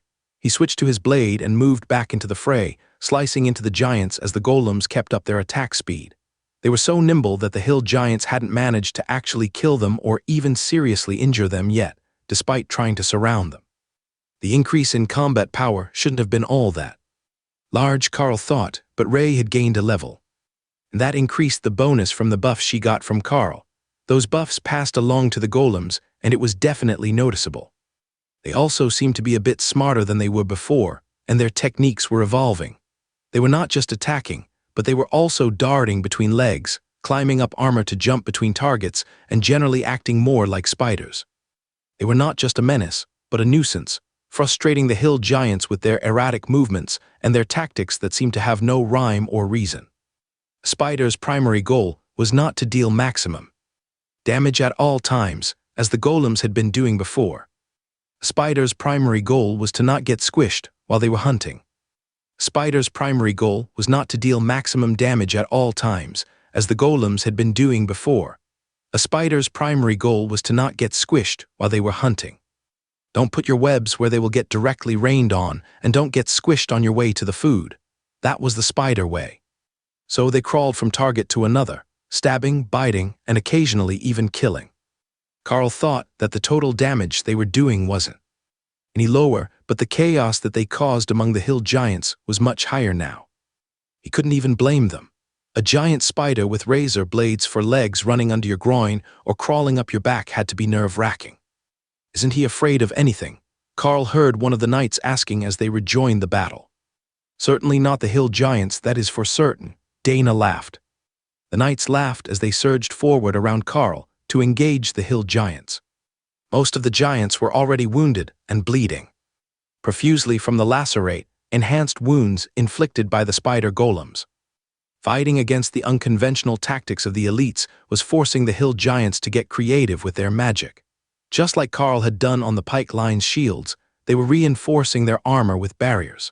That forced everyone to aim for the joints, which couldn't be armored over with an inflexible layer of stone. It was slowing the casualties, but the hill giants were slowing with pain and blood loss that was faster than they could heal. Carl switched back to his maul. If they were going to put up barriers to frustrate the arrows, he would just have to use his handy-dandy barrier removal tool. A giant went flying off into the blizzard as Carl's hit struck the center of a giant's chest, shattering the commander rank barrier and the armor plating behind it with a stacked chain lightning attack that spread through the remnants of the force. The blizzard tore at every barrier and bit of exposed flesh, slowing the giants even as the lightning burned through their nerves. The hill giants were losing the battle, and they hadn't even realized yet that they were being corralled. The spider golems had moved to the back while the knights went left and Ophelia joined Bob on the right. None of them could see far enough to realize that they no longer had any way out, and their instructions to each other were directly contradictory, as every giant was facing a different direction. Dana and Morgana cut down the two in front of Carl, and when he advanced, he found himself in the middle of the giant's circle, with every back to him. Maul's strike to the back of a skull set him up to leap across to another unprotected head, then a third swing down onto a shoulder, causing a third giant's axe to fall to the ground and leaving it defenseless. "Remy, you can end the snowstorm, they're all dead," Carl announced once nothing was moving, and he could see all of his team's melee fighters. The blizzard faded, and they were treated to the spectacle of Ray in full anti-projectile mode, shooting down every boulder within 100 meters of her position. Not even the anti-aircraft guns were that effective, and her small stones were hitting the larger stones hard enough to drop them to the ground short of the pike line, while the ascended rank boulders shattered outright. She was standing on top of a plinth of stone, clear for everyone to see, and taunting the hill giants, whose ranged offensive had been completely nullified on this flank. "Has she always been that dramatic?" one of the knights asked. Lotus giggled and Doug rolled his eyes. "You haven't seen anything yet. Just wait until she really gets rolling. Right now is like the preview to Ray being dramatic." Tessa nodded. "You weren't here for the day that she strung up and crucified a royal rank hill giant to taunt the rest of the army into attacking, were you? That was dramatic. Or the day that she sent the spider golems through the ascended rank giants, maiming hundreds of them in 15 minutes without killing anyone." The male knight nodded. "Got it. Ray likes to make a statement. Are any of the others quite so fond of attention?" Carl looked back at where Thor was getting his head ridge scratched by Tessa and Doug. "Yes and no. Thor loves attention. All the attention all the time, but not in a dramatic way. He's just a people person." Lotus nodded in agreement. "A lightning Sero is a pack animal, and he doesn't like being separated from his makeshift pack.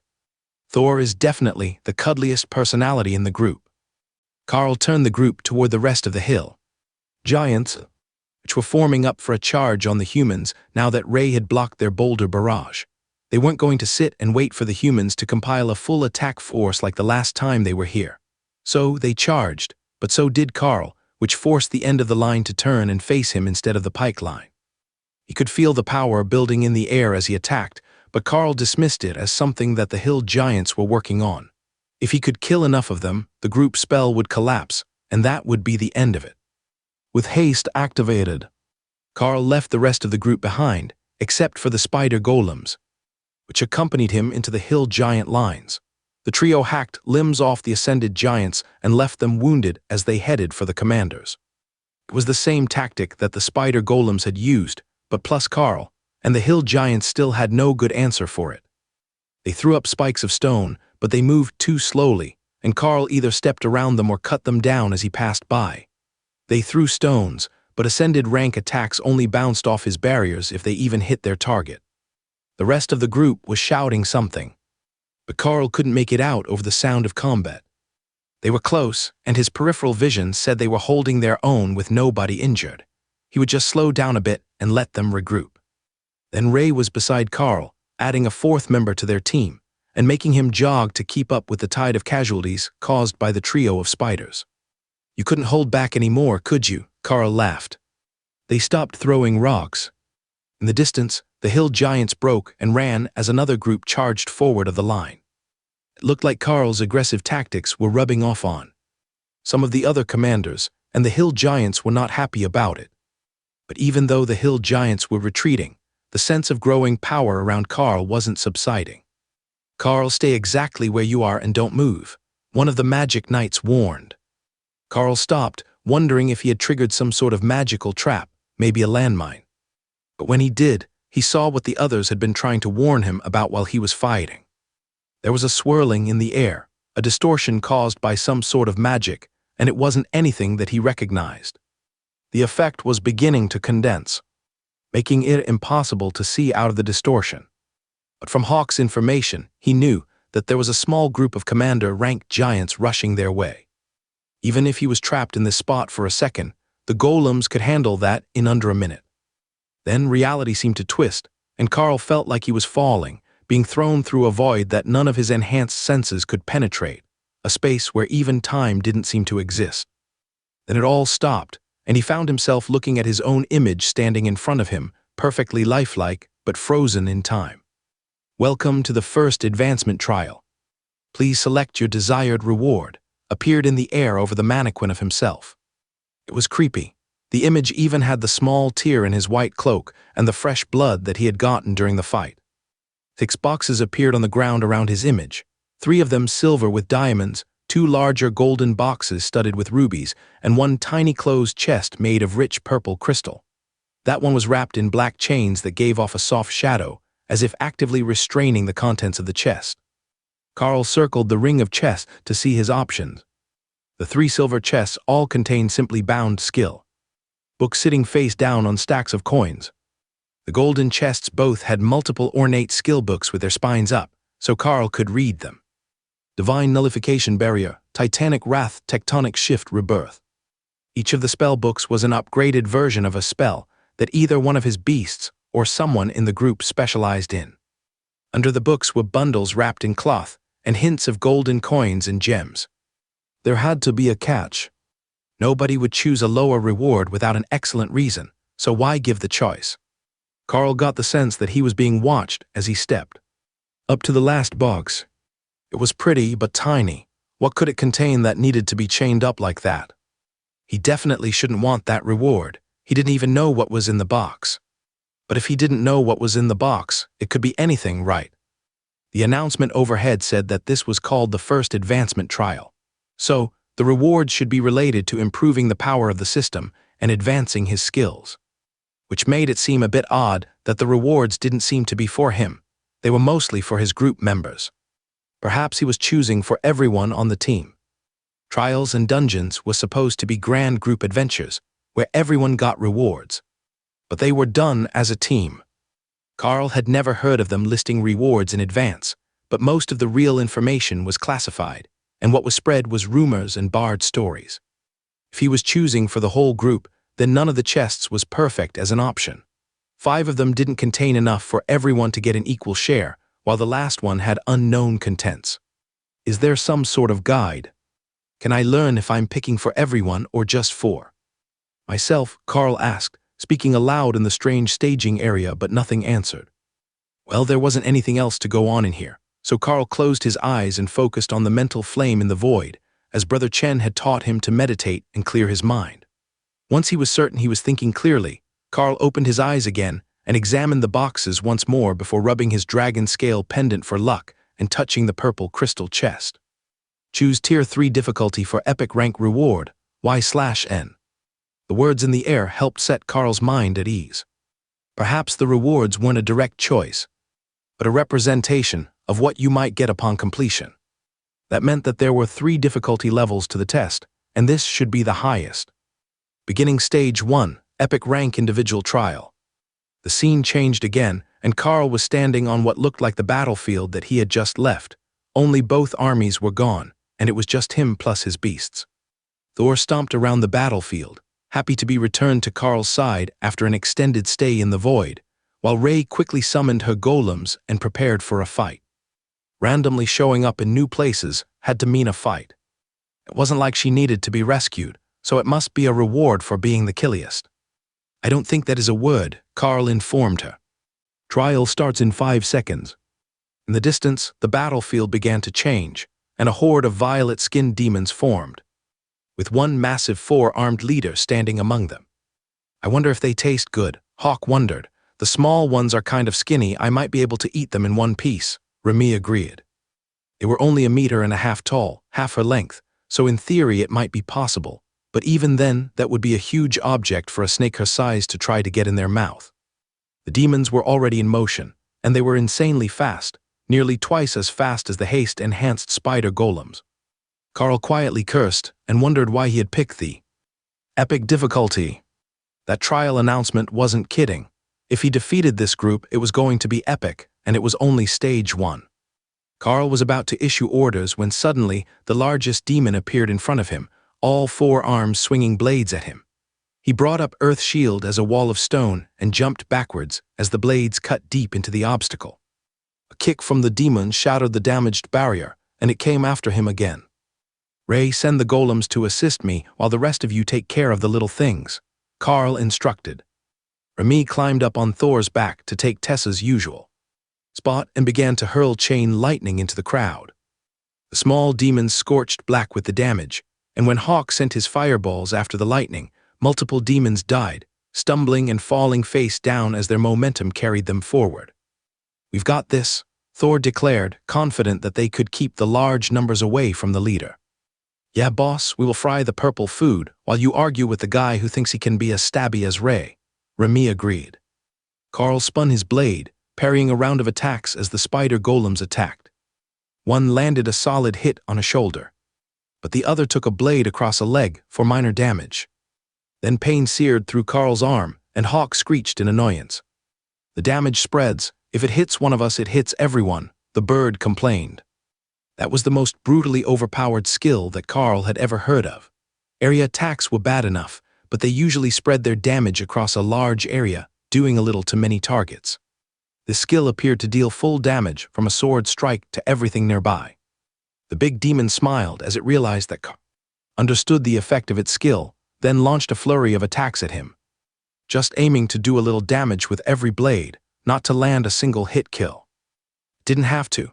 If it wounded him a little bit every time, it would wear the whole team down. The demon was double-jointed, and it could attack behind its back nearly as well as towards its front, leaving it with a minimal blind spot and no real defenseless side for the golems to take advantage of. But refreshing lightning helped Carl's team heal, and the damage was already fading. 4 more strikes made their way past Carl's defense. In the next 2 seconds, and he realized that refreshing lightning wouldn't be enough for long. That was enough to get something, Carl hoped. There were attack skills, but that wouldn't help much in the race to defeat this insane demon, and they might be too expensive. 10 points, barrier erects a barrier over the caster or targeted beast.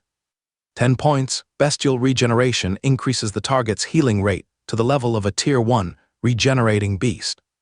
10 points, refresh constantly restores stamina. That was better than nothing.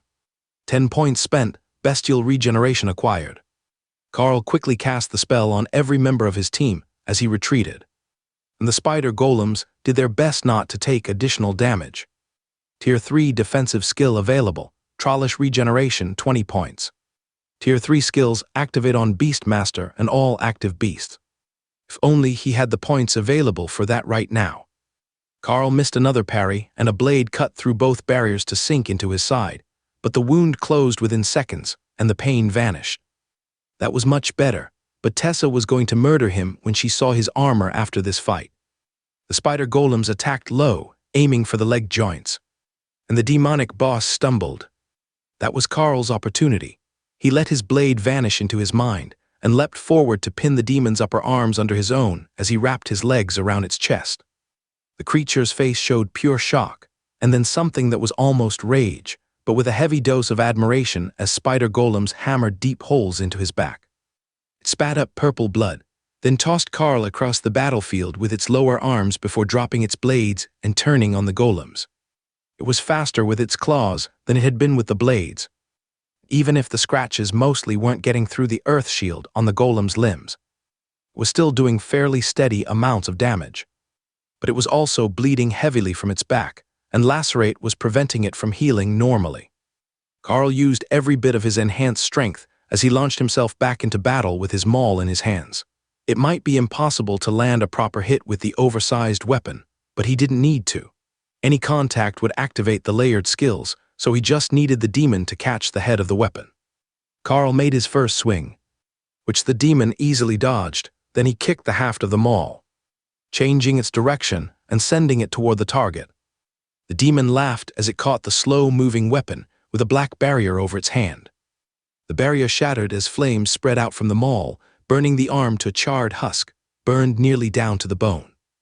It howled in rage as it retreated, arm hanging limp but slowly regenerating. The demon was slowing down, but Carl didn't trust that. It had intelligence in its eyes. It could be placing a trap, looking for a sudden reversal.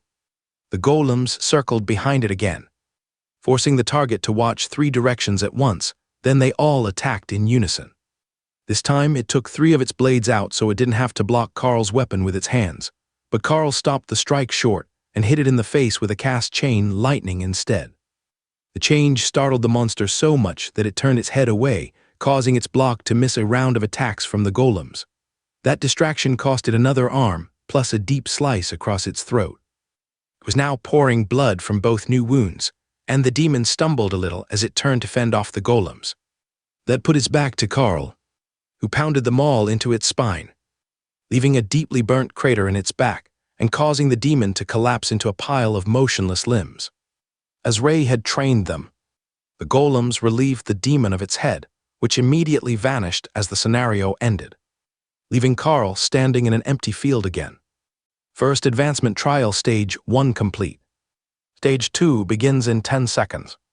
Seriously, Carl muttered as he saw the notification. But the notification seemed to be serious, as the world around them was changing, morphing into a large cavern, similar to the one where the dark elven city had been located, except that it was filled with glowing green pools of what Carl could only assume was toxic goo. "This place does not look fun. Not even being green makes it look better," Thor noted. At first, there didn't seem to be any opponents here at all. They were just standing in a toxic field. Then the monsters began to appear. Walking up out of the glowing pools, a shambling wave of toxic sludge covered zombies. Hawk immediately began pelting them with fireballs, while Remy brought up a blizzard hoping to freeze them so they would stop advancing. For a moment, it seemed like it was going to work, and the zombies ground to a halt before a new boss appeared in the center of the largest puddle and began to cast spells, causing the downed zombies to regenerate while summoning more of them. The boss didn't look all that impressive. Just a sludge-covered zombie woman in a black dress, but the shining black eyes weren't vacant.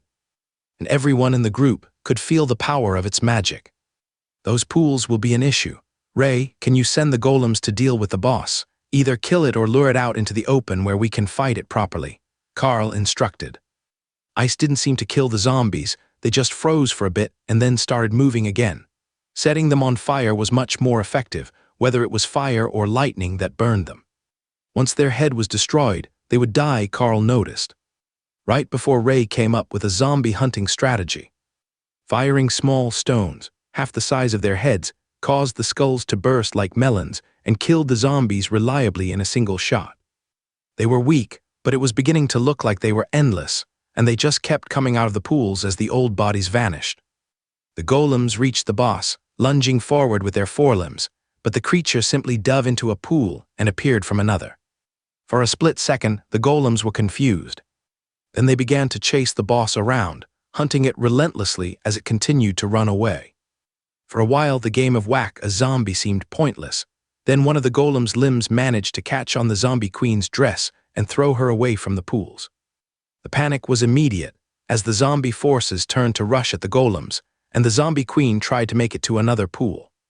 Ray Shadow stepped closer and surrounded the boss with a circular wall of stone, then repeatedly smashed the contents with a boulder from the top. "Well, that's a bit messy," Remy noted when she realized that the spider was essentially mashing the zombie queen. "Hawk, go light the remains on fire just to be sure," Carl added. The tube was engulfed in an inferno as Hawk burned the remains, and the zombies lost their guiding force, returning to a shambling horde that was more interested in the living things at Carl's end of the instance than defending anything. First advancement trial stage 2 complete. Carl sighed in relief as he realized that this instance had actually favored his team. If he was a warrior who had to chase the boss through the toxic sludge or a mage who had to dodge the zombies, it would have been a nightmare. But being able to control the zombies while the golems hunted the boss made it a relatively painless experience. For some time, the instance didn't change, and Carl just waited. A bit of time to recover between fights seemed like the reasonable thing for a trial to provide, but it was unlikely to give him long.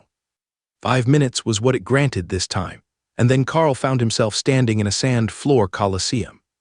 This time he was not alone. The rest of his team was standing with him, including the 5 Special Forces knights. Only they were all transparent, as if they were the mannequins that he had seen at the start of the trial. 2 minutes later, Tessa's placeholder turned solid, then became rather battered and covered in green blood before there was a flash of golden light, and it began to move. "Dragons, what the hell are we going to have to do now?" she muttered. "I'm not certain, but it's good to see that you made it," Carl replied. "Oh, is that really you? Why are you here first?" Carl shrugged. "I guess I finished the first 2 trials fastest." "What did you get?" "A massive black skeletal knight and a horde of orcs." "I picked one of the silver chests. What did you pick?" "Let me guess, you kept closing the gold chests until you got a set of skills you liked," she replied. "Closing them to get a new set of rewards was an option. I picked the purple one." Tessa rolled her eyes. "Do you not remember the last trials we were in? Picking the easiest option is the safest way forward, but how did it never occur to you that you could close the chests?" "The first one I touched was the purple one, and it asked me if I wanted to start an epic trial." Tessa nodded. "That must have been a tier 3 trial, with a random set of rewards. Of course, you couldn't resist the urge to touch the box. that was clearly and obviously not meant to be safe to handle. One after another, the others arrived, none of them looking too badly injured, and in Dana's case, she even had refreshing lightning still active. The only one missing was Lotus, and Carl began to wonder if something had happened to the little nature priestess. For half an hour they waited, with no sign of her hologram changing. Then it suddenly shifted, and a startled Lotus was in front of them, sitting cross-legged on the ground. "Oh, hey guys, what's going on?" she asked. "We've been waiting on you to finish your trials," Carl reminded her. "Trials? Oh, they're starting already. I was playing with the box. Did you know that the contents change if you close the lid?" Tessa stared at her for a few seconds before anyone spoke. "Are you saying that you've been playing with the box for the last hour, and you never did the first trials?" the war cleric asked her lifelong friend. "Well, that's one way to do it. I guess there is a time limit, but the rest of us are on trial number 3, Tessa explained. "Oh, sorry. I didn't realize it was a group thingy." "All right, what are we doing? Is it a gladiator tournament?" Carl shrugged. "It looks like it, but I don't know yet. Nothing was happening while we waited for everyone to arrive. There were just those transparent mannequins holding our places until we all finished our trials." Team Trial 3 begins in 10 seconds. Modified difficulty increased for incomplete trials. Epic difficulty chosen. "Who picked Epic?" the leader of the knights asked. Dana gestured toward Carl. "Isn't it obvious? Carl did the epic version of the first 2 trials. Now we all get to do the epic version of the team trial. In my defense, I didn't know that there was going to be a team event at the end," Carl responded. It was too late to change anything about it now, even though they were going to have to face extra enemies at epic difficulty, because he had let the intrusive thoughts win, and Lotus spent an hour just playing with the boxes. Across the arena from them, a 4-armed giant with shining golden armor over black robes appeared. The monstrous creature stood nearly 10 meters tall, and Carl wondered how exactly they were expected to deal real damage to that. Its lower legs were heavily armored, and that was all that they could conveniently reach, while the rest of it was not showing any bare skin at all. Even its face was covered by a golden helmet. "It looks like a mage special to me," Tessa noted. There were soft joints where the armor appeared to be leather, but none of those were in easy reach of the team except for the mages, who had better ranged combat abilities. So this is what a modified difficulty epic boss looks like, Lotus announced, enthralled with the appearance of a creature that she had never seen before. "Now we just need to find a way to defeat it because the fight is starting," Carl reminded her as the timer ran out. When the timer ended, the giant began to move and the group scattered. Bob and Ophelia were headed forward, looking for an opening they could reach, while the Magic Knights were stepping through the sky to hurl blade attacks at the massive target. Ray created a web to pull herself up into the bleachers away from the main fight, then hurled a boulder the size of a medicine ball at the 4-armed giant. The impact left a deep dent in the golden armor, and Carl smiled as he realized that while it was a deadly opponent, it was still commander rank. It also wasn't double-jointed, and when the spider golems got on its back, it had to sweep up with a club to knock them free, which wasn't nearly as deadly for them as the fast purple demon had been. "Ray, make a web net all around the arena for the knights and golems to fight from," Carl instructed as he realized what the most effective tactic was likely to be. If they couldn't reach from the ground, they wouldn't fight from the ground. Ray worked fast and made a loose net all around the arena out of super stretchy royal rank silk rope. The fighters could land on that, grab it with a free hand, and then use it as a springboard to jump at the giant when they saw an opening. Bob had superhuman strength, the same as Carl, and the knights could walk on air, so it was an easy way for them to rest between attacks, and blows from the Titan's clubs wouldn't easily ruin it. Carl tested the theory by taking a run toward the wall and jumping up on a completed section, then leaping off as he rebounded. It launched him toward the giant's lower right arm, which was hastily withdrawn to let Carl's blade crash into an enormous club. The chain lightning still spread through the creature's body as Carl fell to the ground, thrown well clear of the stomping feet by the impact. Not exactly optimal for Carl, who had plenty of his own ranged attacks, but good enough that everyone else saw what he was going for without having to announce it out loud. Once they all knew, Carl switched back to his bow and began aiming for the vulnerable joints. That was surprisingly easy on a target this large. especially when it was being swarmed by fighters who wanted to attack from close range, and tortured by spells from their mages.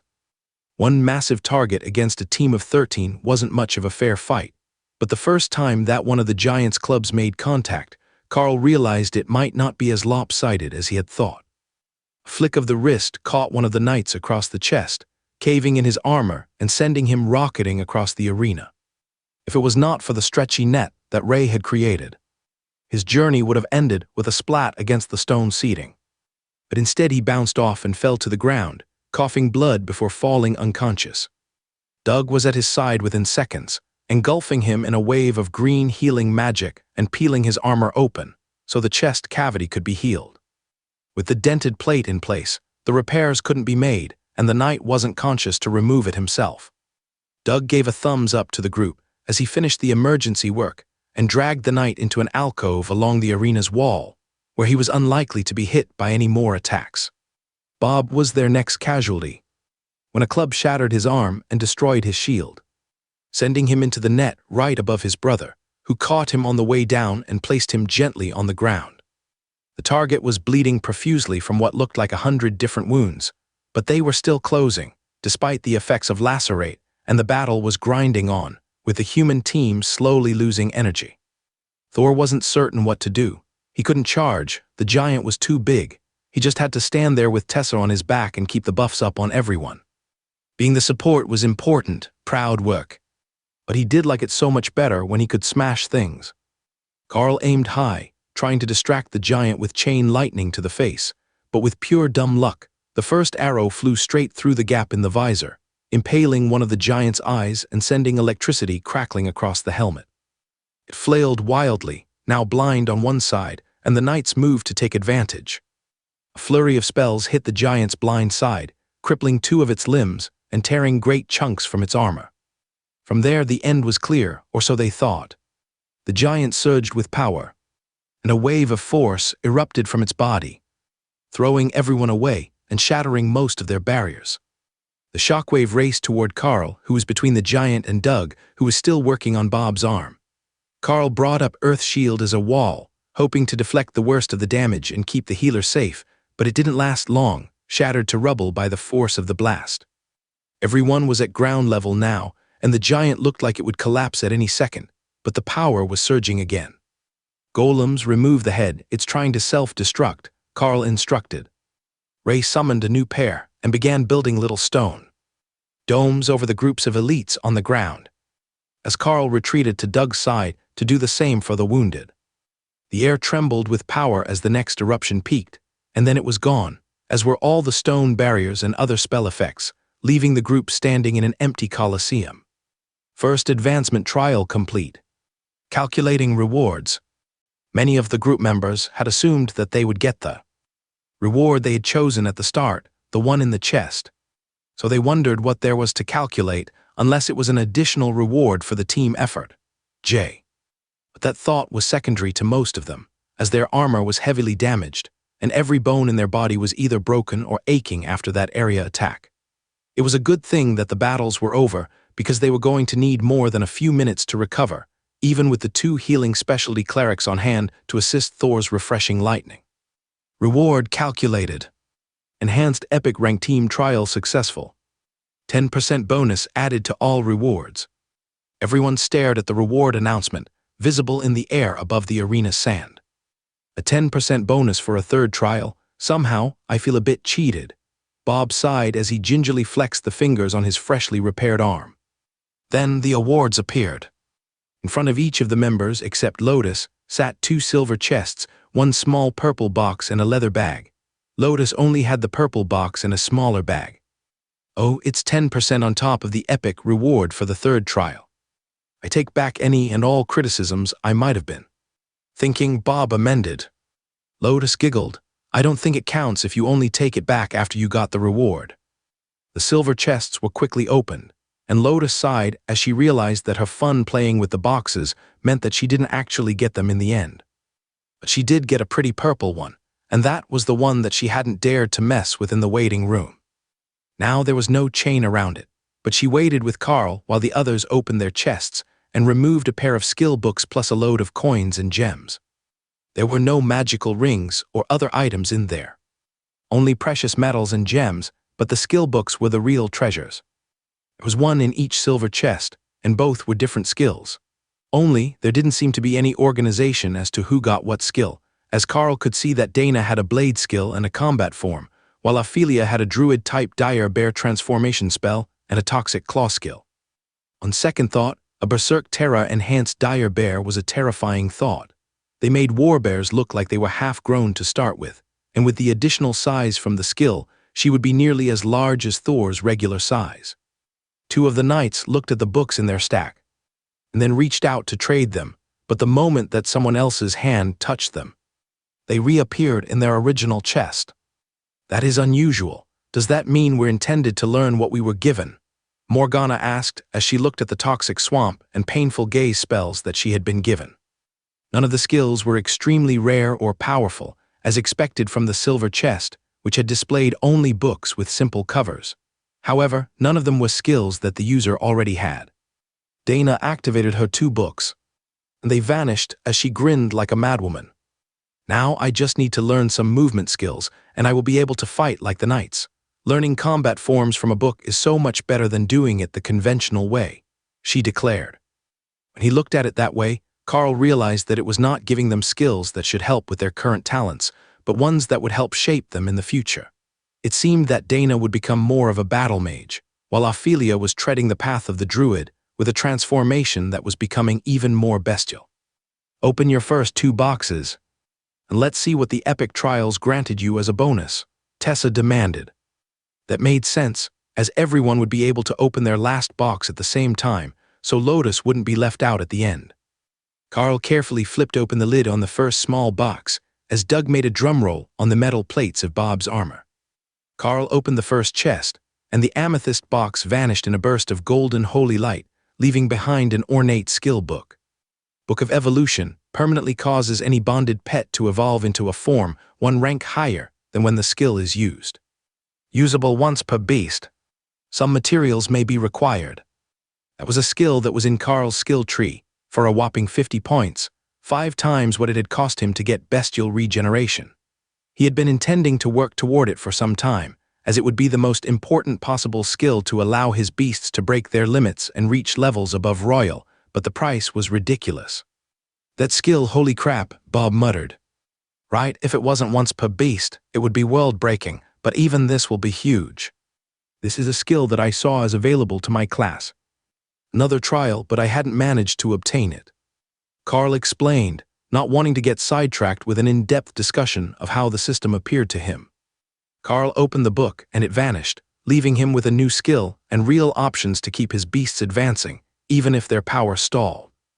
Alright, so the silver chest is 1 skill and some loot, the epic chest is an overpowered skill. It looks like we're all in luck today, Tessa noted as Carl prepared to open the next chest. The same golden light flashed from the chest when Carl opened the second epic rank reward, and again there was a skill book. The book vanished in Carl's hands the moment he thought of opening it, and a second skill appeared in his mind. Bestial raiment grants the user armor suitable to their current environment. The armor will be of epic quality and of their current rank. I wonder what sort of standard epic quality is, he asked. What do you mean? Doug asked. The skill is bestial raiment, or beast armor for us less fancy folk. It creates armor at my rank of epic quality. Carl explained, then switched armor from his battered main gear to the suit provided by the spell. What he got was a mostly black scale bodysuit, with hard chitin plates over all the vital areas, and a black and white tabard hanging over the top, the colors split vertically. As he recalled, Prince Corbin had said in the dungeon that those tabards were the mark of the Darklight host, the ancient cult or religious organization, depending on who you asked, that followed the world dragon. Carl shifted and found that the scales moved like the softest of silk, flowing with his body. All the plates were as secure as if they were attached to him, not shifting or bouncing at all as he moved. It's comfortable, I will give it that much, he explained as he examined the armor itself to see the bonuses that it would grant him. There were unfamiliar stats among them, number bonuses to strength, constitution, and agility instead of percentages. Then percentage-based bonuses to various types of elemental and magic damage, life steal on hit, and a durability percentage for the armor that was currently at 100%. I wish you could cast that on everyone. It would save me so much work. Tessa sighed as she took in the state of everyone's armor after the last fight. Well, at least it's one less suit to do, because mine is trashed again. The repair teams in the camp are not going to be happy with us when we get back. Carl laughed. So do we just open the last one all at once and see who gets the best loot from the final boss? They should all be from the same fight, except maybe Carl's, since we don't know what order they were in. Lotus asked eagerly. That sounds like a plan. Everyone, prepare to open the boxes on the count of 3. All 13 of the elite reward boxes were opened at once, and the golden light rose to a level that blinded everyone's senses. Even Carl's thermal vision couldn't see anything. Then they were in a new setting, all of them together, sitting on the ground in front of a massive golden chest. Well, that is new. Perhaps it's a group prize for the group fight, Carl suggested. That's not the most insane thought that I had when I saw it, Lotus agreed. The beasts had been forcibly relocated back into their spaces, and were currently trapped, as Remy found out when she tried to leave to go explore the huge metal box. Lotus was practically vibrating with excitement, far beyond even the curiosity of Remy, so Tessa pushed her forward, letting the nature priestess be the one to open the giant box. Of course, she had to climb it first, as she couldn't reach the lid, but anyone else in the group would have had to do the same. When she got near the top, she found a good foothold on a larger decoration and wedged the bottom of her staff into the joint to pry the lid up. However, it was not a multi-ton solid gold box, but a magic reward chest, and it opened with the slightest of effort, sending Lotus tumbling down into Tessa's waiting arms. I knew you were going to fall off the box. The war cleric laughed. They backed away, and the box unfolded into a large golden platform with a spinning prize wheel in the center. All of the sectors had question marks on them, making the knights and most of Carl's team glare at the random reward mechanism in annoyance. Couldn't it just tell them what they were getting, or was there some sort of luck involved? Luck was a very real factor, and they all carried holy stones and charms to increase their own, but it really came down to who had the most favor of the world dragon. Is one of you particularly favored among the gods? I would guess one of the high clerics, the female knight asked. Actually, the one with the world dragon's luck is Carl. The rest of us were drawn into his nonsense, Tessa explained. The knight nodded her head. I can see how that would happen. He's certainly not the average elite, so there was bound to be something else favoring him. It also means I get to take the blame when they don't approve of the outcomes, so I guess I will be the one spinning the wheel. Carl agreed. The others laughed and motioned him forward, even Lotus, who Carl knew secretly really wanted to spin the wheel. He didn't torture the little cleric any longer, heading straight for the wheel, which felt warm in his hand when he grabbed one of the pegs to give it a spin. There was an arrow-shaped ticker at the bottom, marking the location of the winning prize, while the wheel itself extended far above Carl's head. All right, here we go. Carl gave the wheel a spin, and the ticker began rapidly clicking away as the pegs flew by.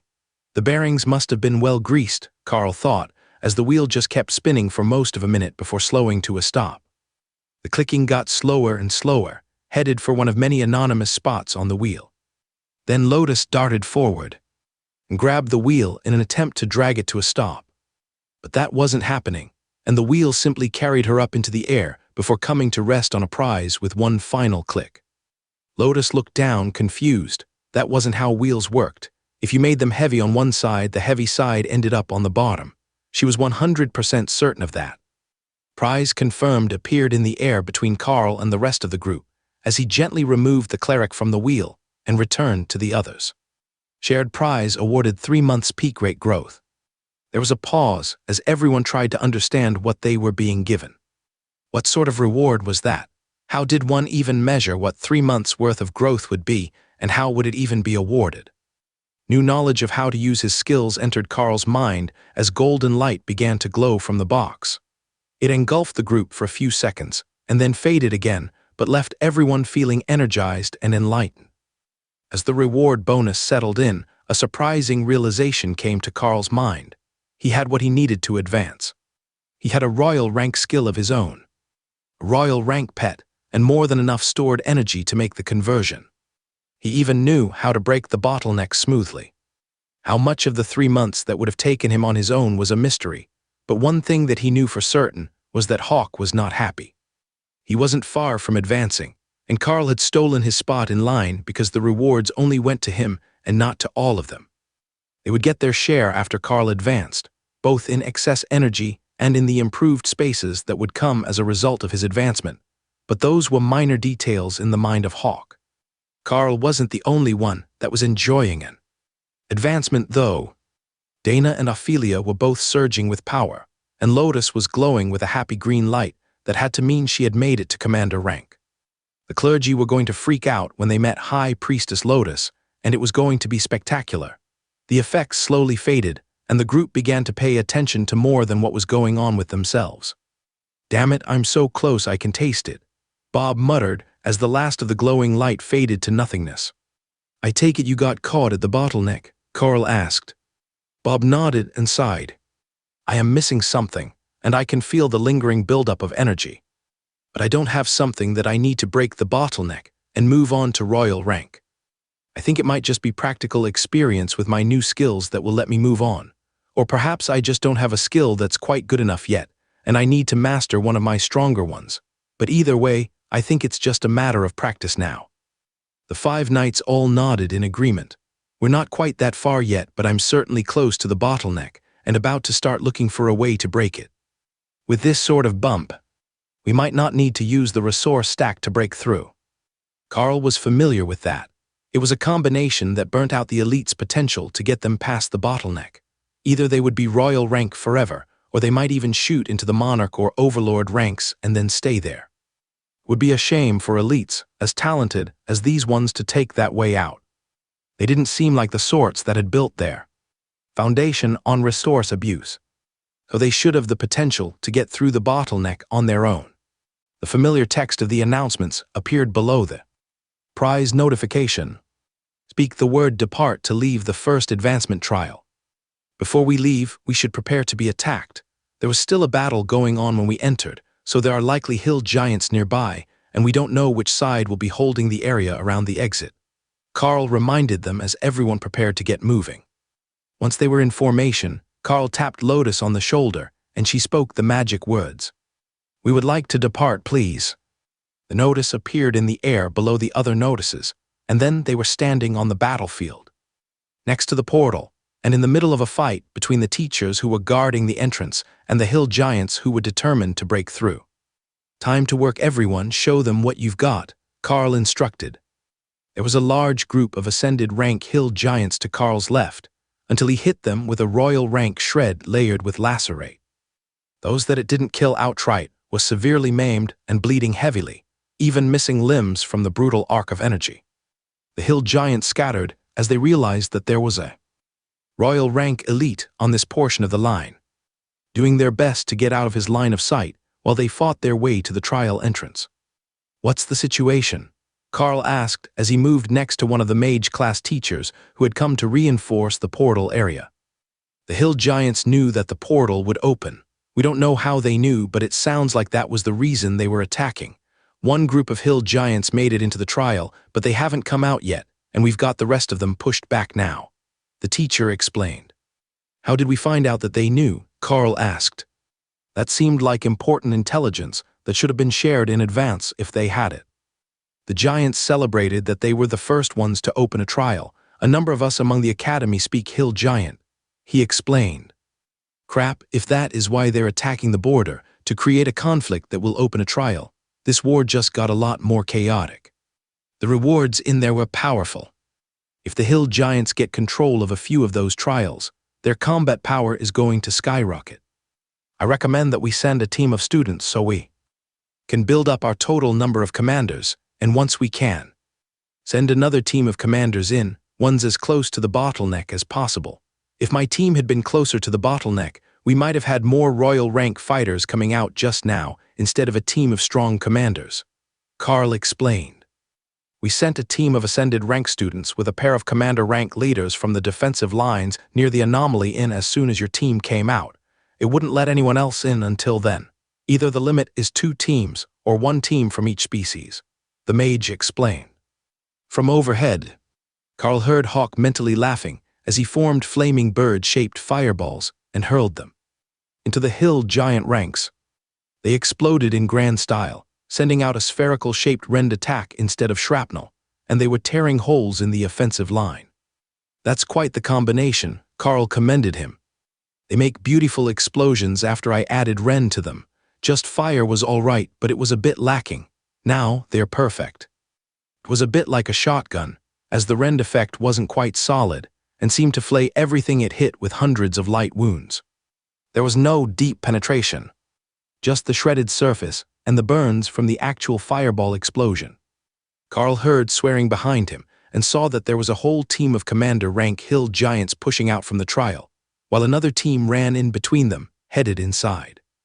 It had happened too suddenly to stop them, and the newly advanced team was retreating to consolidate their gains. As soon as they were in, the entrance seemed to change, turning from a solid distortion to something much more transparent, the way it had looked before Carl and his team had entered. The teachers pushed forward to check, sending a team to walk through it and out the other side.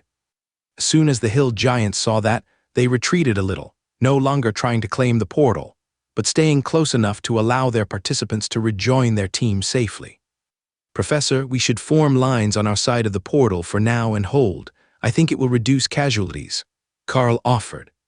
The professor shot Carl a dirty look, but Carl just shrugged and continued to pick vulnerable targets for his arrows. He was only aiming for giants attacking elites who were in trouble, doing his best to minimize losses and strain on the clerics. But keeping this offensive up when they couldn't even send another team into the portal was a waste. If they went to their own side, the giants most likely would not follow until their team was coming out. The teachers conferred on battle strategy for half a minute, then began sounding the retreat to bring the lines back to their side of the portal.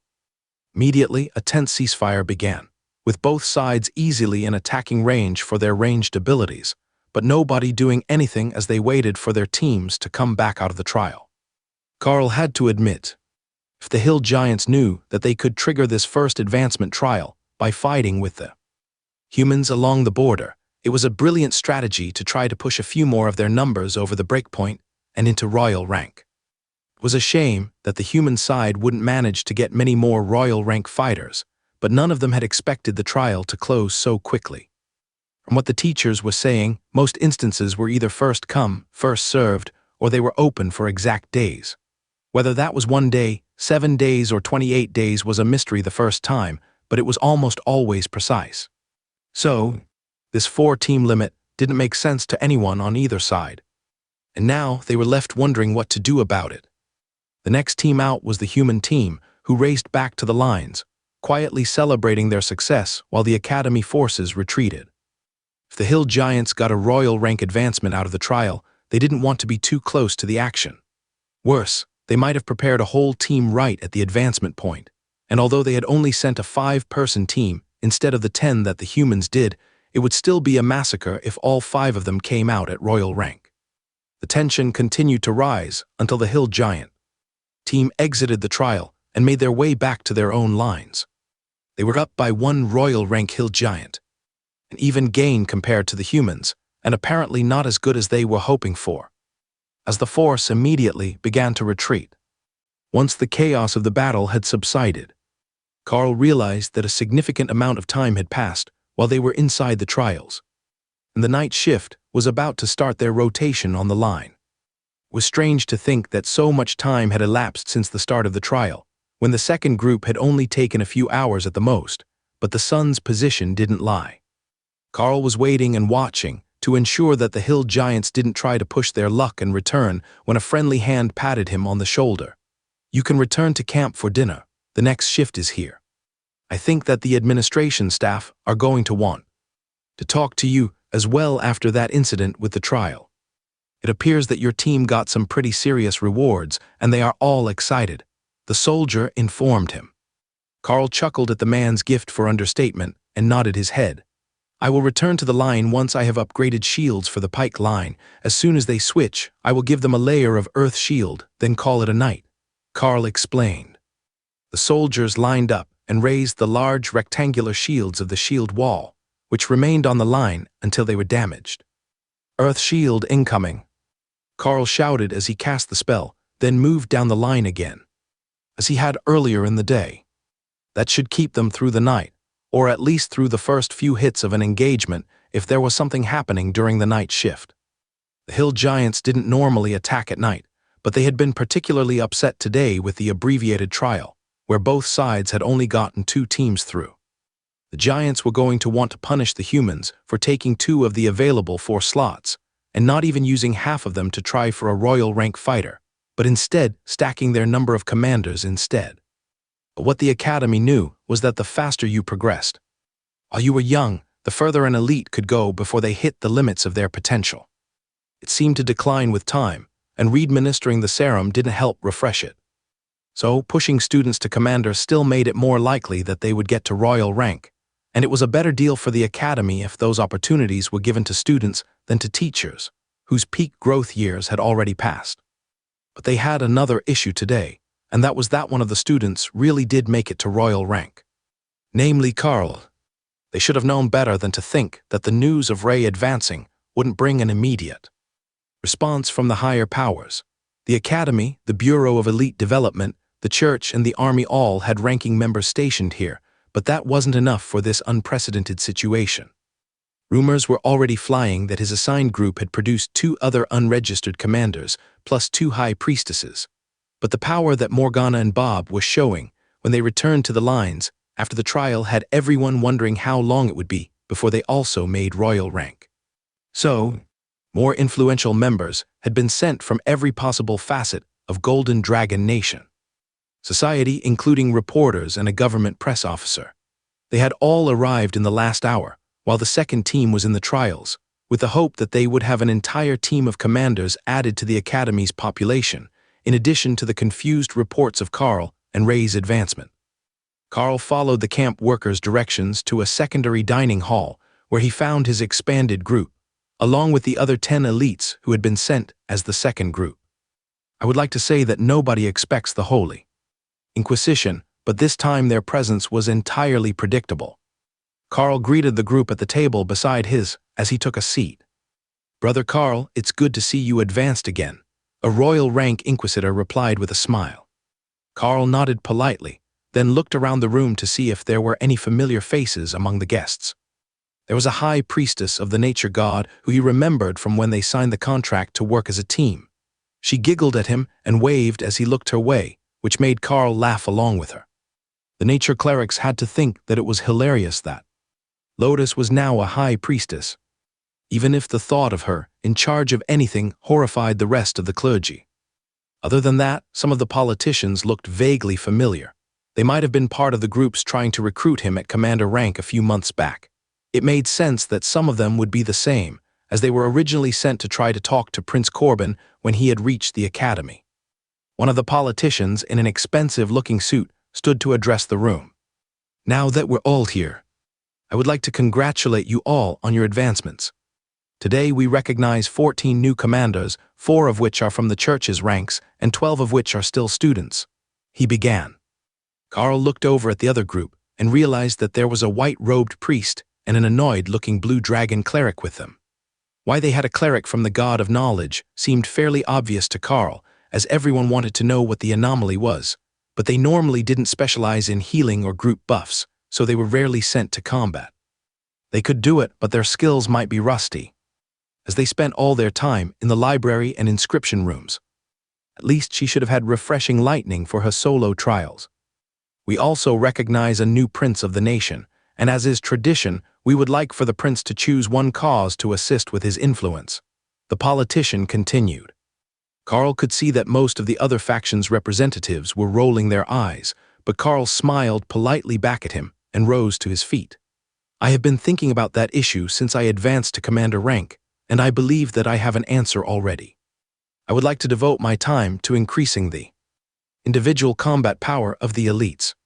I believe everyone here has the clearance to know that I have already donated a number of skill books to the inscriptionists, and I have assisted a number of our barbarians in gaining a powerful new rage type skill. That is what I plan to continue. I will spend my leisure time looking for signs of relics or other methods that can be spread among the elites to give us an advantage over those who would seek to harm us, Karl announced. That would almost certainly have a dozen groups pushing for some of his time, but it didn't devote all of his efforts to one faction. But as he had advanced and had been force-fed information from the final trial reward, many things had become clear to Karl. One of them was that he simply lacked the skills to share all of his skills. What if he could teach someone else to have a beast space? Wouldn't that make for even more overpowered elites? If it didn't work on other elites, maybe it would work on some of the soldiers. Or if he could teach more people the higher-ranked skills that he was sure to learn in the future. Even just finding time to make books for the new skills he could use would be huge for the clergy library. Not even Lacerate had a proper skill book for it. Yet and Ray had learned that from an elite. Did you have more that you could teach the elites? One of the inquisitors asked. I believe that with a bit of time I can create a book of Lacerate. That should be useful to dozens of warriors and rogues. After that, I will have to see if there are any other abilities that can be easily shared. Karl explained. That was enough to get most of the people in the room excited. Everyone loved a chance to make the elites more powerful. That one skill book would be enough to ensure that Karl was not a name that was easily forgotten among his peers. The politician continued once Karl returned to his seat. There will be formal testing at a later date, should there be any doubts about your advancements, but as of today, all of the advancements have been certified through informal testing by the clergy and government authorities. New uniforms will be available to all of our new commanders, and if Prince Karl will rise, the Inquisition has won the lottery to present your royal cape. Karl stood, and the royal rank member of the Inquisition rose with him, holding a box he had taken out from under the table. It was a simple black robe with gold trim that went well with the commander rank black suit, and it attached across his chest with a heavy golden chain, bearing the twin dragon symbol of the Golden Dragon Nation on every link. The cape bonded to Karl the moment that the clasp was fastened, and the badge on his uniform changed slightly to include a crown at the top, marking him as royal rank, should anyone doubt his word. Thank you, Inquisitor, Karl responded once the man stepped back. It is an honor, Prince Karl. Just try not to taunt the others too much with your rank, no matter how tempting it is. Behave, Your Highness, Dana whispered in his ear using a tone that had his little Karl at full attention. Karl gave her a wink and made plans for her upcoming birthday. He was going to have to give her a special present this year. I am certain that I can mostly resist the temptation. Besides, after spending months fighting along the frost giant border, the novelty of wearing a cape has already worn off.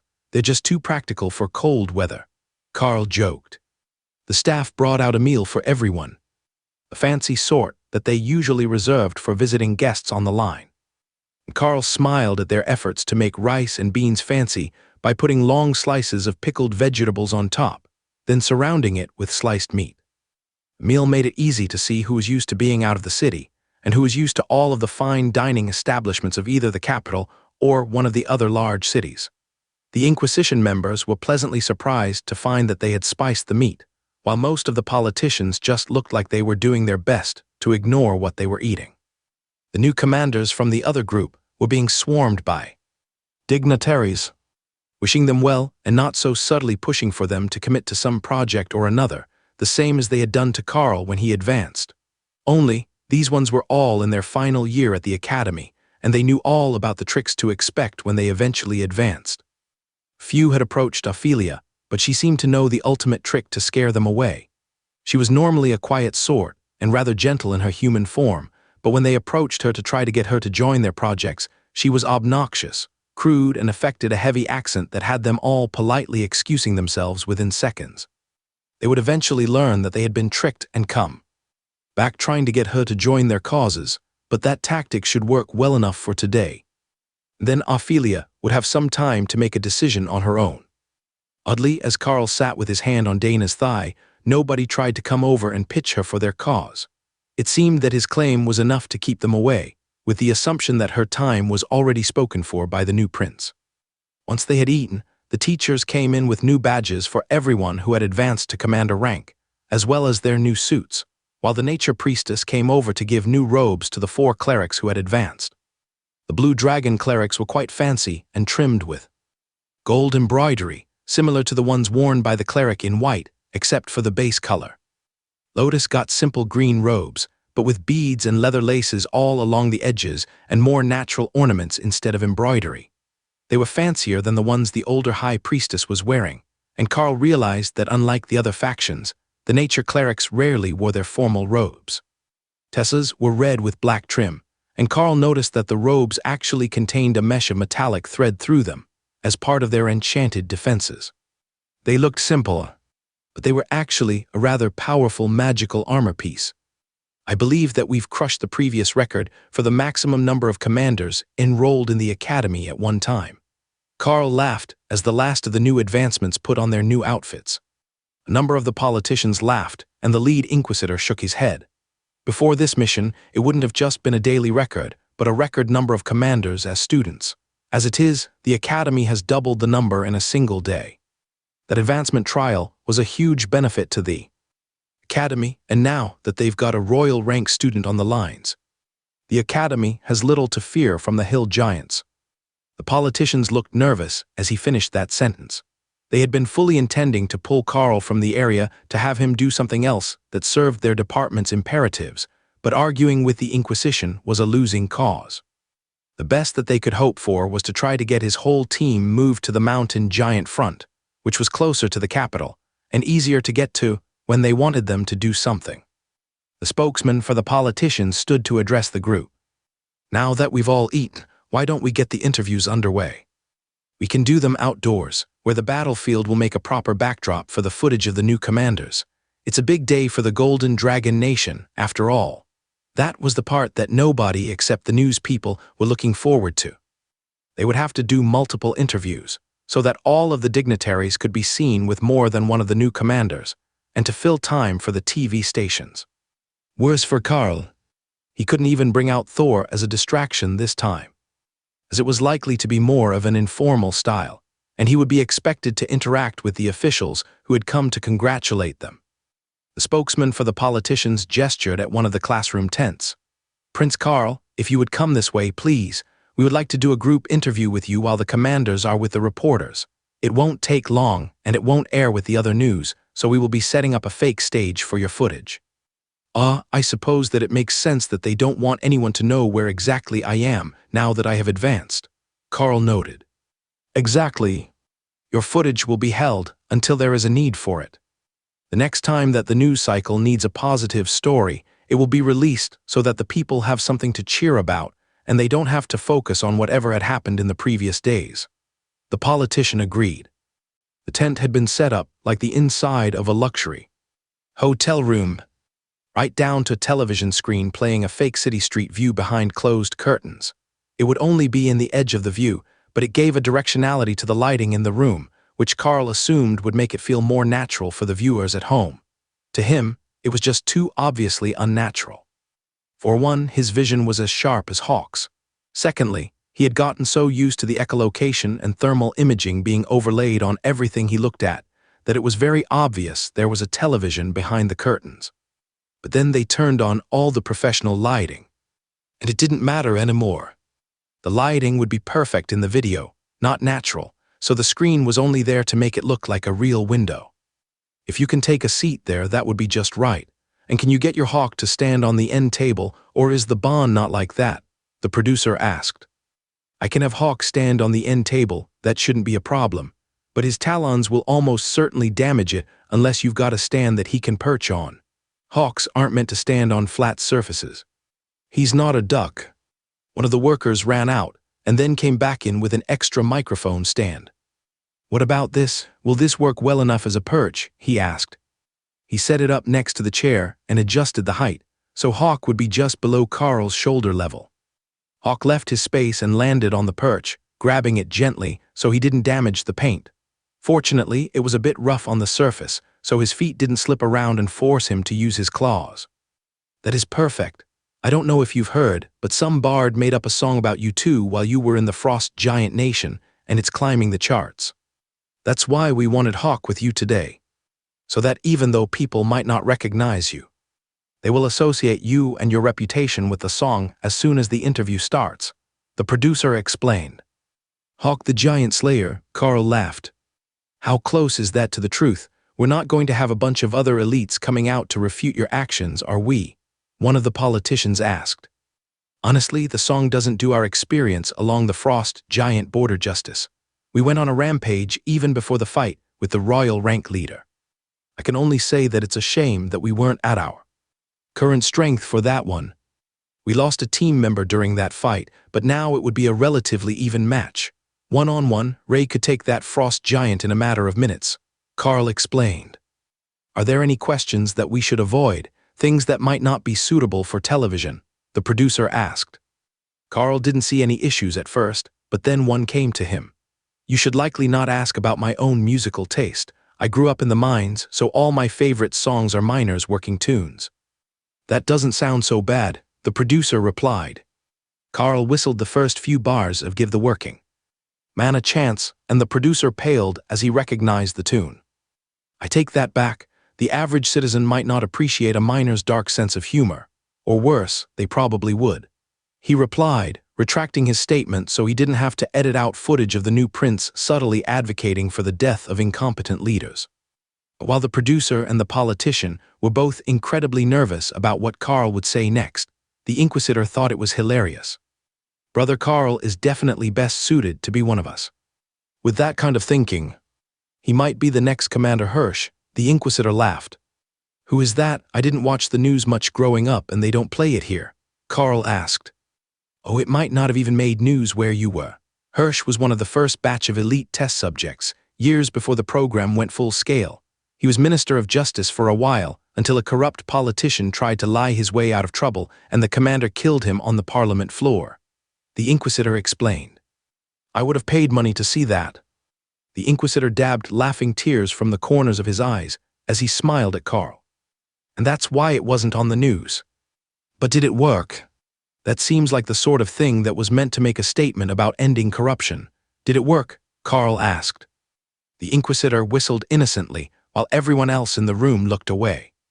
They were definitely not asking Carl about politics in his interviews. As the cameras were adjusted for the size of the Inquisitor, who would be the first host, a note was handed to Carl to remind him of all the things that were classified. You know, I'm beginning to understand why press releases don't ever actually say anything. So much of what we've done and are doing is classified that I couldn't even tell most of the good stories, Carl sighed. Good stories like what? The politician asked. The Inquisitor nodded, meaning everyone here had clearance to hear what he might say, so Carl thought of a few things. Well, like that time that we picked a fight with 200 frost giants and shattered a frost stone that blew up like a nuke. Or that time that we hung out in an old dwarven city for 2 weeks before we realized that the magma dragon had chased away all the giants, and we weren't even in front of the line anymore. We were somewhere off to the side, and the shift had put us out of radio range, so we hadn't heard anything. Carl heard giggling from the door, and Lotus poked her head in. Tell them about the time that Thor yeeted a titan. Cleric so far that we didn't even find the body. The Inquisitor frowned at her. Definitely do not tell anyone the details of that incident, High Priestess. Was there something that we could do for you? They said that I had 2 hours before my interview, and I wanted to ride Ray. In her space, Ray laughed. Going for a run in the woods sounded like fun. She appeared outside the door, and the little cleric nimbly hopped on top. Then they both simply vanished as Ray's shadow stepped. Well, that was bloody terrifying. I think I peed a little, the camera operator muttered. You get used to her. Even Bob Mackenzie, who was seriously arachnophobic when we met, has gotten mostly used to Ray now. He just prefers to deploy himself to the other side of the group, so they're not side by side. Carl laughed. Do you have fun stories about those too? The producer asked hopefully. Like how they like to go for runs in the woods together, or how High Priestess Lotus will ride her into combat so that they can stop to look for magical resources or shiny stones. Oh, we could send someone to take footage. I bet Ray wouldn't mind. She loves when people appreciate her greatness. The cameraman raised his hand. Maybe no fun giant murder spider stories. I don't care how you phrase it, I'm still going to have nightmares. Carl chuckled. Did you know that it takes her under 3 seconds to tear apart an ascended rank armored car to get to a treat left inside? At that point, The crew all realized that Carl was just cherry-picking stories to mess with them. But none of them doubted that Ray could mutilate an armored vehicle. "Which one of your pets is the friendliest?" the producer asked hopefully. Thor, followed by Remy. "Hawk isn't really a people person, he just likes to watch them doing dumb stuff from above." Hawk nodded in agreement. People were always doing dumb things. That was why you had to watch your fireballs all the way down, because they might run right into them. The producer nodded, then gestured for the Inquisitor to start the interview. "Good evening, parishioners. I am High Priest Israel, here with a special bit of good news for you all. It is my pleasure to let you all know that we have independently verified that this young man sitting next to me has reached a major milestone. This is Prince Carl, born and raised in the lithium mines, and now the newest member of the royal rank elites. Beside him is his dragon Hawk, who answers to the name Hawk.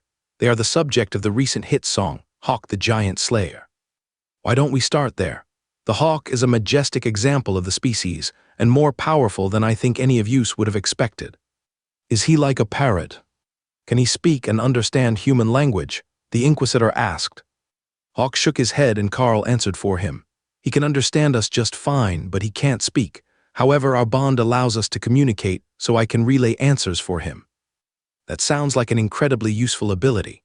Is that why you rely upon him to do most of the scouting for your group? Carl nodded. Indeed, being able to look down on a situation from above gives us a much better idea of what is going on and reveals many hidden traps and potential ambushes that would have been hidden when scouted from ground level. Combined with the extremely well-refined eyesight and enhanced range of colors that he can see, and it is an incredibly potent combination. We are told that there is a song about you too. Have you had a chance to hear it? Israel asked. We did, actually. The bards in camp were playing it, and we got a good chuckle out of their rendition of our activities. They are truly a gifted class of elites. Carl agreed. Inquisitor Israel gave a professional smile to the camera, paused for a few seconds, giving them time to insert footage of the music, then continued. How does it feel to be the youngest royal rank elite? In the decade that the program has been running, it has to be exciting for you. Carl nodded. It's a crazy feeling, and I can't really wrap my head around it. Royal rank is just so far beyond anything that I thought I could achieve that it is taking a while to truly sink in. The interview went on for another half an hour and switched interviewers twice. They were both from the team of reporters and only asked simple questions while avoiding anything that might need to be heavily edited or completely scrapped. When they were finally finished, the final reporter got out of his seat. He was replaced by a young woman in a wizard-themed idol dress that wasn't hiding much of anything from Carl's point of view. It was knee-length and ruffled, but there was a slit up the thigh clear to the hip, and deep cleavage, despite the somewhat modest-looking wide sleeves and high collar. Carl was briefly mesmerized by her personality, but then he realized that this woman was also royal rank. Prince Carl, meet the Archmage. Israel introduced them. A pleasure, she responded, sounding like it was nothing of the sort. If we're dressing up for this, should I put on my fancy armor? Carl asked. The Inquisitor looked confused for a second, until Carl changed into beast armor with the white fur cloak from the Frost Giants and no helmet. This time, the chitin appeared as white with gold trim over the black scales, and Carl swept out the cloak, letting it pool behind him as he perched forward on the chair. An assistant rushed forward, rearranging his cloak and his position, then gave him a thumbs up. The Archmage looked startled at his armor and leaned forward to inspect it, giving Carl a view down her ample cleavage. Is that an epic grade quest reward? She asked. An epic grade skill as a trial reward, actually. The armor isn't physical armor, but created by a skill book. It still has the same sword of powerful enchantments, though the bonuses on it are far beyond anything I've seen before. Carl agreed. What luck that must have been. Is it a new skill, or is that how you have had such success here on the front lines? She asked curiously, with a flirty smile that Carl recognized as being for the cameras Carl had forgotten were rolling. It came to me during my royal rank advancement. I haven't even had a chance to properly test it yet. The Archmage giggled in an endearing tone that didn't show in her eyes to Carl's sharp vision. She was good at this, playing it up for the cameras and doing interviews that she despised, but still making sure that her idol image didn't slip. There has been a lot of speculation among the other ranking elites on what your next beast will be. Have you made a choice, or received any sort of sign as to what it will be?" she asked. "Not yet. I have a very well-rounded team, and they have done an excellent job so far. So, I've been holding off on making a decision until I have a better grasp on what we might be missing." That sounds like quite the luxury. On behalf of mages everywhere, I must say that I wish it could be so easy to learn new abilities. Carl smiled and tried to remember what she specialized in. "Well, I've got a few new skill books to gift to the Blue Dragon clerics. Perhaps we can talk after and see if one of them might suit you." Carl replied with what he hoped looked like a shy smile and not a murderous snarl. He had been reminded in the past that he was somewhat scary even when he didn't mean to be, which could be a mistake during an interview. "Is that your intention as a prince? To collect and distribute skills?" she asked, startled. Carl had assumed that they had warned her in advance, as it hadn't come up in his past interview, but he just nodded. "Yes, it is a particular advantage that I have. It is my hope that with the contributions, it will make the early stages a bit easier for those who start with compatible classes. The elites benefit from every new skill that we can gather, and I have a particular talent for finding new skills to share." "That would be wonderful, but first, I have been asked to perform a short segment for the audience." "Don't go too far." "Cut," the producer called. "We will film the actual bit to use an upcoming single when this is about to air. Thank you both for your assistance. You are finished with the interview process." Carl sighed and let Hawk return to his space, while the Archmage got up out of her chair and grabbed him by the edges of his cloak. "You had better not have been fucking with me about the new skill. Do you really have a skill book?" she demanded. "Relax, I have a talent to make skill books out of the skills that I know. What is your specialty as a mage?" he replied. "Lightning with a secondary in ice magic." Carl checked what he needed to make the chain lightning book, and found that he had the herb that he needed, but if he had a lightning element stone, it was hidden in Ray's hole of shiny stones. "Do you have chain lightning?" he asked. "Do you think it's so easy to get advanced skills like that? I've got shock, stun, lightning bolt and lightning mine, plus ice blast and icicle for combat skills, then a few just for show." "Do you have a lightning element stone, commander rank or higher? I need to grind it for the ink for the book, and I will make you chain lightning. Or I can make you blizzard with what I have on hand." "Blizzard, not blizzard," Remy and Hawk responded at the same time. "You, assistant man, get my bag. I have the stone we need in there," she demanded of one of the staffers who had come in with her. "You can likely change back now that the interviews are done," Carl reminded her. The Archmage sighed. "Do you think this frilly whore costume is bonded? It takes 2 hours to get into this and do all my makeup, then half as long to get it back off again." Perhaps she had a lot in common with Dana. Not her temper or language, but she certainly didn't seem to be enjoying the idle life, though the rumor was that she had chosen it for herself after she advanced to commander. Instead, she donned a light silk dressing gown over her outfit and sat back down on the chair from the interview while they waited. "Can you make me both of those skills, or is there a limit?" she asked. "There is a limit, but 2 books in a day is possible. The lacerate books for the clerics can wait, and I will make you both today. Do you know where they're sending you next?" Carl replied.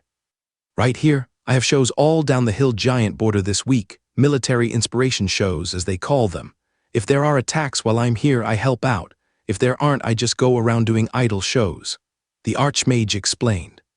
The assistant returned with a high cleric from the Blue Dragon and 3 inscriptionists, letting Carl know that his comments would not be allowed to slide. They expected books, and they wanted them now. "Did you bring the materials?" Carl asked.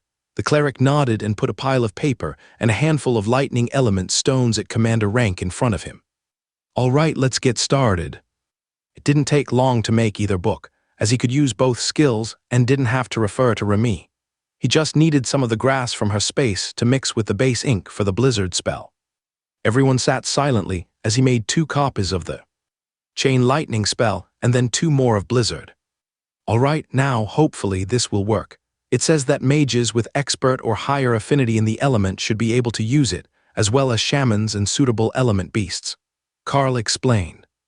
"Mages and shamans can both use the spells. Now we're talking." The Blue Dragon High Priest sighed. He had been fully prepared to be ridiculed for the obnoxiously restrictive books that Carl produced. They weren't broken or flawed, They just had such stringent requirements that they might as well be quest rewards of their own. Carl felt Hawk's suspicion. You're teaching more mages to use evil magic. No, to use Blizzard, they already need a strong ability with ice magic. It's still evil magic. The Archmage reverently picked up the Chain Lightning book and flipped the cover open. It seemed to hesitate for a split second, then the book vanished, and she jumped on Carl's lap, wrapping him in a hug. Thank you so much. That is a fantastic spell. How did you obtain it? It comes from Remy, my spirit snake. Both of these are skills that she was born knowing, and since she's a shaman, they were more transferable than the other skills. And you didn't teach your group? The High Priest asked. None of them are ice or lightning element mages or shamans. They couldn't use them without high enough proficiency in the element. But now your team can make copies of the books for every mage and shaman that is of those elements, and the Archmage can do her next photo shoot with 2 new spells. In fact, if you tone down Blizzard, it might be cool as a stage effect. She looked confused, so Carl pointed at the cameraman and surrounded him with a very reduced blizzard, but with high winds and thick snow, which sparkled in the light as it swirled around him. Just be careful of the distance. The wind can cause wardrobe malfunctions. Carl added. The Archmage shifted on Carl's lap to pick up the Blizzard book, which vanished without as much hesitation, suggesting that her affinity with ice was actually higher than lightning. She sighed in satisfaction and got back to her feet. They are going to want me to do more appearances before the late-night show. Good luck, Prince Carl. You will need it once those bloodhounds from the special interests get to you. She was turning to leave when Israel laughed. I don't think he needs to worry about it. He terrified half of them and chased the other half away, with a veiled threat to join the Inquisition. I don't know who taught him to play the game, but his angry hillbilly face doesn't match his craftiness. Hey, I will have you know that I was considered a handsome young man. The idol laughed and shook her head. You still are, but that aura you give off will scare the tar out of the non-elites. Then she was gone from the tent, and Carl just shrugged at Israel. He didn't recall threatening to join the Inquisition at all, but that might be how the politicians would have taken him, addressing the royal rank Inquisitor more familiarly than anyone else. Was there more that you wanted to share with the church today? Or do you need to hold off on the other skills that you might be able to copy? Inquisitor Israel asked. He hadn't missed how Carl had said that 2 books in a day should be possible, but he had actually made 4 of them. I'm mentally beat on that front. I was already pushing my luck with the 4th, but I should be able to make another tomorrow after a good night's rest.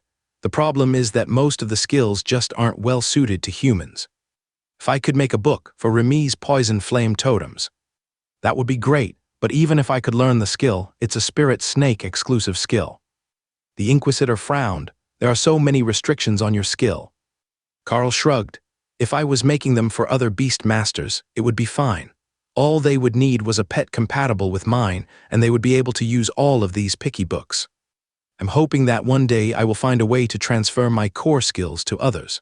Right now, it's not an option for the skill books, but I think that one day I might be able to create a book that will contract a beast. Then we can try making budget version beast masters out of people who don't have system access. If they could get even 1 space and grow with a beast, they could be maybe not on par with all elites, but still stronger than the average soldier now. The Inquisitor smiled. Now that is a goal that I can get behind. I can see it now, a whole line of soldiers with their bonded beasts. They wouldn't even need to be combat beasts, just something with a good skill to share, and our army would be on par with any of the other magical or monster nations.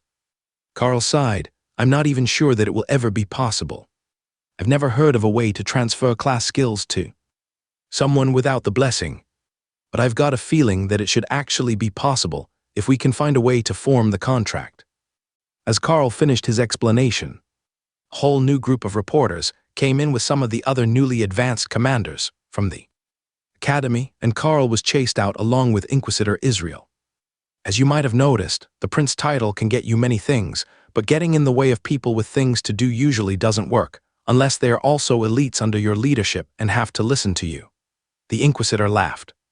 Carl chuckled. Why don't we go get some coffee and relax? We have time to kill until they're done with all the other interviews, and I don't think that they will appreciate it if we completely vanish. Can I meet your other team members? Have they all advanced to royal rank with you? Israel asked. Carl shook his head. No, Ray advanced already, and Hawk is very close, but Remy and Thor are still solidly commanders for at least a few more days. I can't say for certain when they will advance, but they're being pulled upward now that I have. Then let's go to the edge of the camp, but not too far, and you can show me the others. I briefly saw Ray before she ran away with High Priestess Lotus, and Hawk is a fine specimen of the dragonhawk species, but I am curious about the others. Israel suggested. Oh, there's no need to leave. Thor is gentle, and everyone loves him, while Remy is small enough to not cause a traffic jam. Remy came out and draped herself over Carl's shoulder, then stuck her upper body forward to get a better look at the Inquisitor. He reached out and stroked the top of her head, making the spirit snake sway happily. She is venomous, isn't she? He asked. Yeah, when she flares her hood, it is quite obvious that she's a Naga spirit snake, but when she's relaxed, she looks much less threatening, just a big boop noodle. Tell me you don't let her boop people. Remy laughed, and the Inquisitor gave her a suspicious look. She tried it, didn't she? Are they all right? Carl nodded. They might have embarrassed themselves a little, but Remy only booped them on the nose with hers. There was no physical damage. Carl called Thor out, and the lightning Sero immediately attracted attention from students who were living in the area near them, on the right flank. They all came over to pat his head or rub his scales, ignoring the fact that there might be a reason his was out in the middle of camp. It looks like the lightning Sero isn't far from royal rank either, but he's a bit odd, isn't he? I sense a lot of holy magic from him, Israel asked. He's been training his holy magic in hopes of becoming a better support asset for the team. He has already learned Circle of Protection, and that's quite the feat for a lightning Sero. If he keeps it up, I think that he might actually manage to evolve on his own into some sort of holy Sero. Carl agreed. I heard that Hawk evolved, but that was due to resource consumption. Is it possible that your class could cause such a mutation on its own? Remy laughed, a sporadic hissing noise that sounded more like a hiccup, but left her mouth open. Did I say something funny? Inquisitor Israel asked. Thor actually does have a resource, and a rather potent one. There is a pool of blessed water, imbued with the essence of holy stones in his resting space, and he regularly soaks there during his downtime. Carl explained. Remy nodded in agreement while the Inquisitor stared at Thor. You have done very well for your beasts. The rare resources that I have learned that you found for them and have apparently planted in their spaces piqued my curiosity. That's why I volunteered to come out when it could have been any of the royal rank high priests. He informed Carl with a sly wink. You would be startled how much they have advanced since we met. Even Ray, who still looks very much like a bloodbath spider, has skills that I've never heard of a wild beast having. She learned the golems by watching mages use them, and now they're her most powerful attack ability, nearly tripling her combat power or doubling it while she gains the ability to attack with earth magic from a distance and protect our casters. Carl agreed. So, would you say that Ray is nearly on par with a golem mage at the royal rank? Israel asked. I would say that it's not even close if she's within range to summon her golems. Her other skills lean more toward assassination, so it's hard to compare them. But her golems might be comparable to a whole mage on their own. The fact that they are imbued with her offensive adaptation and can use lacerate might actually make them significantly more dangerous than the average golem mage. That is a good point. Most golems are good for absorbing damage and crowd control, but it takes a secondary skill to make them truly dangerous. Something like durable constructs, as your teammate Dana has, or a shared attack skill. I suppose the most important thing that you can be doing tonight is actually focusing on trying to get the other beasts on your team to advance. 2 royal rank threats is good, but 5 of them together is enough that there wouldn't be many who would dare threaten you along this border. Carl noticed that he amended it with along this border, as the mountain giants were even stronger and willing to take on even the overlords that the humans had sent to stop their advance. It was probably better not to mention that the golems Ray summoned also benefited from durable constructs. It hadn't taken her long to learn that skill. Ray was much better than the average beast or elite, but if he went further out, the lands west of the mountain giants, or into the divine beast nation to their north and northwest, he would find an incredibly diverse range of threats that made magical skills a basic survival necessity. In a way, being surrounded by enemies actually protected the Golden Dragon Nation, as it created a buffer between them and the other threats that populated this continent. But that was very little consolation to the humans of the one surviving largely non-magical society. Their neighbors weren't friendly, but at least they were mostly predictable. The mixed threats of the other nations were worse from a security standpoint. As they talked, a reporter came up with a clipboard and an impatient look.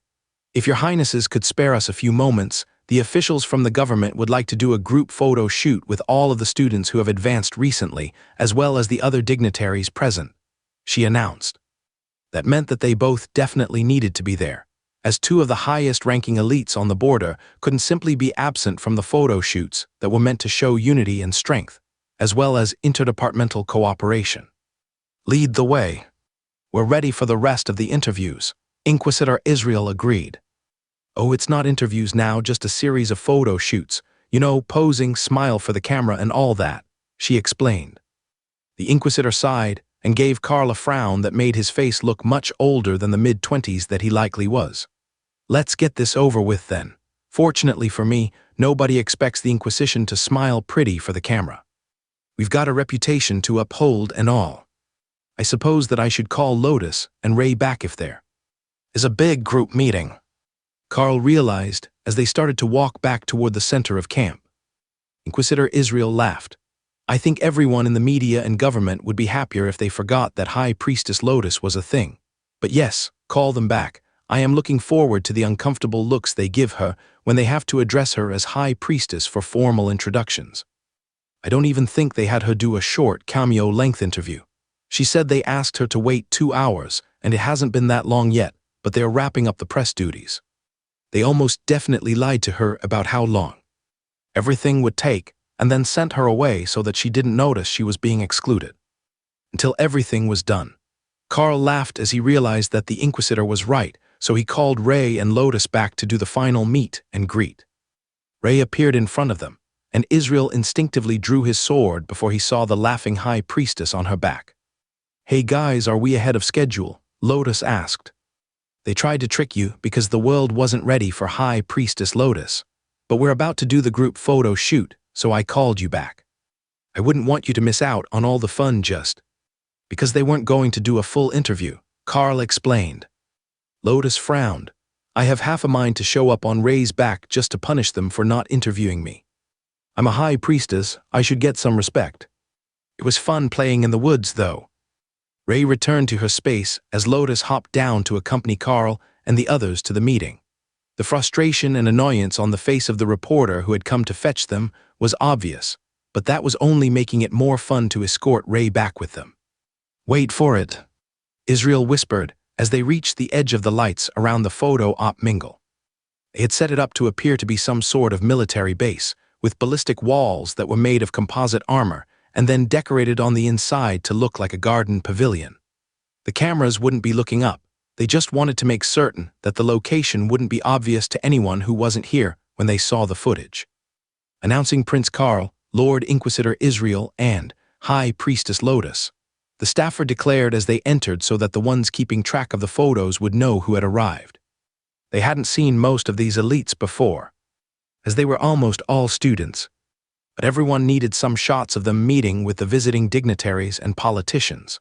Mostly so that the visitors weren't accused of playing favorites with the elites, but it was also a valuable way to network and make new connections that would help you later in life. Carl knew the theory, but he had never actually tried to make those sorts of connections. He should likely start now, he realized as he saw how easily some of the students got along with the wealthy businessmen and policymakers. The problem was that they were all so smarmy and obviously lying through their teeth that he couldn't blend as smoothly as he would like. He could see the change in their skin temperature when they flushed as they were embarrassed or nervous. He could track every little fidget and tell when they lied. His enhanced senses were making it nearly impossible for Carl to deal with people who weren't completely honest. He naturally gravitated to the ones who were the most honest with themselves, and that was the few elites among the businessmen and the clergy. "Prince Carl, I am awakened warrior Nathan Roth, head of the Roth Savings and Loan Corporation. We finance homes and businesses all over the nation." One of the men introduced himself when he noticed that Carl didn't have that signature disapproving look for him. You look like you don't care for these functions, he added. Carl laughed quietly. I have thermal vision and hawk eyes. I can literally see them lying, and it's disturbing. The banker looked confused, so Carl continued. See the way he clenches his thumb and forefinger? His skin temperature increases at the same time. He's nervous, but only at those certain moments. Carl explained. Crap, you really can see them lying. How long did it take you to learn that skill? Carl smiled. I have been around people who don't see any good reason to lie, or they make it very obvious that they are not going to tell you the truth. So when I see people trying to fake it, their actions just look unnatural, and it's creeping me out. That skill would make me a fortune at the poker table, but what about that man in the gold tie? Does he have a tell? Nathan asked. A business competitor, let's see. He's confident. I don't actually see any strange reactions from him. Either he's not lying or he's very good at it, Carl replied. That's what I was worried about. He's pitching a new commercial development to anyone who will listen, and he self-financed it. If he was running a scam, it should have been obvious to you, as it's his own money backing it. Do you have any plans for a namesake development? Royal rank elites tend to make obscene amounts of money after a while, so if you want to build a community or a high-rise somewhere, it won't be long before it's in your budget, and we can help you with not only the financing, but the permits and legal blockades that often delay development, he suggested. I will have to think about it. I haven't actually spent much time in the cities to know what sort of development would be best suited both to the area and to myself. I am a beast master after all, so something more attuned to nature might be best. But if you happen to see more news about me later, my plans for my work might make the choice more obvious. I just don't know where that's going to lead me next. The banker nodded and adjusted his expensive suit coat. You want to do something that is associated with your work or the people you were working with then. That makes sense. Not everyone wants a landmark building in the capital in their name. I am told that you met Prince Corbin already, and he made that sect compound for the Spellblades. They used to be in an ancient monastery near the border, but it was becoming too dangerous for new students, so he relocated all his people. That's actually a great idea. Perhaps if there are more beast masters in the future, I can set them up with a place that raises tamed beasts so they don't have to head out into the wilderness looking for rare monsters or make a random guess as to what their first beast skills will be. Carl suggested. Do you really think that there will be more like your mark? In the future, someone asked from behind Carl. I do. Now that there is one, there are likely to be others, but there are also similar classes, like the Rangers, that bond a living partner. Most of them end up bonding with a common animal, but what if they could bond with a relatively docile monster instead? They would get the benefits of something like a warbear instead of a hunting dog. It might make a noticeable difference to their progression if they were able to find monsters that weren't wild and territorial when they first entered the academy. He explained. You are quite dedicated to assisting the growth of the elites. Are you planning to apply to the Bureau of Elite Development? The man asked. Colonel Valerie is a good friend of mine, and Commander Morgana, who might be Princess Morgana soon if I'm judging her power correctly, is an agent and a member of my team. But as for officially joining the Bureau, that isn't in my immediate plans. The visitors didn't seem to know what to do with Carl's independent stance, and the man just nodded vaguely as he failed to determine Carl's current alliances. I'm afraid I missed your name, Carl added when the man didn't say anything else. Oh, my apologies. I am Director Jones of the Military Finance Committee. We're part of the Department of Defense and in charge of ensuring that money is being properly allocated for the needs of those defending the nation. He explained. It's a valuable job, Director. From what I can tell, your committee has been doing an outstanding job. Nobody expects money to be endless, but none of the locations I have been stationed at were desperately short of supplies. Once the Director of Military Finance broke the ice and showed them the way to interact with a ranking elite who wasn't picking factions, more of the politicians began to come over with similar ideas. They didn't try to sell him on joining them or push their particular niche. Instead, they just discussed current events which Carl was missing out on at the front lines.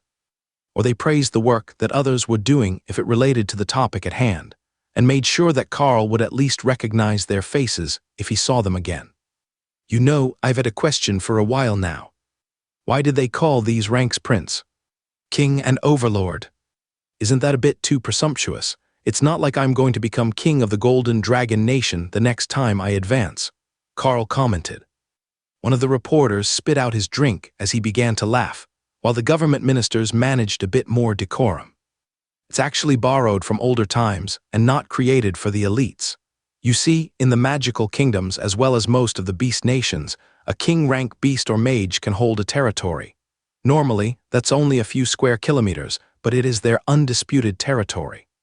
A prince is not quite there, but they lord it over the other beasts in their territory if it doesn't have a stronger leader. But the overlords are the ones with the power to force kings to work together. It's been translated through a few languages, so it might not be perfect, but it works well enough for the time being. There is a whole progression for the divine beasts, but we don't have most of them on this continent. There isn't enough food here to support them. They need the continents with more magic, so we rarely see anything above Overlord. But if you are more widely traveled, you will find territories controlled by or even populated by stronger beasts. You won't see many humans there. We're just not a powerful enough species to survive that, but Overlord is only halfway through the rankings in this world. Director Jones explained. I recall that the Archbishop was above the Overlords at the totem rank, Carl replied. An aging mage at the ascended rank, who Carl recognized as one of the producers for the news station, nodded politely as he approached. Yes, he's a totem rank cleric, a rank above the Overlords. The mountain giants also have totem rank leaders, while the divine beast nation goes one rank further and has a mythical rank black dragon leading them. That's why they rarely attack us. It might be a servant of the god of death, but the black dragons understand that you need to keep a healthy population if you want the deaths to continue at a steady rate into the future. That was both depressing and remarkably pragmatic. Carl hadn't realized that the black dragons were into things like sustainable populations. Of course, they were also known to decimate entire regions, indiscriminately killing 1 in 10 and then moving on. So perhaps he had just misunderstood their nature. It didn't take the others long to get back to their favorite topic of the day, though. So, is there any sign of when the rest of your beasts will advance? One of the businessmen asked. I would say that a second one should be at royal rank within the week, but the other two aren't giving any clear signs. Carl explained for about the 10th time that night. The man smiled. This class of yours is like dropping a nuke in combat. You're one elite, but when you show up, it will be 5 royal rank threats at once. The giants can prepare for a single strong elite, the same way that we prepare for a royal rank giant. But when the beasts come out, it's just an overwhelming change in the state of the battle. Carl nodded. There are advantages to sending a particularly strong royal rank leader with a team of commanders to deal with a threat.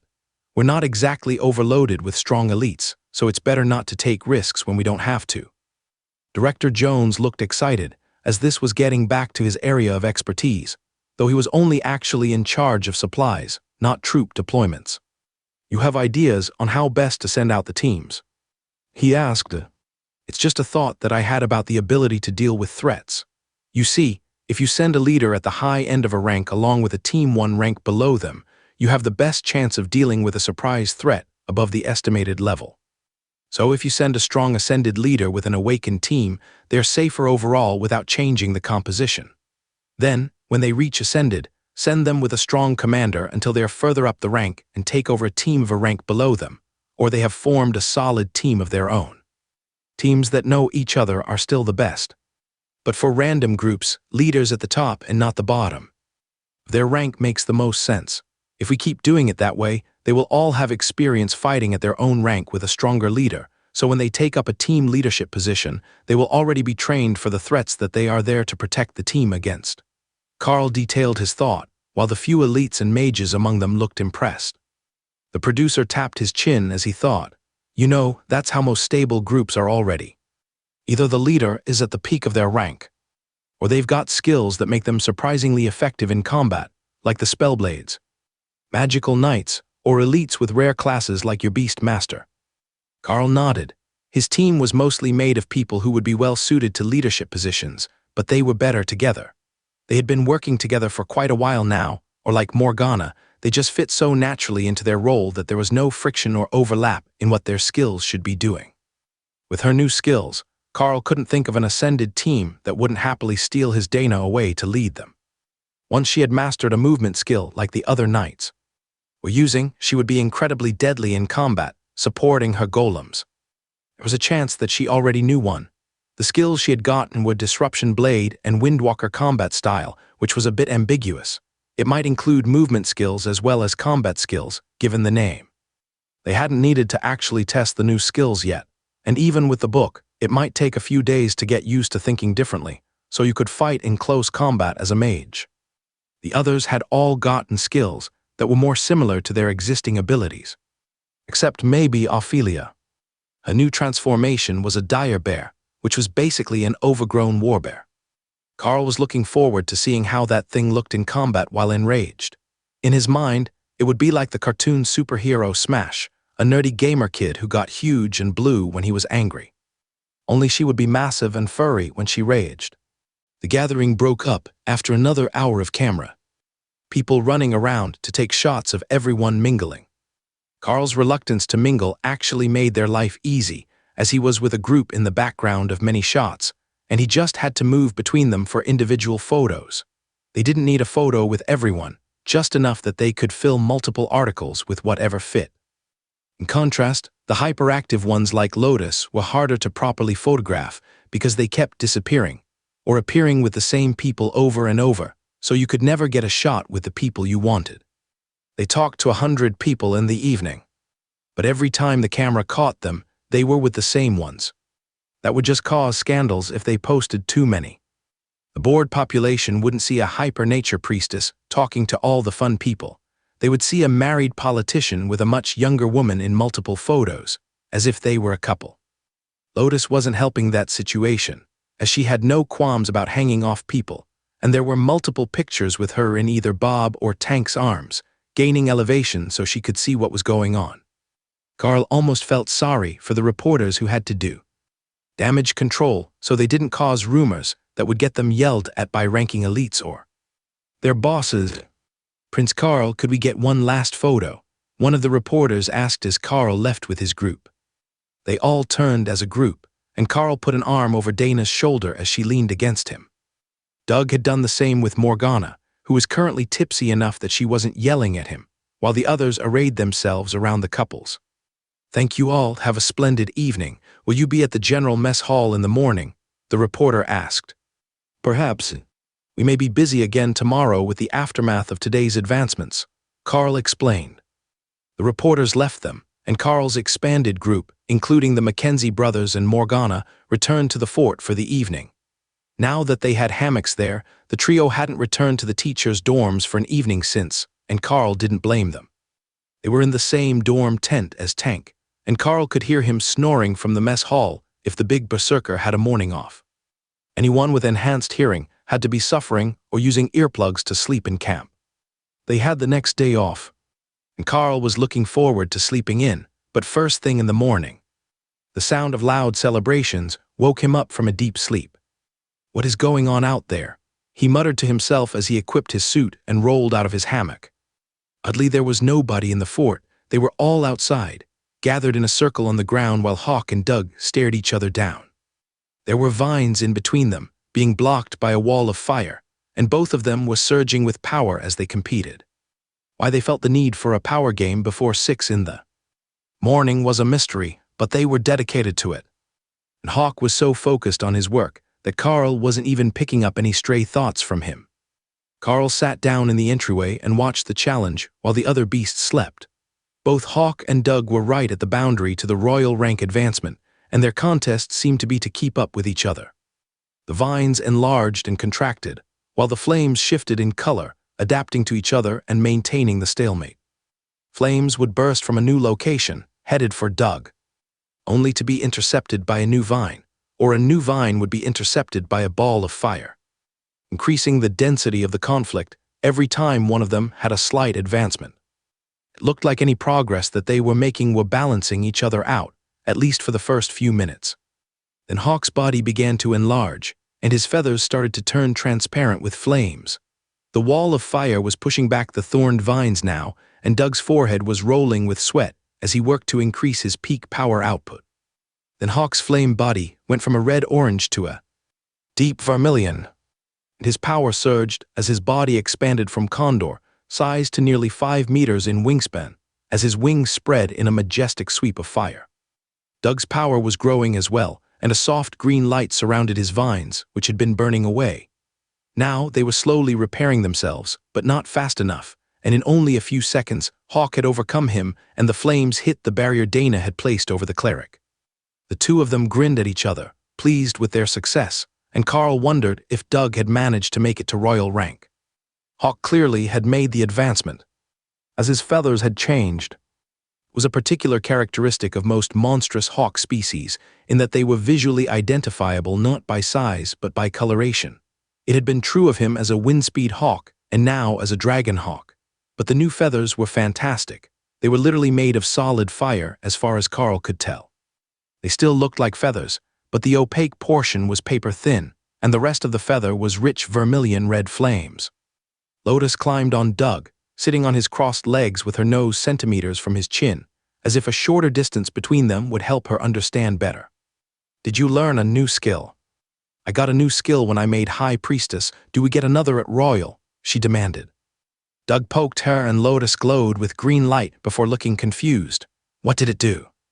"It's a regeneration spell. It applies to me and my living targets. That naturally includes my summoned vines, and that's what you saw. But more importantly, you didn't mention that you got a spell at commander rank. What did you get?" Lotus ignored his question and went over to carefully attempt to pet Hawk. She didn't know if he was actually on fire or just looked like he was, and there was one easy way to find out. Not going to answer, Doug asked. "Later, there's a royal rank feathered friend here and I have to know," she replied. She stretched out her hand and Doug laughed. The flames dimmed under her hand as Hawk adjusted them to not scorch the priestess, and Lotus beamed in pride, then smacked out the smoldering sections of her sleeve before repairing them.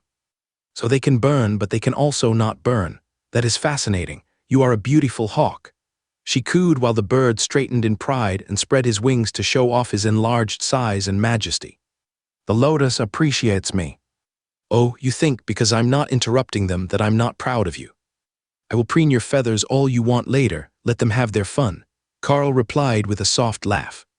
Their little experiment this morning had not gone unnoticed, and Carl saw that there were dozens of teachers hanging out in the background, along with a few news cameras and Director Jones of the Military Finance Committee. It was still nearly dark out. The sun wasn't even over the horizon yet, so most of the camp was still asleep, but the energy had caught the attention of someone in charge, and they had sent over cameras. "Hawk, make a loop over the camp.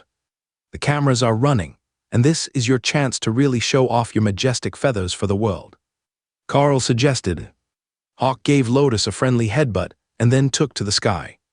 The glowing flames of his feathers lit up the sky as Hawk used flaming body to enhance his appearance and make himself easier to see. With a 5-meter wingspan, Carl estimated that Hawk had to weigh over 15 kilograms now, truly prodigious for an evolved windspeed hawk, and the trail of fire that he left behind him as he swooped through the morning twilight made beautiful patterns for the cameras to follow. Doug smiled at Lotus. "I see now. You didn't want to step on Hawk's moment. We can discuss your new spell later. Don't think I will forget." "You never forget about things, even when you should forget about the little things," Lotus pouted. Doug and Tessa both laughed, knowing she was referring to something from her training years. "Hawk is glorious, though. Not even the rocks will dare to challenge us from the sky now," Doug agreed.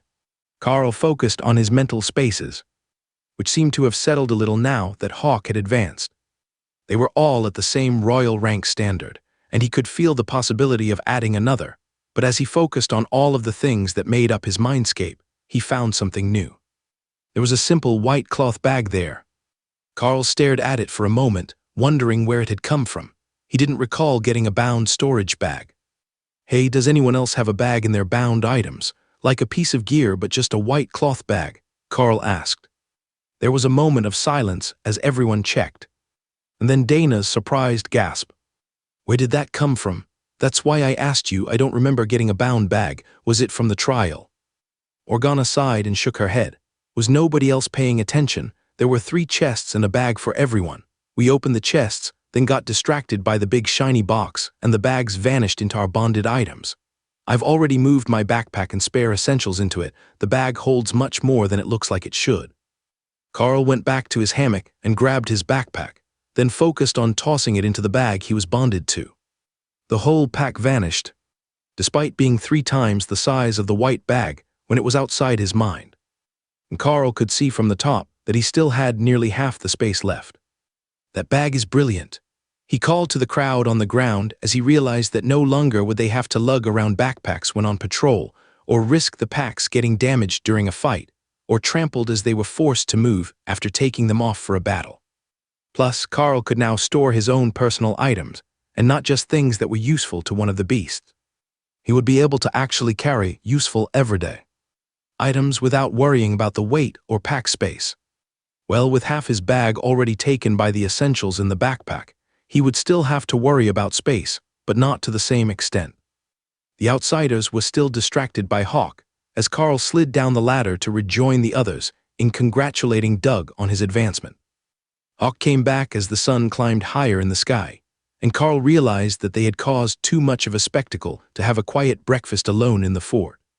They were going to have to join the guests for breakfast, but they could play the guessing game. See how long it took for someone to realize that Doug's aura had changed, and he was now a royal rank priest of the Green Dragon, the nature god. The camp was busy by the time that they came back, as everyone had realized that Hawk had advanced, and it was the talk of the academy that morning. He was their eyes in the sky, and everyone knew that Carl was relaying scouting information from him to the rest of the students. So the fact that he was now royal rank, most likely even more capable than he had been at detecting enemy movements in advance, was bound to get the students excited. The soldiers were just happy to have anything royal rank along the line. They didn't care if it was an elite, a foreign mage, or a friendly monster. It just had to be on their team. Most of the visitors were already packed up, with their bags sitting beside them, and the cargo crews were loading the equipment into buses for the ride back to the closest safe helipad.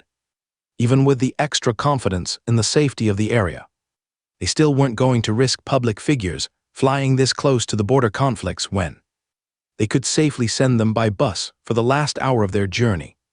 The dining hall was packed with elites about to go on shift, and everyone was too engrossed in stories of yesterday to be paying any attention to other groups outside their table, so Carl was reasonably certain he would have to wait for someone to notice. And wait they did. By the time that the meal was over, nobody had noticed. And then the group was off to one of the training tents with Morgana, while Bob went off to teach a class and Doug went to help with the healing corps. There were always ongoing injuries, so all of the clerics who had downtime went to help out, and Doug had just gotten a new regeneration ability that seemed like it would be quite powerful. Lotus followed behind him, ready to take notes, while Carl prepared to take his geography lessons, and Dana was dragged away by the magical knights to practice their new skills. "You don't need to practice your new skills, do you?" Morgana asked as she brought out the textbooks. "I'm good enough with the armor already, and the other skill is once per beast. I am not going to use it on them until they hit an absolute dead end. If they get to a bottleneck, and they simply can't get past it, even after the others have, then I will use the skill to let them evolve and advance, to hopefully move them far enough forward that they can rejoin the main group." Carl explained. Morgana nodded. "Good, then you can continue lessons on schedule. Now, we just need to actually get through a lesson once the rest of the students arrive with questions. For you, it's not easy being famous. Just wait, you're about to find out. I can feel that you're at the bottleneck already, so you're almost certainly going to make royal rank now that you have new skills." Morgana looked curious. What do skills have to do with it? It's a theory that the beasts and I devised. One of the things that all royal rank creatures have in common is that they have a skill that is not common to their race. The same seems true of the elites I have met at royal rank or higher. They all have a skill that is not part of their basic kit. So now that you've gained some new skills from the trial, it should be much easier for you to make the transition through the bottleneck. The students came in as they were talking and remained silent so they didn't interrupt this vitally important discussion. Everyone wanted to know what it took to make the royal rank, and Carl had just dropped the equivalent of a nuclear bomb on their understanding of rank advancement. Most of the mages in the class had assumed that it was just a matter of potential. that most of the elites got stuck at commander rank, because that was as good as they were. But what if it was a matter of lacking a skill that was compatible with their new rank? If what they needed to advance was a skill that could move to the royal rank, then the whole strategy behind their training would have to change, or perhaps not for all of them. One of them was a lightning element mage. He now had chain lightning, thanks to Carl donating it to the inscriptionists. While Carl was in history class, Dana was working hard to master the new skills that she had learned. Disruption Blade was a simple one, as it operated the same way that she had seen Carl extend his barriers over his sword, except that it didn't need a blade to begin with. All she had to do was focus on the shape of the weapon that she wanted, and the spell would create one out of shimmering purple and silver energy. It was as beautiful as it was deadly, and it seemed to just cause anything that it hit to fall into separate pieces with no real resistance. Only when it hit a magical barrier did it provide resistance, acting as a solid blade in her hand. But the movements of the Windwalker combat style were a much different story. She knew exactly how they were supposed to be performed, but her body had never moved that way before. She hadn't taken martial arts, done any sort of strength training, or even self-defense courses. The closest she had come to being in a fistfight was playing with the neighborhood kids when she was little. She had done dance classes, far too many of them, since she had entered the academy, but at the moment she was wishing that they had included gymnastics in those courses. The combat style wasn't just a sword fighting style. There were movement skills and even kicks involved, and after half an hour, her whole body ached in muscles she didn't know that she had. "Perhaps I can get Thor to cast refreshing lightning on me," she suggested as she slumped down to take a breather with the magical knights. "Save that for when you are in combat. You need to train all your muscles to fight the way you want without external assistance, so that if your group changes or you have to fight separately, you are not reliant upon a skill that isn't available." The lone female among the knights, whose name she had come to know was Ruth, informed her. "How long did you train to learn to fight like that?" Dana asked, hoping that the answer wouldn't be too long. Ruth smiled, and Dana heard the other knights laugh under their helmets.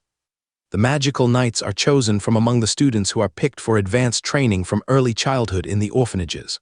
The ones who like to train, to fight, or who show a natural aptitude for magic without the divine injection awakening them. We all came from the Red Dragon orphanages, and we've all been training to be soldiers since before we started school. It was only a twist of fate that we all ended up as mages and then proved ourselves worthy to join the magical knights, she explained. "Did you all grow up together then?" Dana asked. Ruth shook her head. "No, we all came from different locations. Those two are war orphans from the south, near the coast. That one lost his parents in a workplace accident, while this idiot and I were both turned in by our parents when they decided they couldn't afford us." Dana nodded. She had often seen it as a possibility that her own family would abandon her if they one day decided that it wouldn't hurt their public image too badly. It was hard enough for her father to hold down a job. As it was, he didn't need a worse reputation that might put his access to charity in danger. "Why don't you use your names?" she asked hesitantly. "It's a tradition of the magical knights. We are supposed to be anonymous, as we often enforce penalties and hunt criminals. Giving out our names or routinely showing our faces defeats the purpose. But you're working with us for a while, and it would just be too awkward not to have one person among us that you could properly talk to, so I chose to give up that anonymity." Dana nodded. "That won't come back to harm you, will it?" The knights laughed. "Only if you end up on the wanted criminals list. You already know who I am, so I won't be among the ones to hunt you. The church would never allow the possibility that I might go easy on you or let you escape justice." "Oh, that makes a lot of sense. I thought that you were more elite soldier sorts. I didn't realize that you did law enforcement as well. It's not really something that gets described in detail for most of us. We hear the horror stories of someone committing a crime so bad that the Inquisition has to come and take them away. But I had only seen the Inquisitors a few times in my life, and the clerics at our local church didn't really go into details," Dana explained. "That's understandable. Nobody wants to think too hard about how the Inquisition or church law enforcement works. I would guess that a lot of the lay priests who do the day-to-day work of the church don't even know the details. It's not part of the curriculum, as it doesn't really matter what division of Inquisitors comes for the criminals, or what their specialty is. Most of the time, when we show up, we just flash our identification and no more questions are asked. It's only the elites who need to know our skills when they're going to be fighting alongside us as allies," Ruth explained. The other knights got to their feet, and Ruth helped Dana up before giving her a warning. "Stretch after you rest. Your muscles aren't used to proper training yet, and if you let them stiffen and cramp, you're likely to injure yourself and undo weeks or months of muscle memory training." Dana didn't have weeks or months worth of training to undo, but she got the point. If you injured yourself during training, or tried to learn new skills while you had cramps, you would be learning it wrong.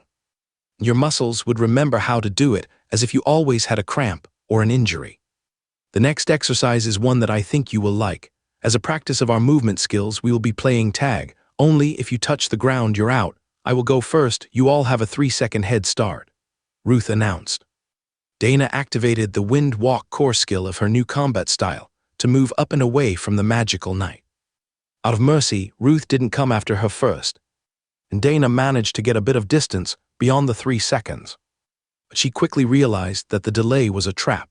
She didn't have all the practice that they did in maintaining the skill, and after 15 seconds, she began to stumble and nearly fell out of the sky as Ruth drove one of her companions to the ground, eliminating him by ground contact as he tried to dodge. Then one of the others moved, so she was between him and Ruth, and Dana focused on her movement to get out of the way again as the knight charged in her direction. She made it 3 steps, just enough to get out of the way, but then lost her focus and went tumbling to the ground. Her shield flared as she hit the grass, and the wind was knocked from her lungs. Dana knew she wouldn't have any injuries, as the barrier would protect her, but being winded by the rapid stop was never fun. It was also far from the first or last time that day when she would experience it. In a nest atop the tallest tree in his space, Hawk was working frantically to improve his skills. He was almost stronger than Ray, he could feel it. He just needed to push himself a bit harder to get his body to accept more mana, and he would be there. Ray watched with smug amusement as the Dragon Hawk pushed himself to the limits, trying to overcome the racial disparity between the two of them. At royal rank, her combat power had skyrocketed, while his primary ability Flaming Body had already been at royal rank, and it was just his body that underwent a minor transformation toward becoming a vermilion bird. He was almost there, or perhaps he was a very juvenile vermilion bird. Ray's racial memory said that they should be 5 times the size of his current 5-meter wingspan.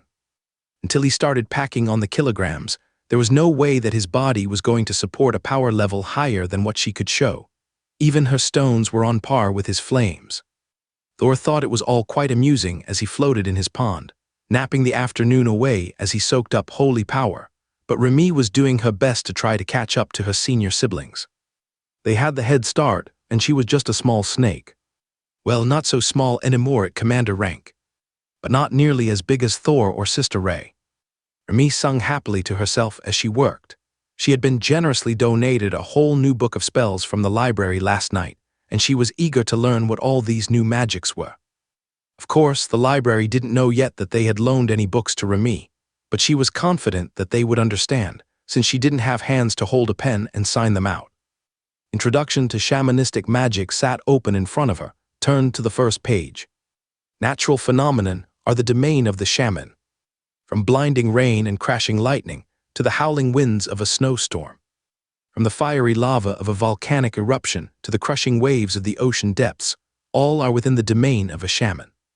That sounded pretty awesome. She only had basic water control, which couldn't really do much, but being able to control huge waves sounded fun. Big Brother Hawk would freak out, and it would be hilarious. But it was the next paragraph that really caught her attention. Shamans are far more than a force of destruction. While the might of a lightning bolt can burn an enemy to cinders, a smaller jolt can restart a stopped heart.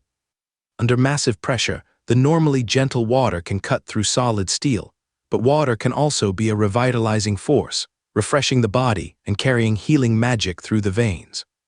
The druids and nature clerics might be the masters of the living beings, but the shaman is the master of the living world, and their healing skills should never be underestimated. Brother Thor wanted to be a healer. Healing was a noble profession, but Remy thought that he was more suited to protecting and regenerating. That was the way of the Sero. You could hurt them, but the wounds just closed. but she might be able to do more than just her simple healing splash. With her nose, Remy flipped the pages, looking for the healing spells. There was a whole chapter in this book dedicated to shaman healing, and she wanted to see what it said. However, she only made it halfway through, past the ice and lightning and fire attacks, when she found something even cooler than a healing spell. There was a healing totem. Why did nobody ever tell her that was a thing? But what was a mana totem? You used mana to make totems, but what did it do? Remy flipped the page with her snout and stared at the diagram in front of her. Healing totem provides a constant stream of healing to all targets in range. That sounded a lot like what Sister Lotus could do, and that spell was one of her favorites, so it had to be good.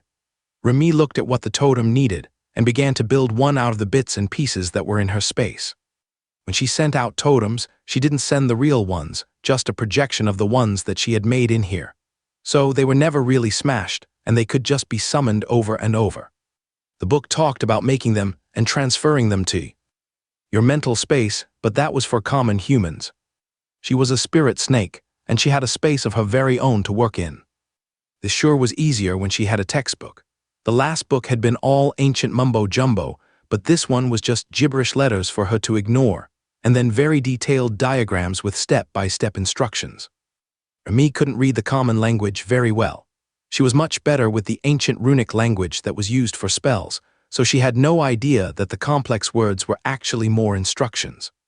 Step by step, she made her new totem while Ray watched Hawk struggle to catch up to her. The bloodbath spider wasn't actually slacking. She was working on improving her silk as she sat in her web. It was better already now that she was at royal rank, but the new advancement had opened up new possibilities, like fire-retardant silk. So none of them noticed that Remy was actually the one making real progress that day, or that she nearly had a healing totem functional by the time that Carl returned to the fort that night. By the next morning, she was reasonably certain that she had a working prototype. Her happy singing woke Thor, who actually lifted his head out of his pond so that he could see into her space more easily. "What are you making, little snake?" he asked curiously. "I made a healing totem from the information in this book. It's pretty cool, or it will be if it works like I think it will. According to the book, it's supposed to send out pulses of healing energy every second, so your magic protects them and makes them regenerate, and then the waves of healing will patch up the parts that are left over," Remy declared proudly. "Oh, you thought it all out. So, you will do the extra healing while I do the extra protecting?" Thor asked, intrigued by her logic. "Well, you are much bigger, I'm just a small snake," Remy replied confidently. "But when you reach royal rank, you evolve, right?" Thor asked. "Yeah, but I don't know what it will be yet. Probably a shaman, maybe. Do snake shamans look different, or will I be an actual Naga shaman next? I don't feel like I'm growing arms, but perhaps." Thor shrugged, splashing water about.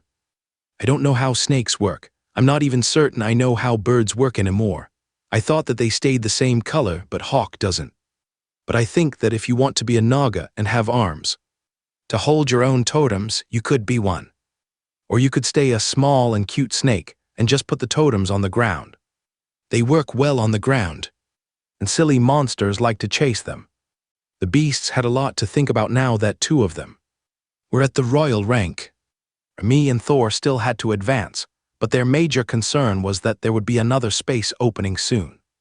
New space meant a new brother or sister, and none of them knew what sort of sibling they would like to have.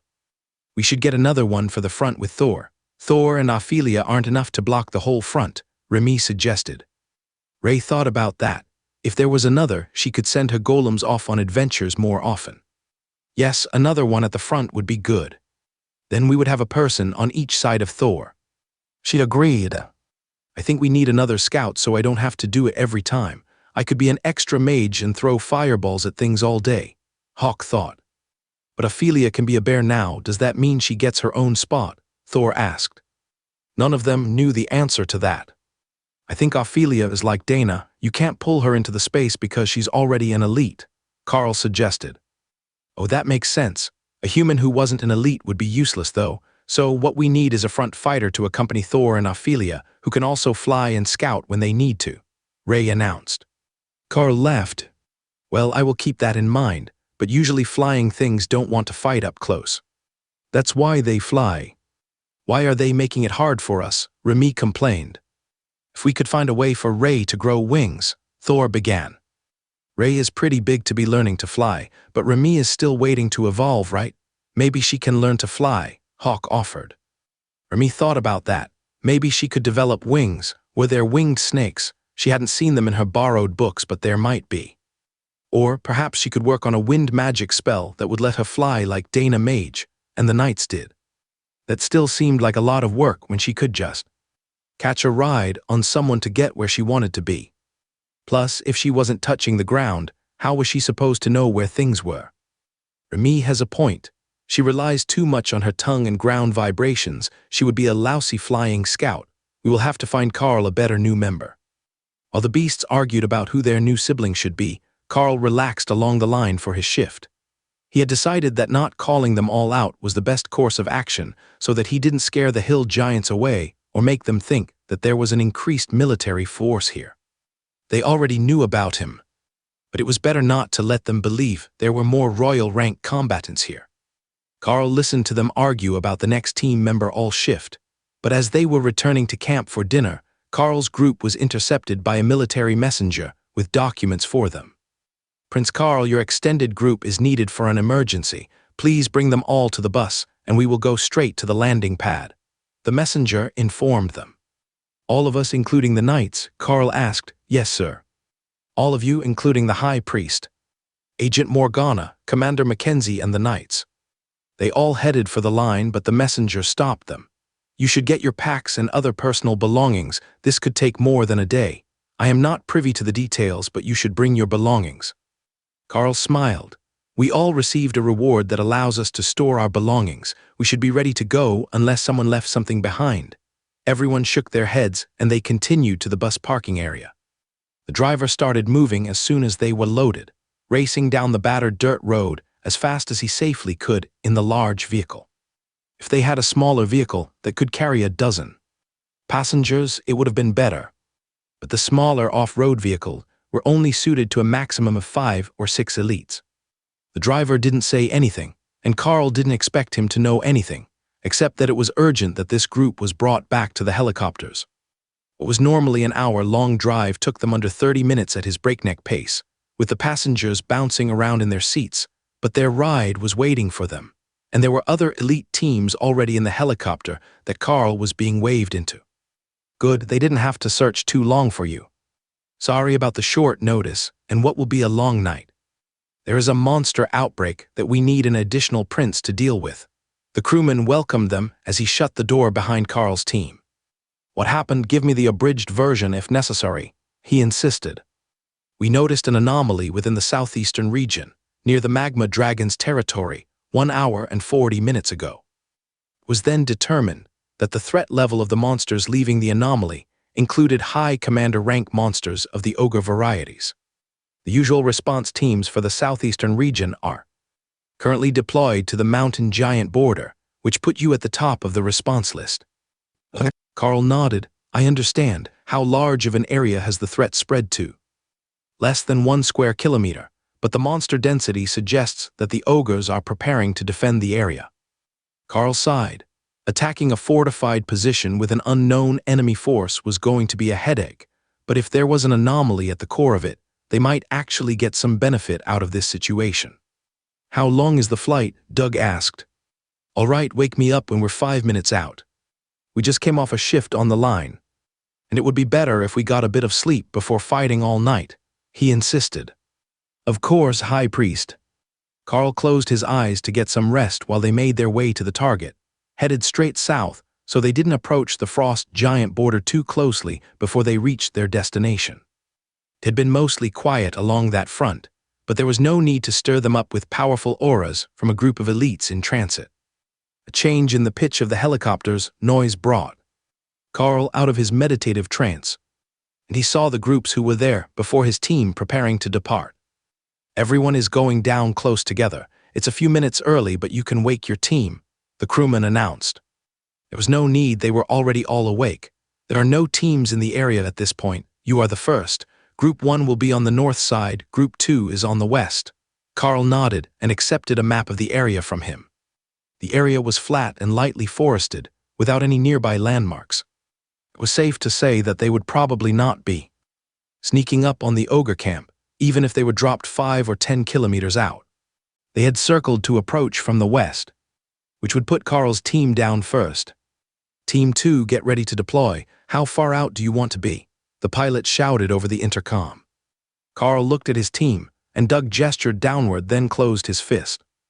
Drop us right on top of them, as close as you can get, Carl informed the pilot. That sounded like crazy talk to the other team, but for Carl's group, it wouldn't be so bad. He would summon the beasts right into combat, while the magical knights could fly. The rest of them would form up on the edge of the ogre defenses, allowing them no time to shift their formations, and the fight would be on. The helicopter dropped fast 100 meters from the ogres, as close as the pilot felt wasn't suicidal on his end. Carl charged out at the head of his team, sending Hawk into the sky, while Ray and Thor fell into position with the group.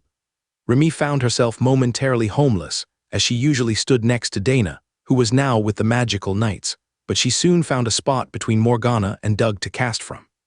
Carl fired 3 arrows with blizzard on them from left to right across the visible monsters, blinding and damaging the weaker ogres as his team advanced, while Hawk began his bombardment from above. Ophelia shifted into her new dire bear form, and Carl realized that he had greatly underestimated how large she was going to be. Ophelia in werebear form and buffed was 3 meters tall and must have weighed close to 300 kilos. Ophelia in dire bear form was over 4 meters tall while standing on all 4 feet. There was no comparison. The new form was massive, though she might not appreciate it if someone mentioned she was roughly the size of a delivery truck. Ophelia and Thor alone were enough to hold the front line. It was hardly necessary to send Bob forward, much less the magical knights, who had stepped up into the sky with Dana and tore into the ogres with their spells. Attacking from so close gave them all the advantages. Dana's golems appeared deep within the enemy ranks, sowing chaos as they fought back to back. Then Ray lobbed a boulder in the air, and Shadow stepped to it so she could do the same with her golems before hurling the boulder at the ogres.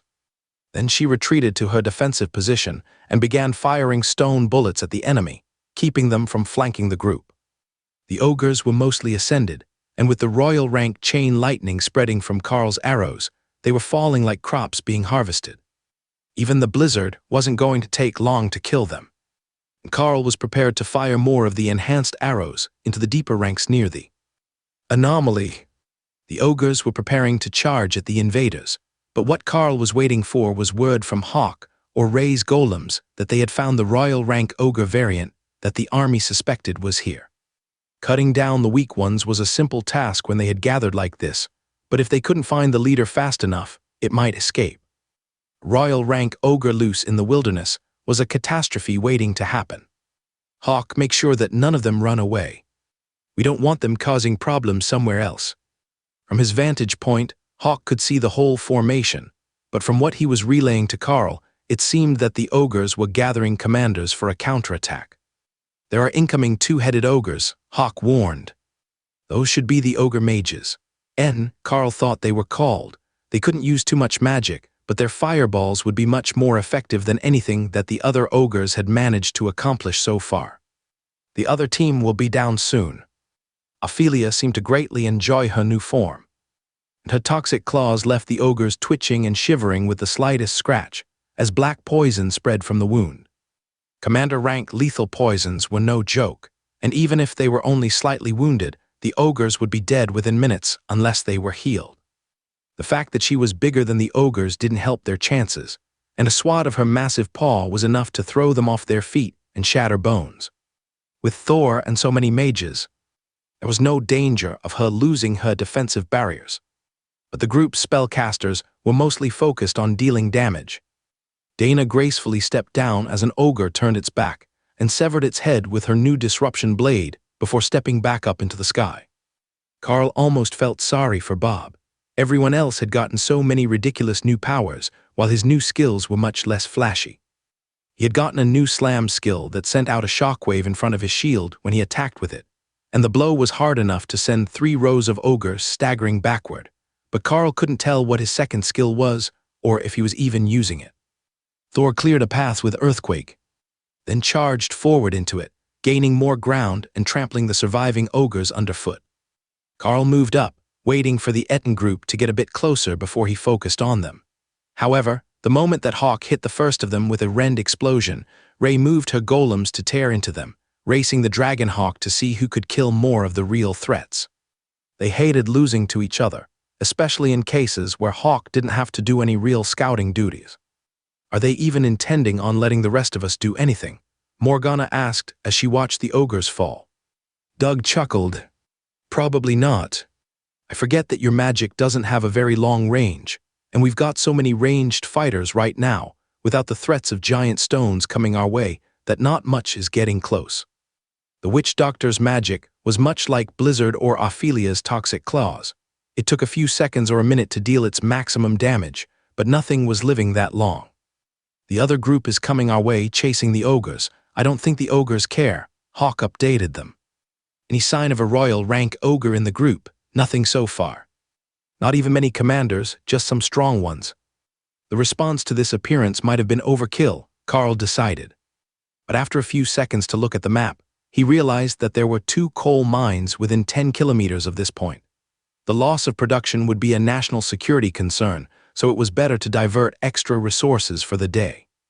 The emergency response fights was supposed to be a sure thing, not a hard fight, after all. Yes, they're starting to run. This is my time to shine. Hawk cheered as he flew off to bomb the deserters. He's just running away early so that he can say he didn't lose, Ray joked.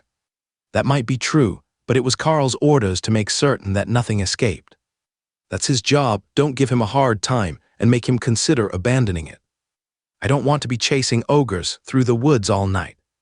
The 2 groups began to converge, and Carl could see the fear in the other group leader's face as he saw the spider golems putting in work to shred their way through the ogres who had come from the other side of the anomaly to try to remove the threat. The golems weren't interested in the humans, though. Once the 2 groups got close enough that Team 1 was becoming concerned about how controlled that carnage actually was, the golems turned to fight off in a different direction, leaving the last few dozen ogres between Carl's group and theirs alone. Carl noticed Hawk diving into the field of bodies, and assumed he must have seen something that looked tasty, or possibly a survivor that was hidden from his explosions, but the bird came back up with a sword clutched in its claws, and made a large loop before dive-bombing the ogres, using the blade as a projectile. Unsatisfying, Hawk informed him with great sadness as he followed the blade with a barrage of fireballs across the heads of the ogres. Very unsatisfying fight. Everything is too big to eat again, Remy agreed with great sadness. Hawk laughed and threw a rend attack at the ground, then dipped beneath the tall grass to pick something up. Here, try this, it might be tasty, he suggested. The bird tossed a large, common-grade ferret monster over the heads of the defenders, and Remy instinctively struck at it, dosing it with venom before giving it a squeeze to make sure it was finished. Oh, not bad, it's got a good texture. We should go out and do this more often. Carl sighed as the 2 beasts got distracted. If you're done with your mid-battle snack, we've still got work to do, he reminded the wayward pair. Remy shrugged off his concern. A large part of her damage output was her totems and blizzard spell. Both of those were still active. She had even given Lotus and Doug one of her healing totems to hold on to until they expired. She wanted to test them, and it looked like the targeting runes worked, since they were not healing the ogres, but nobody was injured, so she couldn't be certain that they were properly healing anyone at all. Maybe once the other group got here. They didn't have refreshing lightning, so they might be taking some damage for the totems to heal. The 2 groups reached each other. Remy immediately rushed over to put her healing totems in the middle of the other group. They also hadn't taken much damage, but one warrior had a scrape on his arm, which healed on the first pulse of the totems. Victory, I have proof that the healing totems work, Remy declared. Closing a scratch wasn't exactly a high standard of healing, but it was what they had to work with, and the healers in the other group didn't specialize in long-duration healing like Lotus did. They would do an area heal at the end of the fight for all those little scratches and scrapes, as they didn't affect the combat abilities of the group. Did the snake just cast a healing totem in the middle of our group? The other team's royal rank warrior asked. Yeah, she just learned the spell, but we've all got a lightning barrier on us, so nobody took any damage to test it. One of your guys had a scrape, so she put out the totems to prove that they worked properly. Carl explained. The team leader took a moment to make sure that he didn't hear Carl incorrectly. It was rare that anyone just learned a new skill without extensive training or some sort of special resource. Most of them had only learned a few since they started their second year at the academy. So to hear that a snake had just learned to make healing totems was mind-boggling. We will circle the anomaly back in the direction we arrived from, and we will meet you in the middle. It looks like most of the threat is cleared, but we will need to do a full sweep to ensure none of them fled. He responded instead of getting sidetracked by the shaman snake. I have a royal rank dragon hawk hunting deserters, and ensuring that nothing fled the area already. I will update you if we find anything. Carl agreed, then led his team toward the trail of carnage that the spider golems had left. There wasn't going to be much left to kill by the time that they double-checked all the ogres to ensure they were dead and didn't have any magical items on them, but it was important that they did not leave survivors, and Ray had discovered that many of them had new types of rocks and magical plants. The plants could go to Thor for a bit of variety in his diet, but these special rocks didn't shine or glow, so Ray was collecting all that she could. As magical resources, many of them had purposes beyond simply decoration, including a few fire elemental stones that Carl saw could be used to make concoctions to help Hawk, and a water element stone to help Remy. He really had to put more work into finding all the ingredients that went into these concoctions. There was a very real chance that he might be able to bring the team to the peak of royal rank in record time if he could find the identified ingredients. The problem was that none of the names it gave were the common ones in use for the items that he needed, so when he asked about them, there was only a slim chance that a librarian of the Blue Dragon or some other researcher might recognize the ancient name for the resource. None of the stones or resources in the spaces could make a resource that he hadn't tried yet. There was a chance that some of them could be used twice, but from what he knew of growth resources, they usually didn't have the same level of effect the second time. The others were picking up random items as they progressed, mostly stuffing them into the silk bags on Thor's sides, so they could donate them to the armory for credits. The spider golems made their way to the other team, then doubled back, looting what they could understand from the instructions Ray gave them. Mostly it was larger magic items that the ogres had, which baffled the other team. Where are you even going to put all that? You can't possibly need a load of awakened and ascended rank weapons and jewelry, he asked. We put it in bags on Thor, and then we load it in the helicopter when we leave. It keeps the main lines stocked with random stuff, and sometimes there is an actual treasure. The team leader looked around at the mess and then at the anomaly.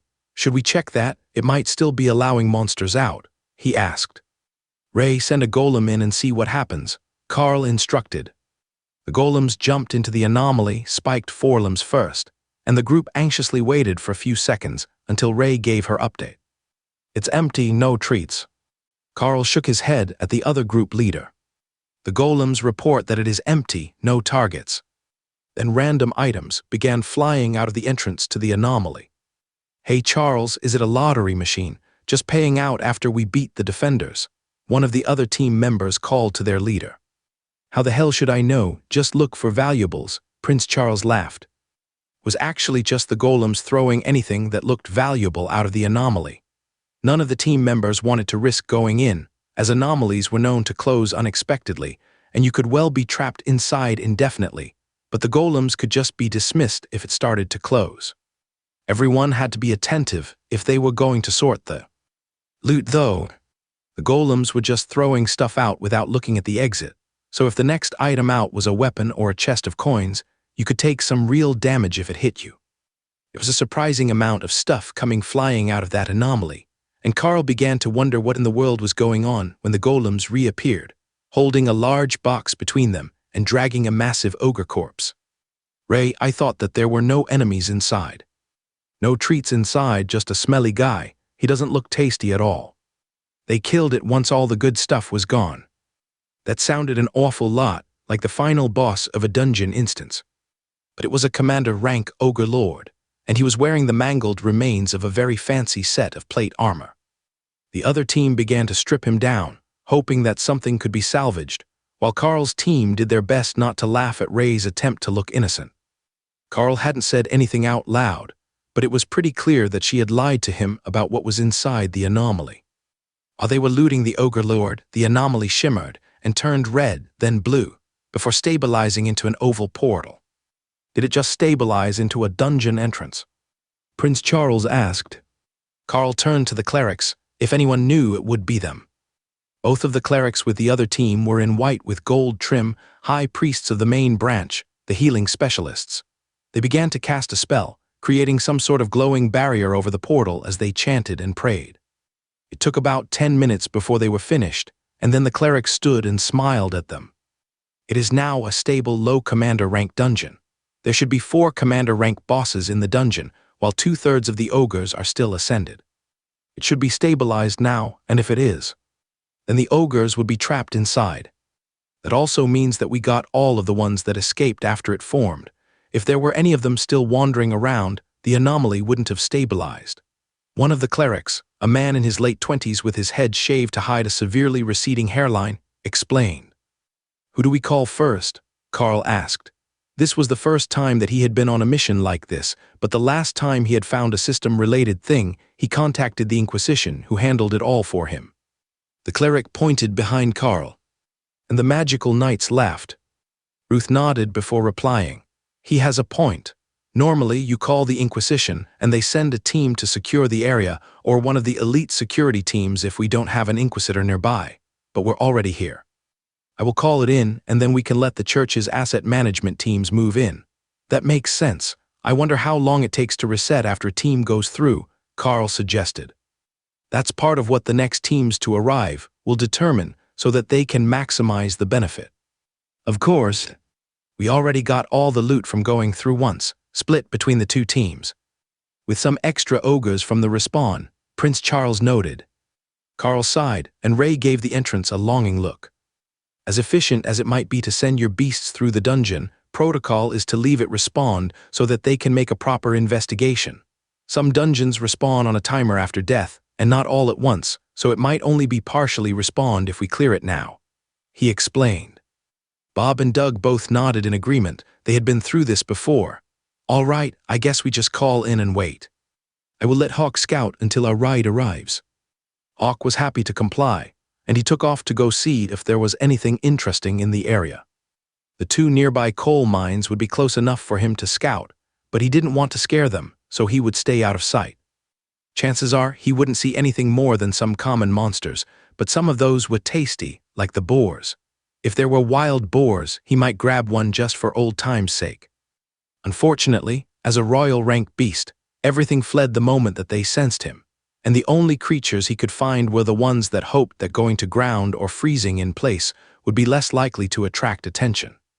The humans might have no idea that he was here. But the other beasts knew, and they were terrified. The inhabited areas of the nation were regularly patrolled to clear out stronger monsters, and even an awakened rank monster could live like a king in many areas, so they were not at all prepared for a royal rank bird monster to show up this far from the wild territories. Oh, there is a helicopter. No, 3 of them, all from different directions. Did we do something to annoy them? Hawk asked. I don't think so. They're just excited that the anomaly stabilized into a dungeon. Hawk returned to the group now that there were helicopters and people who might not understand that they were on the same team. Humans were slow like that. All of the beasts except Thor retreated into their spaces as the teams approached. Thor had Tessa sitting on his back, so it should be pretty immediately obvious that he wasn't a threat. But the others didn't trust strangers quite that much. The first thing that Carl noticed was that while they were all green, the 3 aircraft all had different logos on them. One was a church group. One had an official government logo on it. And a third had a symbol that Carl didn't recognize. Only when it got within a kilometer could Carl read the logo for the Bureau of Elite Development. That should be a sufficiently varied group to make all the decisions that needed to be made here. The emergency had been solved. Now it was just up to the teams to gather the data that they needed. The sun was beginning to set as the Bureau team was the first to land next to the gathered elites. The side door swung open, and Colonel Valerie stepped out onto the trampled grass. Seeing that it was the big boss, Carl, Morgana and Prince Charles all came forward to greet her. Colonel, good to see you again. The area has been scouted and verified secure. There's nothing above common rank within a 2-kilometer radius. Carl greeted her. Look at you, all professional. I like the new armor, by the way, that had to have cost a pretty penny. She replied with her usual business scowl firmly in place. It's a skill, actually. Free repairs, I just need to summon it again. More familiar faces followed her out. Jody, Annis, Dave and Jill led 6 more unfamiliar faces out of the helicopter, all carrying large crates of gear for whatever they were doing here. I hope that you weren't in a hurry to go anywhere. There's a lot of work to be done, and we are going to need both of your teams to remain in place for security and testing purposes. Colonel Valerie announced as the Bureau members disembarked and prepared to set camp. Understood, Colonel. Let me know what you require, and I'm certain we can sort it out. Carl agreed, while Charles simply nodded and walked away. The government and church teams landed on the opposite side of the battlefield, and 2 security teams charged out to make sure that the monsters were truly dead. They would realize soon enough that there was no need. Ray had already done that when she was looking for pretty rocks and loot for Thor's bags. As the other teams spread out and checked the corpses, they began to pile the ogres into great mounds, preparing for either burial or cremation. Oh, that the rotting ogre flesh didn't attract swarms of scavengers. They might not be brave enough to come too close to the elites, but they would pick away at the edges of the battlefield, and gorging themselves on commander-rank ogres might be enough to increase a few of the lowest common grade monsters' strength to the point that they might be a real threat to the villages and mines. It didn't really take much for the average village to be threatened. An awakened rank boar would be a nuisance to outlying farms, but a swarm of awakened rank rodents would be a nightmare to try to purge from the village. The problem was that it was beginning to get dark already, which would make it difficult for the teams to work on the cleanup, and far too easy to miss valuables as they worked. Part of their job was to collect the magical items off the bodies and ensure that valuables from the anomaly were not left on the ground to be collected by other monsters, which the presence of multiple magical items would attract. Carl watched the annoyed and dejected faces of the newly arrived teams who were making a strategy to deal with the mess. Why don't I send my beast to take care of it? They can sense magical items more easily than any of us, and they are strong enough to pile the bodies, Carl suggested. Oh, he's thinking ahead. We can take the really good bits and give them the rest, Hawk replied greedily. Don't you have enough? Let the little ones get something. It's not like you actually need anything here. Ray already got the best stuff off them, Carl sighed. Why don't we have Hawk and Ray loot, while Thor and Ophelia stack the bodies? Then when we're done, Hawk can set them all on fire, Remy suggested helpfully. Thor and Ophelia, Carl asked. They are the 2 biggest, Remy replied, dipping her head in the Remy equivalent of a shrug. I noticed that you didn't include yourself in that deployment. Remy pouted at him. I don't have hands, how am I supposed to loot anything? You have water control. You can strip them of armor, rings, and weapons as well as anyone else. Thor chuckled. Oh, you got called out. Time to join the cleanup team, little sister. You 3 go ahead, and I will get the bear to help me pack the trash. The Cerro wandered over and gently headbutted Ophelia, who was talking to Bob, then looked at the ogres and motioned for her to follow. Did I just get drafted to help clean up? She asked incredulously. Your bear form is 2nd biggest on the team. Plus, now that you're fully bear, I can enlarge you without you having to rage. Carl laughed. Ophelia frowned. Why do I get the feeling that I just became an honorary member of the Beast Squad? I mean, you are a 4-meter bear in disguise. Thor thinks you're a big, cuddly new friend. Thor nodded happily and bumped Ophelia again, encouraging her to come clean with him. Fine, but I will have you know that I'm not a maid, she informed the Cerro, who promptly began tossing ogre bodies on a pile. She transformed, and Carl cast brutality on everyone, so they could toss about the ogre corpses more easily. The new arrivals seemed shocked to see them already at work while they were still making plans, but the last bits of daylight were already fading, and Carl didn't know if anyone knew a good light spell. The border forces would use them for night raids, but Carl had never seen anyone on his team actually cast one beyond the minor one they taught mages. Are they doing the work for us? One of the government security guards asked. Yeah, they will load the bags on the lightning Cerro with magical items as they can sense them from a distance. Then they will stack the bodies and the dragon hawk will light them on fire. Carl explained. Oh, that's a dragon hawk. I thought it was a baby vermilion bird, the security guard replied while giving Hawk a suspicious look. He has been evolving as he gained power. He just reached royal rank. The change in coloration happened then.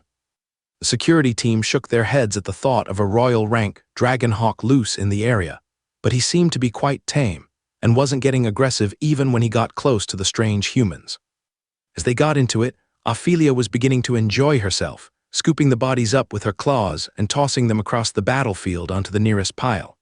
She could see why Thor was so into it, and why he was using both his upper horns and his tail to swat bodies.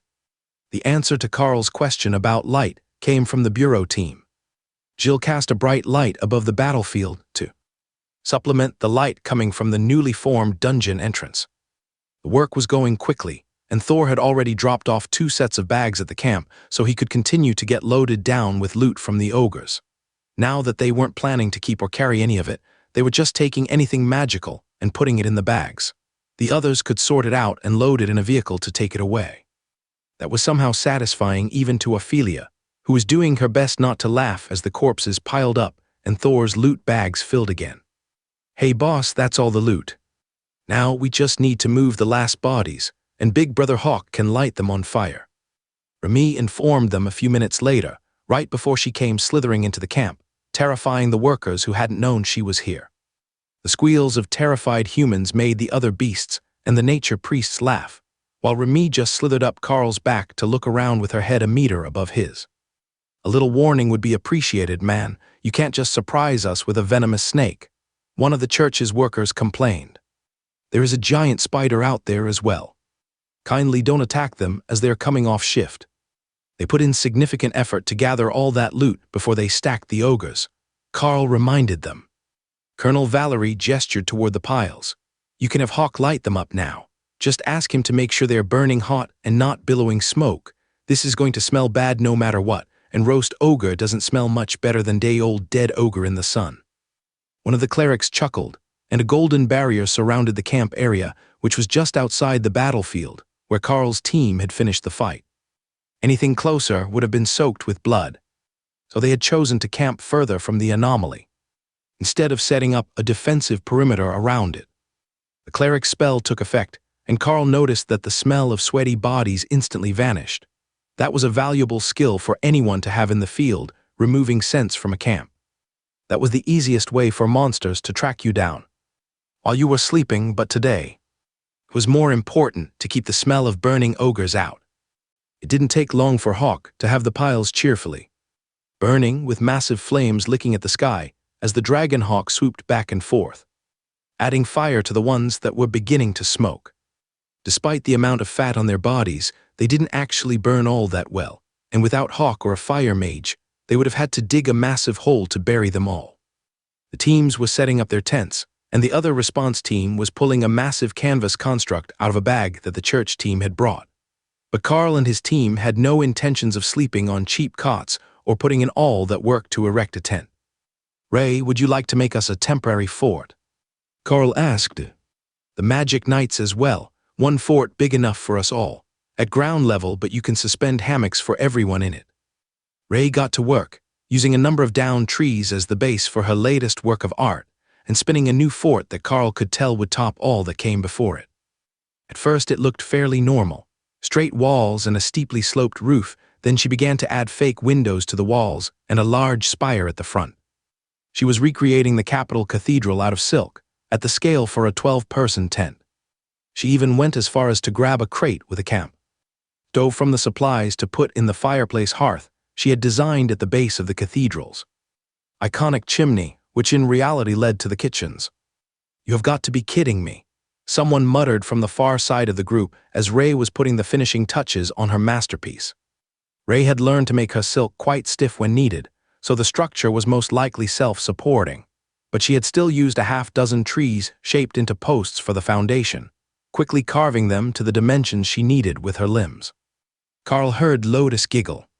It's a masterpiece, a true work of art by Princess Ray. Now, it might seem a bit odd to have it placed out here in the middle of nowhere, but we can probably leave it for future visitors. They normally build a building over the dungeon entrances, right?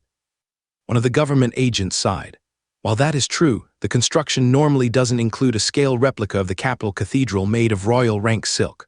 First off, do you have any idea what that tent is worth in raw materials alone? Second, why, just why? Lotus' giggle turned to full-out laughter from most of Carl's group, leaving Bob to answer. Ray likes to make a statement. There are new people here, and you didn't show her enough respect as a princess. So she decided to show off a little and help you appreciate her, he explained. The government workers needed a moment to process that bit of information. We don't have an official protocol for that, do we? Are beasts bonded to an elite considered an extension of their rank? Do we treat them the same? Is it based on their intelligence and species? One of them asked his supervisor. The man got a contemplative look on his face. There is no unified policy.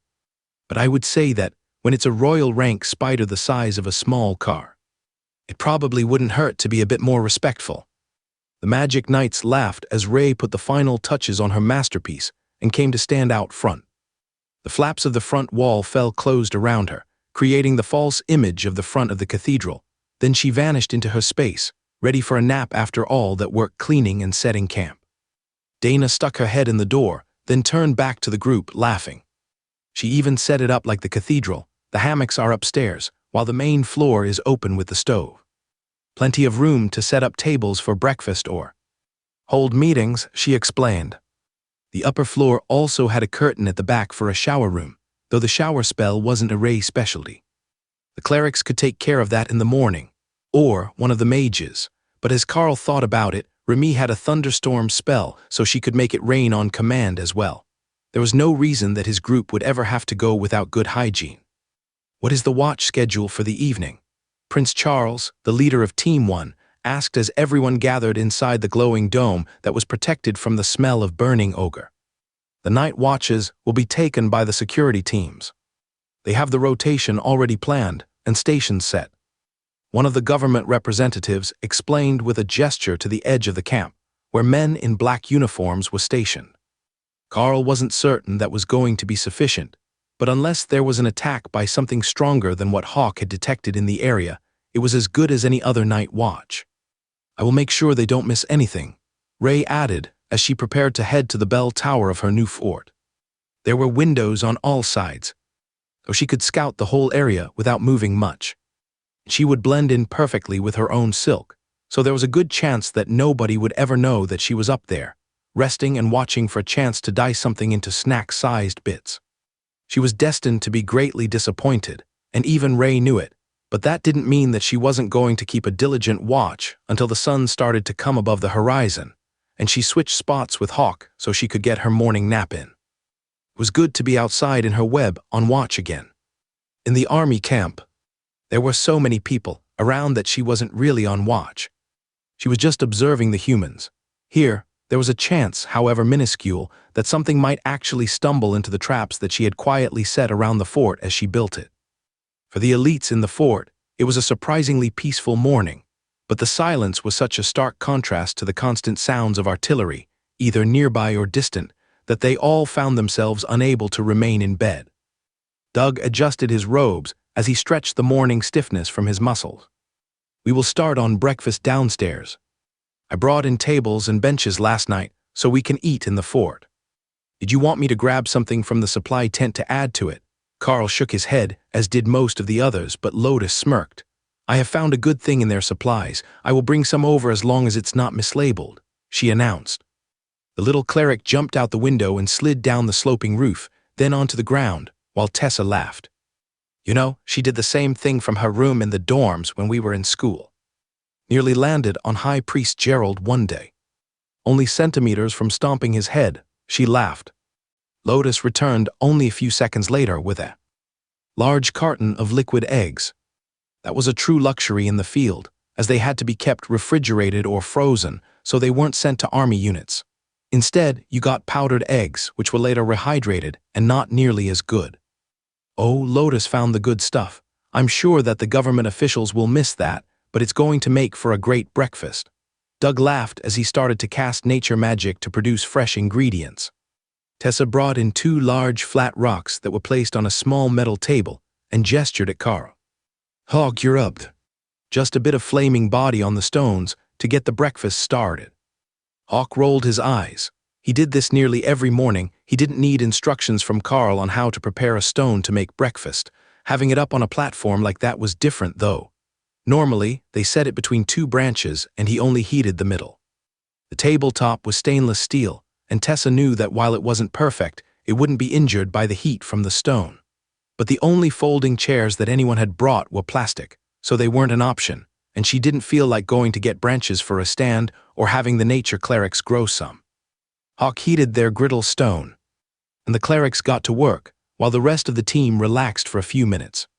Hawk even volunteered some of his precious stash of meats, though Carl noted that they were some of the last awakened rank stockpile, which didn't keep up with his nutritional needs anymore. They were a great help when he was young, but now they were essentially junk food. That was one of the drawbacks of a carnivorous beast. They needed meat to survive, and powerful monsters generally weren't a sustainable resource. As they moved up the ranks, finding large amounts of food for growing high-rank beasts would become increasingly difficult no matter what, but keeping the meat-eaters fed would be much more difficult if they were the size of Thor. The space made up much of their needs, but not all, and they needed the intake to help their growth. That would be a consideration for Carl in the future. If he could find omnivorous monsters, it would make his life easier. Or perhaps he could find something esoteric, like a monster that ate rocks or something. No, that could be a pain as well, as finding magical resources was even more limited than monsters. While Carl was distracted by his thoughts, Colonel Valerie came in with the heads of the other two teams, who had come to secure and study the anomaly. Man in a suit that looked extremely out of place in a room with cloth walls and a grass floor started the meeting. Good morning, Team 2. It is good to see you all up and cooking so early. We have a lot to do today, but the primary goal for now is to test the difficulty of the trial and to check the nature of its rules. Many of these trials have an entry limit, either a number of teams at once, or on the size of the teams, or the time between entries for specific people. Those all need to be tested and cataloged. But the first on the list is team size. The most common limits are 5, 10, or 20 people. However, 20-person dungeons normally have a very distinctive entrance. So we will start you with a 10-person team, 8 of which will be elites, and 2 of whom will be researchers from the agencies. Carl considered that for a moment. Is it a matter of trust for the results, or a matter of specialized knowledge for the recording? Carl asked. Specialized knowledge and recording equipment, I'm afraid. The man sighed, then smoothed his freshly ironed coat in a nervous gesture. That's all right now that I know that. We can arrange the members in a proper order to enter. If it splits the team in half, we should still be able to make 2 groups who can efficiently collect the data that you need. Carl explained. Carl gestured out the door in the direction of the anomaly. If that thing will only allow groups of 5, it should split the team after the 5th member enters, correct? So we will put 4 of our people in front, with a proper group composition and power, and then the 2 researchers in the middle, followed by another 4 elites. We might have to draw straws on who gets left behind, but it's easy enough to arrange the teams for the highest likelihood that we will have a safe journey. The overdressed man nodded. Oh, yes, I suppose that does work. We were going to recommend just coming back out if the team was split by the dungeon. Carl shrugged. Well, that would tell us how long it would be before we could enter again, but not much else. If the wait is excessive, for example, an entire day, we would be wasting time. Colonel Valerie looked at the man in his expensive suit like he was an idiot who didn't need to be here. But that really wasn't much different from her usual glare, so Carl wasn't certain how many of the others could really tell what was on her mind as she allowed him to continue.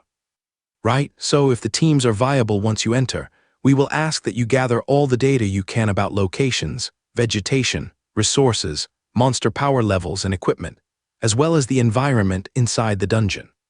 The researchers with you are combat-trained professionals, but they are not elites, so don't expect too much of them. Other than that, can you create 2 teams of 4 that will be capable of defeating a low commander-rank dungeon if you should get separated? Carl considered it, then nodded. I think if we send the Mackenzie brothers with Morgana and a magic knight who can use golems, they shouldn't have many problems. Commander Bob Mackenzie is very close to the royal rank as well, and he is a defense-type warrior. The second team would be me plus Dana as our mage, Ophelia the Dire Bear Totem Berserker, and whoever wins rock, paper, scissors between the remaining pair of clerics. Tessa and Lotus turned to glare at each other in challenge. If they were going to be one team member over the limit, there was going to be some competition for that spot. Especially if Lotus wasn't going to be able to slack off and ride Ray around the woods while everyone else worked. Carl turned to Bob. Does that work for you? I know you won't have a royal rank attacker on your team, but Doug does have regenerating vines that are a pretty good crowd control spell. Not to mention that the vines had thorns, and he was at royal rank, so they would likely do as much damage as either of the spellcasters. Ruth shook her head. None of the knights were compatible with the golem spell. All right, then Dana with Bob, and I will take both clerics while the knights have leisure time to take care of their other duties. Ruth nodded. That would be appreciated. There is always paperwork to do after this sort of mission. Carl nodded happily, and the rest of his team tried not to laugh. Better you than us, sister. We thank you for your sacrifice. Doug informed the Magic Knight with a glowing smile, while the knights began to realize that they'd been duped.